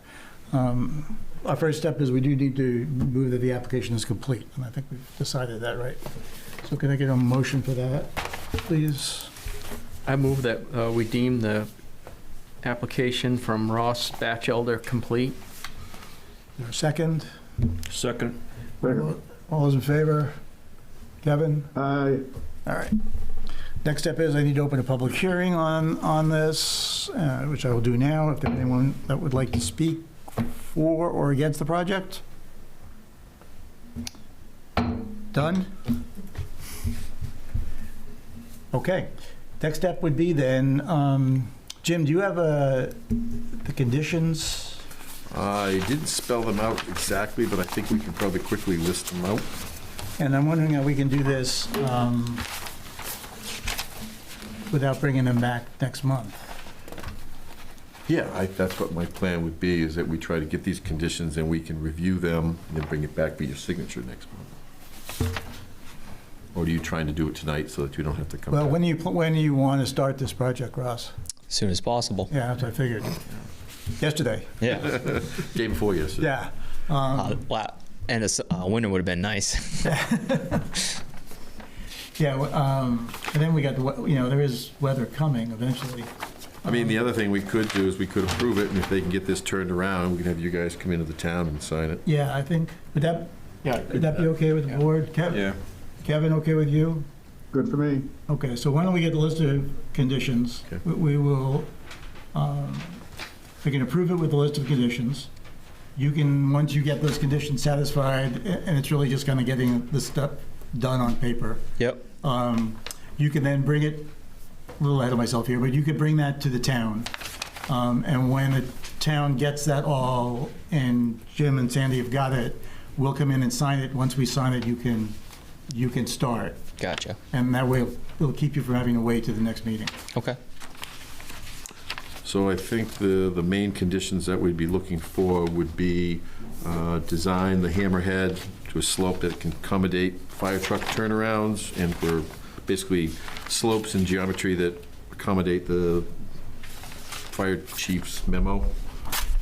And then we're looking for drainage improvements for either a culvert or ditching to show how that water, surface water, will be conveyed either around or under the hammerhead itself. So as far as that goes, if the road is crowned to the left, would It can that... be super elevated, or it can be Right, down. so if the whole thing was just completely pitched away from the hammerhead, so it would be directed Yeah, towards the... can't be more than 2% cross slope. Yep. And I don't know if we have that on here. Typically, we like to see, the condition we might have is a typical cross-section of what that road would look like. Okay. Surface slope and material. Yeah, I think there was one of the hammerhead, yeah. Okay. We just want something of that nature on the plan that needs to be recorded. Okay. Okay, so if you can transfer that over, maybe we'll help you clean it up a little bit, but transfer that over to the plan so that we can get it signed. I think, other than that, it's just then referencing the fire chief's memo. Do we also have to point out the width? Because in your list. I think we can, the width is they've already done. They've already built it? Yeah. Okay. But I mean, I think that's already shown on the plan as well. On this, well, on the older plan I have, maybe not your plan, but on the older plan it is.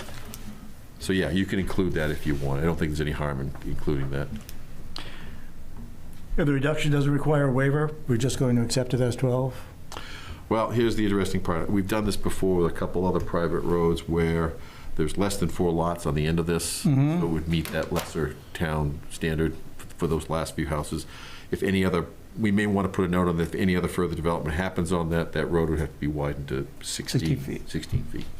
Okay. But for now, it would only have to be 12.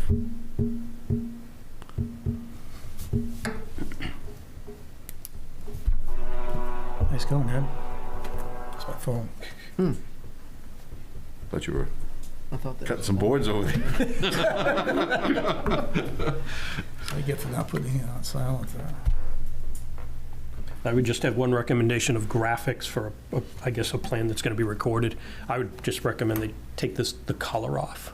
Yeah. No, this is the one that'll be We've got a recorded. newer plan. It's not on that one? Thank you. Yep. And maybe just label it. Yeah, I current think we'll access work with road, them to, something. It threw me off. I Yeah. was thinking that was the new one and it was flipping a property. yes, So just exactly. That's why I was like saying. clean it up. Thank you. So I think that, and again, get a typical cross-section of what they're building out there, so we know the depths and everything, and then that'll have to have the signature block for recording, but we'll work with them to get that cleaned up. Again, I don't think it's such a small footprint that I don't see any major hurdles here, other than you just have to work with ledge. Well, it's of it. So. And a digital copy? We don't. We don't need it? Well, we typically, I like to have them, but I think I had scanned in anything that we have that wasn't the 24 by 36. who did your plan for you? Eaton? Yeah. Yeah. Eaton The surveying. Yeah, I think Eaton probably can provide us a PDF once we get the final plan, so we have a digital copy. That's all or we can scan it, one or the other. I have digital copies of that as well. Yeah, but we're gonna have to modify it, so we'll need a new copy of the digital, that's all. Okay. All right. So Everybody happy? I think so. We can approve it then with these conditions. All right, I move to approve the application with the following conditions. Show a hammerhead for emergency vehicles.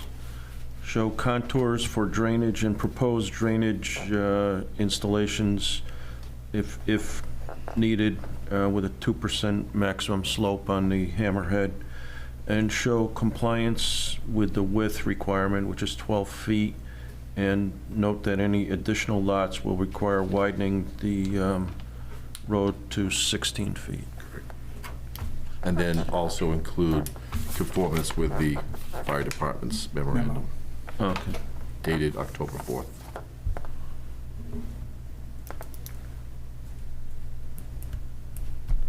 Okay, so conformance with the fire department memo 10/4/23. Second that. Should be 24, but I think he copy and pasted that. Second. Is there any discussion? Kevin, you okay? Good. All right. All those in favor? Kevin? Aye. Done. Passed.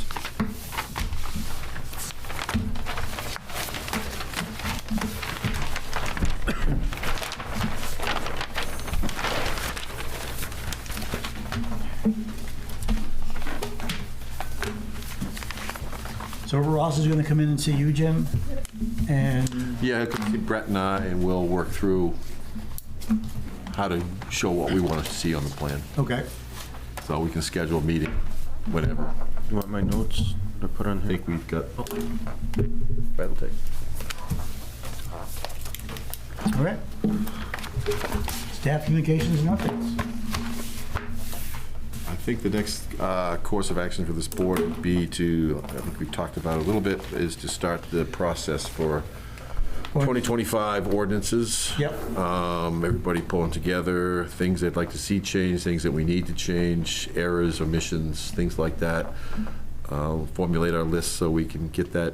I don't think, do we have anything at the next meeting? Sandy, do we have any applications forthcoming or expected? Yes. Yes, we do, Jim.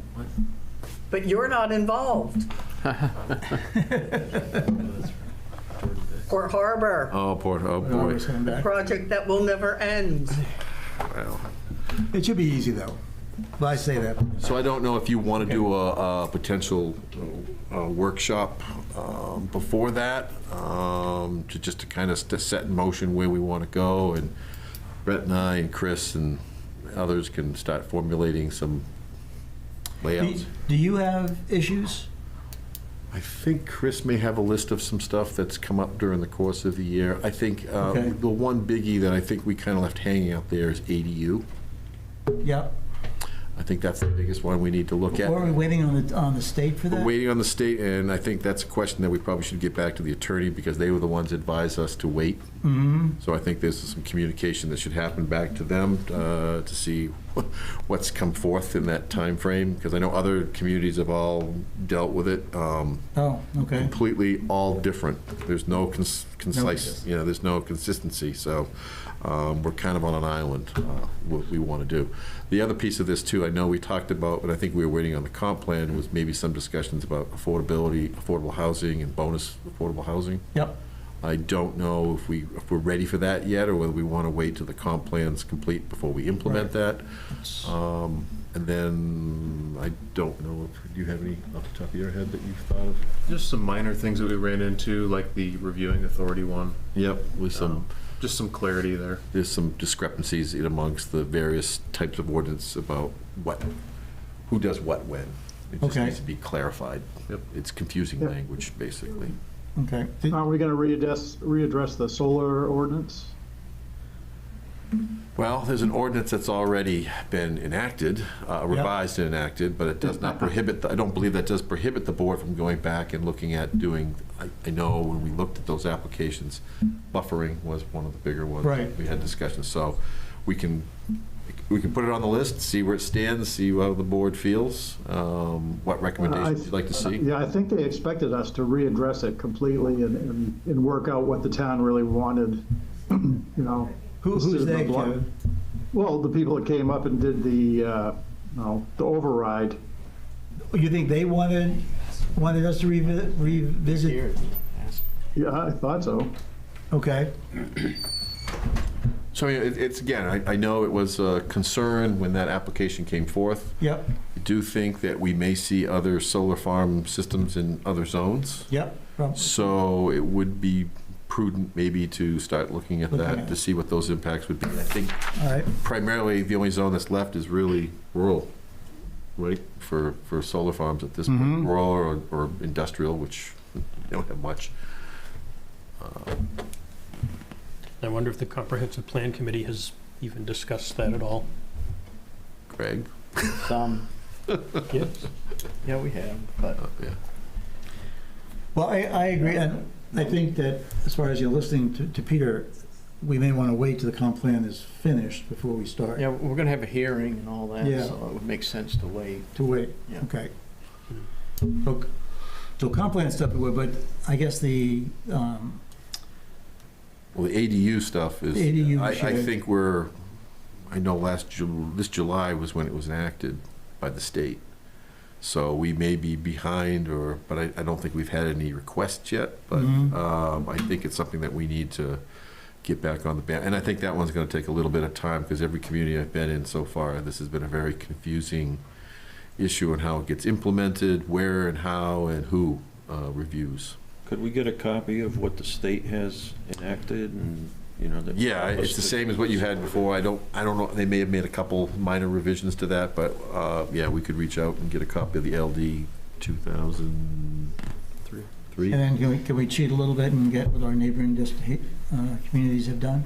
We can, but there's no consistency. Well, it still would be nice to, as a model, is to see which direction. Because some towns have completely banned them in shoreline zoning, other towns have, Oh, unless are you fairly familiar with the other towns? yeah. Oh, well, okay, then you can just brief us. That's fine. But like I said, every town has been advised by their attorneys, and they all have a different spin on where and how. I mean, it's supposed to be really isolated to your growth zone. Some towns blocked shoreline zoning, other towns, you know, put other constraints in there that if you have the accessory dwelling unit, you still have to have the density for that.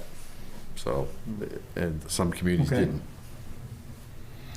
So, go ahead, Kevin. Well, I also think there was some concern about being able to cut more trees, a percentage of trees to allow private solar to thrive. Because there's a limitation and it's pretty hard to wedge in solar when you have a lot of trees around. So there may be some, and I think there's some, not here, and then maybe somewhere in the state or in other states that have allowed more cutting of trees and to enable, you know, private solar, not commercial, but the private solar. Mm-hmm. Beyond what could fit on the roof. Right. Right, because you can have, do we have, Kevin, I know you're probably more astute than I am right now, but do we have a limitation as far as a freestanding size panel that a private citizen could have? I don't think so, no. Because I know that those are also, because the trackers is what I kind of call them. They're out there too, and some people have those in there for private use. Right. I think if you go up through Poland, you'll see one, there's a self-storage facility up there. They've got one behind the main building up there, and I think they're like, what, 48 panels or something like that on one tracker? You can get them very large in there or very, you know, small, but yeah, you can, depends on the size of the panels. Panels also come in different, varying sizes. I think that one's roughly 30 by 40 or something like that. It's a good size panel that rotates during the course of the day. Okay. So, I mean, those are things that we can take a look at as we've got more knowledge and observations of where they're going and how they're being used. So we can more formalize next meeting if you want. Right. I think we should just kind of have us and staff prepare a list. You guys prepare anything that you'd like to see. Kevin, whatever, submit it back through Brett or Chris. Right. And then we'll kind of prepare kind of a list of where those fall in the ordinances. Mm-hmm. Then we can take them to say, okay, these are clerical, these are full brand-new rewrites, or these are minor revisions, and then you can, from there, I think we can channel it down to where the energy has to go. All right, and we'll reach out to the lawyer, I guess, Yeah, I think that'd have to come through Chris. through Chris Yeah. on the ADU. Because Alex was dealing with Phil before, but I think it would be, Chris would reach out to Phil. Mhm. Get an update as to what do they recommend at this point. Okay. So, All right. So Sandy, did you catch all that for the November meeting? Oh, no, wait a minute. October meeting, excuse me. Yep. Yeah, for Skipped a October, month. yes. Yeah, which should be fine, because I don't think Port Harbor's going to take that much time. You haven't actually seen anything yet, have you? Sandy? It's on my desk. It'll go out to you all tomorrow. But it's not a huge change, right? No, it's changing the roof line. Yeah. We already do that once, didn't we? We already changed the roof line once? Yeah. They repositioned the building. Finalized it? I thought we did that once already. Okay, all right, thank you, Sandy. So I think we'll And try. I already have Will on board. Okay. So we'll try to I think we can help categorize, the effort for each, minor, clerical, major. So the board can then focus on where it has to spend its energy going forward. My guess it's going to be the ADU. Okay. I have a question, Mr. Chair. Yes? How do you want that on the agenda? Just as a discussion point for the board or a workshop for the board? I don't, as a discussion, I don't think we're to the workshop stage yet. I didn't think so either, but you're in charge.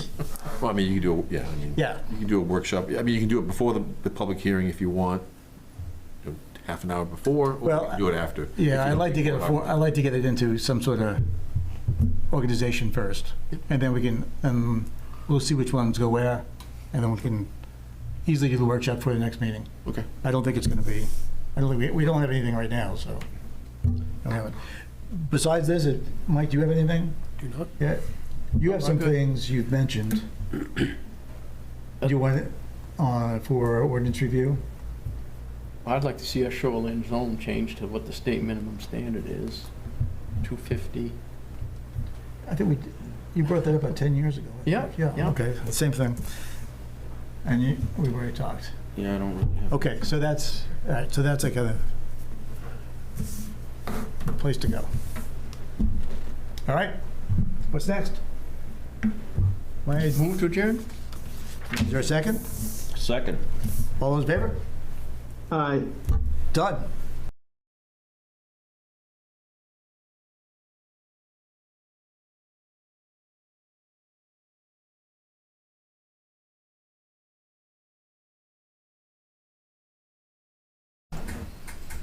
Good evening. This is the Town of Raymond Budget Finance Committee meeting for September, calling the meeting to order. The first item on the agenda is approval of the minutes from August 21st. Is there a motion to approve the minutes? So moved. Second. Okay. Is there any discussion? All right. All in favor? Okay. Next, we have new business, and the first item is consideration of the FY24 year-end expense and revenue summary report for all departments and all months. We had one put in our e-packet, and I met with our new finance director today, Brenda, and she explained to me that she is reconciling the bank statements from June, July, and August.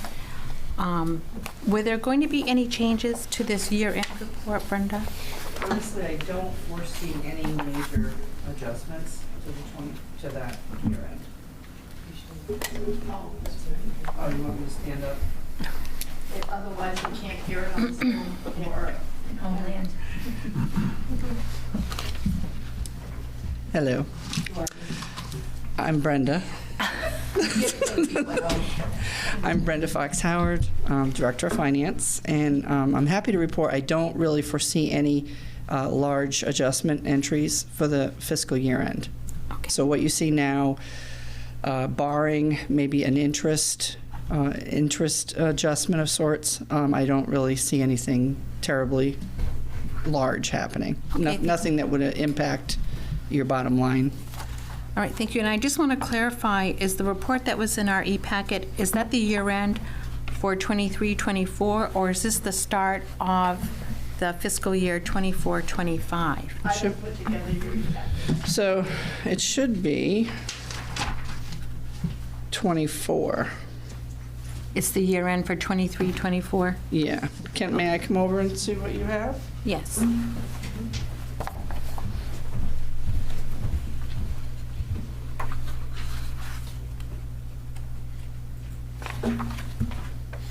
Hold on one second.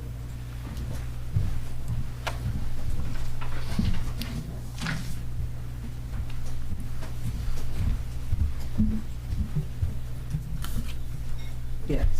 So you have the right one. Okay, thank you. I appreciate that. No problem. Okay. Right. And as we discussed this morning, you explained to me that we don't have the August FY25 expense and revenue report ready yet because of the reconciliation that's going on. Yes. I just joined you folks within the past few weeks, and I already had a pre-scheduled vacation.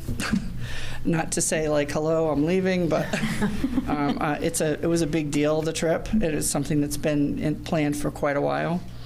But yes, so right now I'm wrapping up June. I don't really see many more things I need to do to it. July, I'll jump right in because as soon as the auditors arrive the first week, they're scheduled to arrive on the October 7th. They changed their arrival date because I wasn't going to be here. So they're coming on the 7th, and I know the first two things they're going to want to see is June and July. So my goal is to get them that information as soon as I can that week that they're here. I'm hoping to finish July that week. And then I'll jump into August. Okay. And welcome aboard, by the way. Thank you. Thanks. I'm happy to be here. Well, we're happy to have you here. I think that's the only question that we have at this point. Yes. Okay. Unless anybody else has any questions. Okay. Thank you. You're welcome.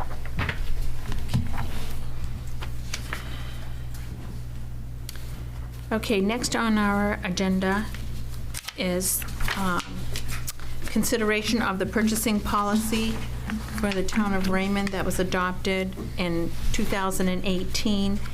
And concurrent with that is the prior purchasing policy for the town.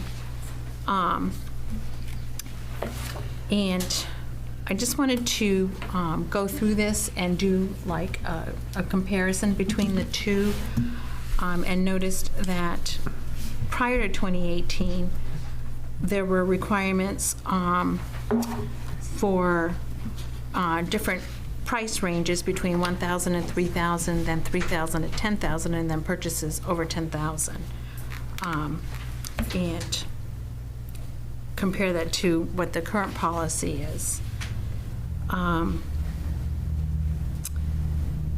Do any of you have any comments about that? Have you looked at that? Or is there any background on why these changed, maybe? One of the reasons was the limits were fairly low, I remember that. And, but the bigger issue was that we weren't following it very well. Some departments weren't following it, and so the then finance director, Kathy Ricker, advised that it would be, appropriate and reasonable to write a policy that would be congruent with what we were doing, and then see if the Board of Selectmen wanted to approve that, and they did. And so that's how we ended up here. But it's liberalized over this in some ways. Yes. Although I think probably the limits in this are too low. I would agree with that, considering 6 years ago to where we are today and the increase in the cost of Right. everything. The biggest change I would like to see, and which is, I think, very important, is that we seek written bids, from qualified vendors and not sole source. Like a quote from vendors? Specifications and quotes. Specifications, whether it be a request for proposal for administrative services, or if you were going to purchase a major piece of equipment, you'd want to solicit bids. Now, it may not all be the same brand, but plus, because you can write the specs, as you know, to a particular brand, and there may be vendors, multiple vendors that sell that brand, but to give the, the private sector marketplace an opportunity to provide proposals and not just go and say, hey, how much is this, to one vendor. I'm interested in looking at specifications for equipment that we go out and buy, especially things that are over $10,000. I'm looking for, my familiarity is having a set of specifications and then going out for RFPs to 3 different vendors, and then doing a cost comparison between the quotes that are received from the vendors and determining which has the best value. And that's something that I'd like to see that written into our purchasing policy.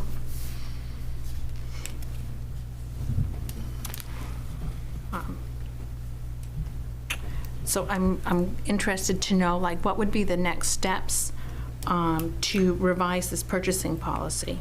I would suggest that we request policies from some of the neighboring communities to see how this stacks up. Okay.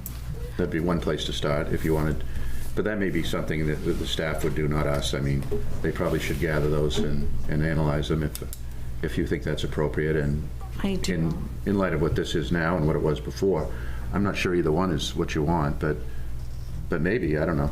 I mean, I guess the first step would be to see what, best practices are. Okay, so who would be the person on the staff that would do that? I have no idea. Okay. Sue? Yes. Can you advise us if we wanted to request the purchasing policies from our neighboring towns to look and see what they have for policies? Who would be the person that would do that? Well, first, your committee can recommend changes, but you can't change any policies. Only the select board can do that. Okay, so how do we know what we want to change if we don't have the policies from the other towns? Well, most of them do post them online. That's how we get them. Okay, so would that be the budget committee that would go get that online? If you want to research it, yes. No, I disagree with that. I think it's a staff function to gather data for the budget committee. If we're requested of it, I was asked, how can you get the data? I'm telling her, well, I think you're obfuscating a little bit. I think you know that you should provide the data. Okay? So, Madam Chair, they do exist online, and that's where we get them. If you want the staff to look into that, I'll get a staff member to deal with that.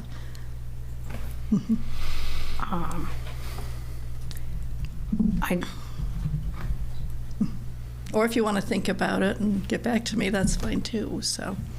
I think there's a lot to think about. We're just asking for some data. Yeah. And I think that, in my opinion, things that are going out to bid or we're buying either equipment or software or some product that exceeds that 10,000 and we need to get bids, there should be a policy for that, and we do have one. But it's somewhat outdated. 2018 is a long time. I think the numbers need to be refreshed and looked at, and all we're asking for is some data. And I think it's the town's job to provide that to this committee so we can make educated decisions on what we're going to recommend to the selectmen. I'm not trying to cause a riff in any way at all. We're just asking for information.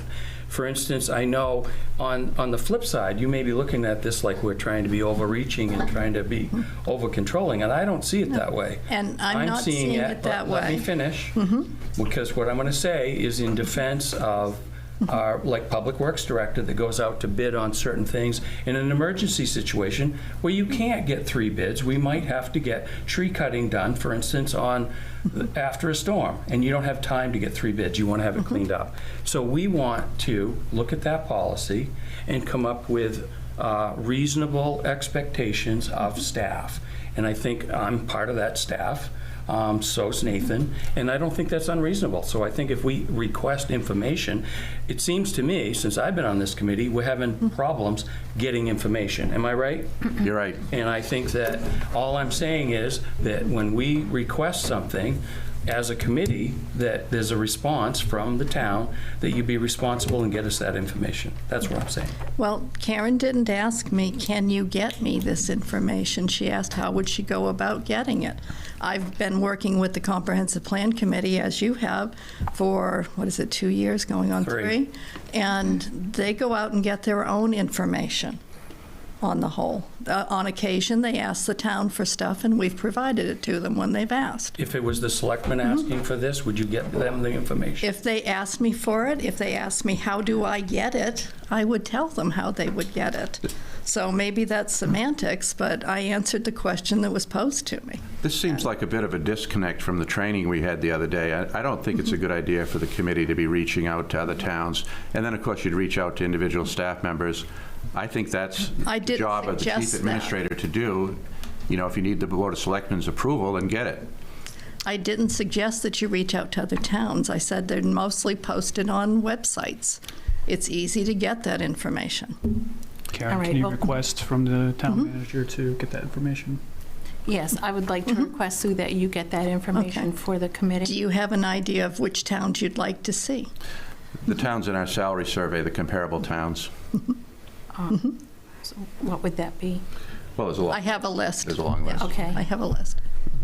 So yes, I can do that. They're geographically located near us, and they're also, many of them are statistically, demographically related, but not all. I mean, for instance, Wyndham, much larger, would be there. Casco, smaller, but so it's geography and demographics. Yes. And so if you're going to make comparisons, I think you use a standard set of towns rather than pick out, cherry-pick towns. Use the ones that we compare for the salary and other things like that. Okay. All right. Thank you. You're welcome. Appreciate that. Thank you, Sue. Teresa, did you have a comment? Okay. All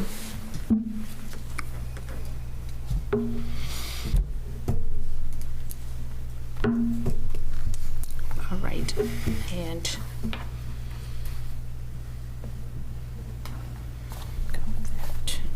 are there any other comments or questions about the purchasing policy? Okay. No, I think before we do any more discussion, we need that information. Yes, Once I we think have it would be very We can helpful. put it on the next agenda once we receive Right. the information. Right. Okay.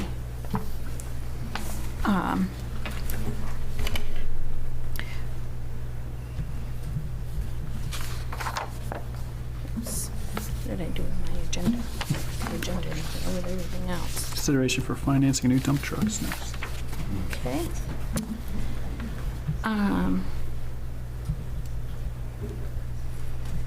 Okay, next on our agenda is consideration of financing a new dump truck, an excavator. And this was brought up at the Select Board meeting on September 10. And there was quite a bit of discussion about it. And I just wanted to bring it to the attention of the members of the Budget Finance Committee that this had been an issue with the Select Board. And there was quite a bit of discussion about the CIP plan for the dump truck and excavator.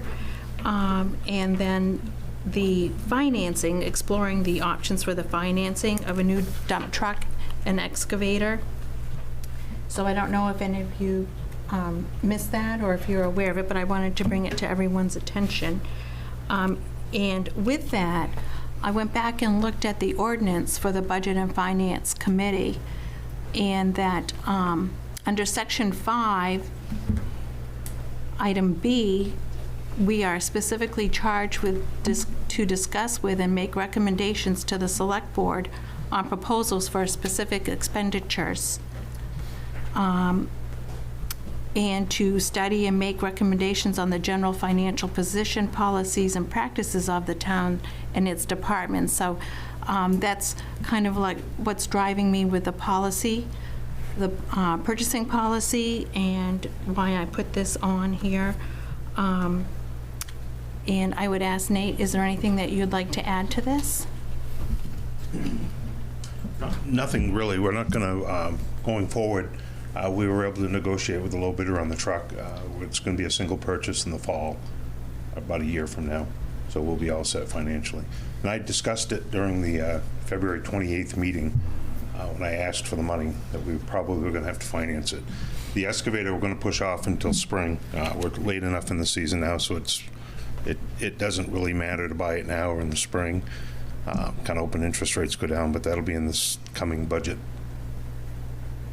Okay, so you had quotes and you've made a decision? I did. We jumped on the state bid for the truck. We've done 2 already with the state.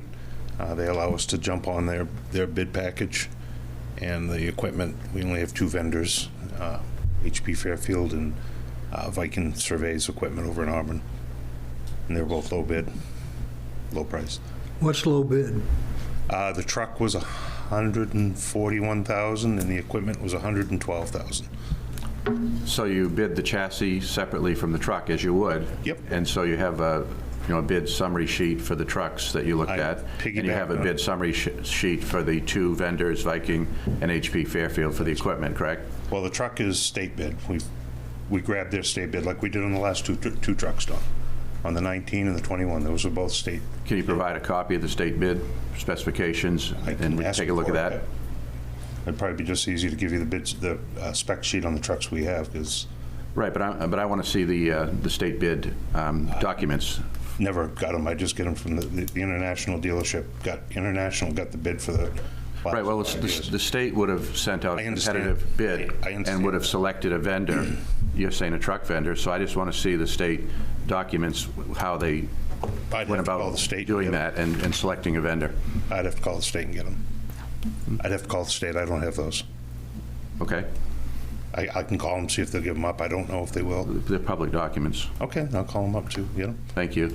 So just to add to that, we were just talking about policy over 10,000. These are over 10,000, correct? Yeah, 141,000. So you were supposed to get 3 bids. I got 3 quotes. So would it be difficult for us to, we're coming into this, it's something you're going to purchase next year, correct?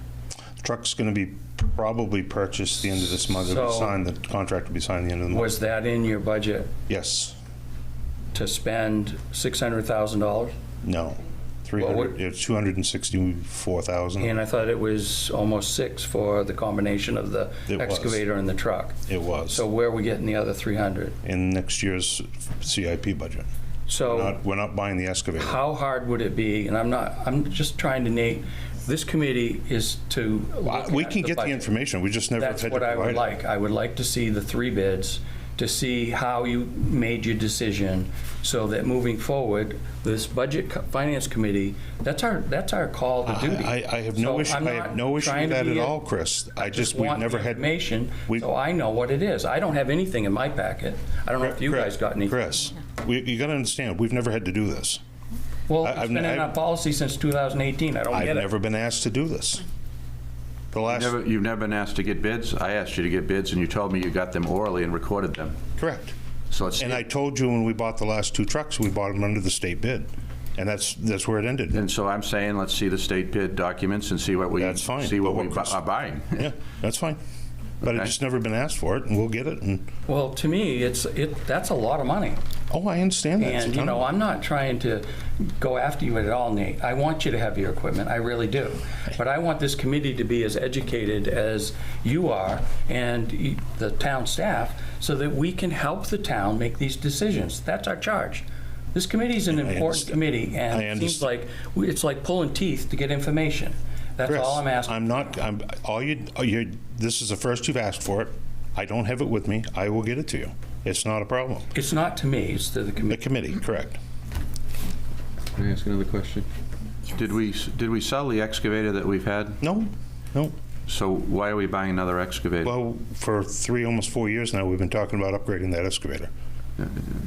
It's been in my budget. It's been in my budget for 3 of the years. But back to the original question, why do we need a new one? Well, this one's got 7,000 hours on it. It needs about $20,000 worth of work. It's not really big enough for what we're doing. We need to step up a little bit in size. No, that's the thing I was waiting to hear, because we talked about the size of the excavator when we bought it. Correct. And you said it was adequate. It was adequate. That is correct. Okay. We've bought bigger dump trucks. It doesn't reach into the back of 3 of the dump trucks we own now.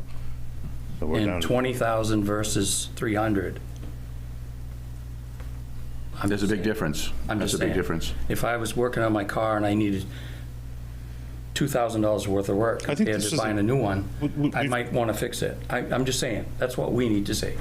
Well, we'll discuss it when we get into the budget process, because that's when it's going to be coming up, as it has in the last 3 years. Well, it just seems like we're blindsided on this one, am I right? I'd say you're right. What's that? He just did it. The select board doesn't even know. About the financing on the truck? Yeah, he talked to Rolf just today. The selectmen didn't know? No. The selectmen knew about the truck. So Nathan's making decisions about the selectmen? This sounds like it's backwards. Normally, you'd come to the budget committee first and talk about it. I did. February 28th, we discussed it when I did my presentation. About the dump truck, about the excavator, about possibly financing it. You don't have adequate capital funds to buy it? I don't. No, I don't. I got to wait till we roll over into the next fiscal year. That's why we're. So that's the whole idea of the capital improvement plan, is that you have the funds to buy it. I understand that. You do have some set aside, though, right? Yes. We have some set aside? Yep. Okay, well, things have changed from February to now with the cost of the truck, right? Yes, it did. Yeah, quite substantially, so. We're getting prices around, I I think the 21, we paid $197,000 for that truck, and they seem to think we'd be in that ballpark. In my presentation the other night, there was one that was $299, and they went down a little bit from there, and then international, we got on the state bid, and that dropped that price considerably. Okay, but when you talked to us back in February, that was at a high level of what the needs were and what you intended to put in Correct. the CIP plan, but now you're actually moving forward and moving out and buying the equipment. We went through town meeting and it got approved. I don't do anything that we never used to do. Hi, I'm Teresa Sadek. Okay. I think the biggest thing that we're coming from is that what has happened in the past, maybe future, because I know we're all like starting new. I understand that. And just doing it in the future. I think But that's the biggest thing. We're operating on, everything I've done, I'm doing on what I've done for the last 30 years. Right. Unfortunately, Nate, we're beyond everywhere. The old, where we used to do it on a handshake, and you never had to worry about a thing. You got exactly what you did face to face, and that's what you got. And we do that now. We get what we don't have any issues now. And in Nate's defense, getting onto a group buy like the state is a money saver for everybody. We buy fire trucks the same way with the Dallas package. Right, but that's a very competitive process, and they have documentation to back that up. To support. And when we buy a fire truck, we have, 8 or 10 vendors. Yep, no, I'm just saying, it's I give them credit for doing it that way, not just going down to. Right. And that stateway is if they're buying groups, right? So that they can get a bigger discount, right? I believe the salesman said the state bought 100 and something trucks. Okay. And they get the single axle truck and the wheeler. And we were buying a tandem, we call it a wheeler, tandem axle truck. And there's a special spec sheet that they order it from. Yeah. And we're allowed to take that spec sheet and add to it. We added horsepower to it, and we added, I think we added cloth seats, heated windshield, and heated mirrors. I think if that's what you're doing, that's really great. Yeah. If that's what you're doing. That's what I'm doing. That's what Okay, so I'd just like to on the see last this. All I'm asking for is the specification sheet, but if you're buying that gets the question, so because they are very competitive in the way that they do things.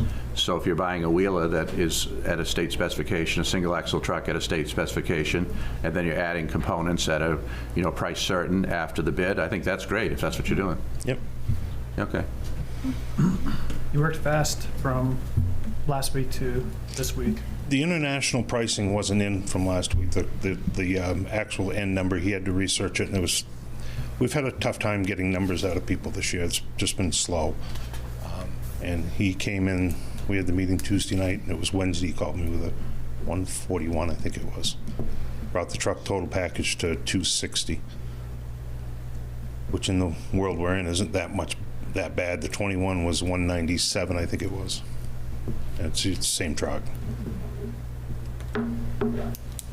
Okay, so can you just refresh me on the excavator? When is the, I'm going to put that through in the budget process through this next year. We will look at purchasing that in the following fiscal year. okay, so 25, 26 fiscal year? July 1st. And what would you do with the excavator that you have now? Trade it. Trade it? Okay. And when do you anticipate getting the new excavator? We'll see how the budget process go, but I would like to see it sometime in the 1st of July. 1st of July of next year? Correct. That would be the plan.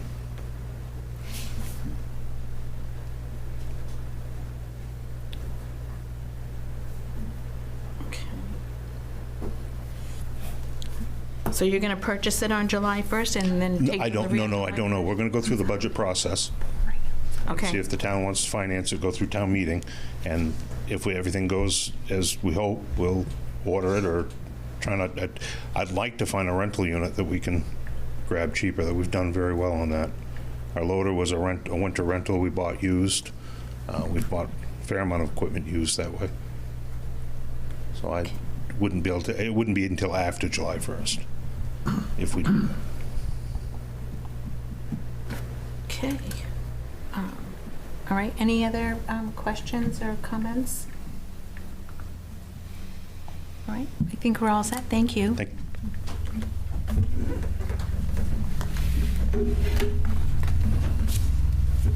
Okay. Okay, I just wanted to update everybody. We had on our last agenda in August a joint workshop with the Select Board, and I did reach out to Rolf and propose some dates, and he responded and declined on the date, so I have sent him a follow-up and proposed a couple more dates, and I have not heard back from him, so I'd like to get that rolling because I think it's important for both of the committees to get together and talk about roles and responsibilities and work together moving forward. And just a personal request on that. November, December is going to be getting into personal time for me. So Yes. I would appreciate if it was before November, if that was Yes. possible. Because I would like to attend. On my recent request, I requested in the first week of October. So hopefully we'll be able to get together then. Excuse me, were we going to do that after a Budget Finance Committee or do the joint committee as a meeting? It's going to be Rolf proposed that we do it as a standalone meeting, not have it on either one of the board's Okay. nights, just have it independent from that.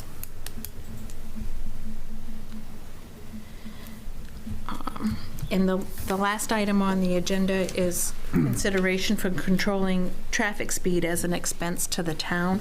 And I believe that resulted from a conversation with a comprehensive plan committee.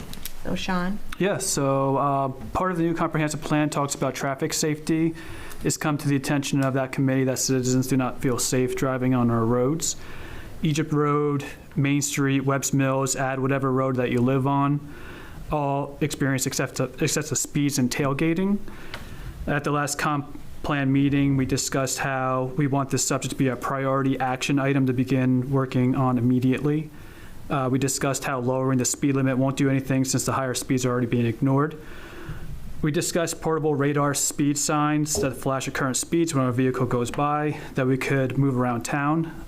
Peter Levitt's research, these signs can be leased, so we won't have to buy them. We also discussed hiring a police presence to enforce safer speeds. Thanks to the information that Sue Look gave us and Jackie on our committee, we contract with Cumberland County for our police services, which covers everywhere from at the north, Bridgeton, Harrison, all the way to the east, Harpswell, so a very, very large area. Some of our surrounding towns have hired a designated sheriff deputy to help control their speeds, but the department, from my understanding, is very understaffed. And then just some clarifications about some comments I made at our at that specific workshop, the comprehensive plan workshop. I incorrectly stated that having a police presence could be a good way to make income on ticketed vehicles, but I was incorrect, as it's actually the opposite, where it would be an expense to hire a police presence. And we would not be sharing in those violations. That money actually goes to the state. We only collect income on ticketed vehicles parked on Route 302 from overflow at the Raymond Beach boat launch. So I want to get this committee's thoughts on the subject. What would it take to pursue this as an expense to the town? Is it something we can see with our own eyes, or are we looking to get some hard data collection as evidence? And I just want to ask this committee what your overall experience is with the speeding and the tailgating. Any thoughts? Well, I have a really odd question because I go on Egypt Road every day, and my vehicle and some like Waze apps say it's 25, yet it says 45. A new 45 was just put up. Okay. New 45. Because I was just like, hold on. So, I mean, that could be one thing too, where, I mean, I hate tailgating, and I see a lot of people who go slow on Egypt Road, and I'm wondering if there is that disconnect, because mine it's updated frequently, and it still says 25 in certain sections. And so I didn't know, not that that would help any other road, because there is. I mean, people fly by my house every day. But I just thought that was different. So I just didn't know if anyone knew. Yeah, that's interesting. I think in that case, like just from my personal experience, I'm doing over 45 and I'm still getting tailgated on that road. Oh, no, I agree. Yeah. That's, but I understand what you're saying. So maybe some people don't recognize it, but DOT just put up a new 45-mile-an-hour speed limit, but I think it's excessive. It's beyond one person going slow. Oh my gosh. And the road's narrow. Yeah. And yeah. It's the same thing on Main Street. I mean, it's whatever road you live on. Right. Put your road in there, and are you getting tailgated? Is it speed an issue? So yeah, whatever your thoughts are, I'd like to hear them.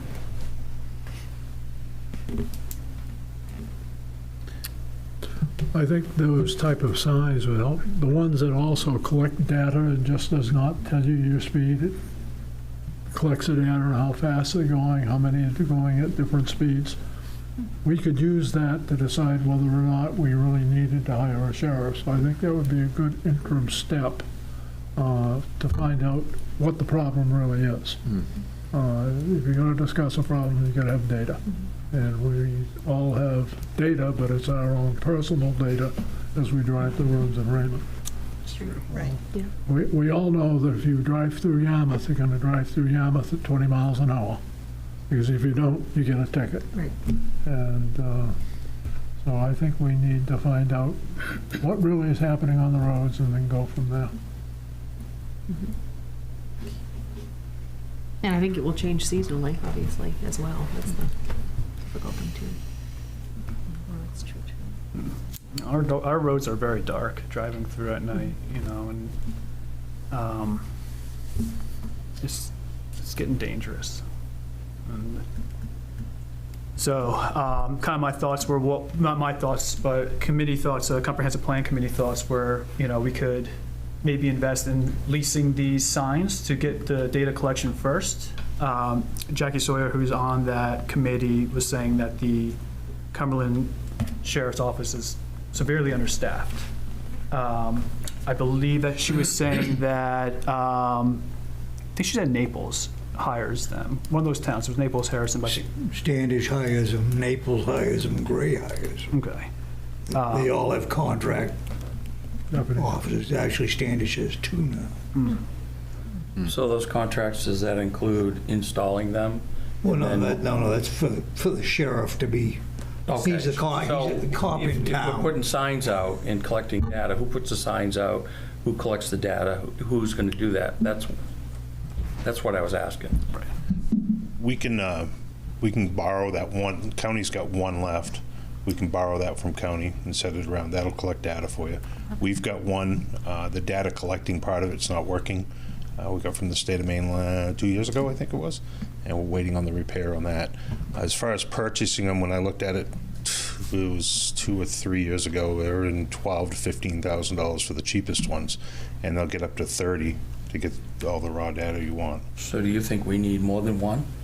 That depends on what you want to do, or you want to collect the information. Well, I think if we start staging it around, we'll start collecting data. Take a while. And see where it goes. Yep. That's something your crew can put out? It's normally goes through the highway department. Goes through highway, okay. Yep. DOT? No, us. No, You, yeah, okay. DOT won't do anything with it.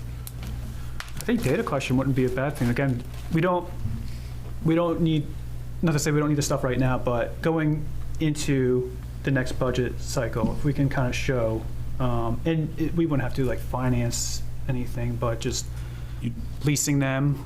You'd probably want to do a year to get you a really better sample of what's going on. The data collection on the one we have will collect time, high speed, low speed, and I think that's it on that one. The more expensive ones will actually take photos, license photos and stuff. So the sheriff's wants to collect data. They'll collect high and low speed and time. Bad water. Yeah. That's right. And number of incidents. Correct. Yeah, a number of incidents. Every time it picks a speed over you, what you register, what you ask it to register for speed, it'll take that data too.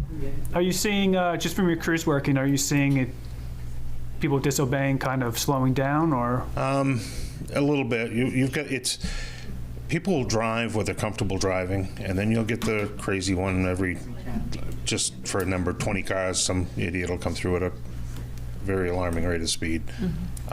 We're on Raymond Hill Road this week, and we had a couple come through there. And the problem with that end of town is it's all local. It's local people that live on that road. And you'd have to split the town up a little bit, too, because you get down the village, you got commuter traffic going down Main Street. That's pretty much a racetrack. Cape Road in the summertime is sketchy at best. But you get over onto the north side of town, and a lot of that's just locals going to work in the morning. But the effectiveness of having a Cumberland County Sheriff sitting on the side of the road, take the school district here, when it's 15 and there's somebody sitting down at either District 2 or on the other side, People are slowing down. They do slow down.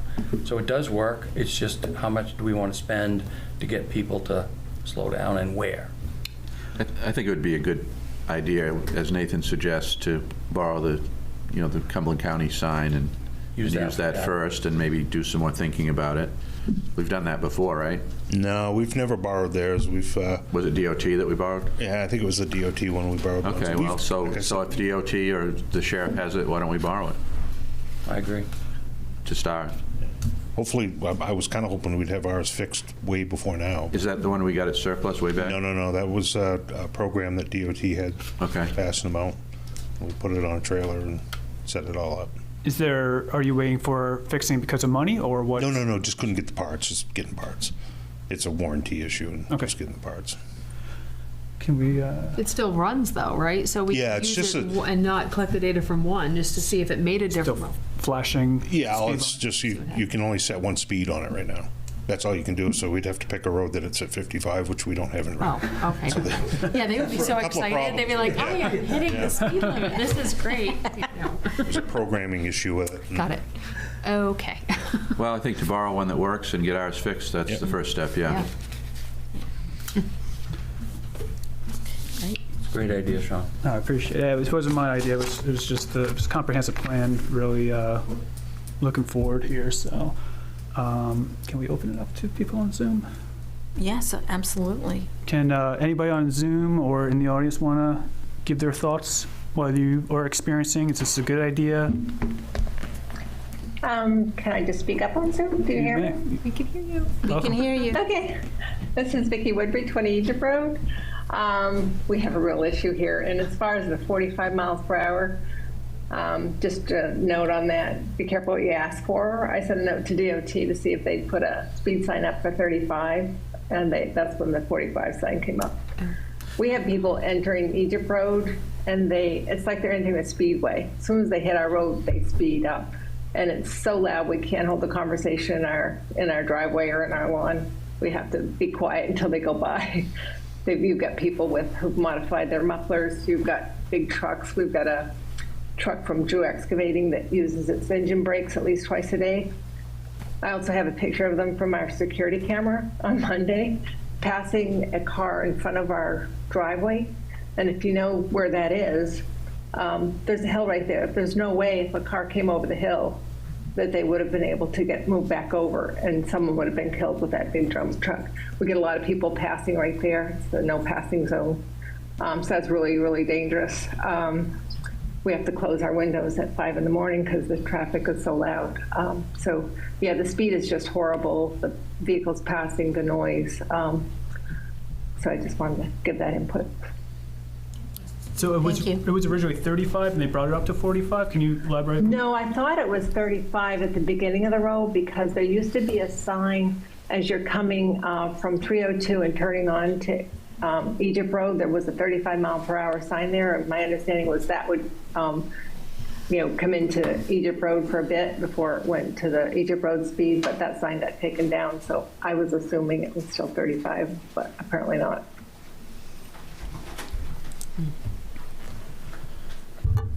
Okay, thank you. Thank you. All right, thank you. So could we make a motion to borrow, I might need Nate's help again with it, was borrow, where was that specific sign that we could borrow from? Cumberland County. I can call them and see if they'll loan it to us. To recommend that. Yeah, make a motion to recommend that. Well, we don't have the power to tell them to do it. Okay. No, I'll do it. You don't have to. I'll take care I don't know if you need a motion either. No, I don't need a motion. Yeah. I'll take care of it. But it's, yeah. So he'll do it. Yep. Okay, awesome. Thank you. Thank you. Appreciate that. Okay. Next, we have public comment. Is there any public comment anyone would like to make? Okay. Budget Finance Committee comment. Any comments? Good. Okay. All right, motion to adjourn? So moved. Thank you. All in favor? All right, we are adjourned.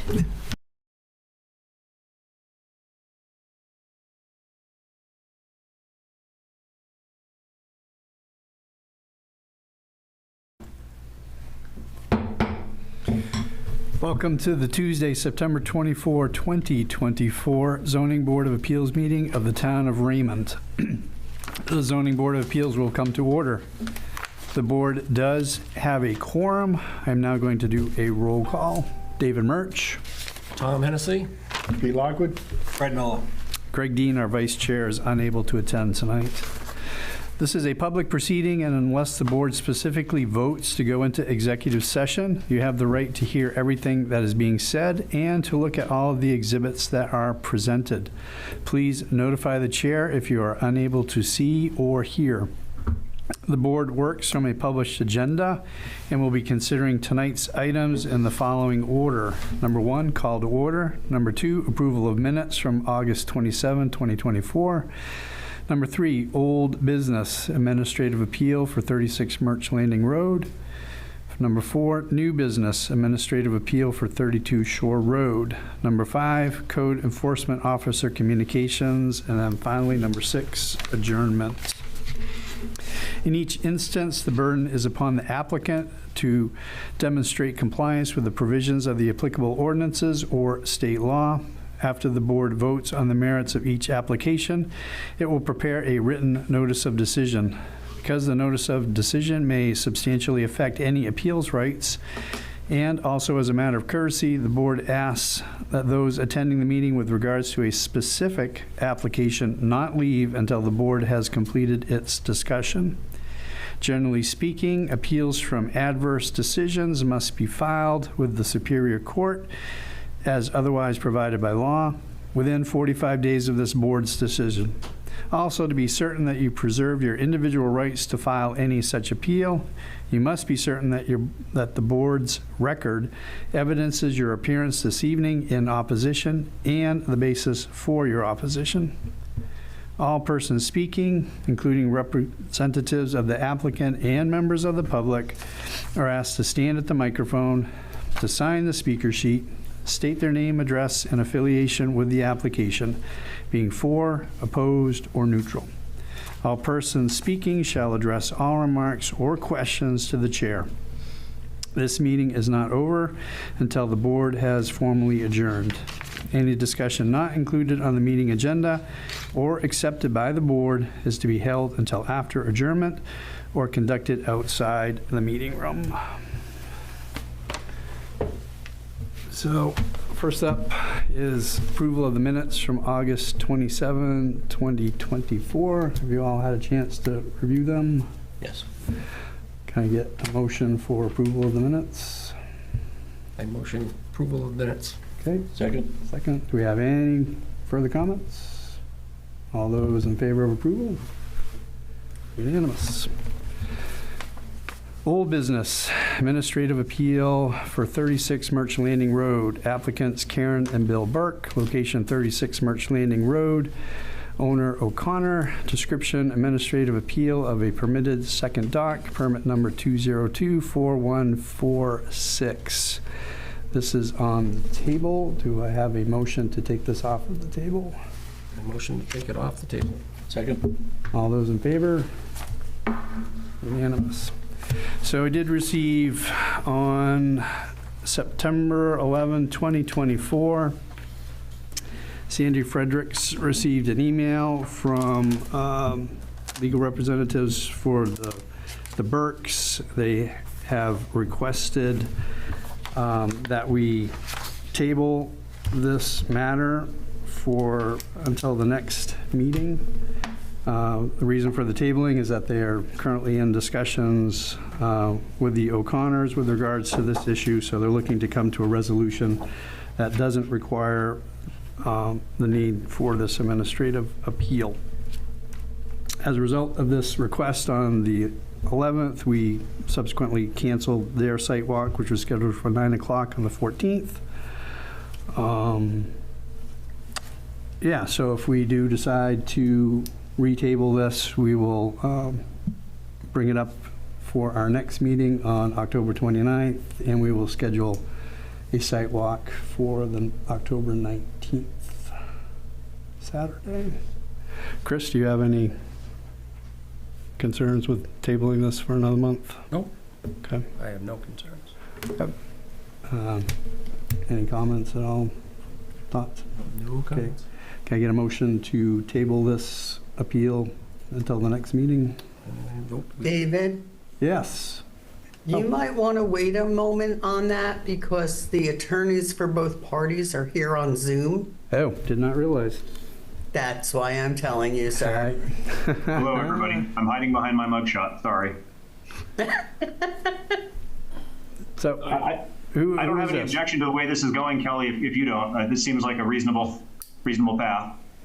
Yeah, just so the board is aware, Attorney Howe and I arranged a meeting between our respective clients, and that meeting proved to be both productive and cordial.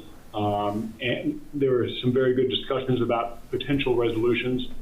Attorney Howe and I are working on taking care of that, getting that documented. It is our hope that we will report back to you that the Burke's appeal has been withdrawn. At this time, of course, we're not withdrawing it. It needs to remain live. And so we appreciate the fact that the board postponed the site walk, and we are requesting that the board table this until your next meeting, again, in the hopes of delivering some good news to you. Sounds good.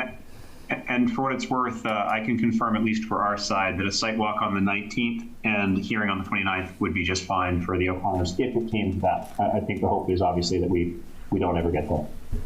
Okay. Mr. McDonald, you're good with the site walk on the 19th as well? If it comes to that? Hopefully. I have no idea what my client's schedule looks like, but we will make it happen if it's necessary. Okay. Well, I guess with this, I mean, we're considering tabling it, yes. But what I don't want to do is to continuously postpone a site walk. I still, if this is still an open issue, I want to work towards getting this resolved from the appeal perspective. So I don't want to sort of just continuously postpone. So I would prefer to hear from you, yes, we're good to go on the 19th, or no, we don't want to do a site walk on the 19th. Chair, we are good to go for the 19th. Thank you. And I apologize for not noting that both of you are here on Zoom. It was my understanding that neither of you were going to be present tonight, so I apologize. And that was not intended to be a slight on either one of you. So. No offense taken. Happy to blend into the background. Well, very good. So we have our motion. We have our seconds. We've heard from the attorneys. Any further discussion on this? No. Okay. All those in favor of tabling until the next meeting? Unanimous. Okay. Thank you all very much. Thank you very much, everybody. Oh, thank you. Thank you. New business, administrative appeal for 32 Shore Road, applicant Sheena Joe Randall, location 32 Shore Road. Description, administrative appeal of a notice of violations issued on August 7, 2024 for installation of a dock and shed without permit. So our board did do a site walk on this property on September 14th. Tom Hennessy has come up with a site walk report, which I will go ahead and have him read now. Zoning Board of Appeals site walk report on September 14th, 2024. The ZBA conducted a site walk of 32 Shore Road, Raymond, Maine, belonging to Sheena Joe Randall, in consideration of her administrative appeal of a notice of violation for installation of a dock and shed without permits. Attendees were from the ZBA, David Murch, Peter Blackwood, Fred Miller, Tom Hennessy. Other attendees, code enforcement, Jason Williamson, and the applicant, Sheena Joe Randall, Judy and Doug Morrill, Dennis Martin, Teresa Ellis, Peter and Sue Slavinsky. Site walk started 10:10 a.m. First reviewed the 32 Shore Road property. Began with a review of the property and location of shed. Property includes a 2-story garage with a large concrete slab foundation attached to the left, viewing from the street of the garage. The shed is located to the far left of the property and appeared to be new. Ms. Randall stated it was a 10 by 20 shed, was installed on skids in November of 2023. Ms. Randall also stated that her original plan was to locate the shed on the opposite side of her property, but she decided to install it on the left side instead. Property markers were visible and rough measurements were taken to verify setbacks for the shed. The rear of the shed was approximately 17 feet to the sideline. The front of the shed was approximately 15 feet to the sideline. Then we progressed down the right-of-way and the dock. We walked the 10-foot wide right-of-way to the lake and saw the large boulder at the lakeside. The aluminum dock was also viewed by climbing on the boulder. Site walk was completed at 10:30 a.m. Respectfully submitted, Tom Hennessy, ZBA member. Note, these notes are reflections but are not factual findings made by the board. Good. Fred, Pete, any corrections that you would see or want anything added? Yeah. I want to get it officially entered into the record, so I'm going to ask for a motion to get this officially entered. I make a motion to put it in the official record. Second. All right. Any further discussion on that? All those in favor? Unanimous. Okay. So, Sheena Joe, I know you're here tonight. We essentially have two issues at hand: the notice of violation for the shed, notice of violation for the dock. Two separate issues to be addressed tonight. What I'd like to do is first have our discussions with regards to the shed. And the way that will work is you will present to us your case for having this appeal. Then I will see what Chris has to say with regards to this as well. And then is there anybody here tonight, either on Zoom or in the audience, that would be that considers themselves to be an owner to this right-of-way? Can you hear me? I see Ryan Martin lit up. Yes. Yeah. At 35 Shore Road. And you would be considered an owner to this right-of-way? Yes, sir. My wife is actually the one on the deed, but she's picking up my son at football. We own it together, but officially she's the one that owns it. Okay. So what I'd like to do is when the time comes, I'm going to give Sheena Joe, I apologize, an opportunity to speak with regards to the shed, Chris an opportunity to speak with regards to the shed. Then we will transition to the right-of-way property. I'm going to then give, again, Sheena Joe a chance to speak on this issue. I will then transition to yourself. If you would like to have opportunity to speak on this issue, you can at that time. And then I will transition over to Chris. Once everybody has done having their opportunity to address this issue, we will then open up to public comment. I do see some other people on Zoom, people here in the audience, so if you wish to speak with regards to this appeal, you will have an opportunity to as well. And then we'll close public comment, and then the board will review the appeal. So does that all make sense, Brian? Yes, sir. Okay, very good. So, Sheena Joe, if you want to go ahead and come up to the podium there. Please make sure to log your appearance. So there on there's a sign-in sheet.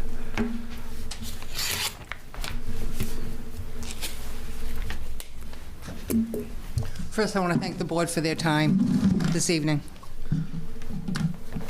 My name is Sheena Joe Randall. I live at 32 Shore Road, Raymond, Maine, and I'm actually the appellant in this case.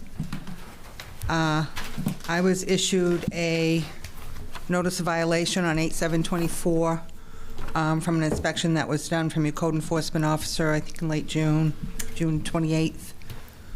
And in that violation, it stated that I put a dock in the water without a permit, as well as he noticed there was a shed on my property without a permit. Upon receiving the violation, I went to the town hall and filled out, actually on the computer, I filled out 2 applications for shed permits as instructed by the violation. and took them to the town hall, one for a shed that's not there yet. And in the midst of looking and going over my paperwork, I noticed on my original plan, my original plot plan for my addition and my groundwork and where my septic works were going to be and my tanks and all that other stuff, that there was a shed on that plot plan, It didn't say the size of the shed at that time, but I noticed in my notes on the side of the plot plan, it stated in the square footage that I paid for my permit, it was a 10 by 17. So when I went to buy my shed, I bought it. It was handmade. It was done by Hickory over in Cornish, and I had it built to a 10 by 20 to fit my needs, and built on skids so it could be moved in and out as easy as possible. I did not want it built on site because it is over near my well, and I don't know what was going on there. So just in case I had to move it, did all the measurements, put it in place, and that was. It came in November. And I guess Chris had noticed it, and I didn't realize I had violated any ordinance because I thought it was on skids, and somewhere on wheels or skids, it didn't need permits. So I filled out the appropriate paperwork, and I have not heard anything from either one of those, and that's the shed. It's there. I think it's within my setbacks. I think everything was measured properly. And it was on my original plot, so I don't know if it's included in the $1,595 I paid for my building permits. But I haven't heard back from the second shed application either. So you did submit. Oh yeah. After the fact. Oh yeah, right afterwards, because I was going by what I thought at the time, and I know that there was some rules that were changed. I believe in June, your ordinances were updated, and I haven't had the chance to look over the fine print of all of those, but and I didn't remember it being on the plot plan until I actually saw it on the plot plan. And I think you have a picture of the plot plan in the paperwork regarding that first one. So I did make a request, and we all should have a copy of the permit application that you had, not the one you just recently submitted for the shed specifically. No, the original. Yeah, the 2022-113. Yeah. I think in some of this madness that I did take a picture of that original plot and older pictures of when I was creating the plot itself. Now, I have reviewed. Oh yeah, I have it right here. What was provided with this permit. You'll see the September 5th letter back to you. It's actually attached to that building permit at the end of that submittal. My building permit for the property, and then the plot plan.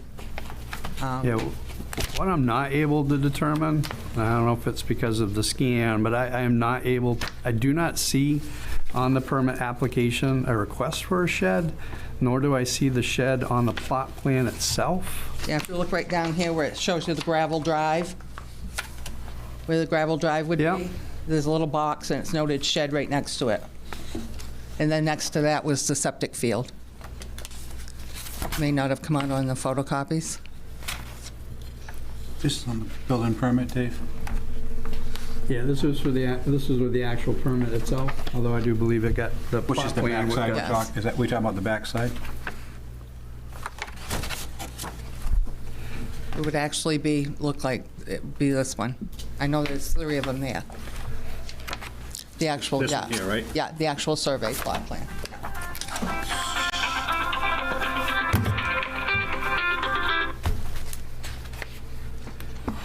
Is there any indication on the permit application itself, not with regards to a shed though, the request for that structure? I don't see it noted on the actual application.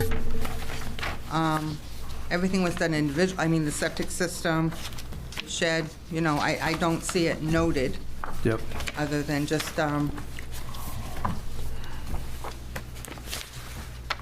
because we did have to go over it, because in the beginning I had a balcony on the front of the building, and I had to change the plans at that. I had a little 6-foot balcony off the second floor, and I didn't have the setback for that. Hey, Dave, on the third page here, the second one down, it says shed, then a square, then an RV. Is that part of the permit? You see the first one says 28, 36, looks like, I assume building. It said 10, 17, then it looks like it says shed with a square box with RV.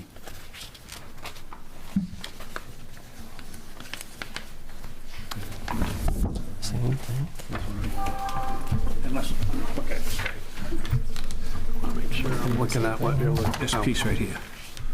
This, I think it's the gotcha. third piece of, Chris, is this the third piece of the permit, of the permit application? That wasn't part of the original. So this isn't, this wasn't filled in with this? No. So there's nowhere in here that says, Correct. these are the only 2 pages that actually go to the permit, is that correct? Correct. So this is What I something that was gave made you is what was afterwards? submitted at the time of the application. That's what is in our system. Okay.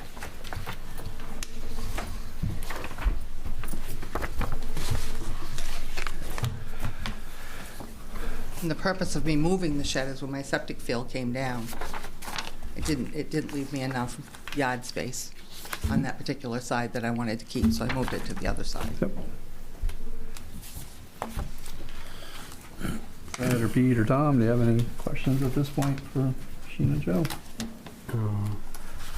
I do, I think. That's with regards I'll to let the them shed, go though. first. Regards to the shed, Yeah, though, won't we? yep. Okay. Whoever wants to. You guys want to go first?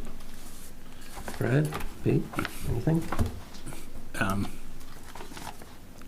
I guess it's just one of the things that comes, you know, that was highlighted is that it went from 10 by 17 to 10 by 20. So I don't know if that's something that automatically gets covered by the permit, or if that's something that needs to be corrected.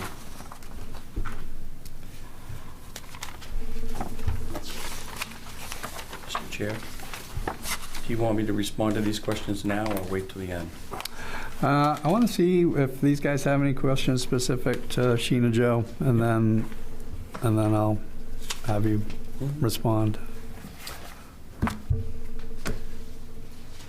Sheena, Joe, you had also mentioned that the skids was something that you thought allowed you to build it because it wouldn't You know, be in the on the roof. beginning- I mean, In the beginning, when I was designing my project, because I've done most of the design myself, because I needed to keep all the utilities across the back of the property. In designing it, it could very well be the 10 by 17 is what I thought, because my portable shed is a 10 by 17. But when I went to make the purchase, they don't build them 10 by 17. So I got the 10 by 20. So, and your question again, I'm sorry. so the reason for putting the skids on, you thought that allowed you to Right, in the build it. beginning, I was noticing. Did you find that written anywhere, or? Well, I thought I saw it in the ordinances somewhere. It's just a small, on structures, outside structures. That if it was on wheels or skids, it didn't need a permit. I can't tell you where I saw that. It could refer to ice houses. It could refer to a lot of things. Right. And when it's Chris's turn, maybe he can help us, because I couldn't find it looking through the ordinances myself. Did you really have any intentions of ever moving that shed? I mean, It's where I would like it to be. Because when the addition goes up, it leaves me, it's in a spot where the privacy comes into play for the addition. I mean, the project is probably 50% done at this time, right. you know. And I did put in a permit application for an additional shed, which will go on the other side to replace the portable one that's there. And that's being built under a 10 by 16. But that was a whole different application, whole new application I dropped off that I have not heard back from. Okay. Thank you for clarifying that. Can I ask a question? Oh, yeah, of course. Yep. And I just want to verify, is this the permit application? Okay. Without looking at it, I can't tell you if it's the same thing that if it's in your packet that I submitted to you guys on Yeah, of request. course, yeah, please. Yeah.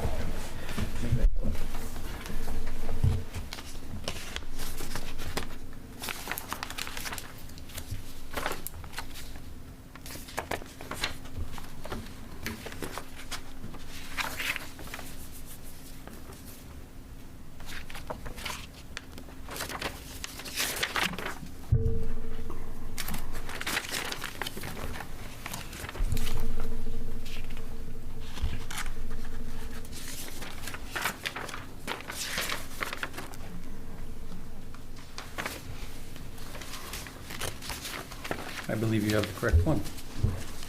And can I ask you a question? Of course you can. This stuff here lined up here, right? Mm-hmm. This isn't?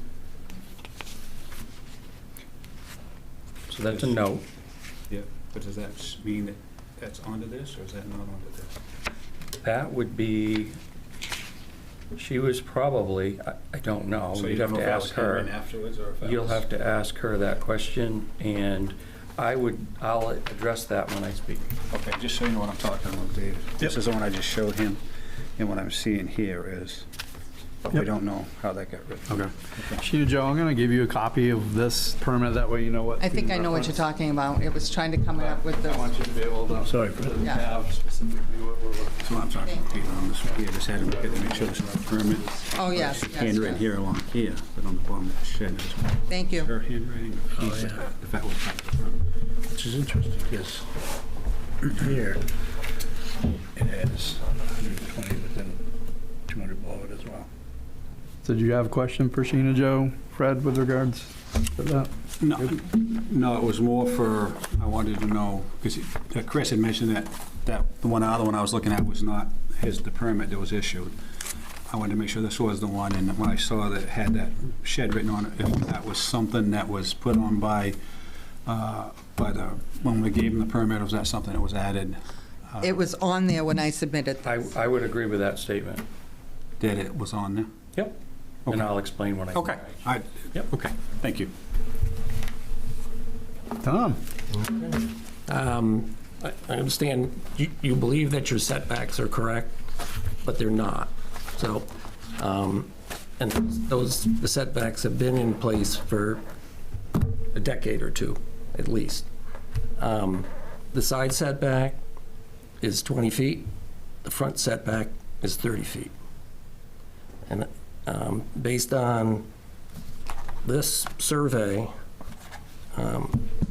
it says you have 6 feet beyond your garage to get to your property line. 6 feet closer to shore, towards Shore Road. I know the garage has a setback of 6 feet from the CMP easement, correct? Well, it's not the CMP easement, it's Shore Road right-of-way. This little path of Shore Road might be 15 feet wide, but the right-of-way for the road is 50 feet. So all those trailers and everything else you have parked is in the right-of-way of the Shore Road. You don't own that property. This sounds like a whole different discussion, because I've talked to CMP about the easement and who has rights to it. And I've talked to DOT regarding.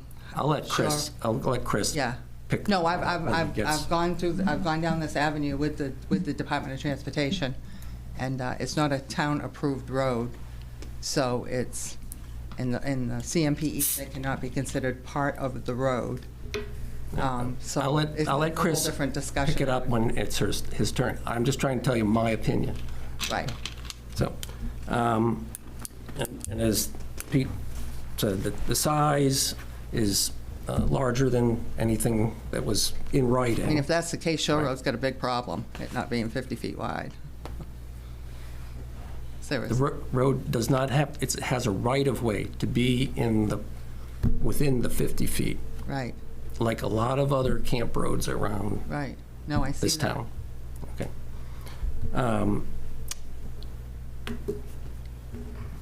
But I guess- just for the record, I have gone over this with DOT, and I have gone over this with with CMP, so this is a whole different, No, this is, I think you need to have the discussion with Chris.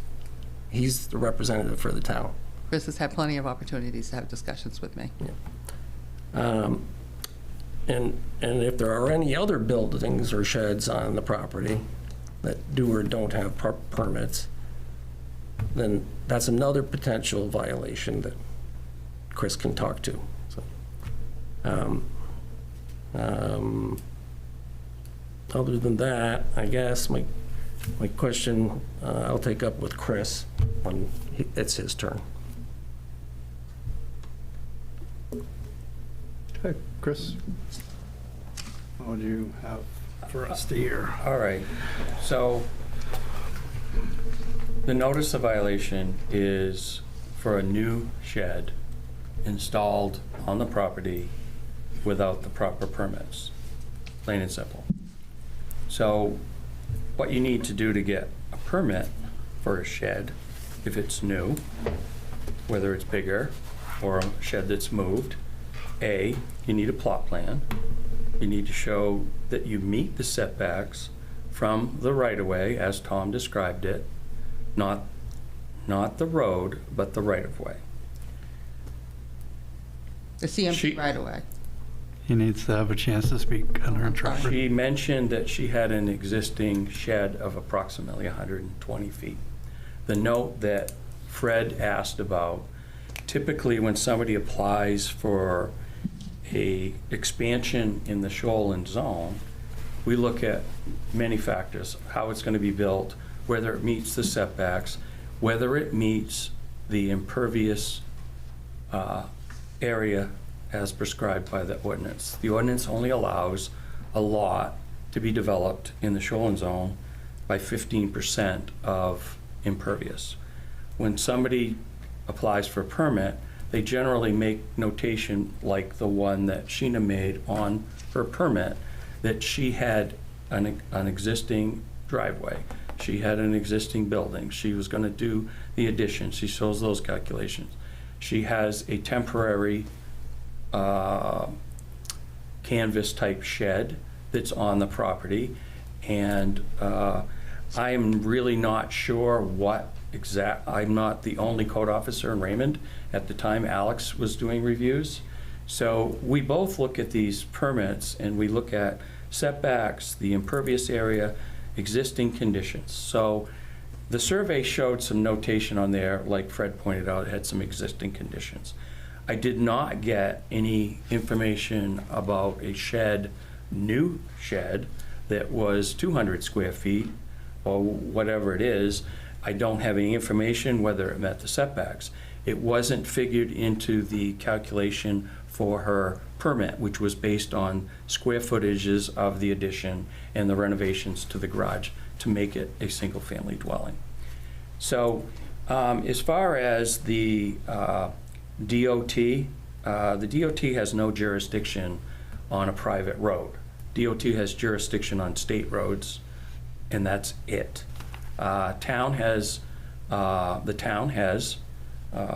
rights to enforce our ordinance on private streets, public streets, but this isn't a public road for the town of Raymond. It's private, just like the one that Tom and I live on Haskell Avenue. We live in an area that has a 12 to 16 foot road somewhere in that 50-foot right-of-way. Same thing that Tom was referring to. We live with that. CMP has no jurisdiction on buildings or things in that right-of-way. They have an overhead easement for their lines, or underground, depending on the situation. So, you know, as far as Tom's comment about other NOVs on the property, we're not here to talk about those tonight. We're just here to talk about a shed and a dock. So if in fact there are other violations on the property, that would be something that I could look in after this appeal, but not tonight, if that's fair enough. I'll let it go at that, and she can respond accordingly. Do you guys have any immediate questions for Chris or Jason? Would you? So I guess my only question is, so as you look at this permit, there is no permit for a shed. That No, shed that we see in there is absolutely just not. showing that she had, If there was, Was it 120 it would have foot been in shed the that was description, and already she would there have at had to one point. pay for the Right. square footage of the new shed. Okay. Which would have been included in the permit fee, which it wasn't. Right, which makes sense. If there was This was some talking about the shed that was misunderstanding on her already there. part, that's why I asked her to do an after-the-fact permit as part of the resolution. She still gets to have an appeal, and I'm not going to act on a permit while it's going through the appeals process. So as soon as this appeals board meeting's over, I'll address her concerns about the shed. Basically, all I'm going to need is a plot plan showing it meets the setbacks, and she can have a permit if it meets the impervious area as well. She's got to be less than 15% lot coverage. If she does that, she'll get a permit. End of story. But as of today, as of when the NOV went out, there was no permit. Okay.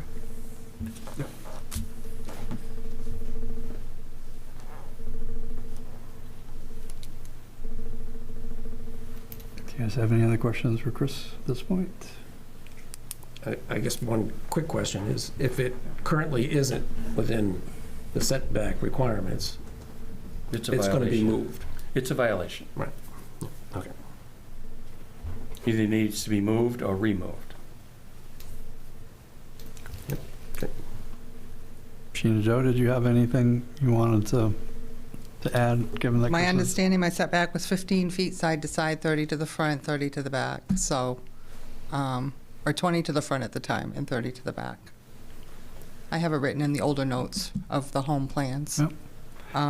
And I'll take a moment, because as I've gone through some of the information that you provided to us, and you just made the comment, it's your understanding. So when you say it's your understanding, it would be good for us to know specifically what ordinance or statute you're referring to, so. that And we I can- don't have that information duly respected. I don't have that information in front of me.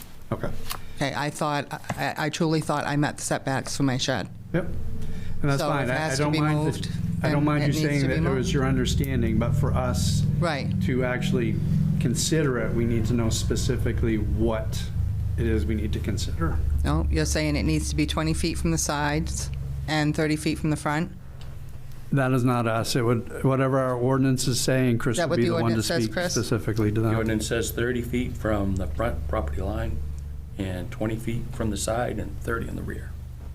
Okay, well, I got the rear. I got 2/3 of an acre there, so I'm not going to worry about that. So we have 20 feet from the sides and 30 feet from the front. And that's 30 feet from my 6-foot setback grandfathering of the front of my building, correct? No, My garage is 6 it's feet from from the your property property line. line, Okay. so which is the 30 right of feet way. from the property line, well, from property line.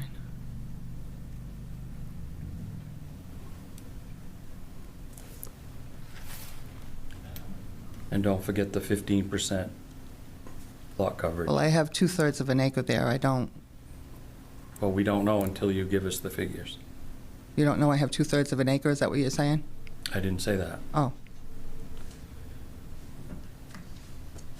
Because these figures So, here well, was Sheena 22. Joe, let's Yes. go ahead and leave the specifics to an after-fact permit for Okay. after this meeting.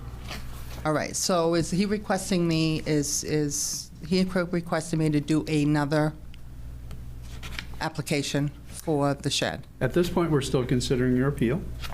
So if we find in your favor, then there's no reason for you to have to submit an after-the-fact. Well, respectfully, it appears that I'm wrong on my setbacks. Well, and I will respectfully say the board hasn't ruled on it yet, Okay. so.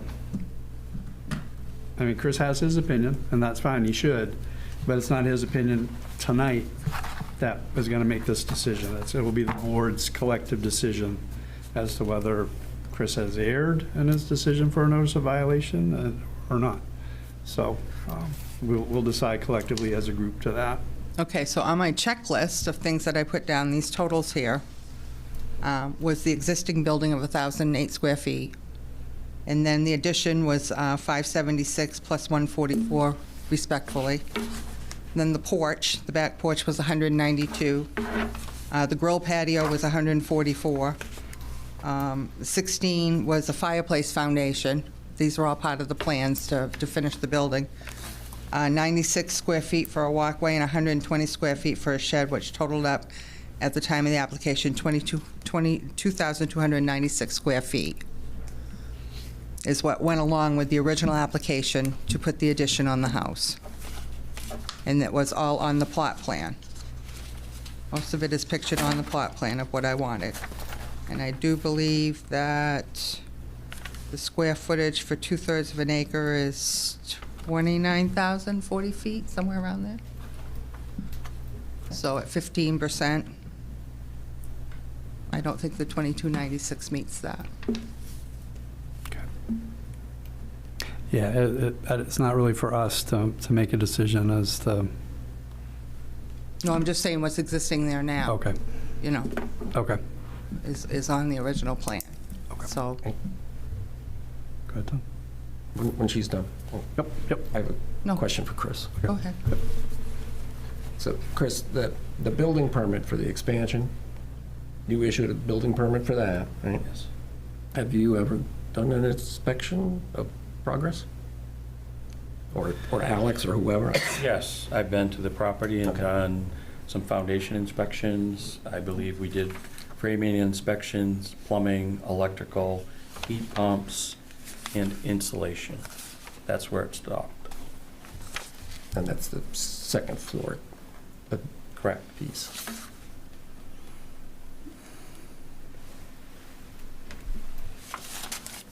Okay.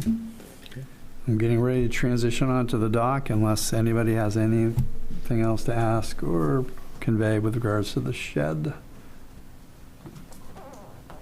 Now talk about our audience. Yeah, but we're not open to public comment yet, so we'll get that when time comes. So Sheena Joe, we'll go ahead and transition now to the right-of-way property with notice of violation of the dock. Go ahead. Okay, so my desire to have a dock at lot 62A, which is a 10 by 200 foot lot that runs down between 31 and 35 Shore Road, across the street from my gravel parking space. My desire dates back to 2015, the people that lived there at the time, the thoughts and ideas that came into the head at the time. The biggest opposition we ran into was this big boulder sitting in the water at the end of it. So as construction progressed and did not progress due to the mass construction projects that were done at the end of the road during the last 2 years, my ideas went into effect. 31 Shore Road got sold, 35 Shore Road got sold. I had some objections to both those owners to my ideas, and proceeded to get told that there were 10 owners. I had to clear it through the town with permission slips from all 10 owners that I could do this. I didn't believe there were 10 owners, so I proceeded to do title searches on all the homes from number 2 Shore Road all the way down to number 39 Shore Road. I have title searches to every piece of property on Shore Road in Raymond, Maine. Analyzing those title searches showed me who had rights to the boat launch at 22A, who had rights to 46A, which is another right-of-way that sits just before number 9 Shore Road, and who had rights to 62A, which is the one across the street from me. My findings showed that the titled rights to 62A belong to 4 people. I should say not 4 people. Well, 4 people own the 7 lots that it was given right to in its development. The lots that have rights to it are 97, 98, 99, 100, 101, 102, and 103 respectfully are the back lots of Shore Road on the other side of the road, the back lots. So I myself own lot 99 and 100. Jonathan Stickney, my owner, who has a recent home built up on the hill, he owns lots 101, 102, and 103. Each one of those lots have their own individual rights to 62A. The title search was clear that each lot sold had its own particular right to 62A and 22A. So, and then you have lot 98, which is owned by Ellis Martins, and lot 97, which is owned by the 27 Shore Road LLC, the Reale family. And those are single individual lots. that they keep their sheds on and park their boats and do whatever. Those 5 lots that are owned by me and Jonathan were wooded for ever. And in 2015, I bought my lot, and I believe Jonathan was able to get his 3 lots in 2018. I think it was 2018 that he got them, or 19. So now you have two homeowners that live there year-round that wanted access to the water through their deeded right. And we're being told they couldn't do that, that we had no right to, we were trespassing. That was their property by the new owners of 31 Shore Road. And up until recently, it was brought to my attention that 35 Shore Road felt they had a deeded right. Upon finding that information out, I did in detail take their title search and note it and sent them a copy of that through the mail, which was delivered on the 20th of September, showing them their complete title search. It was a 21-page title search. I think you have it attached to all your documents that you can certainly show your town attorney. That does not show any rights. Any rights that were ever belonged to 35 were sold off when lots 99 and 100 were sold off. They went with those lots. They didn't stay with 63, 64, and 65, I think their lot numbers are.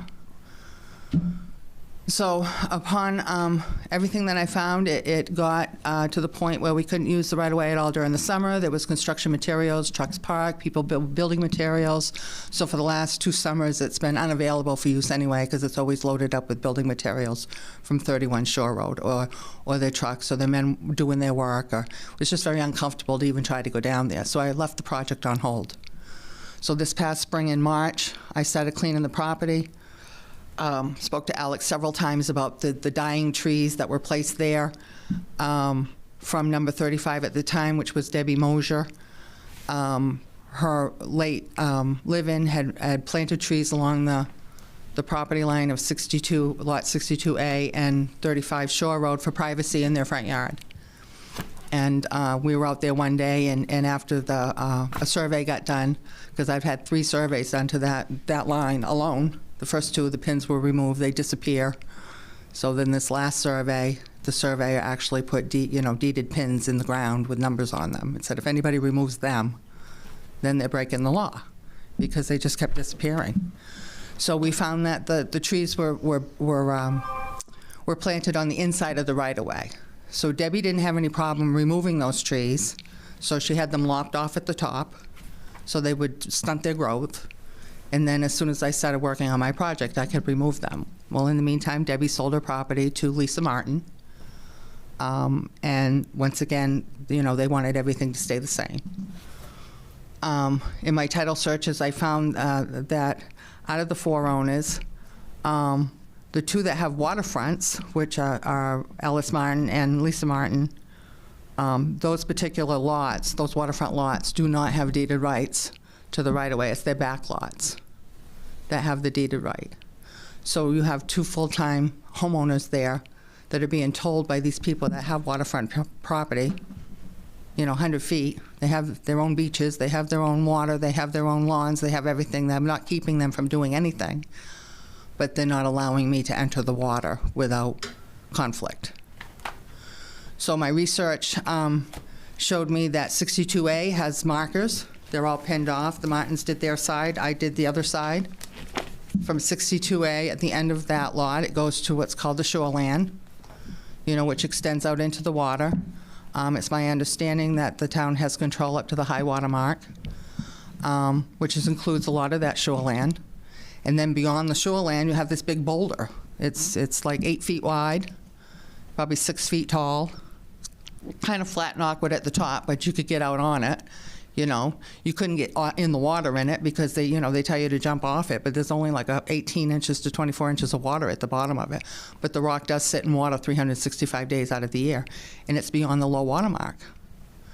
So I did some more research, as far as who owns the water. Thomas Pond is owned by the state. The rock sits in the water. The rock's owned by the state. And I don't find that the town has any jurisdiction over where I placed that structure for me to be able to, and for Jonathan to be able to, enjoy a deeded right to the water. It's not keeping anybody from doing anything. And that's the question here. Who owns Thomas Pond, and what am I doing that's keeping any of the owners from doing anything? It's not obstructing anything that they do on the right-of-way. They don't use the right-of-way. They use it to cross back and forth between their yards, which is their right. I have no problem with that. I have no problem with anybody being on it. But I'm being told I couldn't have the structure in the water. You know, they called the warden service on me. The Ellis Martins called the warden service on me. You know, he showed up on Monday morning when town was closed.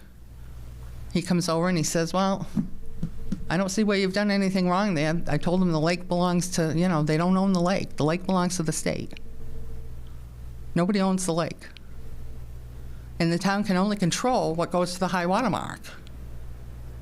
And sure, you don't have a harbor master that can be out there policing what's going on the lake, you know, and that leaves a lot of the policing to the town.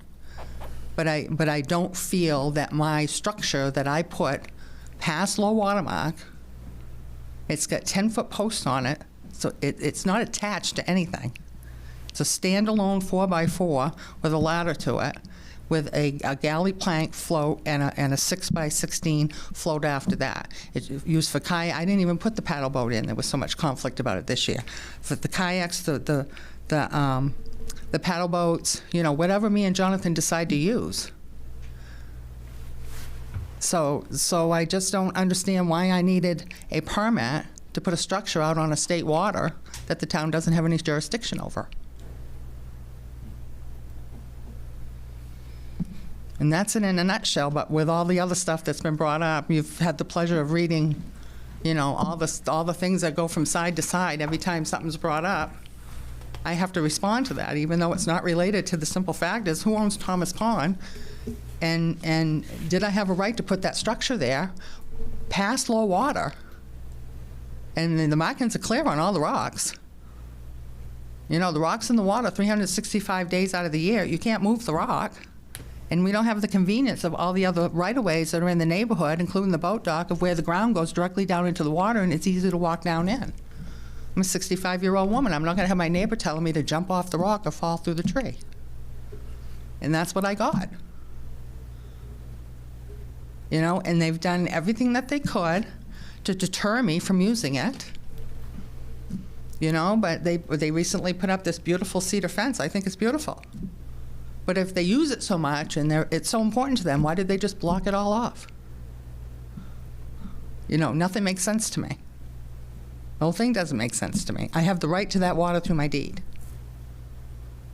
You know, I tried to work it out. I spoke with Alex many times of building a little 2-foot walkway that goes down the shore where the birch tree is. You all saw the birch tree. I had to take the limbs off 2 of it because the wind broke the limbs in half. Those had to come down. A very dangerous situation down there.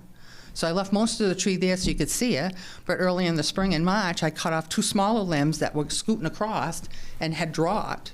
You couldn't even get under the limb to get into the water.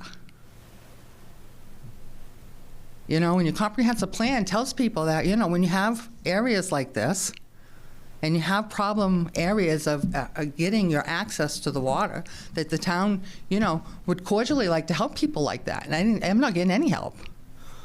Just get a bunch of conflict. And then getting a notice of violation that I put the dock in the water without a permit. I didn't need a permit. It's on state property.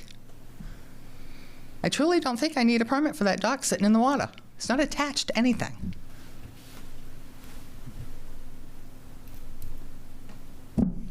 I had a question for you. Sure. So you mentioned Jonathan Stickney. Is he a co-owner of the dock? Me and Jonathan both own the dock, yes. Okay. I'm just wondering, is there a representative for Jonathan here tonight other than yourself? I mean, just me. Okay. In some of the pictures that you submitted, I noticed that there was a private property sign strung across the front of the dock. Specifically, who is allowed to use the dock? I put the private property sign up across it when the dock first went into the water, because one thing that the state warden brought to my attention, he said, everything looks fine. He said, I would worry more about your safety coming off that rock onto your dock, because there's a little space. There was a little space there. So his recommendation was come up with some sort of a gap, something to close that space off. I told him, I said, I can't attach it to anything. It's on 6-foot steel posts as it is, 10-foot steel posts as it is. So I put it up there so nobody would step down on it. I had the ladder chained off and the walkway chained off, because I needed to have a railing, some form of a railing that could come up over. You saw that. I have injuries from past work that I'm not very stable when I'm going down or up, so I needed a handle. So we had the custom, but in the meantime, I put that there so that nobody would get onto it until I could cover the gap and put the railing on. All right? When we got the railing on and we covered the gap, it's still sitting there, chained to the, but it's not blocking it from doing anything. And it does state right on the back of the sign, who owns it, 32 and 34 Shore Road. Who owns that structure? Just like I put it on my mooring balls. Who owns the mooring, what number belongs to the mooring balls? If I had anything else there, I would probably have my address on it too, because if something happened, they need to know who owns the floating apparatus. So I recognize your statement of you and Jonathan owning the dock. Who is permitted to use the dock? Are the people who have right-of-way access? They have rights to the right-of-way. Well, no, okay. They have rights to the land. Please give me a chance to Okay. answer this question. What I want to know is, do these people also have your permission to use that dock? Or is it specifically for you and Jonathan and whoever? I guess that question can go both ways. Do I have permission to go out on their floating docks? So that's not answering my question. Is it only you or Jonathan and people that you have agreed to that are allowed to use that? Or can people who have access to the right-of-way also use that dock? Is it a simple yes or no? Can other people use that dock who have that? The structure was put in there for the use of me and Jonathan. Okay, thank you. Do you have a copy of the actual deed and what the right-of-way actually grants?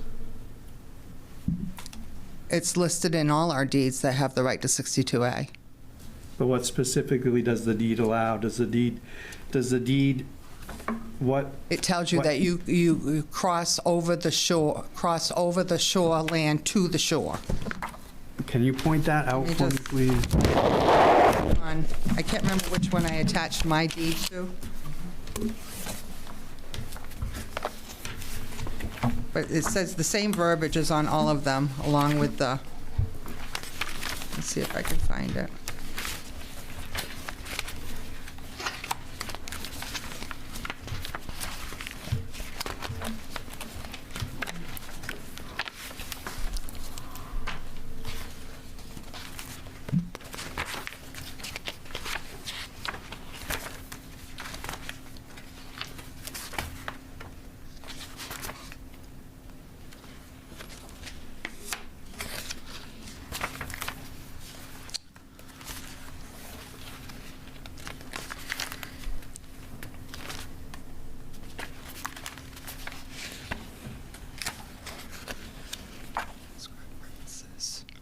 Swan to Gillespie.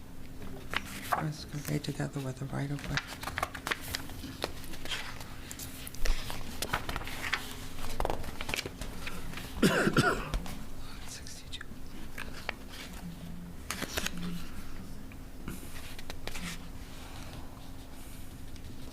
Is your lot 100?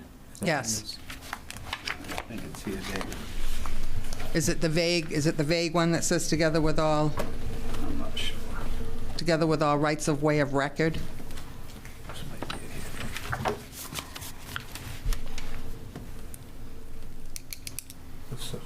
I got you. So Joe, the one he's looking at, it's labeled at the top. It says Swan to Gillespie. Right, Swan to Gillespie, 100. Corrected from yeah. developer. It says the above described premises are conveyed together with the right-of-way to and from the premises over Shore Road and Libby Road to the Meadow Road, so-called, and also a right to the Shore Road over Lot 62A, Section 3, Lot 22A, Sheet 1, Section 1. That's the 22A is the boat dock, and 62A is the lot. Most of them say you've either right to cross over 62A from Shore Road to the shoreland.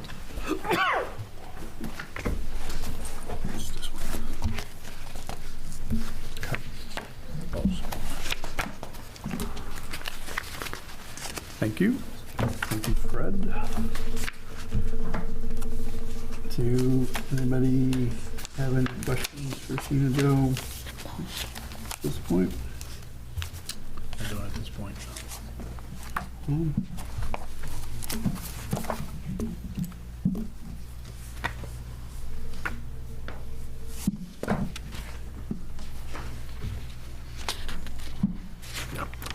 Yes. Ryan, as owner to this property, this right-of-way, if you'd like an opportunity to speak specifically to this dock situation, you can certainly take some time to do that right now. Yeah, I'll make it fairly brief. So Sheena and myself, we've never actually had a conversation. So, and I know my wife did not. We came up for camp and the dock was there. We weren't really sure what was going on.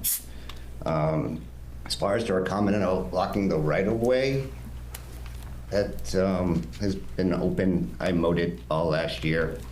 I'm not sure what that is. The grade stakes, I guess those are the pins. They've been in the middle since the spring.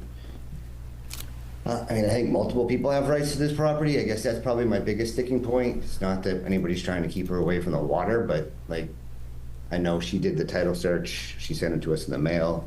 It seems like it was not an official title search, but one that she did in town hall. But multiple people have rights, and it doesn't seem like she went through the right channels to see if it was even okay with everybody that had those rights. It's her comment about the mooring balls. Those are both directly out, kind of following the line of property out in the ocean, which is, or the lake, which is weird. The fence that she brought up for Dennis, basically, she's been taking pictures of our people at our house doing work, taking pictures of Dennis, his construction. I think he was just not speaking for him, but I'm pretty sure it was just trying to get some privacy without somebody peeking at him.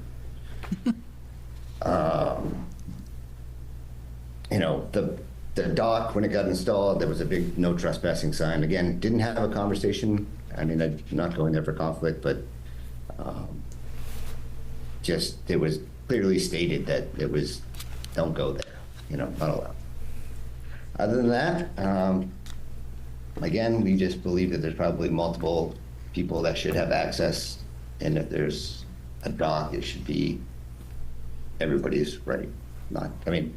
At this point, what's to say if this goes okay, if someone else has property rights, that they can't put a dock there next year and then Sheena can't have hers. So it doesn't really make sense to me. But that's all I got. Okay. Thank you. Thank you, Ryan. Anybody have questions for Ryan? Okay. Chris? Can I respond to that? Yeah, of course. Okay. Ryan's right. We've never met. I've had 2 conversations with Lisa. First of all, it's been no secret that I've wanted this dog. I went looking for the Reale family, who owns 27 Shore Road LLC, because they were one of the owners right off the bat. And my findings found that estate was left to 8 children. One of the children left his shares to his 3 children. It's just a big family thing there. And in the letters that I sent them, I gave them descriptions of what I was looking to do with the right-of-way, as them being one of the owners. And one of the paragraphs in those descriptions is stating that I would have no problem with them adding kind-like parcels, kind-like sections to this dock if they wanted a place to bring their kayaks or their paddle boats. It's in the letters. I offered that right from the beginning when I started contacting the owners. And Lisa, my last conversation I had with her, she thought about the kids fishing off that rock, and I can see why there's probably better fishing, because it's out in the water. The rock is in the water.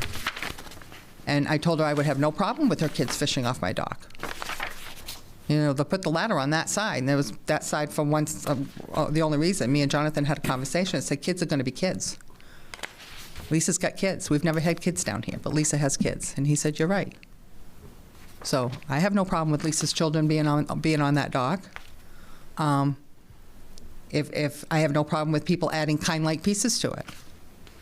You know, if they want to take, I wouldn't want anybody taking a slab of wooden dock and adding it to the thousands of dollars we just spent on the one that's there. But the offer was made. And I finally got through to the Reales after several attempts and a home visit to where I found one of the Reales living in Portland. I actually went to his house and left him a letter inside his fence. And then I reached out to their LLC attorney. And that's how I found out the information regarding them and reached out to them. They chose to abstain from any comments or any involvement. They just wanted the lot to be left the way it was, and it is. I haven't touched the lot. I merely put a dock in the water. So I haven't touched it. The only thing I've done is I took a few dead branches down with kids running back and forth from yard to yard. I was worried about the eyes, the hair. So I took some more dead branches off. I took photocopies of all of those. As far as for privacy, you can't say much for the 8 cameras that the Martins have up all around that right of way. So we'll just leave that question right alone. But no, right from the beginning, I've always offered. You know, that was my thoughts, that were my ideas, that's what went out. That's what I'd spoke to Glenn Martin about previous to him selling it to his brother Dennis and his then girlfriend Teresa Ellis. And that's all I have to say about that. So I want to make clear, and I may have misstated my question earlier. It sounds like you're saying then that if deeded owners to this right-of-way would like to have access to that dock or even modify the dock, you and Jonathan are willing to allow that. Is that correct? Yeah. I mean, I have no problem with that. Okay, because it sounded like earlier that you were saying it was specifically for... What is there right now was purchased by me and Jonathan. Oh, that I understand. Yeah. Okay, so for instance, if one of the owners say, well, you know, I want a 6x16 foot float out there to bring my kayak and my paddle boat or my little fishing boat up to, go ahead. Just I'm asking it to be kind-like, though.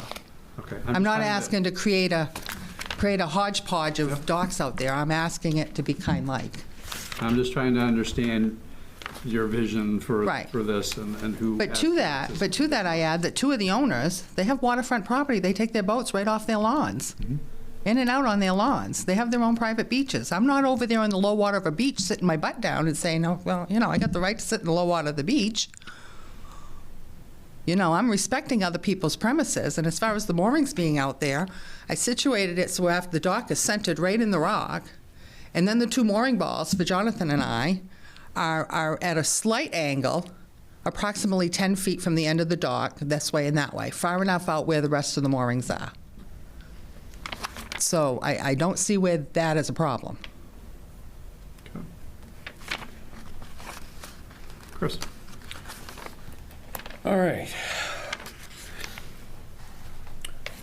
So, first of all, I would like to speak to the fact that you've been told that she was told by a game warden that the lake, Thomas Pond, is owned by the state.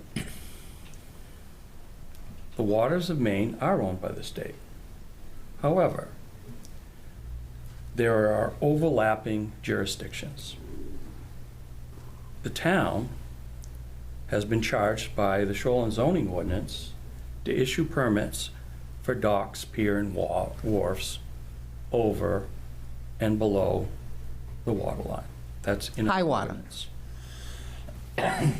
In section Article 5, land uses, we have a key to table 350 5-4, which is a table of uses.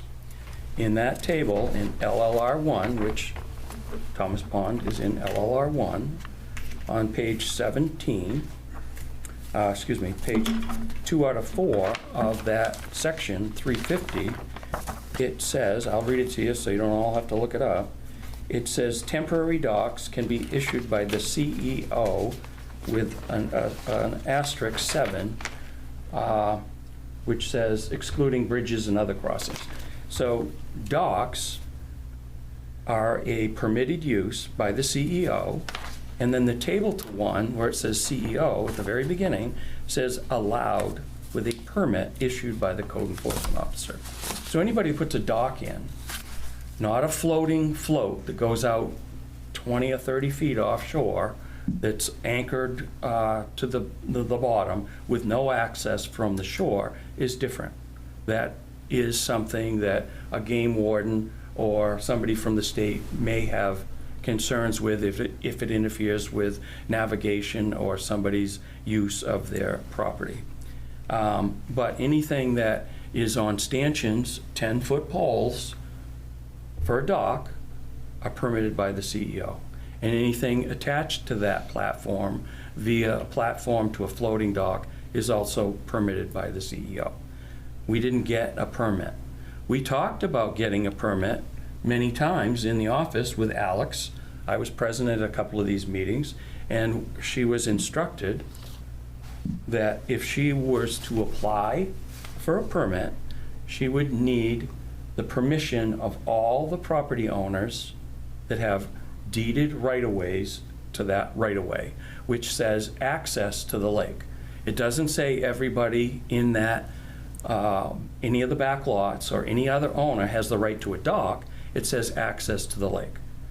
So now we get to, so that's what I do, is we issue permits. I bet we have 2,000 docks in Raymond.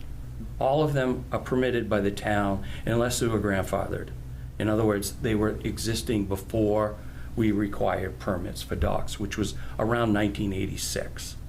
So there was never a dock, to my knowledge, in that right-of-way. There's no grandfathering of a dock. If somebody wants to put a dock in the right-of-way, I have no problem, my office has no problem, as long as everybody agrees to it, and it's, as David was alluding to, it's for common access, not a private dock. This appears to be a private dock without a permit. So in her presentation, she mentioned several times that she did title work, right? And she included in your packet deeds. Are you a title attorney? It doesn't take a title attorney to do a title search. Are you a title attorney? I am not an attorney, but I am an educated person. I can run it. I didn't say anything about whether I'm not a you're title educated attorney. or not. She's not a title attorney. I want to point out a couple of things. One, in your packet, there is an opinion from a title attorney. Curtis Thaxter is a title attorney firm. One of their attorneys wrote you guys an opinion which was in response to her title opinion that was sent to the Martins. The Martins hired a title attorney. And if you read his title opinion, it says that other people have a right to that right-of-way. And if anybody is to use that right-of-way, you need permission, A, to cut trees, trim trees, do anything in that right-of-way, even stairs to the water. You need everybody's sign-off.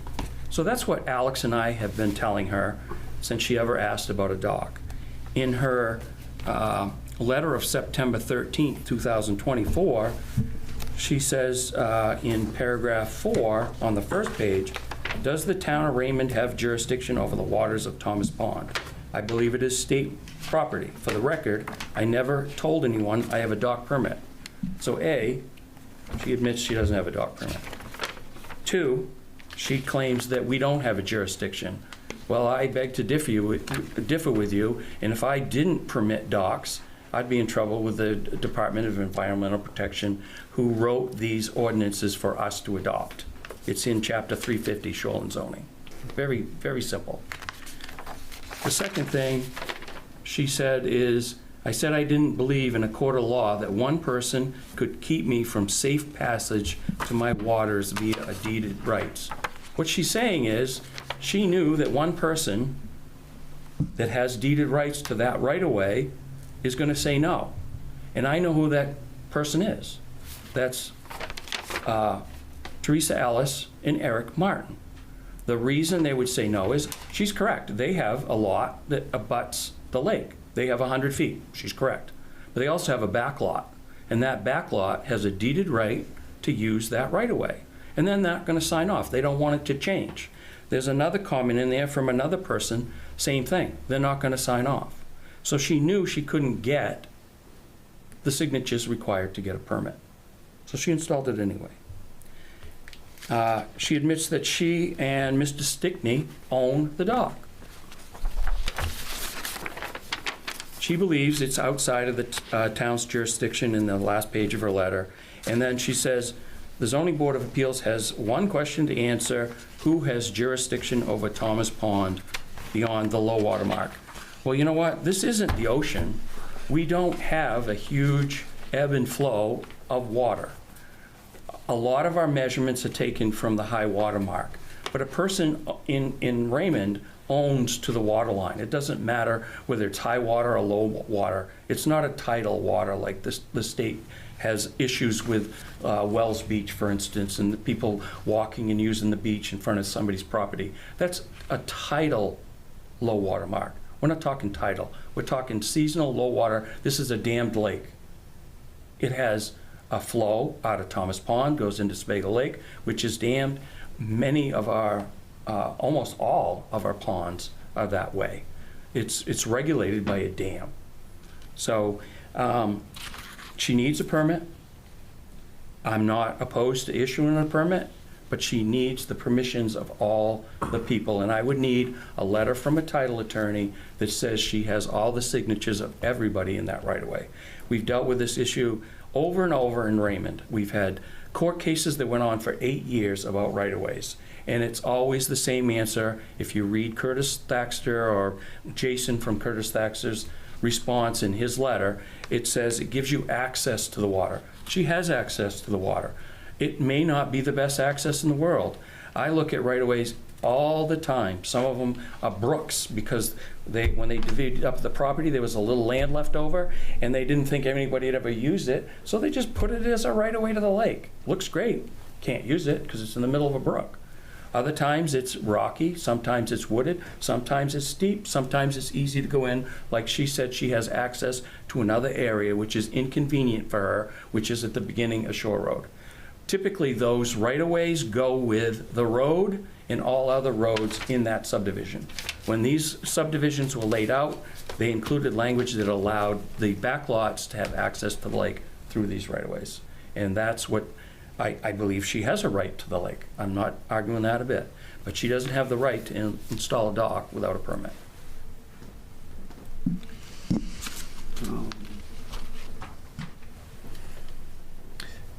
In regards to needing the permission of all property owners, is there a ordinance or statute that speaks to that? No. Okay. It's just court case and state law, and that's our policy. If you want to do a dock in your own property, it's much easier. You don't need all that.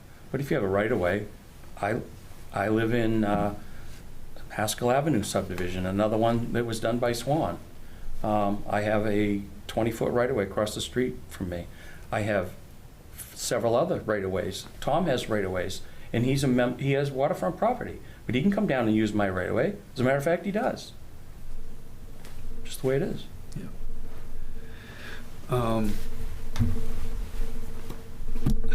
For in our ordinances for shoreland, for piers, the 350-6.4, I just want to get your feedback on this. It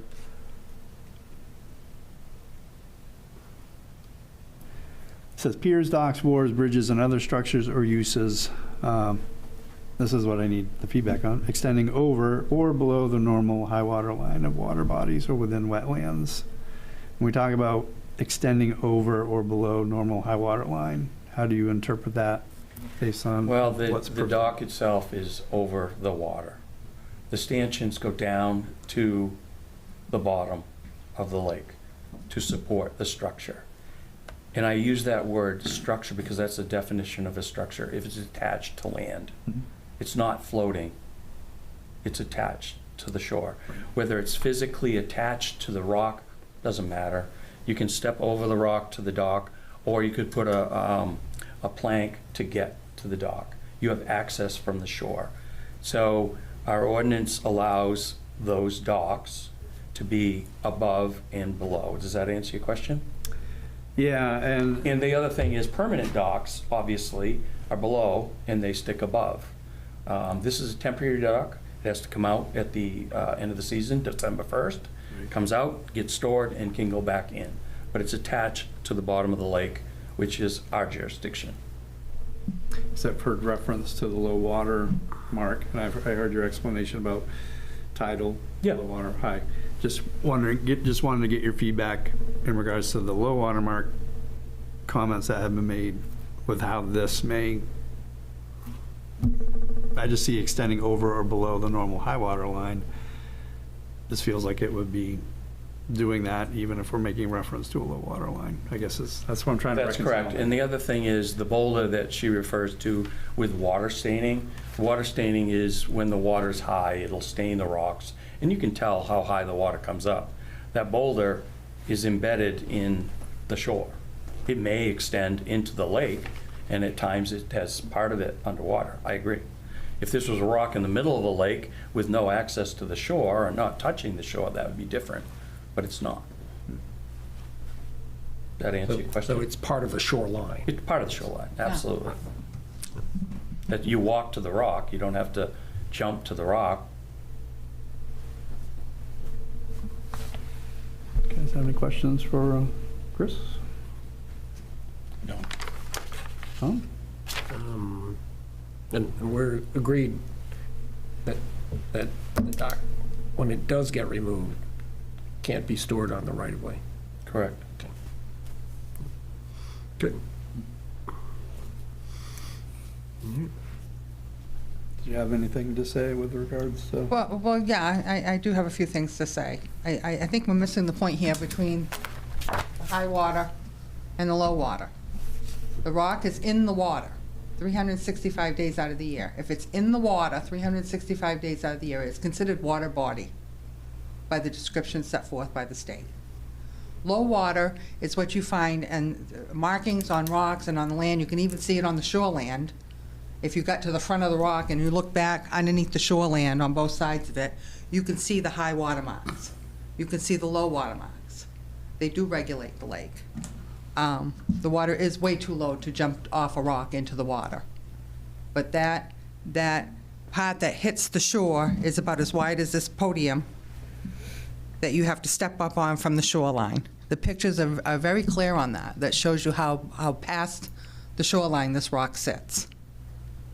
It's not embedded in the shoreline. It may be up against it.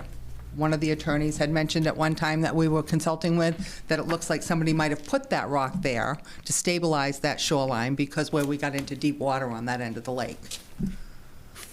You know, could it be removed? Why would I want to remove it? You know, I don't mind going over it, but I disagree with it being part of the shoreland. You know, the markings on the shoreline and the markings on the rocks are clear where the water is when it's high, when the dam's not out, and where it is when it's low. And it's been like that. I've been there for 9 years. There's been no change in that.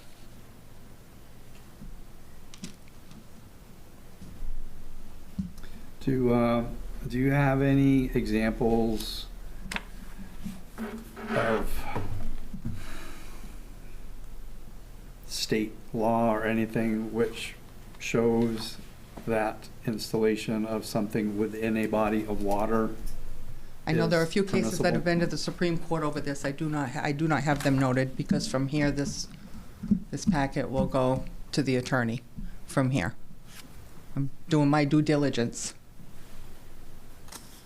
So you don't have it? You know, that would be something that would be on the attorney's level to bring up, just like Curtis Baxter, or, you know, that went to the attorney that will be handling this after this hearing. And, you know, that was just a bunch of, you know, I looked at it as just a threat. You know, I had no dock in the water at that time. He's telling me kids fish off it all the time and people jump off it all the time. Well, I don't know where he lives, but I know I've been living there for I've been there for 9 years working on this project, and I've never seen a kid jump off it, and I've never seen a kid fish off it. You know, I even talked to a couple of the neighbor kids that grew up there, that used to go down there and fish with Glenn out off his beach. Yeah, we'd go up on that rock and throw a couple lines out. I've had my family do it. But he said nobody would ever jump off that. It's not deep enough. It's all rocked. So that was just, but once again, you hire an attorney, you give him the information you want him to have, but that doesn't mean he gets all the information he needs to know. And they write a letter. And if he was so inclined to be so involved, then I would have heard more from him. I waited for that. And all I did was still get a lot of rebuttal from 31 Shore Road. It's I got one owner that does not want me walking down that shoreline to gain access to that water. 27 Shore Road stays neutral because, as she says, I was like this with Dennis Martin. They grew up together. I've got it in writing in a letter. She didn't want anything to do with it. Her visit from her brother that was there in the spring of 24, spring of 23, when he didn't even know there was a right-of-way down there that they owned. I watched them on Father's Day put their boats in right from their own front yard. I don't keep these other people from doing anything. I'm not stopping them from doing anything. But all this tells me is that they do not want the other two landowners that have a right to that right-of-way to be using it for their recreation of the water. Okay. And I'm willing to fight that as far as it needs to go. Okay. Chris? Just a couple quick comments. You guys all went on the site walk? Correct. Did you have to wade through water to get on top of the rock? No. Were you able to walk to the rock? Yes. Yes. Do you think this is high water or low water? It's certainly above the water. Right. I You think it asked the would- question. It's attached to the shoreline. Right. Do you think it's ever underwater? No. No. So that's one. Two, if the Martins or the Morrill came to me and asked to get a dock permit, and I told them you need all the signatures of the owners, and they came in with all the signatures, right now we have a dock that would be obstructing any other dock. So her willingness to add on to the dock isn't her right. That is something that would be decided by the code enforcement officer. We probably wouldn't allow a dock with a bunch of fingers on it, 6 or 7 fingers, because then now you're talking it's like a marina. So there's a lot that goes into these. It may seem like, this is not a big deal, but it is a big deal when I have to treat everybody in town fair. Tom has a dock permit, Fred has a dock permit, Peter, I don't know if you do or not, but. Not in Raymond. So, what? Not in Raymond. Oh, I thought you said you weren't in Raymond. No. That wouldn't have been good. Do you have a dock permit in the town you live in? Yes. Yeah. So I just want everybody to play fair and have the rules the same for everybody and be consistent. That's my job. And it'll be Jason's job, or it is Jason's job. We try to be fair. And to be fair, this isn't fair because she's got a dock and the other people that have rights away don't. Ryan, do you have any final comments for us, given all that you've heard? At this point, not really. Again, no, I do not. Okay. Thank you. Okay, you're welcome. Sheena Joe, anything final before I open this up to public comment? Well, I've just, Chris speaks about how I've got a dock there and they don't. Well, they do. Right off their front lawns, right off their own beaches. They have a dock. I've got 2 property owners that have waterfront property that one has taken the lead to say no, they cannot have access to the water from the property. They fought me even when trying to climb through a branch. I ended up cutting 2 of the branches off last spring just to be able to get down into the water to put my mooring balls on cement so that when the diver came to put them out, they'd already be in the water. Did you have a permit for the cutting? No, I did not have a permit for the cutting. That was on your back burner. But it was obstructing. Yes, I did, twice. Yeah, I got them right here. Were they issued? No, like I said, they were on your back burner, according to Alex. They're on Chris's back burner. We're on hold for signatures from all the owners that had rights to that right-of-way, just like the dock permit. And my research took me down on Total Avenue that said the town didn't have the jurisdiction to tell me I couldn't have that dock out there. So not to have any disrespect to anybody involved, but let's keep any comments and questions through the chair, okay? Sounds good. Thank you. Thank you, Chair. So I guess the big question here is where does the town have the jurisdiction and where do they don't? And I'll leave it at that. Okay. Very good. Thank you. Thank you. So we'll go ahead and open this up to public comment. Is there anybody here tonight in this building or through our Zoom call that would like to speak in favor of this appeal?